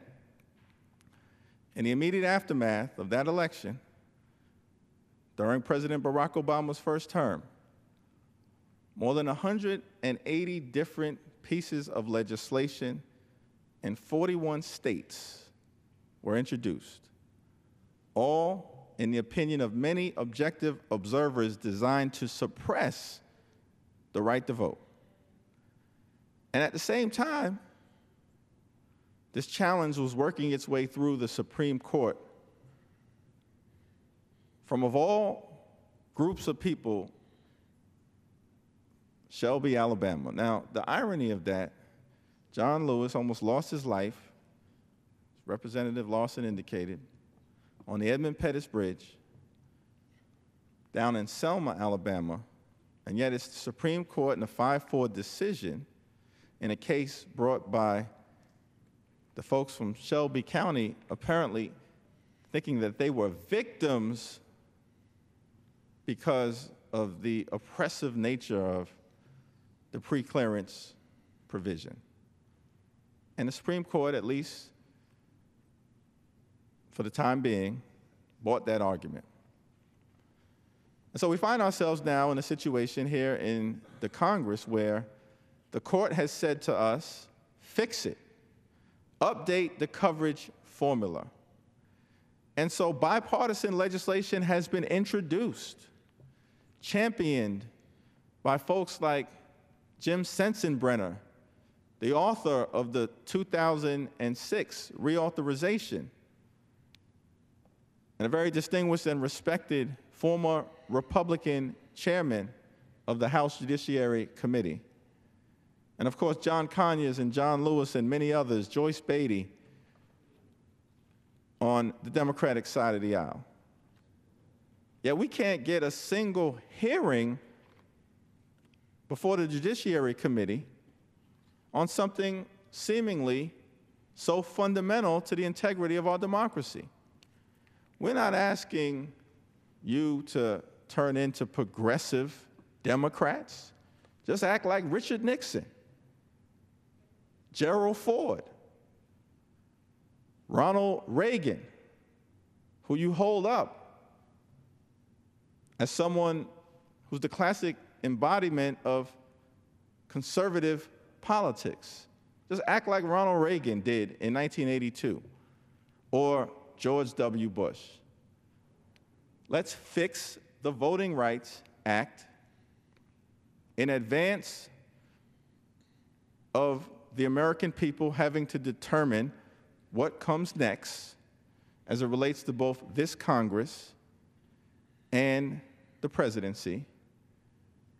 Not because it's a good thing for Republicans or because it's a good thing for Democrats. It's a good thing for the country. Full and robust participation.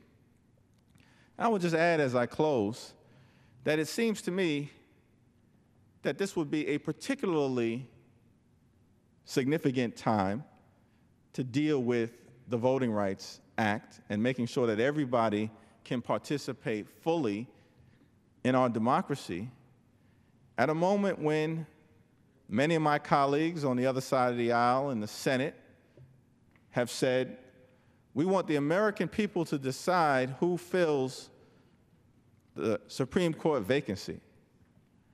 Now, I'm a little skeptical about that, but let's assume that that's really your view of the world.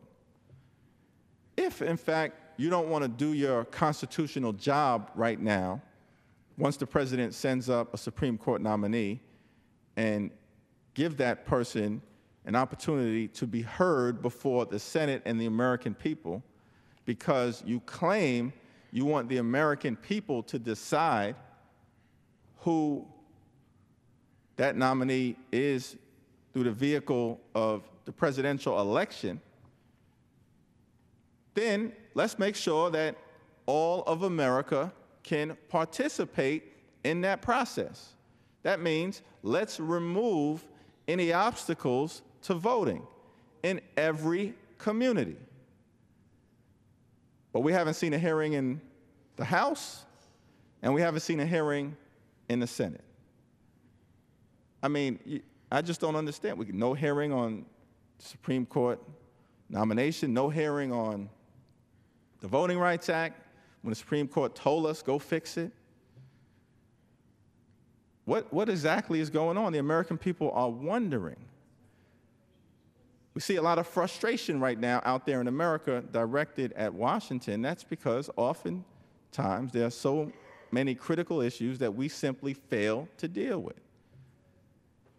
And so I'm just hopeful today that as we mark this occasion tomorrow of these two American heroes being honored, Representative Johnson and Representative Lewis, that we can get back to doing the business of the American people in the spirit of service that they themselves have displayed through their life's work, and deal with something so central to our democracy, such as the right to vote in an unfettered fashion.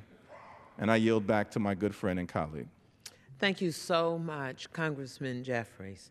You've given us a lot to reflect on tonight. You've given us the roll call of how president after president has reauthorized the Voting Act. And as I was listening to you, it appears that there is an uncommon denominator that now we have in this great America a black man as president of these United States. And I want to stand here and say, Mr. Speaker, that I am very suspect when I listen to how eloquently my colleague walked us through the history, shared with us how 51 years ago, our colleague John Lewis was putting his life at risk with other great leaders as a very young black man. It was because he understood what was at stake. He was probably ahead of his time. But when you think about that, everyone in this chamber should want to have that experience. And I can remember a year ago, almost to date, that I took that journey to Selma, Alabama. I took that journey with Congressman John Lewis. I took that journey with some of my colleagues on the other side of the aisle who stood there and locked and latched hands and talked about how we should overcome. And for a moment, Congressman Jeffries, it gave me that hope that I came here for. That hope that one person can make a difference and change the lives of others. And it wasn't 48 hours that we came back to this institution, to this House floor, and all of that was washed away. It was back to business as usual. No hearings, whether it's a budget hearing, for funds to fund things from our infrastructure, things to educate and take care of our infants and children. Mental health, that we've all come to an agreement with all the things that have happened during the time you and I have been here, Congressman Jeffries, the number of lives that have been lost. I think about the Emanuel 9, and we talked about that commonality of putting more monies into mental health. And yet, the president puts dollars in the budget, and we can't get a hearing. So why does our work continue? Our work continues because it is so important for us as African Americans to make sure that we protect those who are most at risk. Mr. Speaker, we have a huge job to do, 46 members strong. And while we focus on the lives of African Americans and African American communities, We stand here and fight for all children of all races, all ethnicities, because that's what we do because we care. But as I stand here today and reflect on Congressman Jeffries' outline of history, outline of the number of lives that have been lost, outlines of the legal process and what we've gone through, it made me recall, Mr. Speaker, that a week ago, I decided to write an editorial to my local newspaper, and it was published. And Mr. Speaker, I'd like to enter it into the records because that editorial was entitled, Work to Improve the Voting Rights. 2016. I'm writing an article that sounds like I was sitting in 1955. That gives me great concern.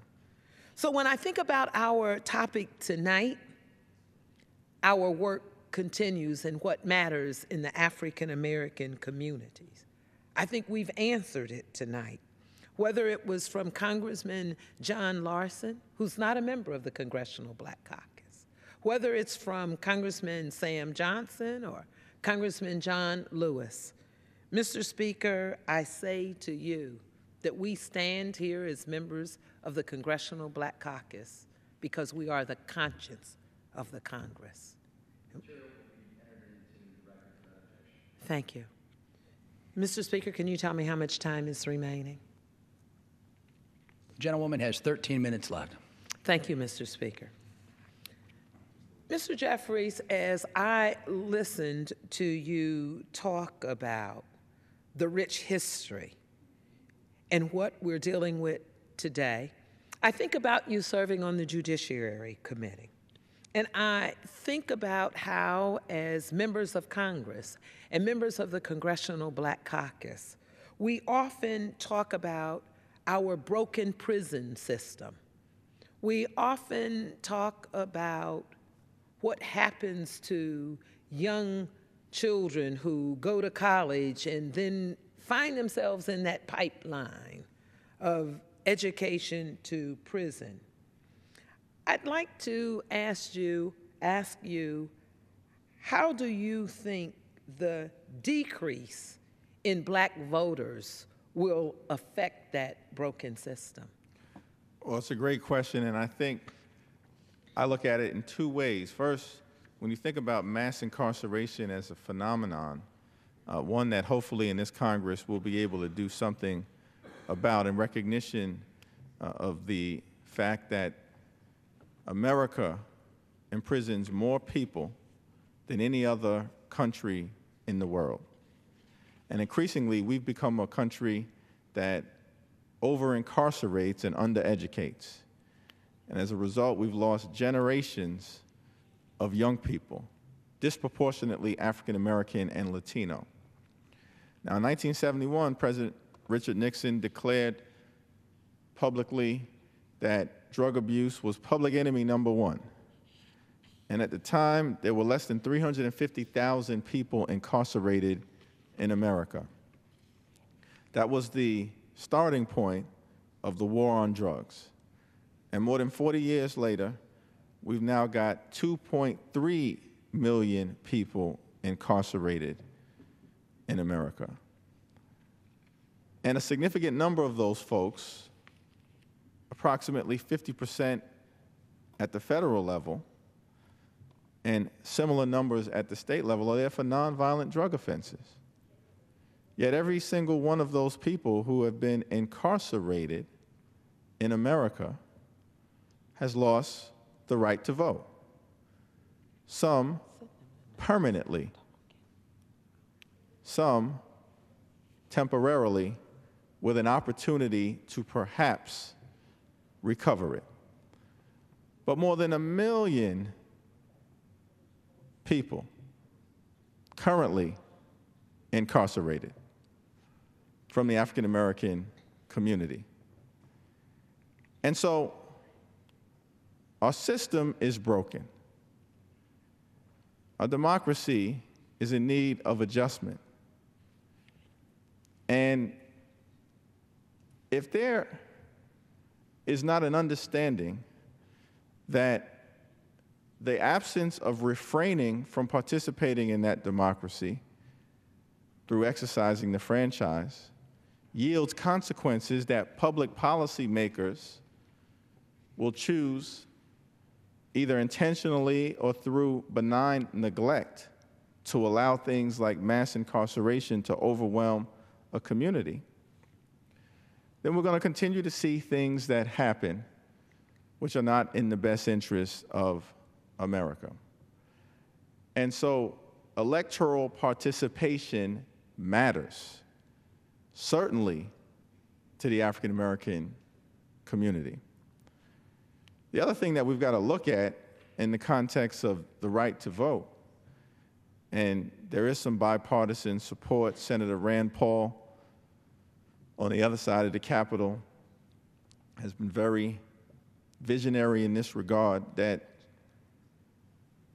disenfranchising people who have been incarcerated in America, paid their debt to society, have moved on with their life, but to permanently restrict them, even in some cases when the conviction is for a misdemeanor offense, is un-American. But some have used this type of disenfranchisement related to the prison industrial complex, overwhelmed many communities because of mass incarceration, to again obstruct obstacles to full participation in American democracy. And so we've got to put everything on the table in terms of our effort to fix our broken criminal justice system, which I'm pleased to date, at least in the House, on the Judiciary Committee, has been bipartisan in nature. But we have to take an expansive approach to repairing the damage that has been done over more than 40 years of a failed war on drugs, with millions upon millions upon millions of people stamped with a criminal record. I believe in excess of 65 million people during that time period, disproportionately African Americans and Latinos. So it's one of many issues that are on the table that hopefully will result in folks understanding that the stakes are high as it relates to who represents you. And the vehicle is just to participate. That's the great majesty of our democracy as it was conceived by the founders and those who came after, a government of the people, by the people, and for the people, through electoral participation. Thank you so much, Mr. Jeffries. I paused for a moment as I was listening to you, and you are so absolutely right. The vehicle, the power of casting that vote, the power of making a difference. I think one of the things, Mr. Speaker, that is so significant about the Congressional Black Caucus, that's our history. It is our fortitude to have the courage to always continue to fight and never give up, because we actually have members of the Congressional Black Caucus who were there during that time. When you think about members like Congressman John Lewis, when you think about members like John Conyers, a black man, will go down in history as the longest serving man in this Congress. Just think about it. A man that shared an office for almost 2 decades with Rosa Parks, the modern civil rights leader, who decided that she was going to sit down that day because she realized one person could make a difference. So, Mr. Speaker, we have gone through our whole history of the Voting Rights Act. We have gone through the sections of the Constitution. We have gone through what the Supreme Court has done. And yet, we can't get the reauthorization of our Voting Rights Act. So, Mr. Speaker, I say this to you tonight. The Congressional Black Caucus will not give up.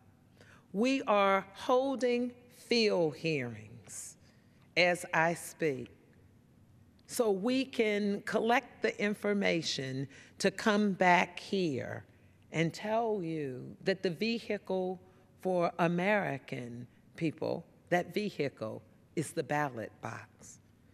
Mr. Speaker, as I stand here today, we have resolve. Members of the Congressional Black Caucus don't come just to complain and put issues out there. We are scholars. We like hearing that we are the conscience of the Congress, but we are the scholars. We are Howard and Morehouse and Spelman and Harvard and Princeton and Yale. We are the whole spectrum of this America that you and I serve. So I ask you today, Mr. Speaker, to consider that when we stand up the next time on this House floor, why members are sitting down. We are sitting down because I think you and Congressman Jeffries and all the rest of my colleagues in this chamber, we have an obligation to do more. Innocent lives are being taken, and there's something we can do about it. We could start with something that's been bipartisan, and Congressman Jeffries mentioned it a number of times, and that is something as simple as passing a Voting Rights Act. That would make a difference. I guess my America at this point.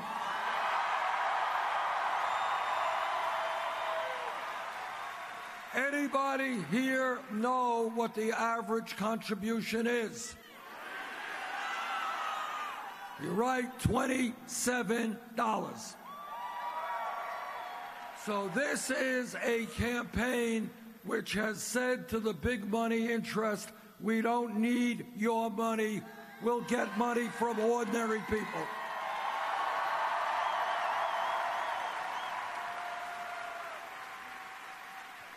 To paraphrase Abraham Lincoln at Gettysburg, this is a campaign of the people, by the people, and for the people.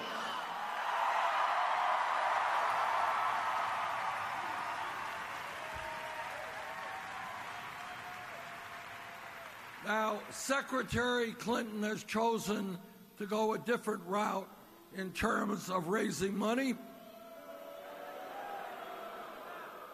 She has several super PACs, and in the last financial report period, her major super PAC reported that they had received $25 million from special interest, including $15 million from Wall Street. In addition to that, as some of you may know, Secretary Clinton has given major speeches behind closed doors to Wall Street companies like Goldman Sachs. And she was paid $225,000 per speech. Now, what I think is if you get $225,000 for a speech, and she gave a number of those speeches, that speech must be an extraordinarily brilliant speech, right? It must be a mind-blowing speech. It must be a Shakespearean speech. It must be a speech that could educate and enlighten the entire world. So I think the Secretary should release the transcript of that speech.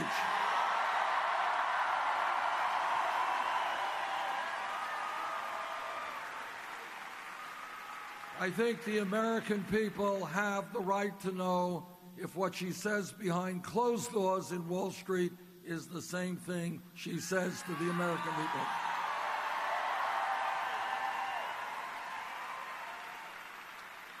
Now, Secretary Clinton has said, okay, well, I am prepared to release my transcripts if other people do the same. So I am prepared right here tonight. Are you all ready for this? All right. This is a dramatic moment. At this moment, I announce I am prepared to release all of the transcripts of the speeches I gave to Wall Street.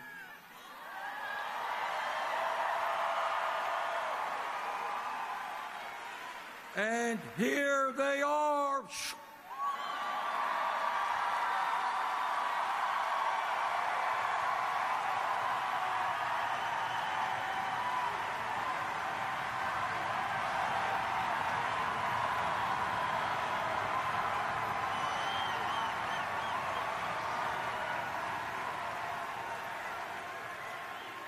And the reason I can release the transcripts is, of course, there are no transcripts. But if Wall Street were desirous of inviting me to say hello to them, I don't need $225,000 to drop in. I'd be happy to.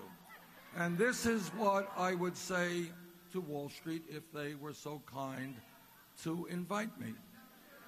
What I would say is that Wall Street's greed, recklessness, and illegal behavior drove this country into the worst economic downturn since the Great Depression.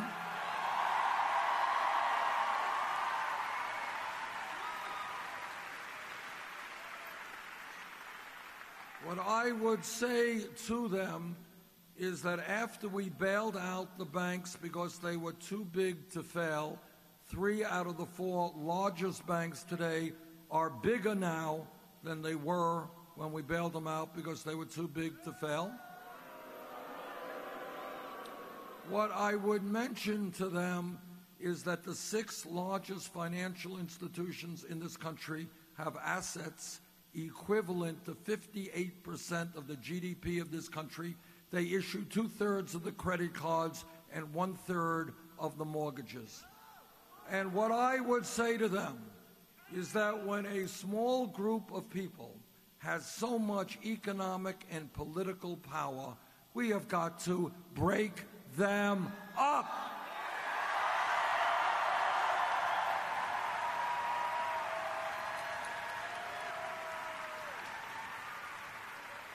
Now, I don't know, maybe that's why they haven't invited me to speak to them. I could be wrong, but maybe that's not the message they wanted to hear. Now, here is another issue. Wall Street and how you raise money is a huge issue, but there's another issue out there as well. And that is not a sexy issue.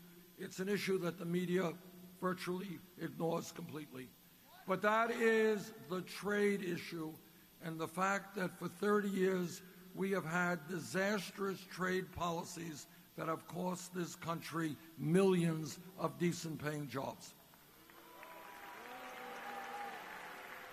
Now, when I was first elected to Congress and took office in 1991, it took me about 8 seconds to figure out that these trade agreements were written by corporate America and that what their function was to say to people in Missouri, people in Vermont, why would we pay you a living wage? Why would we pay you $20, $30 an hour when we could shut down here in the United States, move to Mexico, move to China, pay people pennies an hour, and then bring those products back into this country?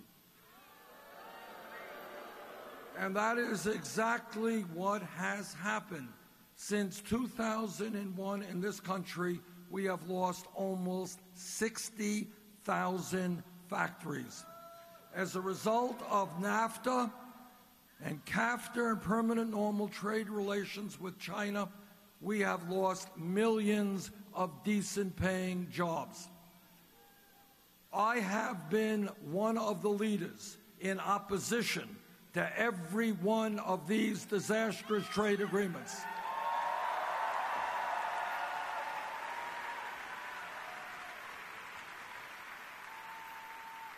Secretary Clinton has supported virtually all of them.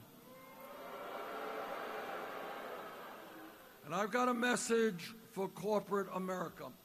Every night you watch TV and they got all these ads, buy this product, buy that product.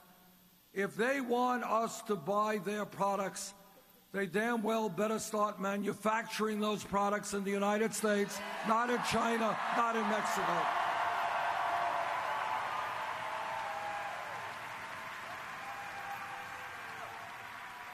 We need a trade policy that works for working families, that helps poor people abroad, not a trade policy designed to helping just the CEOs of large multinational corporations.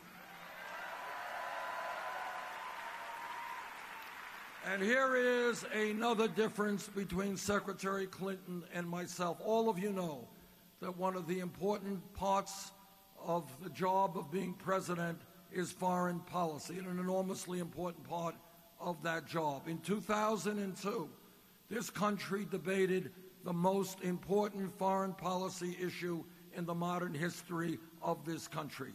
I listened to what President Bush and Vice President Cheney and all the rest had to say about Iraq. I didn't believe what they said. I voted against the war in Iraq.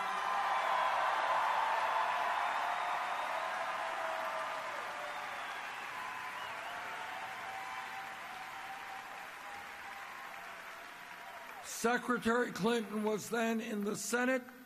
She listened to the same evidence that I listened to. She voted for the war. That war was the worst foreign policy mistake in the modern history of America.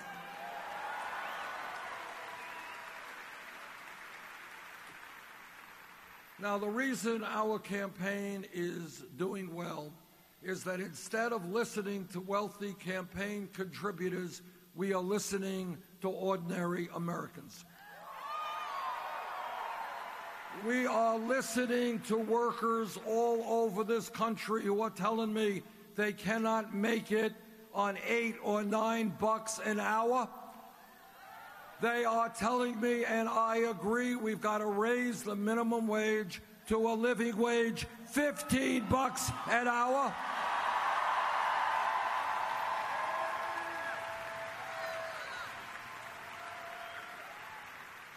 This campaign is listening to senior citizens and disabled veterans. And what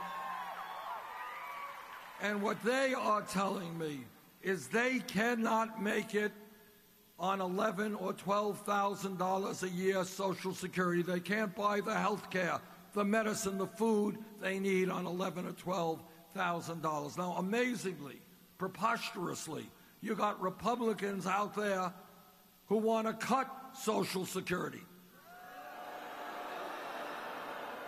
Well, I've got some bad news for them. We're not going to cut Social Security. We're going to raise Social Security benefits.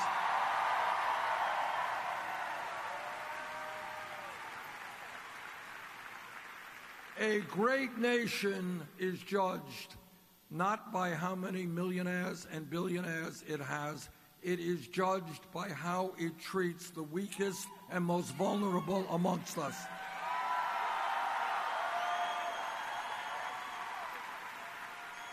And we are not going to turn our backs on our parents and our grandparents who are struggling with inadequate Social Security benefits.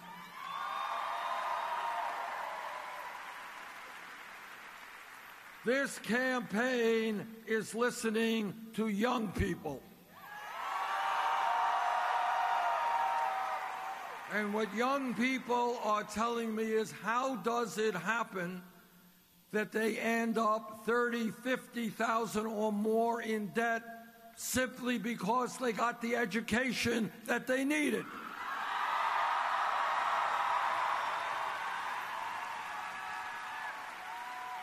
Again, if you take a deep breath and you think outside of the box, outside of status quo, think about it.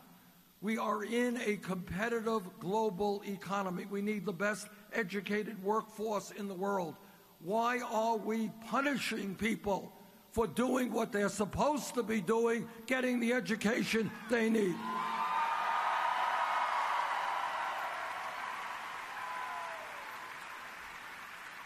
You know, 50 years ago, if you had a high school degree, the odds are you were going to do pretty well. You can go out and get a good job. That's the fact.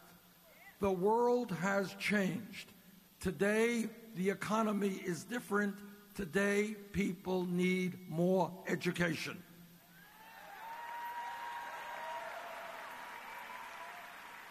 In my view, when we talk about public education today, it is not good enough to just talk about first grade through 12th grade. We have got to make public colleges and universities tuition free.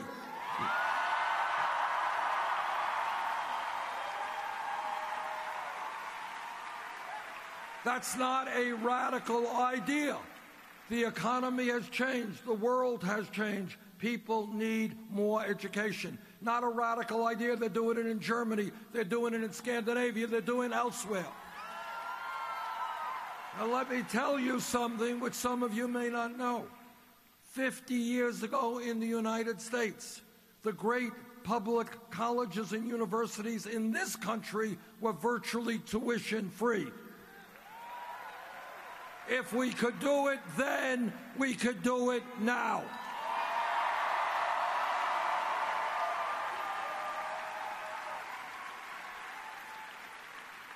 I have talked to people all over this country. People have gone to medical school, $300,000 in debt.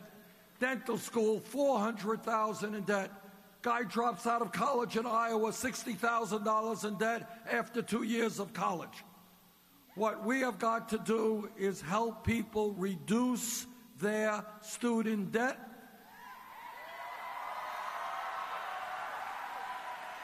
We have got to allow people to refinance their loans at the lowest interest rates they can find.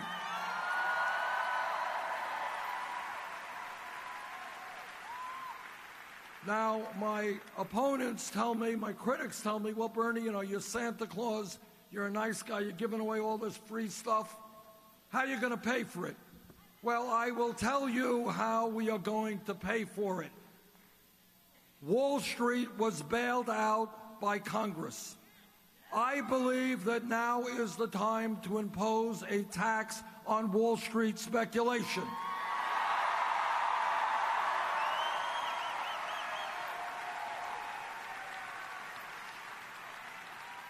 Now is the time for Wall Street to help the American middle class.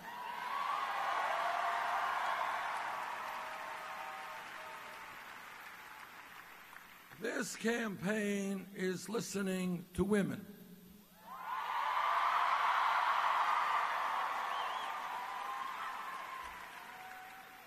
And what women are telling me is, how does it happen that they go to work and they do the same job as a man, but they're paid 79 cents on the dollar for that work?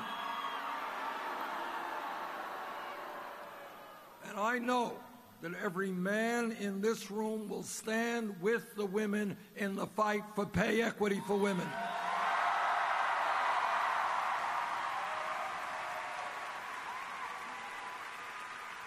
There is no rational economic reason why women are paid less than men. It's just old-fashioned sexism, and together we're going to change it.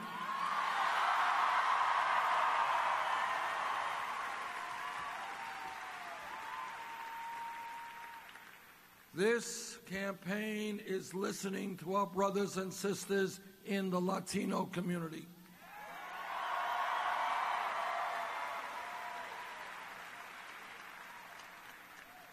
And they are tired of being exploited They are tired of living in the shadows. They are tired of being afraid. They want, and I want, comprehensive immigration reform and a path towards citizenship.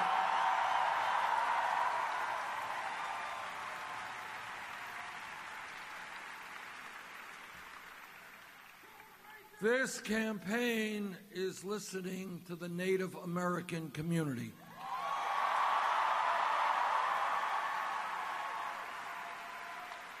Native Americans, the first Americans,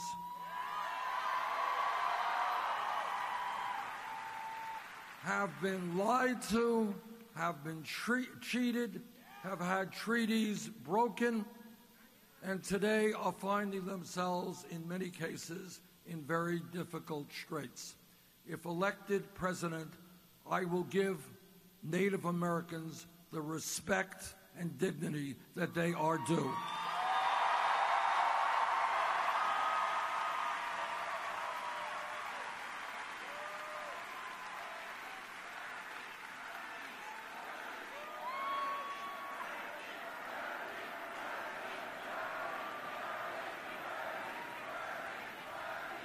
I am a member of the Senate Committee on the Environment, and in that regard, that capacity, I have met with scientists all over our country and all over the world. And what the scientific community tells us virtually unanimously is that climate change is real. Climate change is caused by human activity. Climate change is already causing devastating problems in this country and around the world. And what the scientists tell us is very scary stuff. What they say, if we do not act aggressively to transform our energy system, by the end of this century, this planet will be between 5 to 10 degrees Fahrenheit warmer. And that will mean more drought, more floods, more extreme weather disturbances, more destruction of the ocean, more rising sea levels and the flooding of coastal regions. It will mean more international conflict because people around the world will be fighting over limited natural resources. We have the moral responsibility to make certain that the planet we leave future generations is a planet that is healthy and habitable.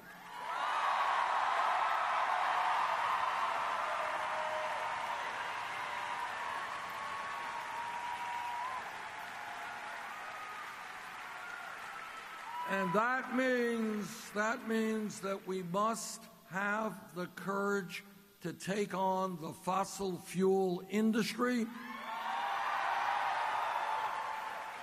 and to tell them that their short-term profits are not as important as the future of this planet.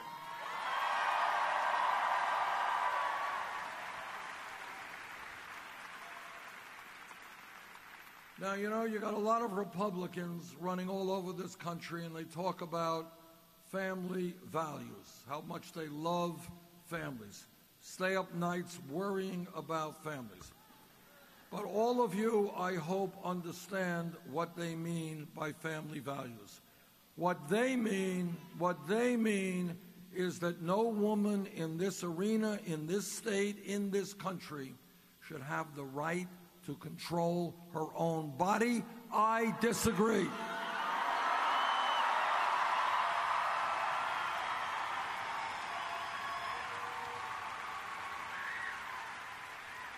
What they mean by family values is that our gay brothers and sisters should not have the right to be married. I disagree.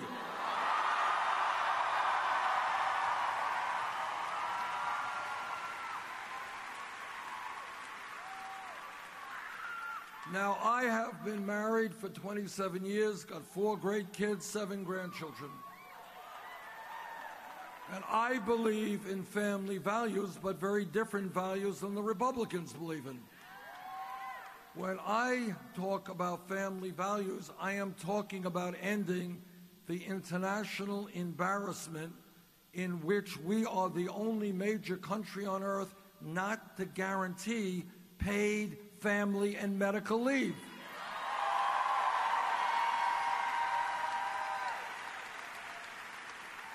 And what that means, this is what it means. And I want you again, think outside of the box. And we've got to ask why. Why do we tolerate a situation where a working class woman today in Missouri or Vermont gives birth, has a beautiful baby, but that woman, because she does not have a lot of money, may be forced to separate herself from that baby and go back to work to earn the income she needs to take care of her family? Every other major country has said that is wrong. Mom has a right to stay home with the baby.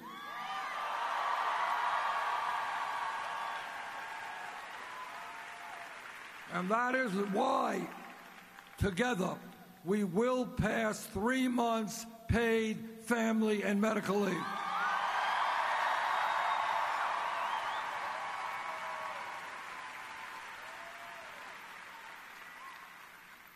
Now, I've been criticized for a whole lot of things, and very heavily criticized for talking out on health care. So let me say a word, because I don't want there to be any confusion, any ambiguity about my views on this issue. I believe that health care is a right of all people.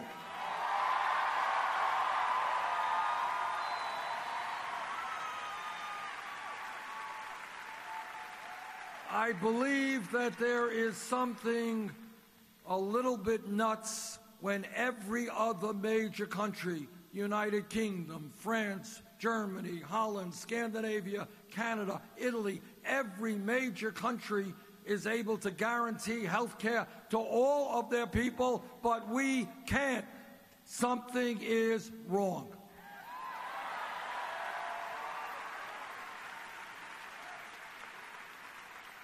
The Affordable Care Act has done some very good things.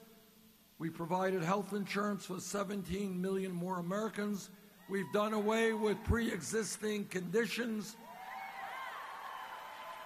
And we've done away with discrimination against women in terms of the price they pay for premiums. But today, 29 million Americans still have no health insurance. Many of you are underinsured with high deductibles and high co-payments. And all of us pay by far the highest prices in the world for prescription drugs. In fact, the pharmaceutical industry is ripping us off so badly that 1 out of 5 Americans cannot even afford to fill the prescriptions their doctors are prescribing. That is crazy. We got veterans out there who are struggling with hepatitis C. They got a new drug out there, which is a very good drug, cost $1,000 a pill. In my view, with so many people uninsured, underinsured, drug companies ripping us off, when we pay far higher prices per capita than any other country on earth for health care, the time is now for a Medicare for all health care system.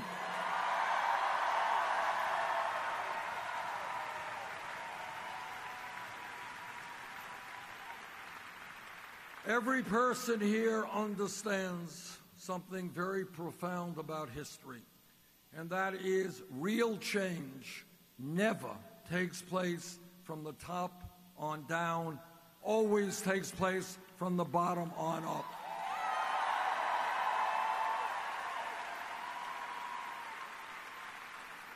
Employers and corporations never gave workers the right to form unions. Workers fought for those rights and for collective bargaining. Nobody gave African Americans civil rights. African Americans and their white allies fought for civil rights.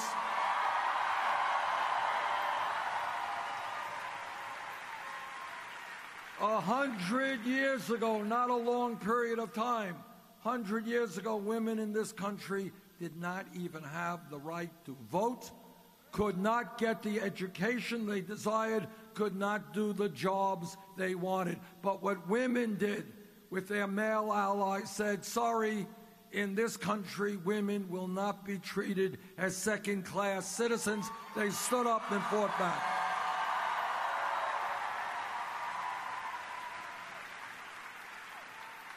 If we were here a mere 10 years ago, not a very long time, and somebody stood up and said, you know, I think that gay marriage will be legal in 50 states in America in the year 2015, the person next to him would have said, what are you smoking? That's crazy.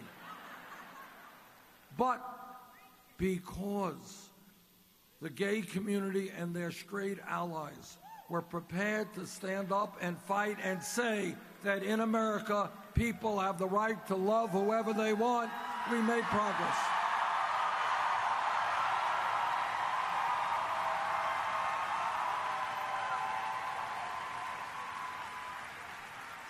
Five years ago,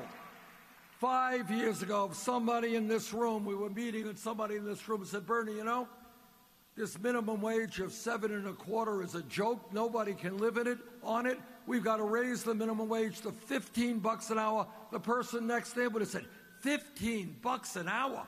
You're crazy. That's more than double the minimum wage. Can't be done. Can't be done. Can't be done. But you know what happened?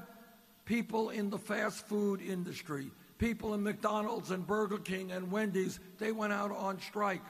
They stood up. They fought back. And you know what's happened? Seattle, $15 an hour. San Francisco, Los Angeles, $15 an hour. Oregon, $15 an hour. What my point is that what looks impossible today is not impossible if we are prepared to stand up and fight for change.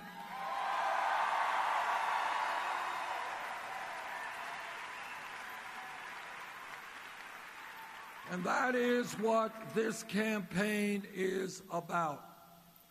Now, on Tuesday, tomorrow, there is going to be a very, very important election here in Missouri. We will win this election if there's a large, we will win if there is a large voter turnout. We will lose if there is a low voter turnout. What I am asking you now is to have this great state help lead the effort toward a political revolution. Come out and vote. Bring your friends and your neighbors. Thank you all very much.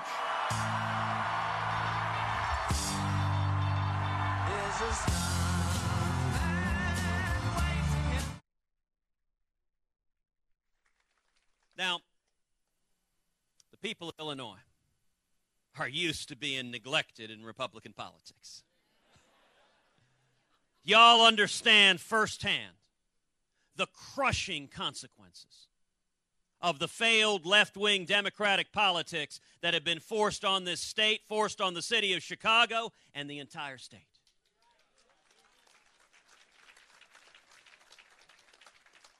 You understand the suffering and misery that these failed policies cause. And do you know who has been bankrolling many of the very worst Democrats in the state of Illinois? Donald Trump. Rod Blagojevich. Donald Trump gave him $7,000. The Cook County Democratic Party, that bastion of integrity, Donald Trump gave them $12,500. and Rahm Emanuel. Donald Trump gave him $50,000. Now, I want to ask you guys to think, just how fevered would you have to be? How high would your temperature have to be as you're tossing with DTs where you wake up and say, I know, I need to give $7 grand to Blago? Just how off your rocker would you be for you to wake up and say, you know, I've got $12,500 here. The place I need to give that is the Cook County Democratic Party. I can think of no one who would spend it better. Just how addled would you be to wake up one day with $50,000 and says, this needs to go to Rahm Emanuel? This election's a choice. It's a fundamental choice. If you're fed up with the politicians who've lied to us over and over and over again, the politicians in both parties, the biggest divide we've got, it's not between Democrats and Republicans. It's between career politicians in both parties who get in bed with lobbyists and special interests and give away our rights.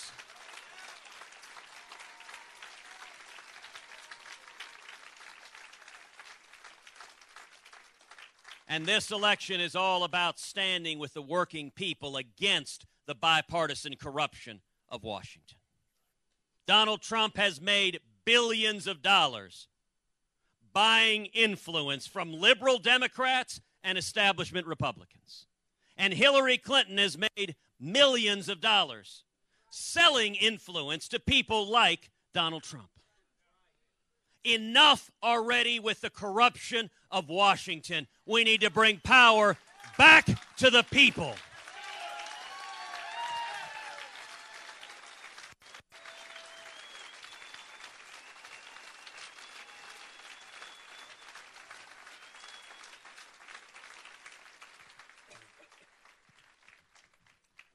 Tomorrow is Election Day, and Illinois is a battleground. We are right now neck and neck with Donald Trump in the state of Illinois. We are effectively tied with Trump in the state of Illinois. So I want to ask every person here to come out tomorrow and vote for me 10 times.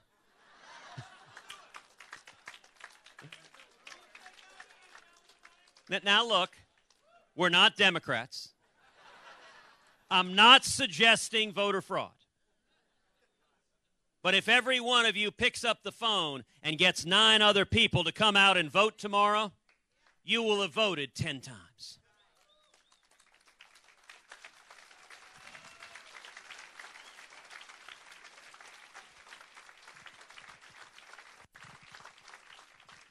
And you know, maybe you're not yet old enough to vote. You know, if you get 10 other people to come out tomorrow and vote, you will have voted 10 times before you turn 18.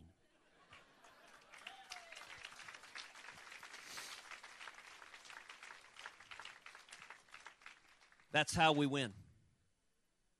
It is the men and women here. If you look across the men and women gathered here, if everyone here gets 9 other people, the men and women in this room represent over 30,000 votes in the state of Illinois. That is enough to control the outcome of the election here in the state of Illinois.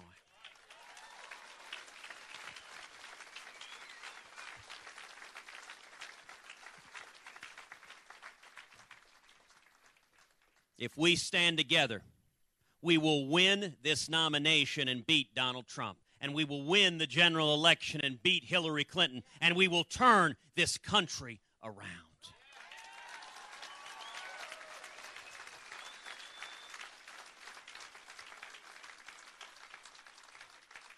It took Jimmy Carter to give us Ronald Reagan. And I am convinced the most long-lasting legacy of Barack Obama is going to be a new generation of leaders in the Republican Party who stand and fight for freedom, who stand and fight for the Constitution and who stand and fight for the Judeo-Christian values that built this great nation. Thank you, and God bless you.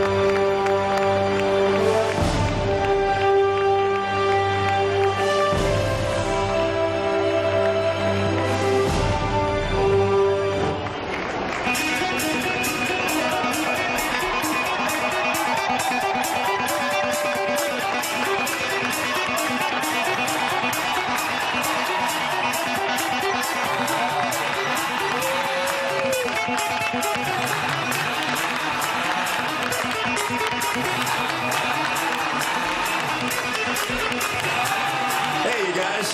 Hi there. How you doing? Great to see Ohio today. Excited to have your governor here. Wow. Is that your granddaughter? Oh, my goodness. Hello, sweetie. Beautiful girl. Are you Republican? Huh? What do you have to say? I see your, what's this little baby's name? Kinsley. Give Kinsley a round. Oh, boy, that's something. Hey, Kinsley.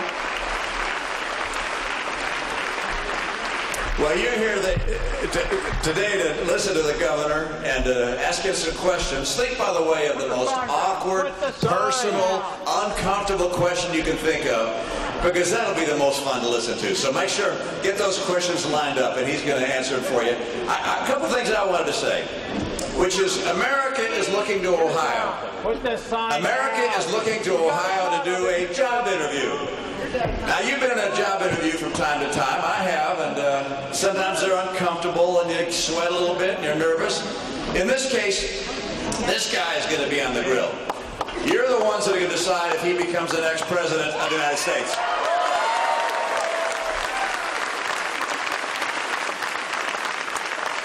And you had this chance about 6 years ago. You were looking for someone to come to this state, you did some interviews, and you concluded that this was the man you wanted as the governor. And the reason was, not just did he say the right things, but he had a record. You could look at his resume, so to speak. You could see what he'd done. He'd been in Washington, where he had helped balance the budget. And getting that done, the economy began to come back and create jobs for people across the country. And so you said, you know, this guy's kind of been there. Let's try him as governor. When he got in, you know, he made a lot of changes. A lot of people said, boy, this is uncomfortable. But those changes made a difference. And now he's come back again to you. And he said, look, I'd like to be able to help take the reins of the country. And so the people of Ohio are once again, tomorrow, going to be able to decide who is it that should lead our nation. And this time you also have a track record you can look at. And the track record is, hey, this is a guy who came into Ohio when things were tough, when there was an $8 billion budget gap. And he turned that around and turned it into a surplus. When you were losing employers and losing jobs every month, he turned that around. 400,000 jobs been created. And he also has a little part of his resume that says he was in Washington for a while, worked with the Armed Services Committee. And so you look at this guy, and unlike the other people running, he has a real track record. He has the kind of record that you want in Washington, and that's why I'm convinced that you're going to do the right thing tomorrow. Agreed?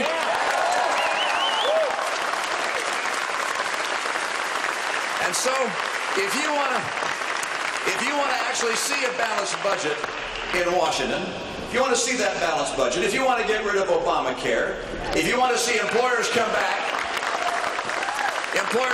to America instead of fleeing America, and jobs come again, if you want to get wages up, and by the way, the only way you get wages up, only way you get real wages up is if you're creating more jobs and more employers come here and they start competing for good employees, and then they have to raise wages in order to get those good employees. And so this is the guy that Ohio needs to vote for. America's counting on you. Let's do it. Let's welcome a great governor of a great state, John Kasich. Governor. Thanks, buddy. Thank you. Thank you.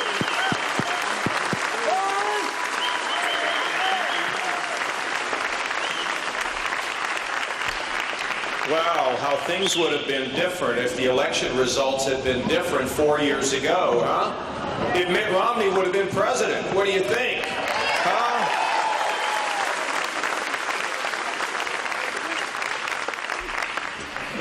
You know, it's so nice of Mitt to come out and support me here in this effort to win this state. I want to just say a couple things about Mitt. You know, the thing that always, first of all, he was the governor of Massachusetts. And that's not an easy state to win in, Massachusetts, when you're a conservative Republican. And he did a fantastic job, and he was a leader when he was there. But you know what always has stood out, by the way, incredible family, his wife, incredible lady. But what always stood out for me more than anything else, one of the things that the world watches are the Olympics. And we had the Olympics in Salt Lake City, and they were falling apart. And they didn't know what they were going to do. Could you imagine having that kind of an embarrassment? I mean, it would almost be as bad as people slugging it out at a campaign rally with images. No, seriously, you think about this. We kind of chuckle about this. Think of the images that have been broadcast across this world of the way we're picking a president here. I mean, my kids are watching this. Your kids, your grandkids are watching what's happening here. And they're looking at a scene of people pounding each other. You think they're not using that for propaganda to send a message to people that America's broken? That America's lost? Well, we had that other opportunity back with the Olympics, so we could have looked really, really bad. And Mitt Romney went in and saved the day and ran one of the greatest Olympic Games in modern history because of his leadership and because of what he was able to do.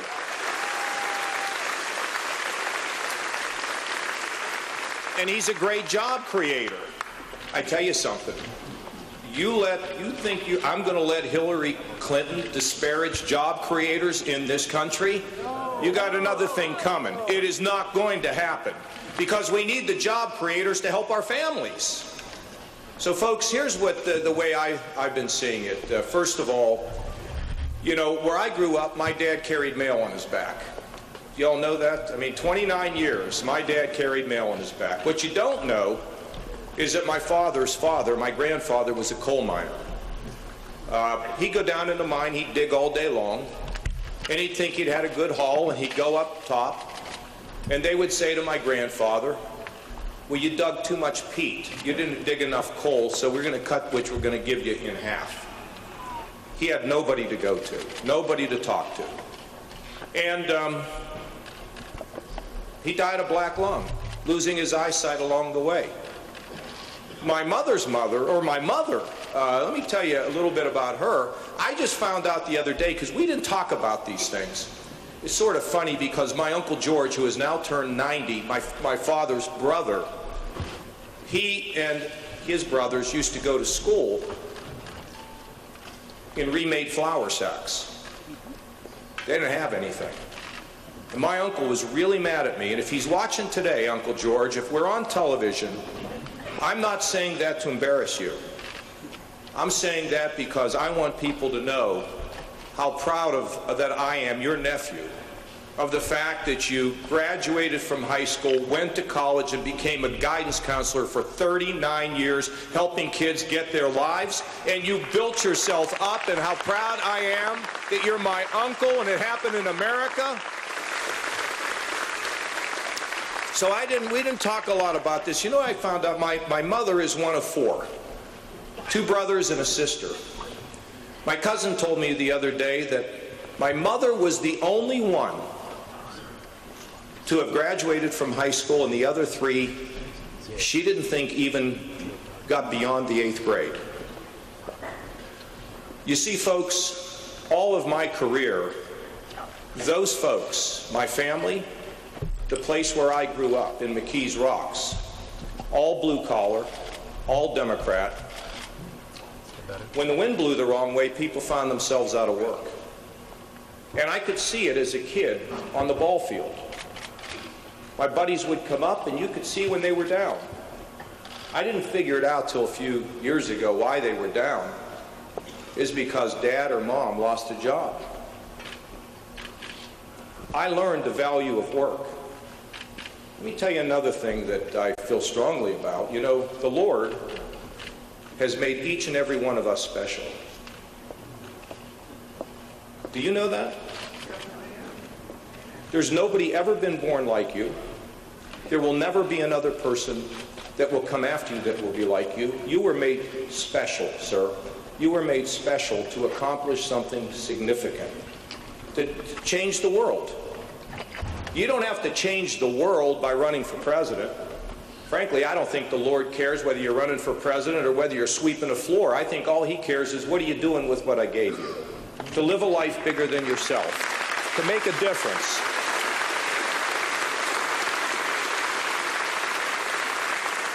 So in that little hometown of McKees Rocks, my dad knew everybody's business. And you know what? What he knew is when a kid scored a touchdown on Friday night, he celebrated, and when the daughter sang a solo, he celebrated, and when they lost somebody, he cried with that family. And I have learned the importance of community and neighborhood and family. Now, we can always display those God-given gifts through our work. Sometimes it's not just through our work, though. You know, sometimes it's beyond our work. I like to talk recently about, I didn't know this lady existed, but she came forward and said, I'm real. This is a lady who was married for 50 years. Her husband died. Nobody calls her anymore. You call her on Monday. You say, this Saturday night, we're taking you to dinner. What do you think she does on Thursday? Huh? She goes, gets her hair done, doesn't she? And somehow she puts it up in such a way that not a piece of it is out of place by Saturday. You got this, don't you? And then you go to pick her up on Saturday, and she's wearing a dress she hasn't worn in 6 months. Did you change the world? I think you did. You see, the spirit of our country rests in us. Mitt Romney, John Kasich, any of these people, we have to do our job. When we get hired, we're a CEO, we got to go fix things. That's what you did when you hired me as governor. I had to go fix things. But the spirit of our country rests in us. It rests in our families and in our neighborhoods, in our communities. When we're a nurse and we're dead tired, we go back to see the family who's got somebody sick, and we tell them, you know what, she walks back. It's 10:15, she's off at 10. Any nurses here? You're dead dog tired, and you go back in, and what do you tell them? It's going to be okay. Am I right? And they give you a big hug, don't they? Because you meant something to them. Or teachers, who are the most underpaid people on the face of this earth, they give up so much today.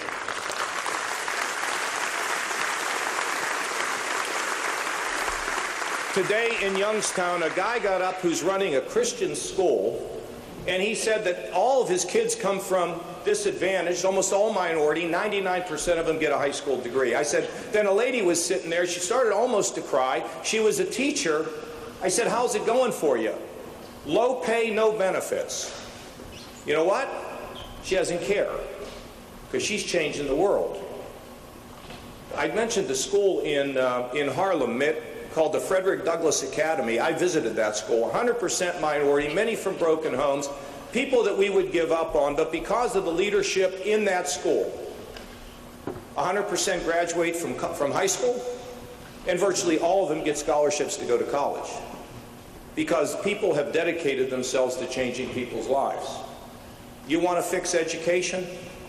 Don't wait for me. You want to wipe out drugs in your community? Don't wait for me. I was in this little town, Minerva, Ohio, yesterday.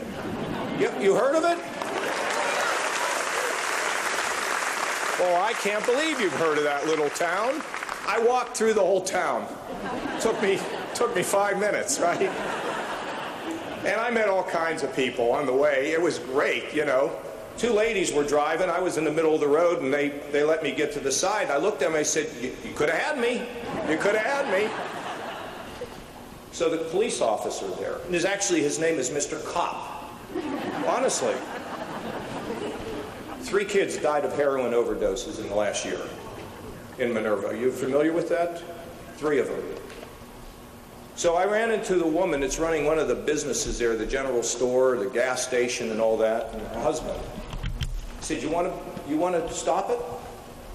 Go stop it. You take somebody to that high school, that elementary school, that junior high, and you go fix it. We'll help you out of Columbus. We'll give you some money. We'll send some people up, but go fix it.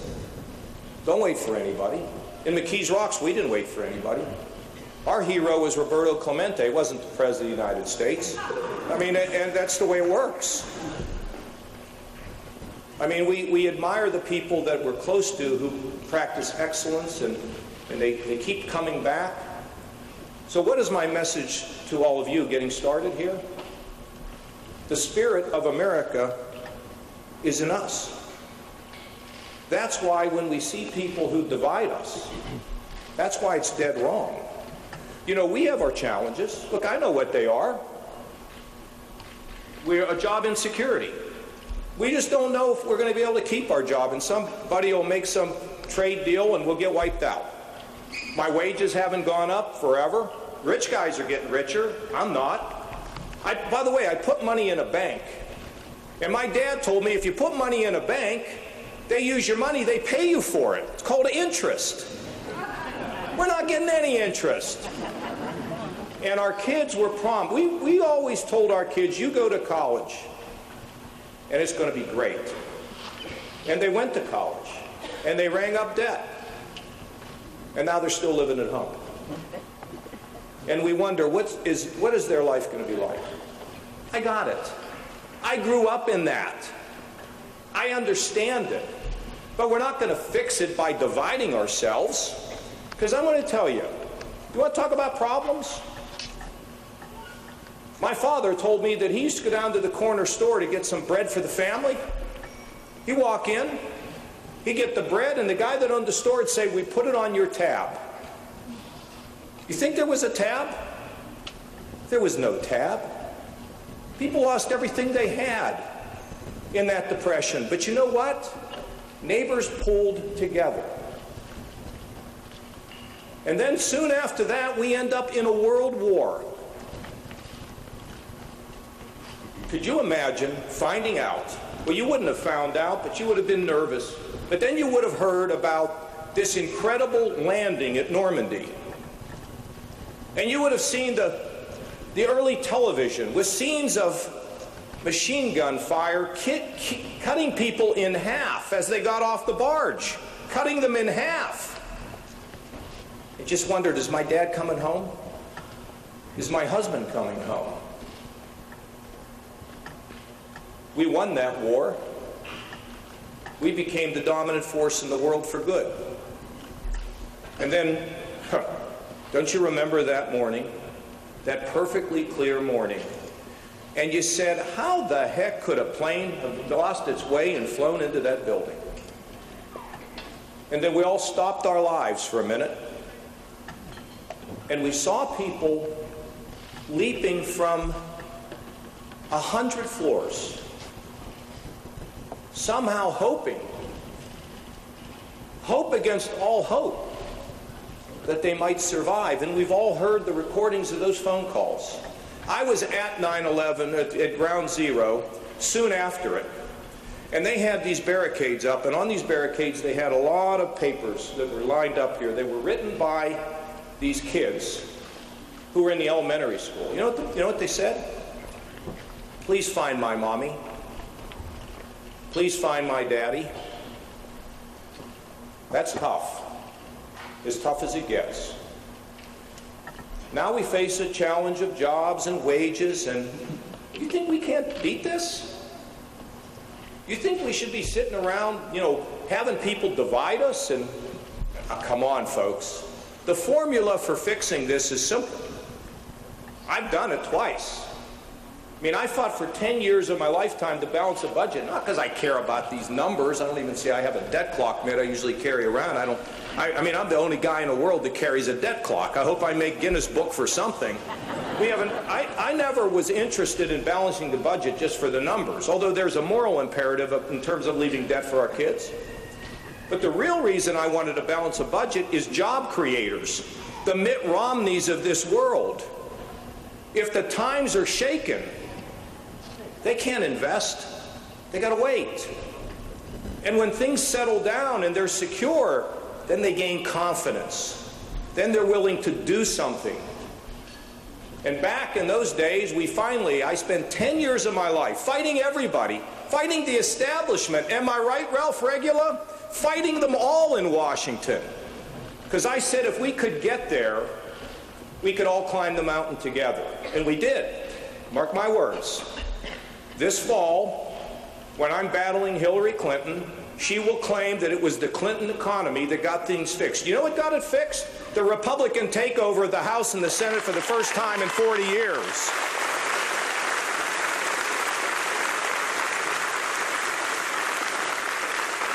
Look at those kids back there. Huh? I'm going to get a question for you when I'm ready, okay? Yes, because you're waving and I see you. Anyway. And then, I left there after reforming defense. I'll tell you what we did with defense. I served 18 years there. Most of you don't remember it. Wouldn't know about it. But we actually got the services to work together. Because we learned the lessons. Remember when we were trying to rescue the hostages in Iran and the helicopters crashed into one another? The services had never trained together. So we worked, conservative Democrats and Republicans, to structure the Pentagon so the services would work together. And they're working together so much better. And I was involved in the creation of the Special Forces Operations Center down in Florida because we knew Special Forces were critical. By the way, that effort to balance the budget led to 4 straight balanced budgets. We paid down $500 billion of the national debt, and we had a $5 trillion projected surplus going forward, okay? That's why we were humming. And by the way,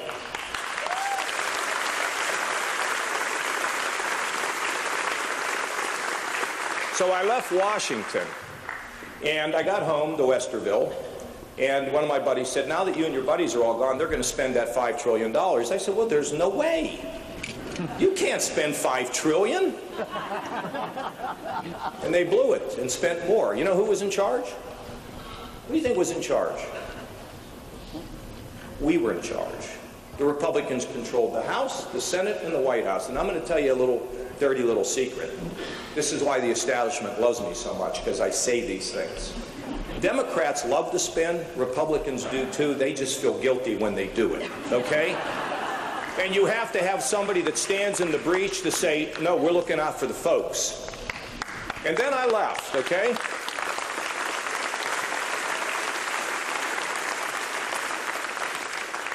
And I got a call. I was out for 10 years. People are like, why are you leaving? Man, nobody leaves. I said, I'm out of here. The posse's going to catch me. I saw the guy in the white hat. I said, who is that guy? You know, coming. And anybody here ever get a call? Not a phone call, not a text. Huh? You ever get a call? Nobody here has ever had a call? Well, I've had a call. It was like you're going back. Did you ever have a call? Huh? Anybody here ever had a call? There you go. Some got to listen for it at times. Got to go back in. You got the skills, go fix the state. So I come back in, and I got elected at the perfect time. Things could not get any worse, okay? And it's like running for president now. Things couldn't get much worse from what they're doing in Washington, so it's perfect. So we were 350,000 jobs down. We were $8 billion in the hole, 20% of our operating budget. And I went to New York, and the credit rating agencies were looking at Ohio. They said, Ohio's dead. Give it up. I said, wait. Give me a year. And then remember that first year? You know, right now we say, if when I'm president, you're going to need a seatbelt. We needed a seatbelt in Ohio because things were happening so quickly. But today, instead of being down 350,000 jobs, we're up over 400,000 private sector jobs, including investments from China, jobs coming back from Mexico, from Germany, from France, from Great Britain. Well, you feel it up here. You can see what's happening. Our wages are growing faster than the national average. Our credit has been elevated. And I love to go to New York now and talk to the rating agencies. And I take words in.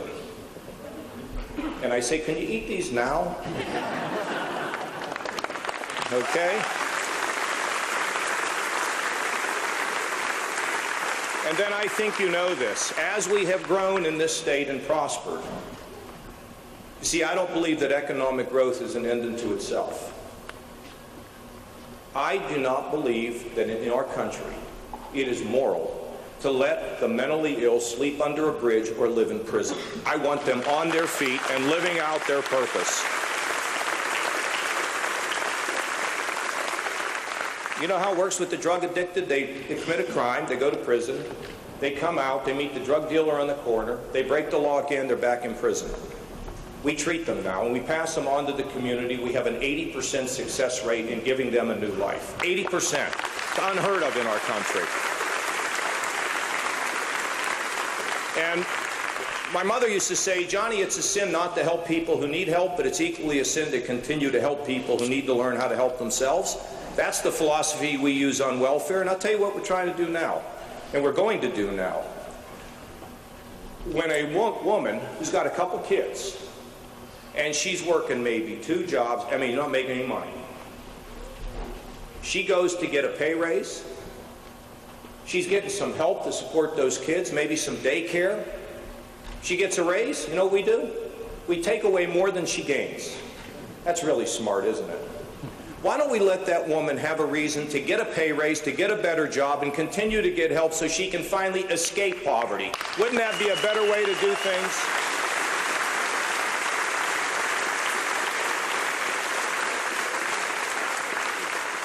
And we're helping the developmentally disabled. We're integrating them. We want them to rise. And our friends in the minority community who feel the system doesn't just work for them, but it works against them. You see, I believe that together we can solve these problems. For me, quickly, first 100 days, we're going to freeze all federal regulations for 1 year except for health and safety. We're going to force the Congress to do its job and to vote on regulations $100 million and above, because crazy regulations kills jobs and small businesses. We're going to lower the corporate tax rate. We're going to say you can bring your profits home from Europe instead of double taxing them and chasing companies overseas or having them make their investments overseas. We're going to bring down and simplify the individual tax at 28, 25, 10% with the capital gains, the risk-taking tax at 15%.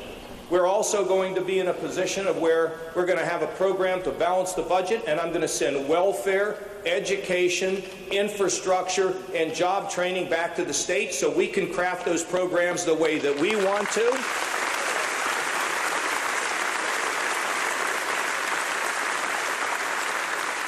We will restructure the Veterans Administration and make sure that no veteran is denied the health care, the training, or the job opportunity that they deserve when they come back.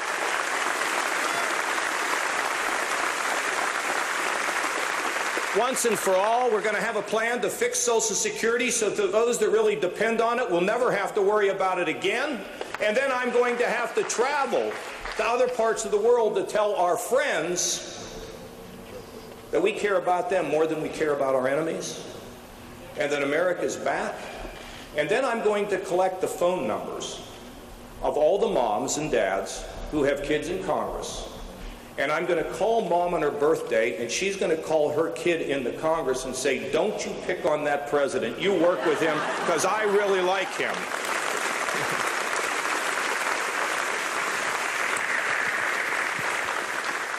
And we're going to do that in the first 100 days. It's shock and awe for the first 100 days to get this country moving again and to give us hope again.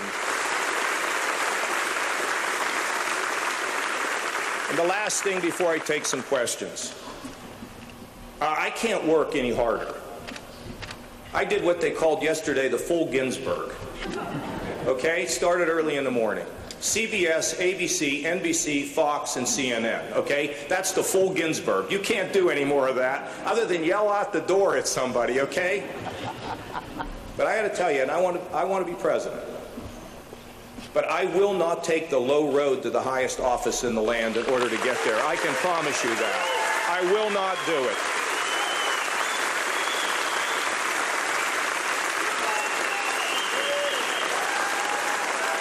Thank you.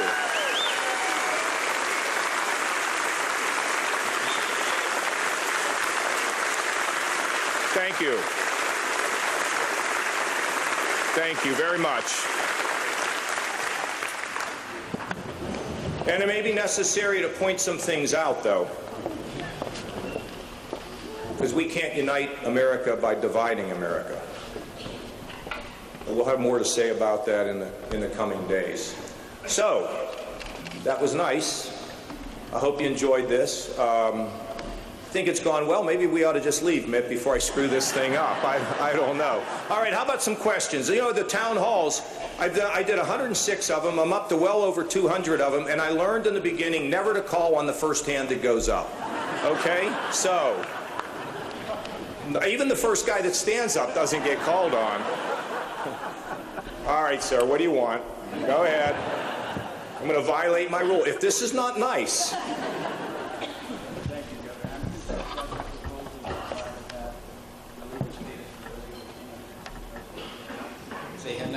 So why don't you tell it in your own words? Okay, because it's difficult. If they haven't committed any crimes, it's a catch-22 situation because if they're here working illegally and not paying income or Social Security taxes, that's a crime, is it not? And if they do pay income taxes, they must have done so by fraudulently attaining a Social Security number, which is a crime. And if they file their income taxes using that fraudulent number, that's either mail fraud or wire fraud. It seems it's intrinsically impossible for illegal immigrants to be crime-free, and it seems your path to legal status for them is an empty gesture. Please tell me how I'm wrong. Okay. First of all, I think we'd rather have people who came here being able to earn a living. Okay. I think most people would feel that way. Maybe you don't, but I do. But let me also tell you, when I'm talking about committing a crime, you all know what I'm talking about. I'm talking about an assault. I'm talking about robbing somebody. Here's the fact. You don't actually think, folks, that we're going to drive around in Canton, Ohio and yank people out of their homes and ship them to Mexico, leaving their kids on the front porch? You really think that's going to happen? No. Of course it's not going to happen. So I'm trying to come up with the best way. It's called common sense. I'm trying to come up with the best way. And by the way, nobody's going to do it. I'm going to tell you, I was on a radio show. These guys ran for Congress in 2012 saying they were going to repeal Obamacare. Okay, they're going to repeal it. Guess who the president is? Guess what he has? He has what's called a veto pen. Guess what else they have? They have a filibuster, okay? When people run for office, don't promise things to people that you can't deliver because it only angers them and makes them more cynical. Make a promise you can keep. Now, Ronald Reagan, by the way, worked with George Bush to try to come up with something in 1986 to deal with this problem. You know, I heard the other day there are more people heading back to Mexico than coming into the United States. I don't know if is that true, Mitt? That's what I've heard. People are going back, more opportunity. Isn't that interesting? But and I don't know that. I haven't verified it, so everybody chill out, okay? Now, here's the thing I will tell you. We do need to control the borders. You know, I went to the Hispanic Chamber of Commerce and took questions from them. Very, very pleasant. Guy says, I like what you say except the thing about the fence. And I said, sir, do you lock your doors at night in your home? He said, well, I do. And I said, well, why wouldn't a country want to lock its doors and be able to know who's coming in? So I believe we do need to secure the border. And by the way, here's where I think we fell down in '86. If anybody comes, first of all, they didn't complete the border. You know why I don't think they did? People were making money. I don't care if they're making money. We're going to finish the border. The people want that done. It's going to be done, and it is the right thing for our security and the right thing for proper immigration. If you come in once that fence is done, or that whatever it is we put up to protect it, you're going back. No excuses. We're not going to continue this problem. Now, once it's done, if you want to have I believe in a guest worker program. You can come in and work, and you can go back home. Okay, that will be something that I think makes a lot of sense. For the 11.5 million who are here, if they have not committed a crime in the sense in which we all know I'm talking about, then they can stay. But they will never be citizens through that route. They can have a path to legalization, they'll pay back taxes, they'll pay a fine, and then they can live here in a legalized status, but never a path to citizenship. What do I think that's going to happen? That can pass. It can pass the common sense approach to the American people, and I think even Congress would vote on that, wouldn't they? Maybe you don't want to say it today, okay? But I believe that they would, and we can get this issue behind us once and for all. So, I appreciate your question, sir. Good question. I like my answer better than what you imply there. Okay, yes, sir, right here with the Ohio State. You know, I got endorsed by every single person. Coach Tressel, Cooper,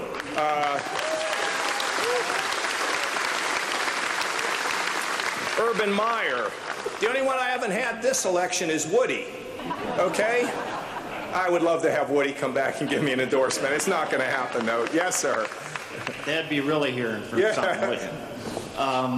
My question is dealing with lobbyists once you get there, because just a personal story. My wife and I were involved in a serious car accident.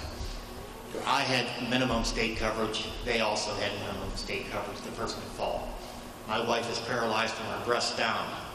So because our minimum state coverage and their minimum state coverage wasn't enough to basically pay for her hospital bills, we're basically banished to be on Social Security disability and Medicaid for the rest of our lives, probably, because I was also injured and unable to work.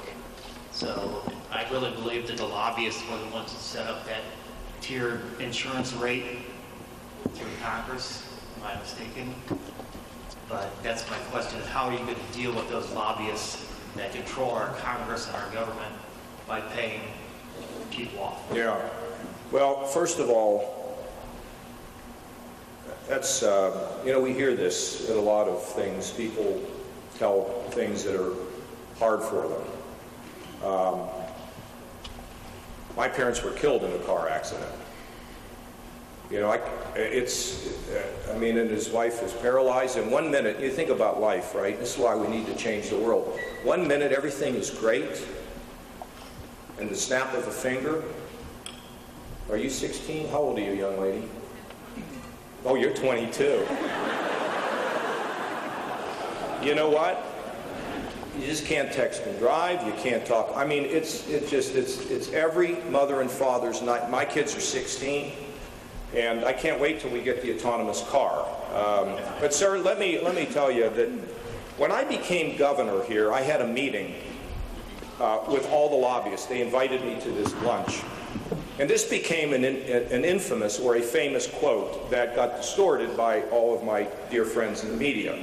And I told them a lot of changes were going to come in Ohio, a lot of changes, and that I needed them to work with me. And here's what I told them. Either you will get on my bus and ride with me to fix Ohio, or I will run over you with my bus. Okay? Now, sir, they have a job to do, okay? But I have a job to do. Now, when I come from McKees Rocks, you ever been to McKees Rocks? I'll take you over there sometime. And then you'll be able to answer the question about whether some lobbyist is going to tell me what to do. There's only one person that tells me what to do, and that's my wife, okay? That is it, okay? Same with you as well. Look, the reason why I made many... I was 30 years old. I went to Congress. I found the hammers and the screwdrivers and the wrenches that cost tens of thousands of dollars that the defense contractors were charging to the military. You remember that, Ralph? I made every single defense contractor in this country angry, tough. I mean, what, I don't work for them.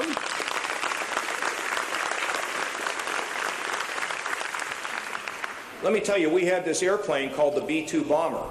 Its job was to fly into the middle of the Soviet Union in the middle of a nuclear war, and I thought, and to drop more nuclear weapons. I thought, how many nuclear weapons do you have to drop in a day to, ruin somebody's life? So I thought we should limit the production of the plane. The Pentagon wanted 132. I wanted 13.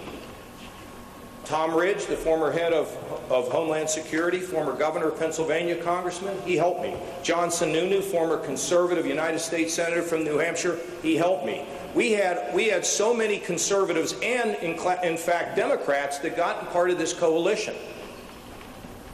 Now, they built this plane, and every part of it was built in another state. And the windshield, or the tail wing over in Oklahoma. I think I made a lot of defense contractors happy. You know what the plane cost? $1 billion a piece. I finally made an agreement with the administration, which happened to be Republican. Instead of building 132, we built 20. And we took the savings and we built standoff weapons so the pilots didn't have to fly over the target. I don't raise a lot of money from defense contractors in the United States. Of course, when they look at the field now, they may have to take a second look, unfortunately for them. But the point of the story is, you look at a problem and you try to solve it. For the first time in our state, if you have a son or a daughter who's autistic, we are giving massive coverage to the mothers and fathers of kids who have autism. Why do you think I'm spending time trying to help the people who have the mental illness and the drug addictions? Do you think I get any votes from that?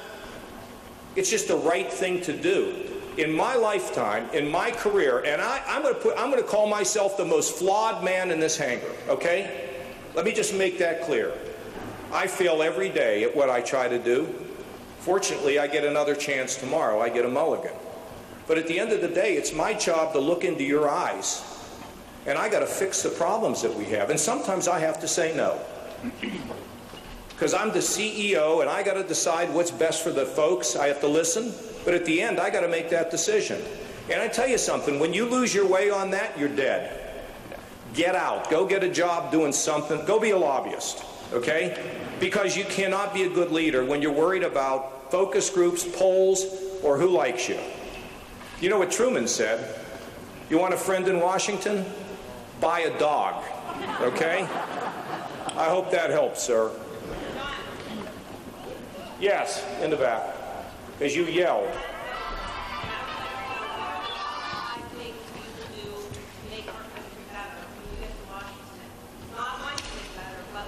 Yeah, okay, there's three things that I'm going to focus on when I go to Washington, and I went through my 100-day list, okay? But there's basically three things I'm going to focus on. The first one is jobs. The second one is jobs. Do you want to all yell what the third one is? That's right.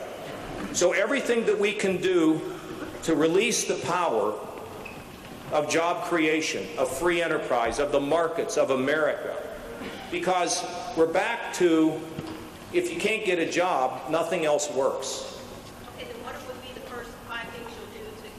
Well, we're going to have common sense regulations, we're going to lower the taxes on individuals and businesses, and we're going to have a path to a balanced budget. Those three things right there, that's what works in Ohio, it's what worked in Washington when I was there. Though that is the formula for economic success. Why is it not working now? Because we're regulating everything that swims, walks, and flies. Number two, we're raising taxes on everybody. Everybody's taxes are going up. And number three, have you checked the budget yet? It's $19 trillion and rising. So if you're doing all the wrong things, it's like your doctor says, well, you need to do this, this, and this, and then you don't do any of it. You go back to the doctor, say, you know, I'm not feeling any better. These are the things that will work for our country. And you have to know it, and you have to believe it deep in your soul, and you have to have a team around you that will not blink, okay? What do you think I'm doing this for? I already got public housing. I'll show it's down in Bexley, okay? I can live there if I want to. I'm doing this, young lady. How was that? I'm doing this, young lady, because this is why I'm doing this, because it's what I'm supposed to do. to help give people a chance. What a privilege. You know, people say, are you tired? Yeah, sometimes once in a while I get tired, but you know what? I'm having a ball. Because in the course of doing this, if you just hear the word about you're special and you can change the world around you, I'll pay you to let me say those things. Because it's improving this country. It's raising the bar.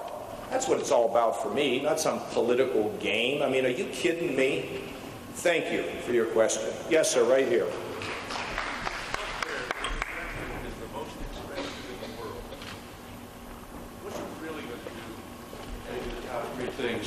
The top three things to really fix health care. Well, you know, sir, the great thing about being governor of a big state is that you can actually put things in motion that you can then take and develop nationally. The problem with Obamacare is there were three goals for it. One, control health care costs. Isn't happening. Two, make insurance more affordable. In Ohio, the average increase in insurance is up 80%. And three, I was at Lima Pallet. Every politician likes to talk about these little visits, you know, make it relevant to you. I was at Lima Pallet. Lady there, they make pallets, wooden pallets, and she has 49 employees. You know why she won't go to 50? Because then she gets caught in this web. So the small business people who want to grow are being held down. So wrong, wrong, and wrong. So what do we do? Well, first of all, the best thing about Obamacare is something that should have been done, and I don't know how it never got done before. Nobody should be unable to get health insurance because they have a pre-existing condition. No one should lose their house. No one should go broke because they get sick. Nobody should. So we will keep the philosophy and the program of making sure people can get health insurance. Secondly, I would ship some of the federal resources combined with freed up Medicaid programs, which I want the state to develop their solutions to make sure that the working poor keep health insurance. We cannot be in a position of where millions of Americans lose their health insurance. I would do that. But that's a transition. So let me see if I can explain this in a way that's simple. I like to use a chart, but I don't have one here. Here's the thing, sir. Have you ever gotten a hospital bill? Yes, it's easier to interpret the Dead Sea Scrolls than understand a hospital bill. We don't know what anything costs. We don't really know how our hospitals work. We don't know their infection rate, their readmission rate, their costs. We know nothing. We don't know how our doctors do. If I was to say, who has a good doctor? Everybody in this room would raise their hands. How do you know? Do you know what your doctor charges? Do you know what the result is out of he or she, the doctor, as to how they're doing? We don't know. So what we are doing is we are now working with everybody, the healthcare providers, the insurance companies, everybody, to try to get total transparency. How does a hospital do? What does it charge? What's its effectiveness? What's its readmission rate? What's its infection rate? What is its medical mistake rate? And we are checking with the providers, the doctors. What is your quality? What is your performance? What do you charge? And we're putting it on a big map.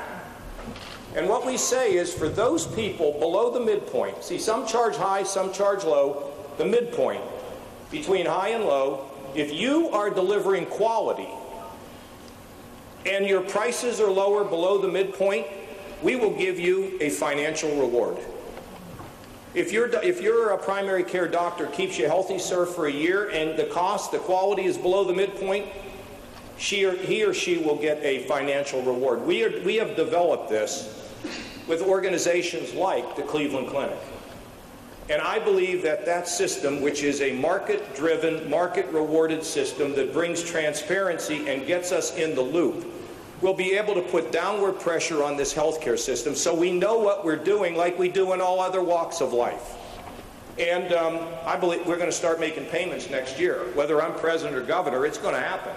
Because we believe this is the most significant reform we've seen in the country, and other people are beginning to pick up on it. We don't do this, we're going to end up with higher deductibles and ultimately with rationing. And you know who's going to get rationed? This guy back here. That's who. We got to prevent that. We have a plan to do this, and we're going to promote it. We're going to push it. We're going to get it done, and it's going to fix the health care system. It's going to be a dramatic improvement of the health care system in our country. Thanks for asking the question. I got to go way in the back to that young man under the sign who's been, okay? Hello. I have a lot of friends. That's a good start. Thank you. I have a lot of friends graduating college here soon. What would you do to make sure they have jobs when they leave school? Well, I'm going to tell you a bunch of things. How old are you? 17. How old? 17. 17. So you're going to go to college? Yes. Okay. Let me just have you think. Are your parents here? No. Okay. Too bad. Here's the thing. Where was I the other day? I can't remember exactly where I was, but I met with this community college president. I saw it in South Carolina, and this was in another state. You could go to the community college for 2 years. Do you know what it costs? Who said that? Give her a $6,000. $6,000 for 2 years. It was in Michigan. That's exactly where it was. It was in Michigan. Were you there? Oh, you were watching me on TV. Don't you have anything better to do with your life? I mean, what the heck? $6,000 for 2 years. You transfer all the credit to the 4-year school. I mean, can you imagine that? You can go, we're going to try to do 3 years. So it would cost you $9,000, and then you finish your last year at 20. Now, you know, I understand. I went to Ohio State. You know, I love being at Ohio State. I love the whole, I mean, I like the whole experience. I'm a normal guy. I like to study, but I really like to do other things, probably more than studying, and having a good time. Do you know how many spring trips I could have taken if I would have said, just say somebody goes for 2 years at $6,000 and they save $50,000. Do you know how many trips you can take to the Bahamas for $50,000? So you think about that community college, young man. In addition to that, I hope you're taking college credit courses now that'll transfer to college. Are you? No, I'm not. Okay, well, talk to your teachers about it, because you can get credit for college while you're still in high school. And we don't want you to go to college taking 11th grade math and English. You know, that's a big deal in our colleges. They have to be remediated. You know, they get A's and then they go to college. They can't test through the program. It's amazing. So we want to do online remediation so that when you go to college, you hit the ground running. The other thing that we really want to do, and when you go to college or the community college, when you walk in the door, somebody should be there to guide you through. We're going to do this in Ohio. I mean, we're beginning to do it. Here's the thing, Lorraine Community College, you go up there to school, you walk in the door, and they say to you, what do you want to be? Let me show you all the jobs that are available in Ohio. Let me show you what they pay, and let me show you what it takes to get one. So instead of going to school and wandering around trying to figure out what you want to do, we connect you with the real world. We're also beginning to do that in K through 12. So in the early grades, we tell you, and they better all be doing this. It's tough to get everybody moving in the same direction, but we're doing it. When you're in the first grade, second grade, third, what's a weatherman do? What's a teacher do? What's a fireman do? What's a policeman do? And as we get older, we want to ramp up the sophistication. And we have this thing called Ohio Means Jobs, where you can build a backpack. And it can tell you what you want to be, what it pays, what it takes to get there. You see, we have to, in the 21st century, we have to connect education with the real world. When, sir, when you and I went to school, you could kind of goof off, graduate, and get a job in the steel mill. Those jobs aren't around anymore much. So now you have to get skills. And that's why we started vocational education in the 7th grade, by the way, so people could go in that direction as well and still be qualified to go to college. But we have to connect people. I'll give you another example. Let's say that you're good in math. You know how many jobs are connected to math? You know how much math is involved in airplanes? Do you know how great it would be to take a kid who's good in math that might have some interest in flying, to put him out here at this FBO for 3 or 4 hours a week learning about what goes on? Well, you're already doing it. Well, you're looking at me like, you know, how old are you guys? And you, young lady? And so you're learning a little bit out here about what it means, about why math matters? Huh? So it's real to you. It's exactly how we have to make education, so that it is real. I tell you a funny story. In South Carolina, I was out on this boat, and they made me go out in the harbor. Okay, I'm out in the harbor in these big ocean liners, and they got these enormous cranes, and they come down, you know, flow around like this, and they bring this big hook down, and they latch on to the container, and they pick it up, and they move it. So I said to the guy, "What's that job pay?" He said, "About $100,000 a year." He said, "Well, who does it? Who gets it?" He said, "It's no different than a video game. Do you know these kids that want to play video games? Connect them to the 21st century jobs."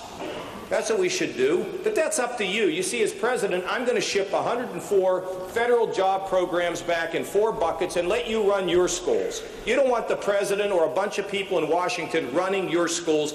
You run your schools and make them real, okay? Sir, I have to tell you, we actually have lobbyists in here of a sort. This lady is trying to get me to go and ask this woman a question. See, that's, yes, go ahead. Who's with you there? Who is that? My mother. All right, Mom. Mom, are you voting for me? Okay, good. This is the last one, and then Mitt and I have to get on the bus, and we're off to another place. We're actually going to go to Columbus for a few hours, and I'm going to see my family, huh? Yes, ma'am. Thank you for making North Canton one of your stops today.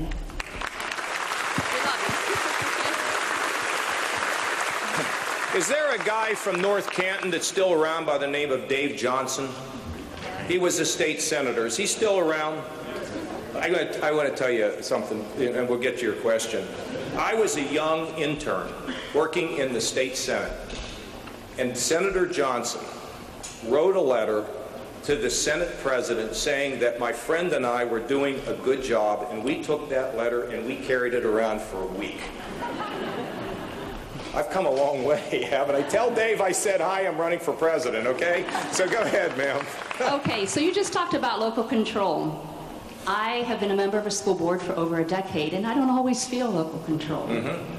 We have many unfunded mandates. We lose money to charter schools who do not have the same accountability and have a diluted curriculum, and No Child Left Behind seems to leave a lot of kids behind. Okay, let me give you an answer to that. First of all, our charter schools have the highest standards they've ever had in the history of our state. And the reason why we have charter schools is because we want to offer a little bit of competition. You know, if you have just one pizza shop in your town, you don't get much pepperoni. You have 2 or 3 and you get all the pepperoni you can stand. We want competition. But I don't believe that the public school will ever go away. We've increased public funding of education to the highest level it's ever been in this state. And when it comes to the unfunded mandates, I want to tell you, you send me a list and we'll get rid of them. Because everything I hear is we want to get rid of the unfunded mandates. I send me a list. You know what I never get? I never get a list, okay? So you send it to me. Now, one of the things that imposes a lot of costs on public education is special education. And when we send these 4 buckets back to the states, one of the buckets will be special education, because it's important. And I know it's a challenge for the public school system. Look, I believe at the end, you as the school board, you're the ones that got to make the decisions. We have responded to your concerns about, testing. We've reduced the number of tests. Teachers are concerned about the tests. We're going to constantly look at this. But the most important thing is to have high standards. And when it comes to judging teachers, it's got to be a fair process. We can't have something where you know somebody and somebody gets... And I also think if I could figure out a way that I think the teachers are the most underpaid group of people in our society. They just don't make enough money, and we have to reward them any way you can do it. But we need accountability, we need high standards, and we need you to be in charge. You get me a list. Who's here that can go out there? We're going to give you a place to send it, and then I will call you. And we'll go over your list of unfunded mandates, and I'm looking forward to a big fat list because, you know, as far as I'm concerned, let you operate, let you do your job. Folks, here's the thing. They tell me tomorrow's a big election. If you have not enjoyed me today, don't tell anybody, okay? But you know what? I need your vote because I want, you know, Mitt said it. I want to send a message to the country. Ohio should send a message to the country. Everybody's watching us now. Do you know that? And they're not just watching us in the country, they're watching us in the world. And when I win Ohio and continue to take this program forward, it is going to send such a positive message to the world. Don't doubt America, it's coming back. I need your vote, and I hope I can count on it. Thank you all very much. God bless.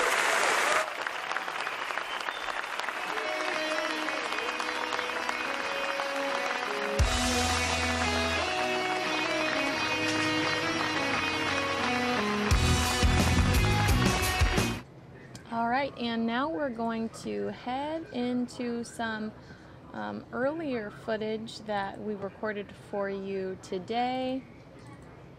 I'm going to take you to Bernie Sanders in Youngstown, Ohio, I think. Double click. There we go. Here we go.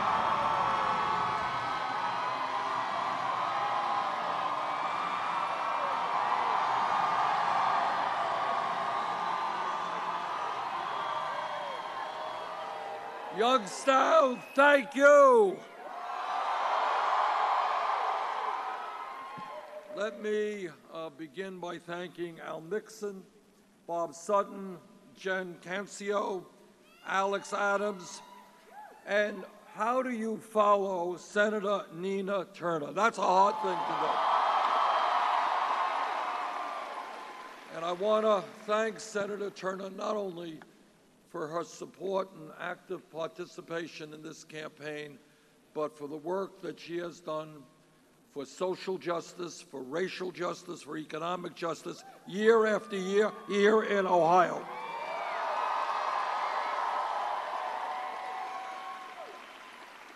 Brothers and sisters, we began this campaign 10 months ago, and when we began it, we were 3% in the polls. We were 60, 70 points down. A lot has happened in the last 10 months. In the last 10 months, we have won 9 states. 8 of them with double-digit victories. And nobody expected us to have won Michigan last week. Guess what? We won.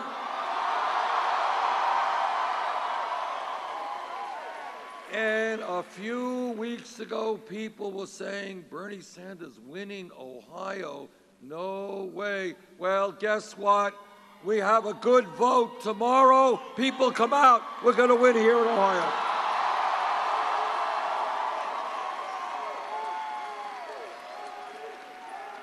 What this campaign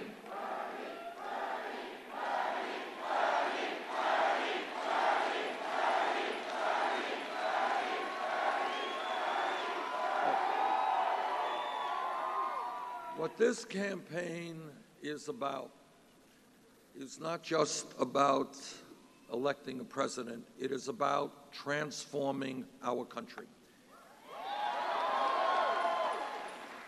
And in order to transform our country, I will tell you something that no other candidate for president will tell you. And that is no president, not Bernie Sanders, not anybody else, can do it alone. For us to take on, and I got to tell you, what this campaign is also about is talking is doing something very radical. It's telling the American people the truth. That's a pretty radical act. And what is the truth? What is the truth? The truth is that given the enormous power of Wall Street, and they have endless supplies of money, corporate America, who would shut down a plant in Ohio and move to China if they could make an additional $5, corporate media that talks about everything except what's most important to the working people of this country, wealthy campaign contributors, brothers and sisters, they have enormous power. No president can do it alone, and that is why we need a political revolution. We need millions of people to stand up.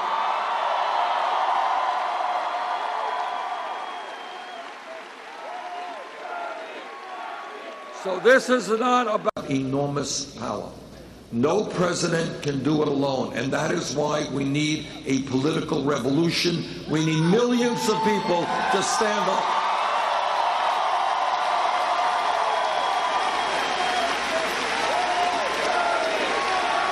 So this is not about me, it is about us.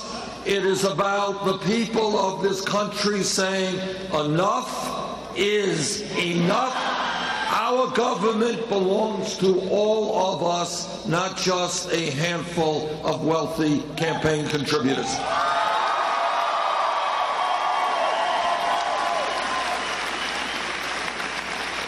Now,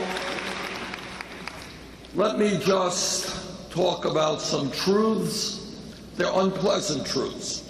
But it is important to discuss the reality of America, because if we don't lay the real issues and reality on the table, it is impossible to go forward. You can't go forward if you don't know where you are today. Where we are today is politically, we have a corrupt campaign finance system which is undermining American democracy. Sorry to have to tell you that, but that's the truth. And what that truth means is that what you believe, what I believe, is that democracy is about one person, one vote. You want to vote for me, great. You want to vote against me, that's okay. But you get one vote. What democracy is not about are billionaires buying elections. That's not democracy.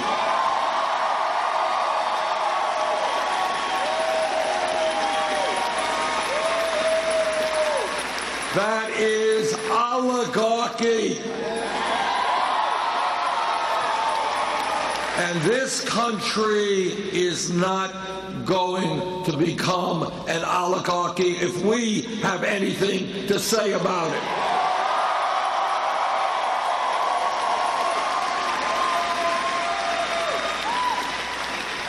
Secondly, it's not only a corrupt campaign finance system, it is a rigged economy.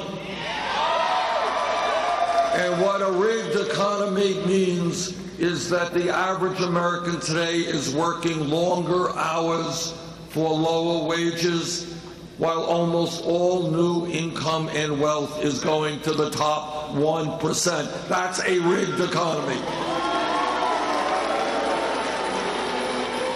A rigged economy is when the top 1/10 of 1%, not 1%, 1/10 of 1% now owns almost as much wealth as the bottom 90%. A rigged economy is when the 20 wealthiest people in this country own more wealth than the bottom half of America, 150 million Americans. A rigged economy is when one family, the Walton family of Walmart, one family owns more wealth than the bottom 40% of the American people. A rigged economy is about when the Walton family, who owns Walmart, pays their workers wages that are so low that many of their workers have to go on Medicaid, food stamps, and subsidized housing. And you You are the people, we are the people who pay for that Medicaid, food stamps, and subsidized housing. Well, it seems pretty stupid to me that the middle class has got to subsidize the wealthiest family in this country.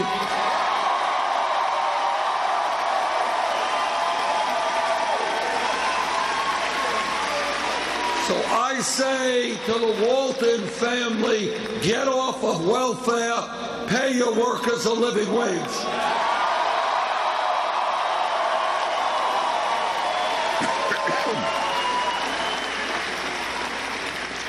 And here is another truth. And here is another truth that is profound and tragic. All over this country, here in Ohio, here in my state of Vermont, we got folks, working people, they're not working one job, they're working two jobs, they're working three jobs, trying to cobble together. Am I right? Three jobs. Three jobs.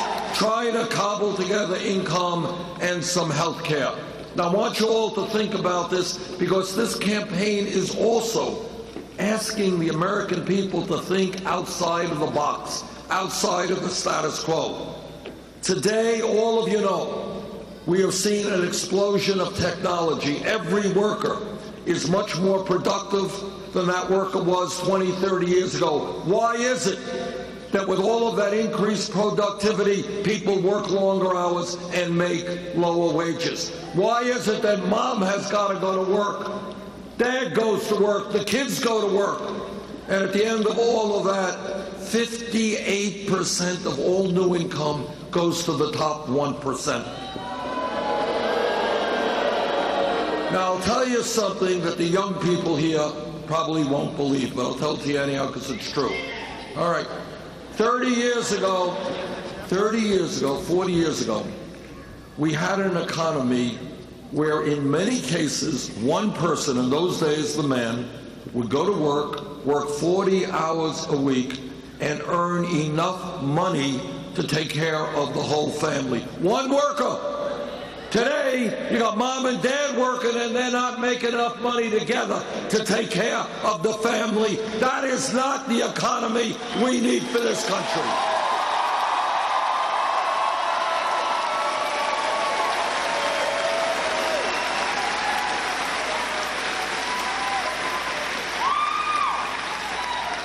But it's not only a corrupt campaign finance system that we have. It's not only a rigged economy where the very rich get richer and everybody else gets poorer. It is a broken criminal justice system. Brothers and sisters, this great country should not have more people in jail than any other country on earth.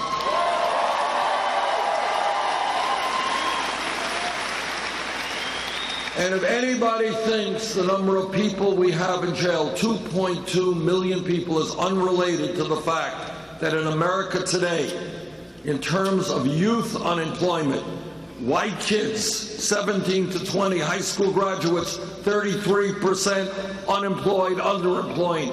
Latino kids, 36%, African American kids, 51% unemployed, underemployed. Here is another radical idea. We're going to invest in our kids, in education and jobs.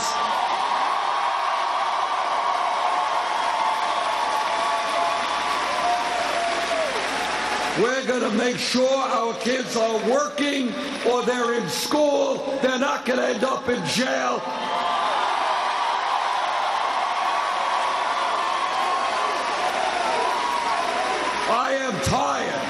I am tired of seeing young people's lives destroyed. We are going to give them an opportunity.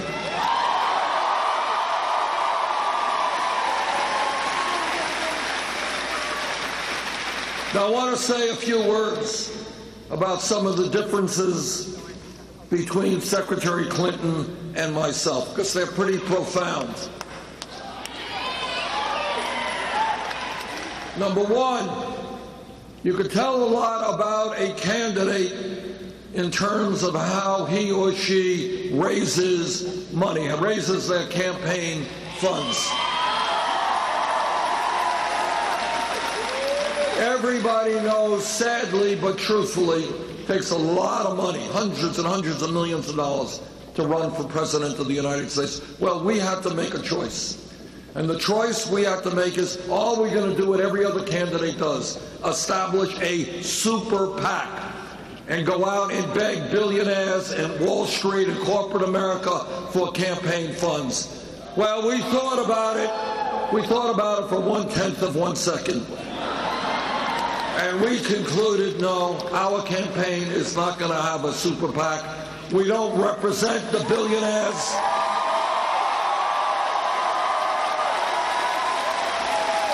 We don't want their money, and we're going to do it another way. And the way we did it is unprecedented. We went out to working families and we said, look, if you want real change in this country, if you want a candidate who is going to stand up to the billionaire class and tell them they can't have it all, we need your help. We know you don't have a lot of money. Help us the way you can. And you know what's happened in the last 10 months? We have received over 5 million campaign contributions.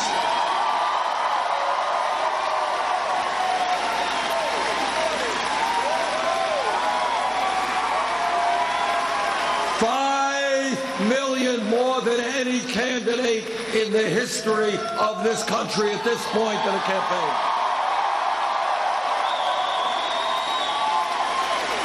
And you know what the average campaign contribution is? $27.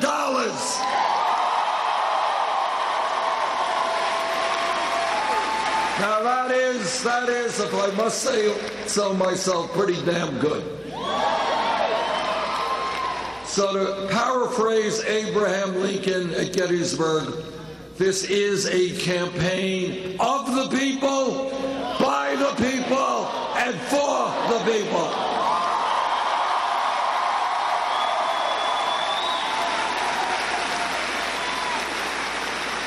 Now, Secretary Clinton has chosen another path to raise her campaign funds.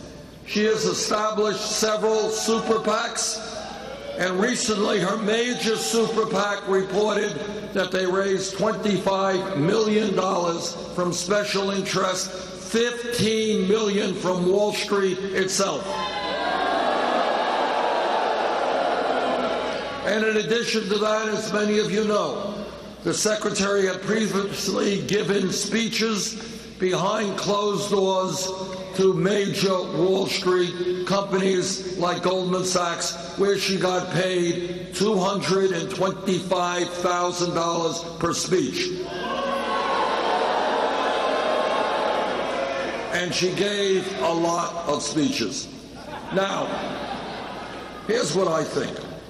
If you get paid $225,000 for a speech, it must be an extraordinary speech. It must be mind-blowing. It must be Shakespearean. It must be revealing unlocked sources of knowledge. And I think that if the speech is that great, it should be released to the American people. That's awesome.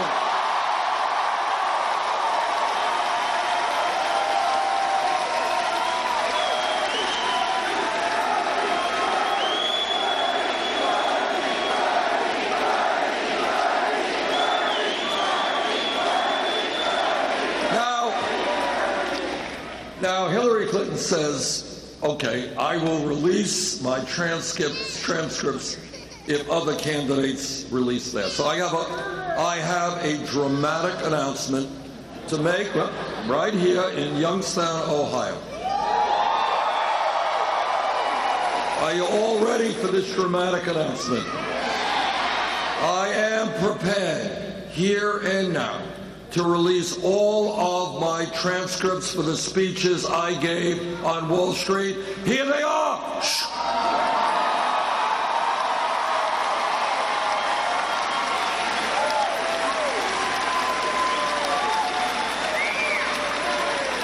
No transcripts, no speeches. I just wonder why, I don't know, why Wall Street hasn't invited me and offered me $225,000 to make a speech. I just don't know why, but I'll tell you this. If tomorrow my friends on Wall Street want to invite me, I don't need their money, but I will go, and this is what I will tell them.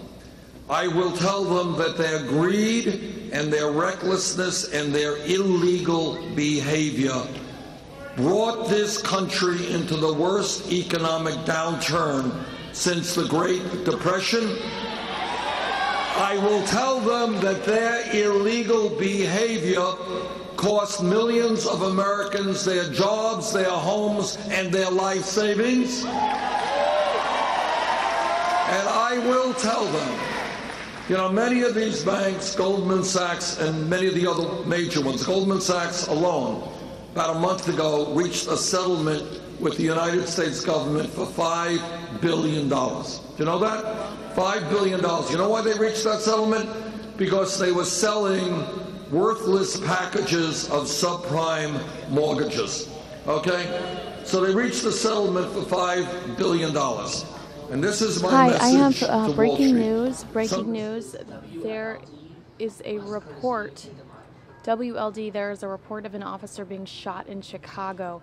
Again, officer shot in Chicago. I'm going to get more information for you now, but we are very concerned as we have live aerials from Chicago of an officer-involved shooting.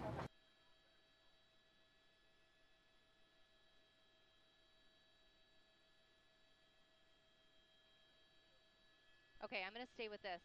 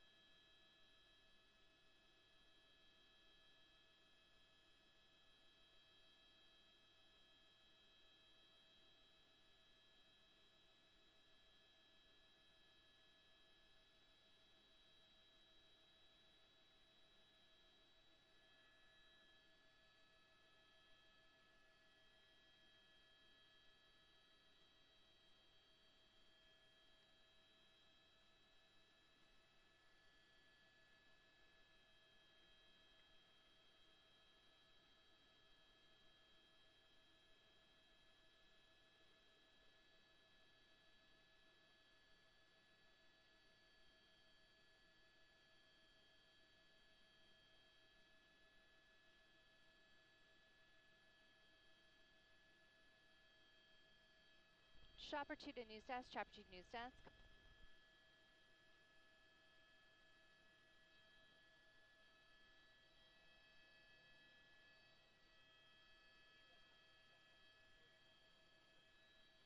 Copy.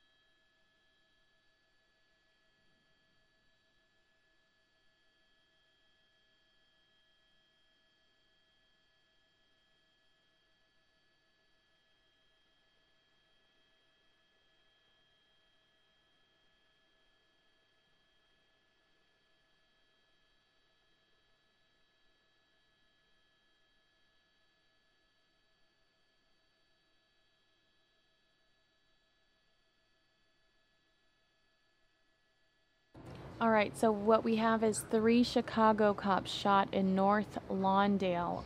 A horrible situation that initially what we were seeing was 2 cops shot about half an hour ago, but what we know now is that it's 3.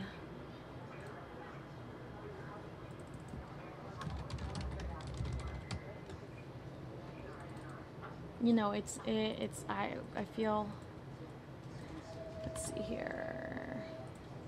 It's gonna take me a second to get up this lower third.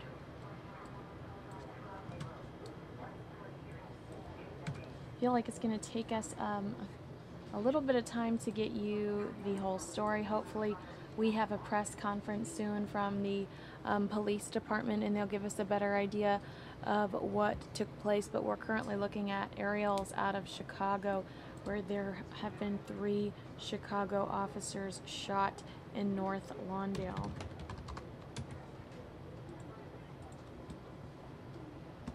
And I'm going to continue. I'm currently looking at Fox 32 News' Twitter feed. The last tweet was 20 minutes ago in regards to the shooting. I'm going to hopefully get you some additional details, but a pretty scary situation we have out of Chicago right now.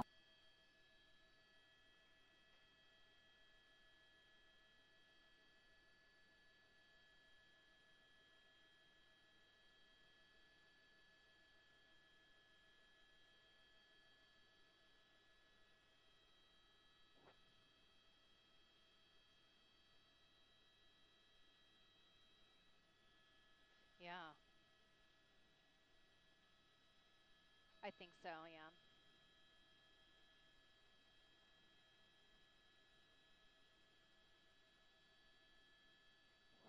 They said all of them were non-life threatening.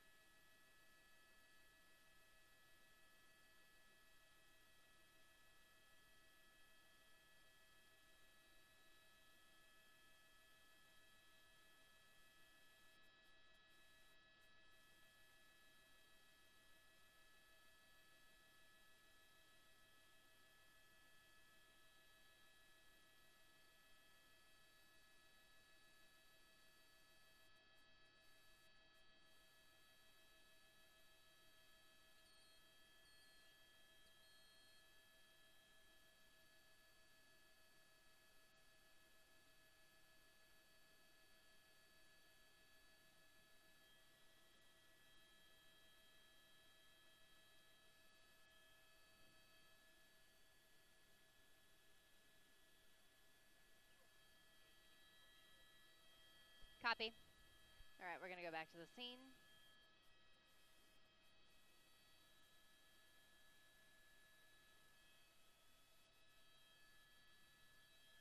What is the Ike like?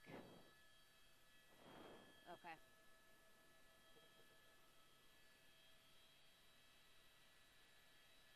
So all lanes on the Eisenhower are open. Everything is back to normal as far as traffic for the inbound Ike.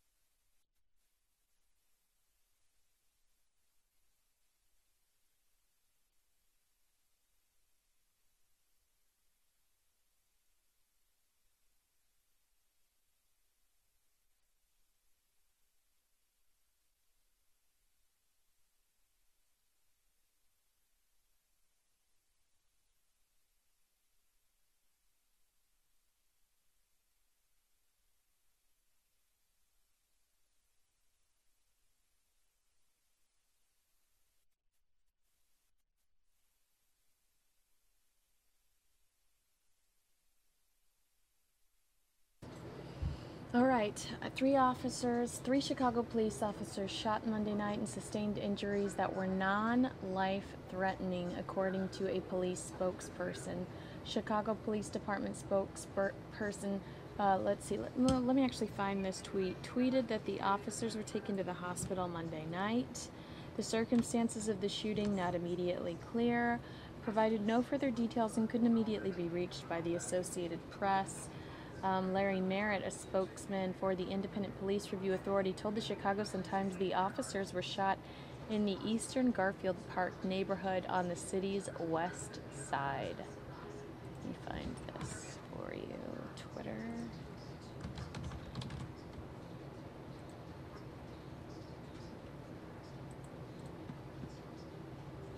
Yeah, initially we were seeing reports of just 2 officers shot. Unfortunately, that number is now 3. Fortunately, non-life-threatening injuries.